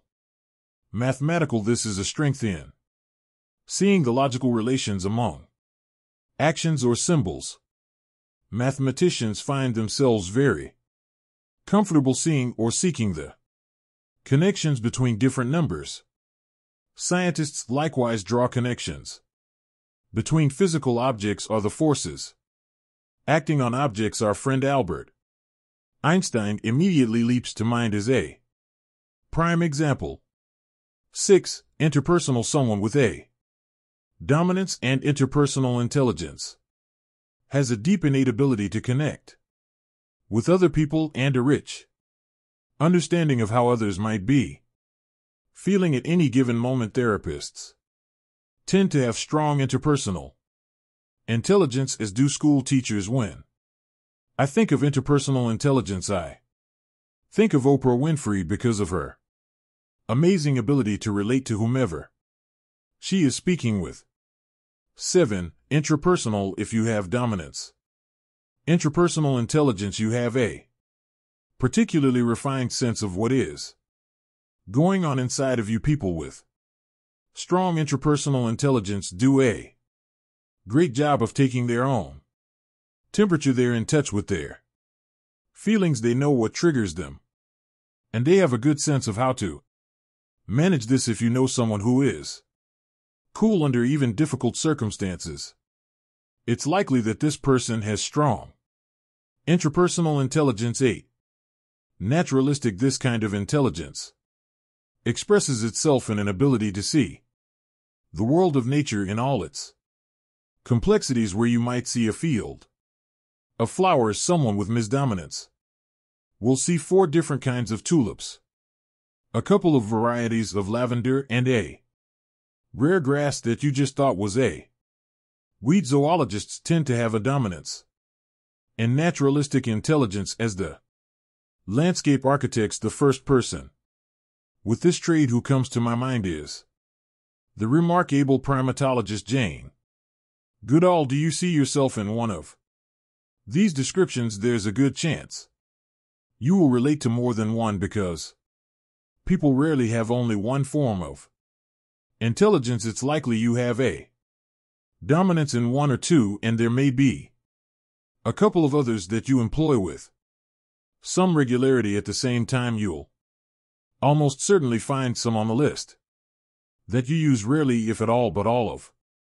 These forms of intelligence identify successful ways of operating in the world, and any one of them might come into play when you're facing a particular task or problem. Awareness of all 8 and considering each while wearing your 6 thinking hats is a remarkably effective way to unlimit your thinking. What is your learning style? Just as types of intelligence vary from person to person, the way one learns varies. The Kwik learning styles model has been in use since the 1920s and is useful in showing you how you prefer to learn new things. V is for visual, meaning that you tend to learn through illustrations, charts, video, and other visual media. A is for auditory, meaning that you find yourself most comfortable learning by listening either to a lecture, a discussion, a podcast, an audiobook, etc. K is for kinesthetic, meaning that you prefer to learn via physical interaction. Kinesthetic learners tend to gain more from taking a hands-on approach to learning. Here's a quick quiz you can take to give you a sense of what kind of learner you are. 1. When you don't quite understand or remember something, it doesn't ring a bell or resonate. B. It seems hazy or unclear. C. You can't get a handle on it or feel it. 2. You are about to give a friend directions to your home. Would you draw a map on paper? B. Tell her the directions. C. Pick her up in your car. 3. You are staying in a hotel and have a rental car. You would like to visit a friend whose address you do not know. Would you like them to draw you a map? B. Tell your directions. C. Pick you up in their car. 4. Learning technical material is easiest for you, and as someone explains the ideas to you. B. You visualize the concepts and see the whole picture. C. You can learn by doing or get a feel for the ideas. 5. You are going to cook a dessert as a special treat for your family. Do you cook something familiar? B. Look through a cookbook for ideas. C. Ask for the advice of others. 6. You are about to purchase a new sound system. Other than the price, what would most influence your decision? A friend speaking about it. B. How it makes you feel. C. Its distinctive look or appearance. 7. Recall a time in your life when you learned how to do something like playing a new board game. Try to avoid choosing a rare physical skill like riding a bike.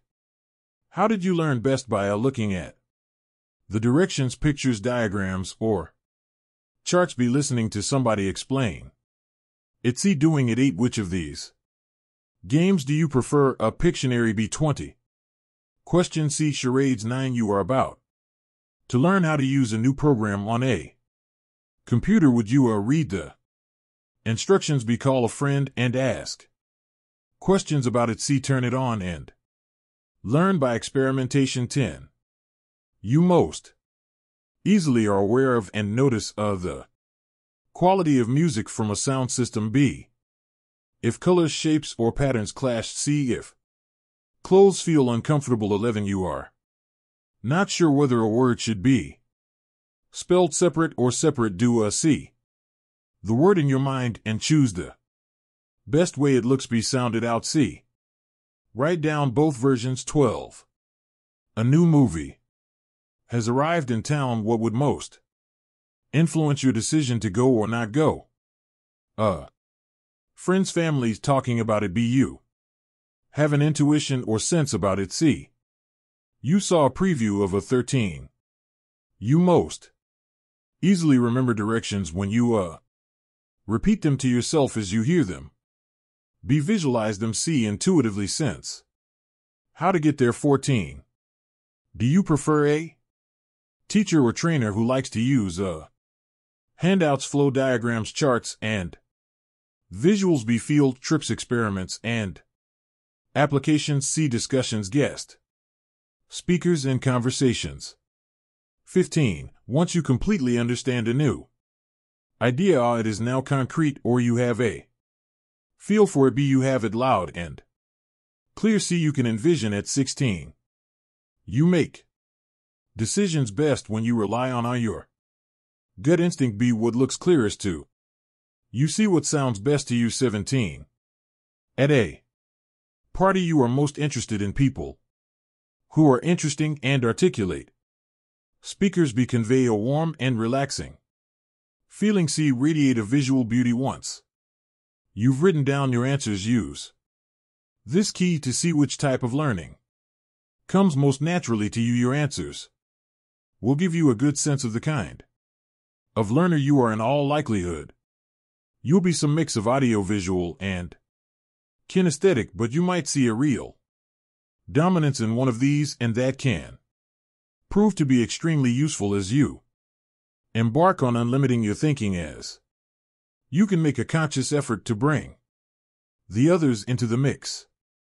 Mental models or constructs for thinking that help us make sense of the world around us. Think of them as shortcuts. For example, we've all heard of the economic mental model of supply and demand. You're probably familiar with the idea that supply is representative of the amount of something available within a market, whether that's a service product or commodity. When that is juxtaposed against the demand for that item, value is determined, and that often dictates the price of the item. This model is a quick way to understand what's happening in a market. It's not always accurate and doesn't explain every factor involved, but it serves as a simple way of evaluating the price or value of an item. Mental models train your mind to think. After all, you don't rise to the level of your expectations, you fall to the level of your training. Models can act as shortcuts that save you valuable energy and time when you're evaluating an idea, making a decision, or problem solving. In the following pages, I'm including some of my favorite mental models for faster and sharper decision making and for creative problem solving decision making.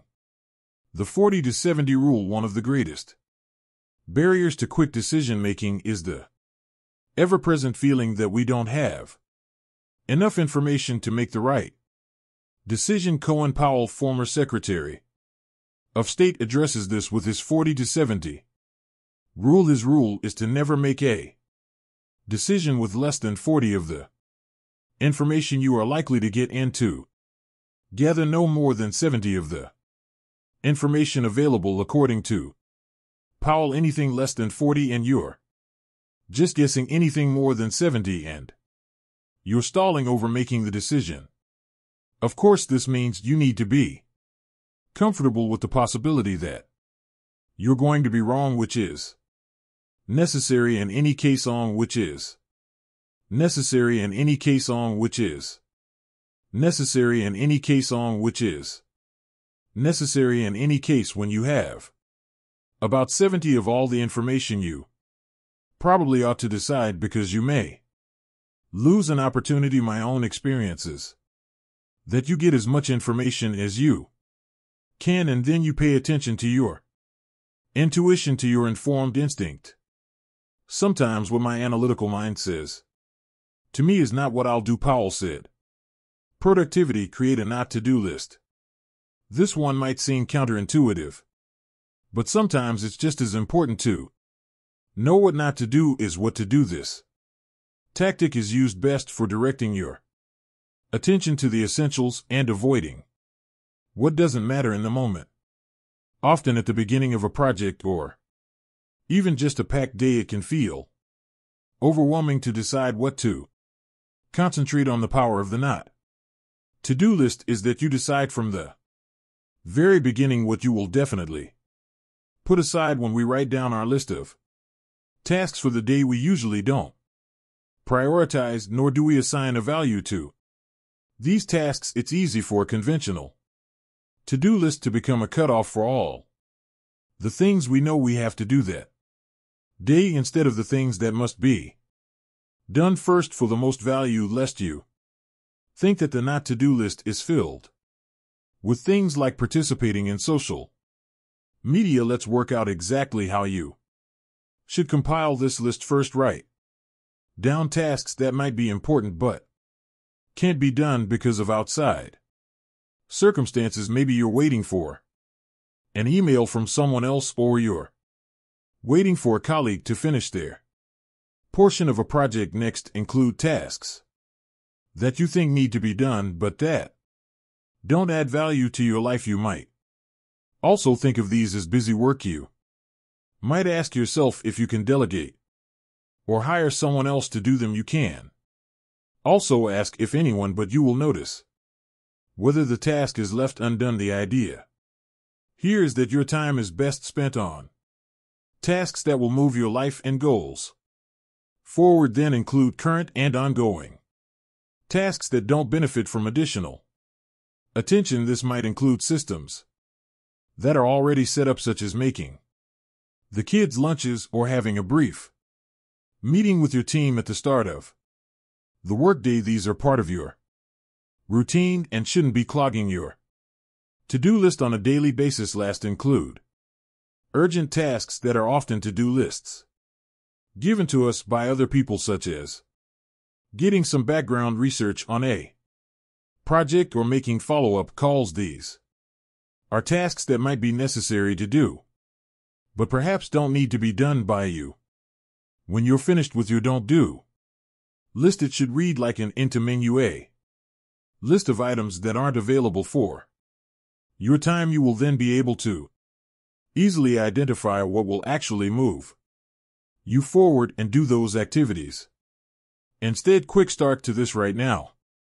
Take a moment to create your not to do list for today. What are the things you need to avoid today to focus and achieve your goals? Be specific and check off that list by not doing it. Problem solving. Study your errors. When we take the time to study the mistakes we make, especially those that have a lasting effect on our lives, we turn every mistake into a learning opportunity. Use this model to evaluate what went wrong so you can get a better result next time.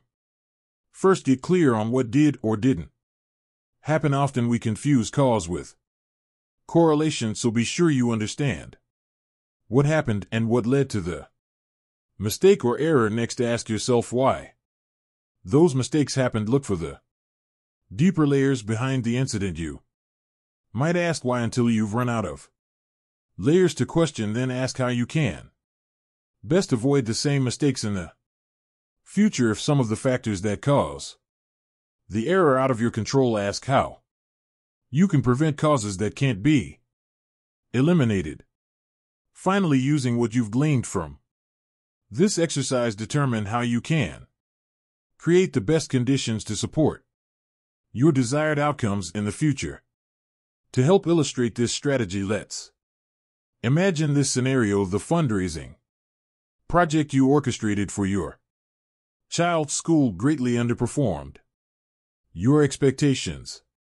First, you need to be clear on what happened. Did you and your team fail to inspire people to give, or did a donors fail to show up? In this case, let's assume that the donors were available, but they didn't give as much as you anticipated, or sometimes didn't give it all. Now you need to ask yourself, why did it have something to do with the way you presented the need? Did it have something to do with the time of year? Did it have something to do with the economy?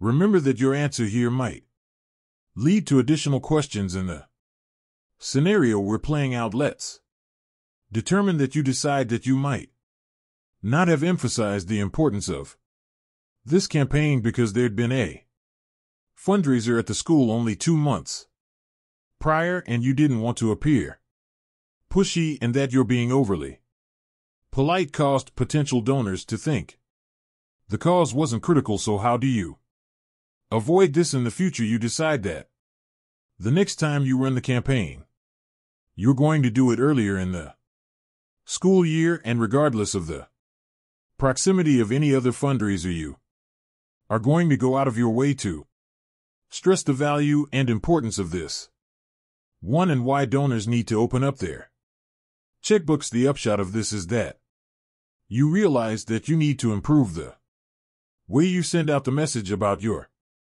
campaign, and you determine to take a class on this so you will be much better prepared when next year's campaign comes along.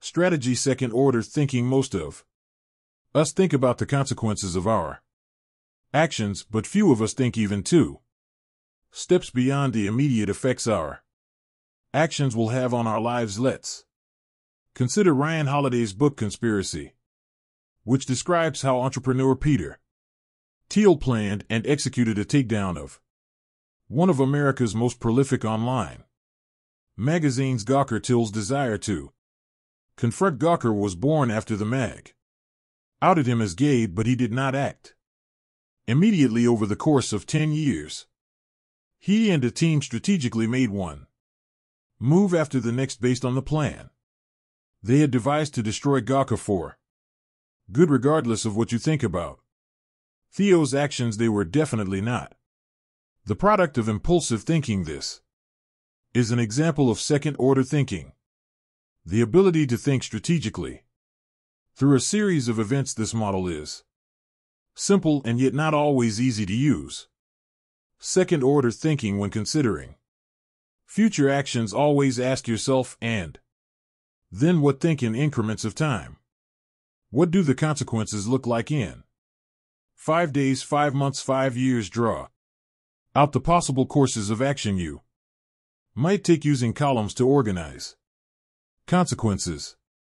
First-order thinking is easy, but it's second-order thinking that allows us to go deeper through time and consequences. Best of all, it allows us to see what others can't see. Taking giant leaps, moving forward incrementally, is a significant sign of progress. Every step you can take in the process of becoming limitless is a step in the right direction. But what if you could move your genius forward exponentially? After all, if we take 30 normal steps forward, we'll wind up somewhere down the street.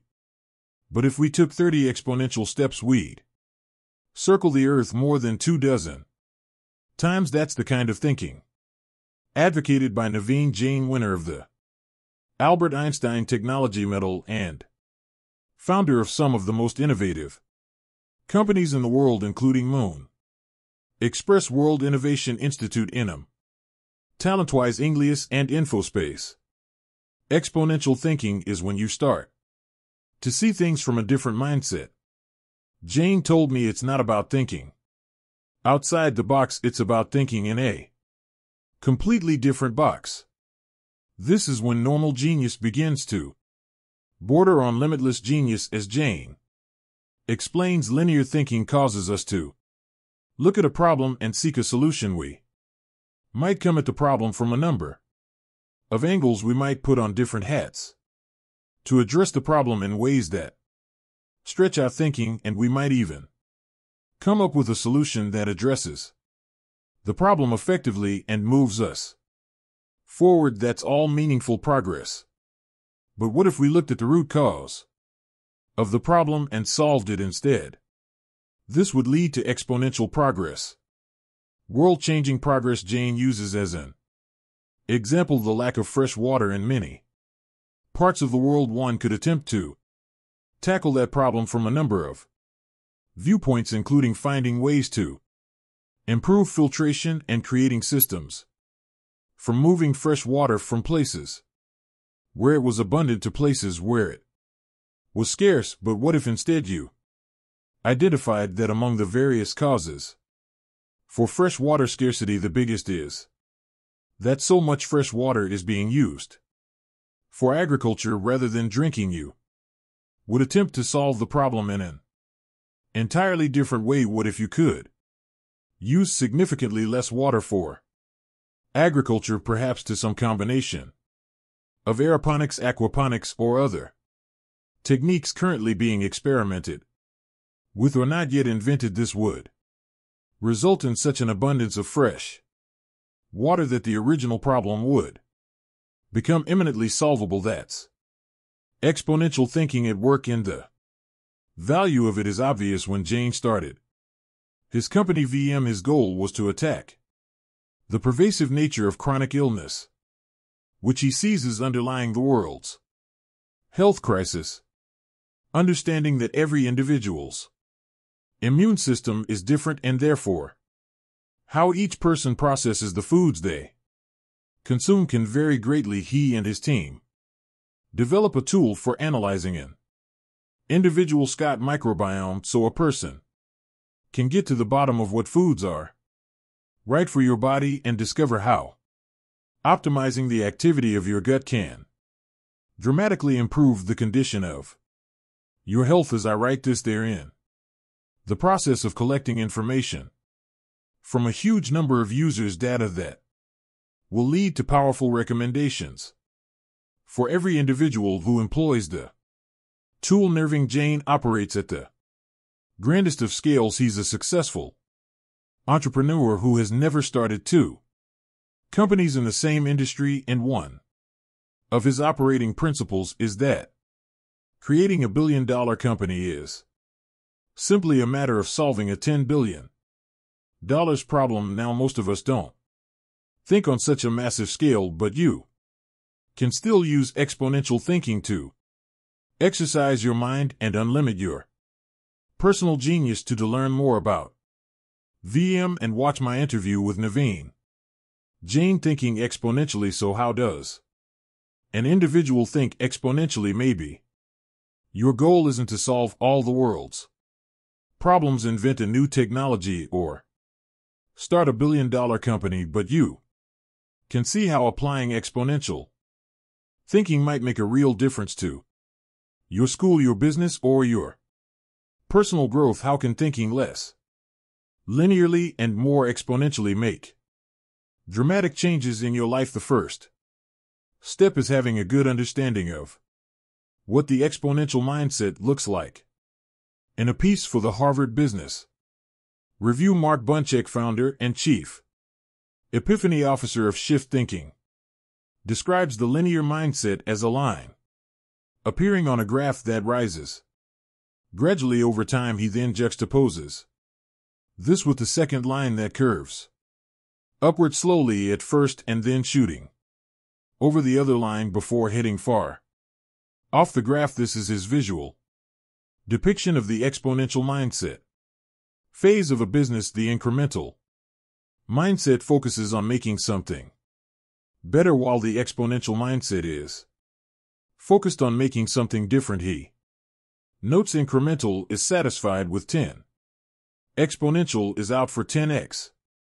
The incremental mindset draws a straight line from the present to the future. Bone Check continues, a good incremental business plan enables you to see exactly how you will get from here to there, but exponential models are not straight. They are like abandoned the road that prevents you from seeing around the corner, except in this case the curve goes up. Bunchek is speaking specifically about applying exponential thinking to business, but the same perception can be brought to bear on thinking in other parts of life. Imagine, for example, that you were trying to figure out how to have everyone in your family at the dinner table at least 3 times a week. A linear mindset would involve looking at everyone's work schedules, school schedules, activity schedules, and social schedules to try to find a way to clear out some space. But an exponential mindset would take the approach of turning your family's heritage schedules into something different. Maybe dinner isn't the goal at all, but rather finding key moments during the week when everyone can be in the same place and focus exclusively on each other. Maybe the issue isn't your schedules at all, but how each of you has chosen to commit their time. Progress might not seem much like progress, but then the changes you've been developing start to take shape, and suddenly you have lots more time together if you want to fire up your exponential thinking ability and take a huge step toward unlimiting your genius. Consider these 4 steps the next time You contemplate a problem or task in need of a solution. Step 1. Get to the underlying problem, as Naveen Jain illustrated when addressing the world's water problem. The car issue might not be a surface issue at all, as Jain noted. The underlying problem behind the shortage of fresh water isn't the availability of the water, but rather that so much fresh water is being used for agricultural purposes. Solving the underlying problem allows for a much more workable solution to the surface problem. Let's go back to our dinner scenario. The surface problem is that the family rarely eats dinner together because everyone's schedules are too busy. The underlying problem might be that your schedules are so busy because your spouse feels compelled to work long hours at work. Your daughter feels compelled to be an elite athlete. Your son feels compelled to get perfect academic scores so he can attend a college with a 3% acceptance rate, and you feel compelled to sit on 3 nonprofit boards. But maybe even that is not the true underlying problem. Maybe what's really at issue is that you each feel the pressures you feel, not because you personally aspire to these goals, but rather because you live in a community that looks down on people who don't have goals of this sort. Step 2. Posit a new approach. One of the keys to exponential thinking is filling your thoughts with what-if statements.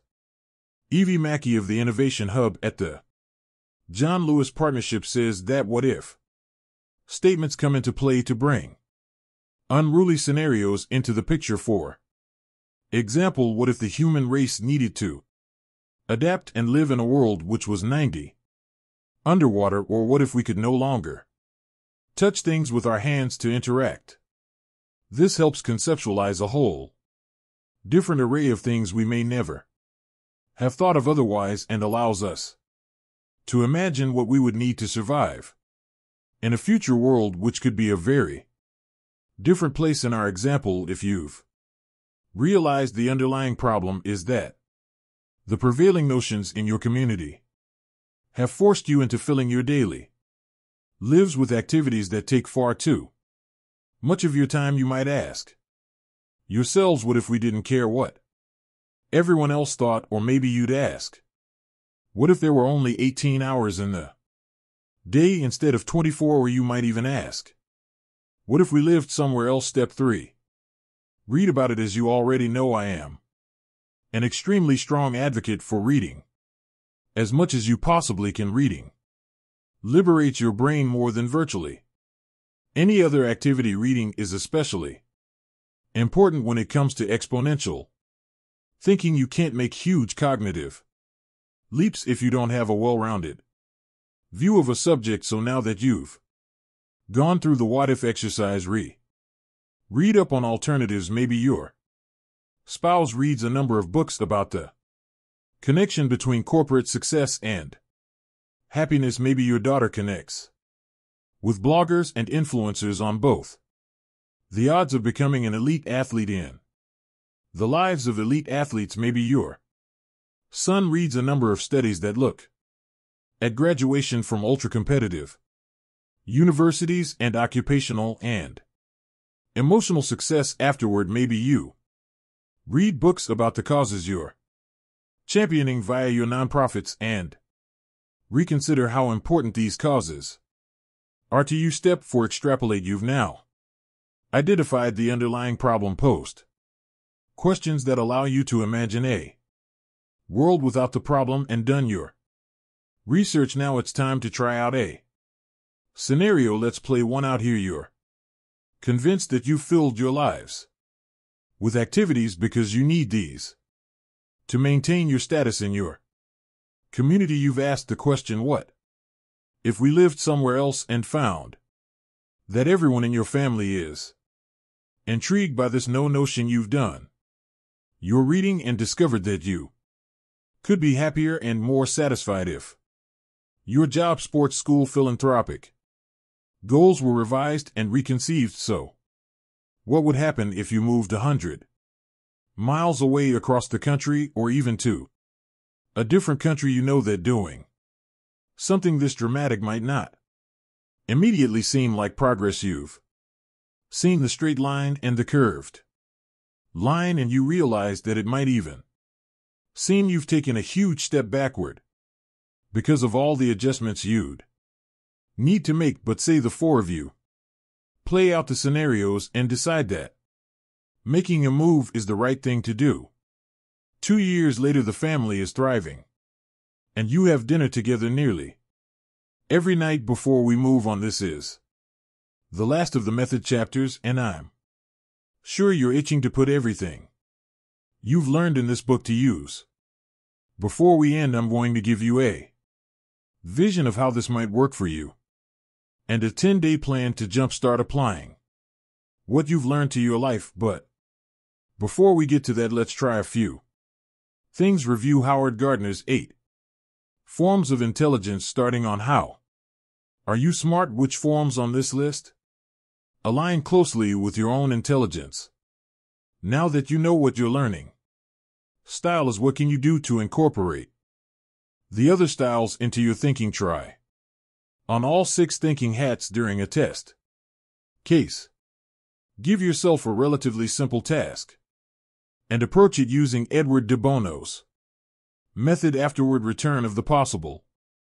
If you're anything like the overwhelming majority of people in the world, when you started reading this book, you were being governed either consciously, unconsciously, or both by a suite of limitations it either imposed on yourself or others had imposed on you. Maybe you wanted to learn a new ability, but you were sure that you didn't have the capacity to do it. Maybe you wanted to throw your hat in the ring for a big work promotion, but your inner voice kept telling you that you really didn't have the competence for it. Maybe you were convinced that you were always going to leave the house without your phone, or you were never going to remember all the names of the people at your next social gathering, or you were forever going to be the boring guy reading his speech from a piece of paper. If this has ever described you in any way, now that you've come to the end of this book, I hope you're ready to wave goodbye to that person. Instead, let's meet the new limitless you. The limitless you has a limitless mindset. You no longer believe that there are all sorts of things you can't be or do. There might be all sorts of things you haven't done yet, and there might be all sorts of things that you've had trouble doing in the past, but the limitless you knows your past doesn't equal your future. The limitless you understand that your brain is a much more powerful tool than you might have previously imagined, in that by setting your mind to learning whatever you want to learn, you can conquer just about any skill. The limitless you also has limitless motivation. In the past, maybe you could conceive of a more ambitious life, but you couldn't actually get yourself to take action. Now, though, you know how to align your habits with your ambitions. You're capable of making a commitment to lifelong learning and lifelong improvement, and it's as natural to you as getting dressed in the morning. You also know how to fuel your brain with food and sleep and exercise so that you start your day in the best place, and you're always ready to take on new and demanding challenges.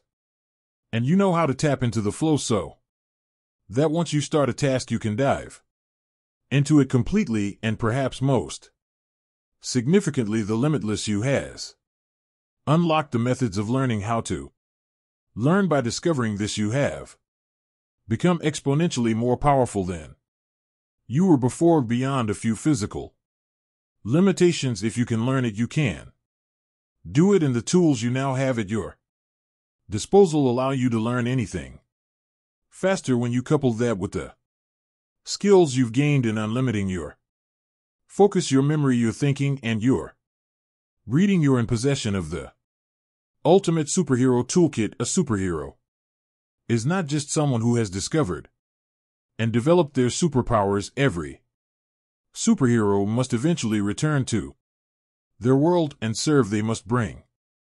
With them the lessons and wisdom they want through their journey they must not only integrate their powers into their lives, but they must learn to use their powers to help others. At the end of the Matrix, Neo has won the bad and broken free of limits. In his last phone call to the Matrix, Neo says, "I'm going to hang up this phone and then I'm going to show these people what you don't want them to see.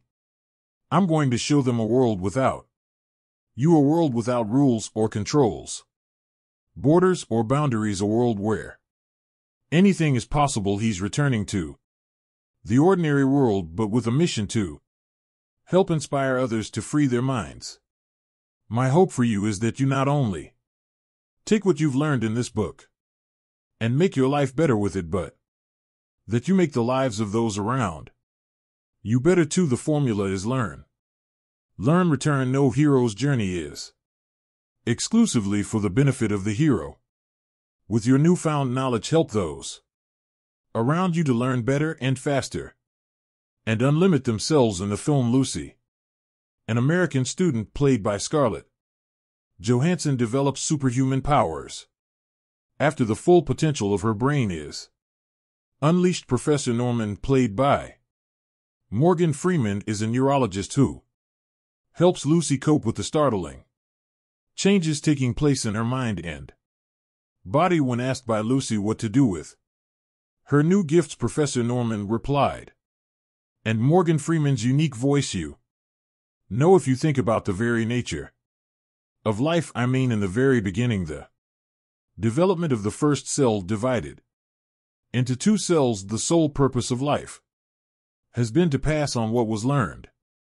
There was no higher purpose, so if you're asking me what to do with all this knowledge you're accumulating, I say pass it on." So now the question becomes this: what are you going to do with what you've learned? Solve a challenging problem at work so you and your colleagues have an impact on your industry and maybe your world.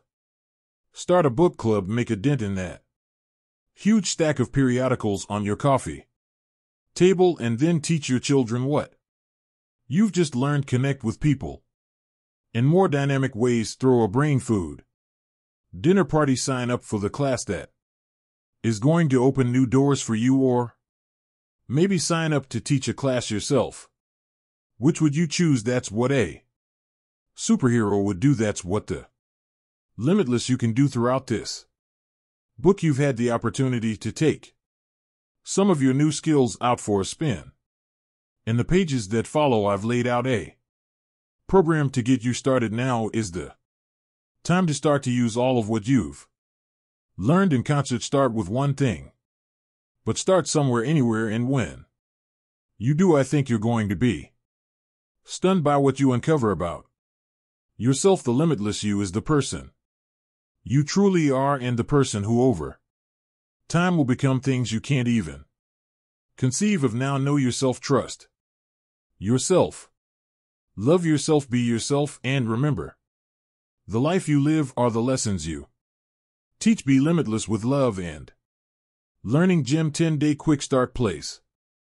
And congratulations on making it to the end of this book. You are one of the few who completes the task at hand. I applaud you. We've covered a lot in this book. My advice is to implement everything you learned. If you're not sure where to begin, then this 10-day plan is here to help you jumpstart your limitless journey. You can follow this plan I made for you, or you can handpick 3 top tips you'd like to integrate from each main section: mindset, motivation, and methods. In this way, you can focus on the areas where you feel you are currently lacking and need more support. You can also download this 10-day quick start program in video format from Thank you for allowing me to be your brain coach. Through this book, I look forward to hearing about your progress. Day 1. Learn fast to put this acronym into action on day 1. Forget the key to laser focus is to remove or forget that which distracts you. There are 3 things you want to forget. 1. What you Already know 2. What's not urgent? 3. Your limitations.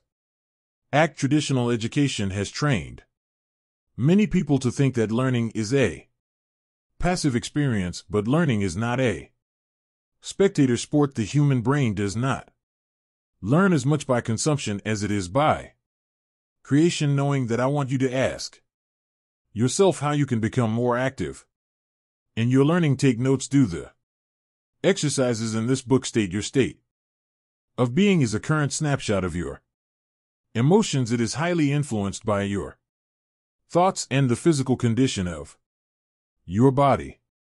Change your posture or the depth of your breathing. Consciously choose states of joy, fascination, and curiosity. Teach if you want to cut your learning curve. Dramatically learn with the intention of teaching the information to someone else. Enter if it's not on your calendar. There's a good chance it's not getting done. Take out your calendar and enter blocks of time to invest in yourself. Even if that's only 10 or 15 minutes a day. Review. You are better able to retain information by reviewing multiple spread out sessions. Get in the habit of reflecting on your day and do a daily review of what you've learned. For more on this, read this section in chapter. For day 2, kill your ants. Identify the voices in your head that are focusing on what you can't do. Those automatic negative thoughts. Start talking back to them. Remember to discount those pesky lies. Limiting ideas. Entertained and consistently check in with your BS belief systems. When you find yourself thinking, I always screw up this sort of thing, counter with, just because I haven't always been good at this in the past doesn't mean that I can't be great at it now. How can I learn this? Don't shrink what's possible to fit your mind. Expand your mind to fit what's possible. For more on this, reread the section in chapter 8. Day 3. Question your questions. Reflect on the power of dominant questions. You likely have one question you're subconsciously asking yourself throughout the day. Identify this question and think about how you can change up to change your behavior. Knowledge itself is not power. It only has that potential when you apply it. Start asking the questions that will help you get the empowering answers you need throughout the day. For more on this, reread the section in chapter 4. Day 4. Imagine what you want most. Take a moment to write down all the disadvantages you will have when you don't apply what you learned in this book. For example, you could write, I will have to keep studying hard and settle for the same mediocre results. I will continue to doubt myself. I won't be able to show up at my best for my loved ones. Or I won't get a good job. Now write down the advantages you will have when you apply what you learned, such as, I'll be able to learn what I need to learn with confidence, get a great job I love, and make a lot of money so I can give back to the world. I will have more free time to exercise and get healthy, travel, and spend more time with my significant other, or something simple like, I will finally have some free time to just get caught up and relax. Get specific. See it, feel it, believe in it, and then work daily for it. Visualize your celebratory champagne moment. For more on this, reread the section in chapter 7. Day 5. Consider your purpose. Purposes about how you relate to other people. Purpose is what you are here to share with the world. What is your why? Think about who's counting on you to be limitless. Is it your family, your lover, your friends, colleagues, neighbors? Get specific about who you're letting down by setting limits in your life. Now think about how you can affect the lives of others when you show up 100. You found your purpose. For more on this, reread the section in chapter 7. Day 6. Start a new healthy habit. Take small, simple steps to create one new healthy habit that will lead you to success. Make it a part of your morning routine. You'll never change Your life until you decide to change. Something you do daily are daily. Decisions and habits have a huge impact on both our levels of happiness and success. If you're persistent, you can achieve it. If you're consistent, you can keep it. Little by little, a little can become a lot. Remember, every professional was once a beginner. Pick one new habit you will start doing today. How can you break it down to small, simple steps that you can do consistently each day? For more on this, reread the section in Chapter 9. Day 7. Give your brain some energy. Harness your energy to win. Each day, eat one or more of these brain foods daily. Which one is your favorite and why? Remember, what you eat matters, especially for your gray matter. Is what you're reading energizing you or depleting you? Write down some creative recipes you can make using the brain foods below: avocados, green leafy vegetables, blueberry, salmon, broccoli, turmeric, dark chocolate, walnuts, eggs, water. For more on this, read the section in Chapter 8. Day 8. Optimize your study. Studying isn't just for people in school. We're all lifelong learners. Set the optimal state to study and learn. Remove distractions. Use the HERE method to watch a TED video you've never seen before and practice your listening skills. For more on this, reread the section in Chapter 12. Day 9.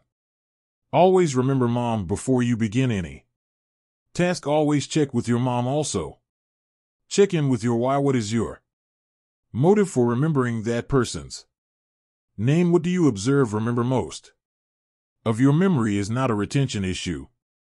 It's an attention issue. Practice remembering the names of everyone you meet today by using the association technique. If you forget someone's name, write down if it was your motivation, observation, or the method that led you to forget that name. Then try again with another person. You can practice this skill even when you're shopping at a grocery store or walking through the street or watching television or anything. Assign names to strangers you see and test how many you can remember.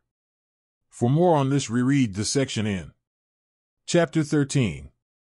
Day 10. Embrace the power of reading. Set a daily reading goal. Even if it's just for 10 minutes a day, there's power to reading, and these benefits compound over time. The key is consistency. Pick a book you've been wanting to read. Set a timer for 10 minutes. Put away the distractions and practice reading with a visual pacer.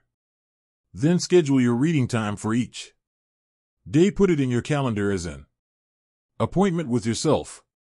Leaders are readers. Reading is great exercise for your mind. Remember, you can download decades of experience by reading just one book. For more on this, reread the section in Chapter 14. Limitless Children. How to apply T. Hawaii has booked a parenting. If a child can't learn the way we teach, maybe we should teach the way they learn. Ignacio Estrada. It's not how smart your children are, it's how are they smart. Traditional education teaches children what to learn, what to focus on, what to think, what to study, and even what to remember, but not how to learn, how to focus, how to think, how to study, and how to remember. Having grown up with my own learning difficulties, one of my passions is teaching our youth about their mindset, motivation, and methods of learning. How can you start? I've put some of my favorite strategies in a quick bonus chapter. You can download the chapter at Liam Middlesbrough. OK. IMG Limitless Teams. How to apply T. Hawaii's book to business and organizations' ability to learn and translate that learning into action rapidly is the ultimate competitive advantage. Jack Welch. Can you apply the Limitless model to your business? Absolutely. For over 2 decades, we've used these methods to train organizations of all sizes, from entrepreneurial startups to corporate clients, including Google, Virgin, Nike, GE, Fox Studios and Zappos Human Capital is an organization's most valuable and most underutilized asset for your business to grow your team's collective brain power. Must grow. How can you harness your team's limitless cognitive potential? I wrote a bonus chapter to help you on your way. You can download the chapter at Liam book com bu cns book kom bu cns book com bus cns book kom bu cns book. Thank you for taking me on this journey with you. This is Dark Psychology World Channel. Thanks for watching.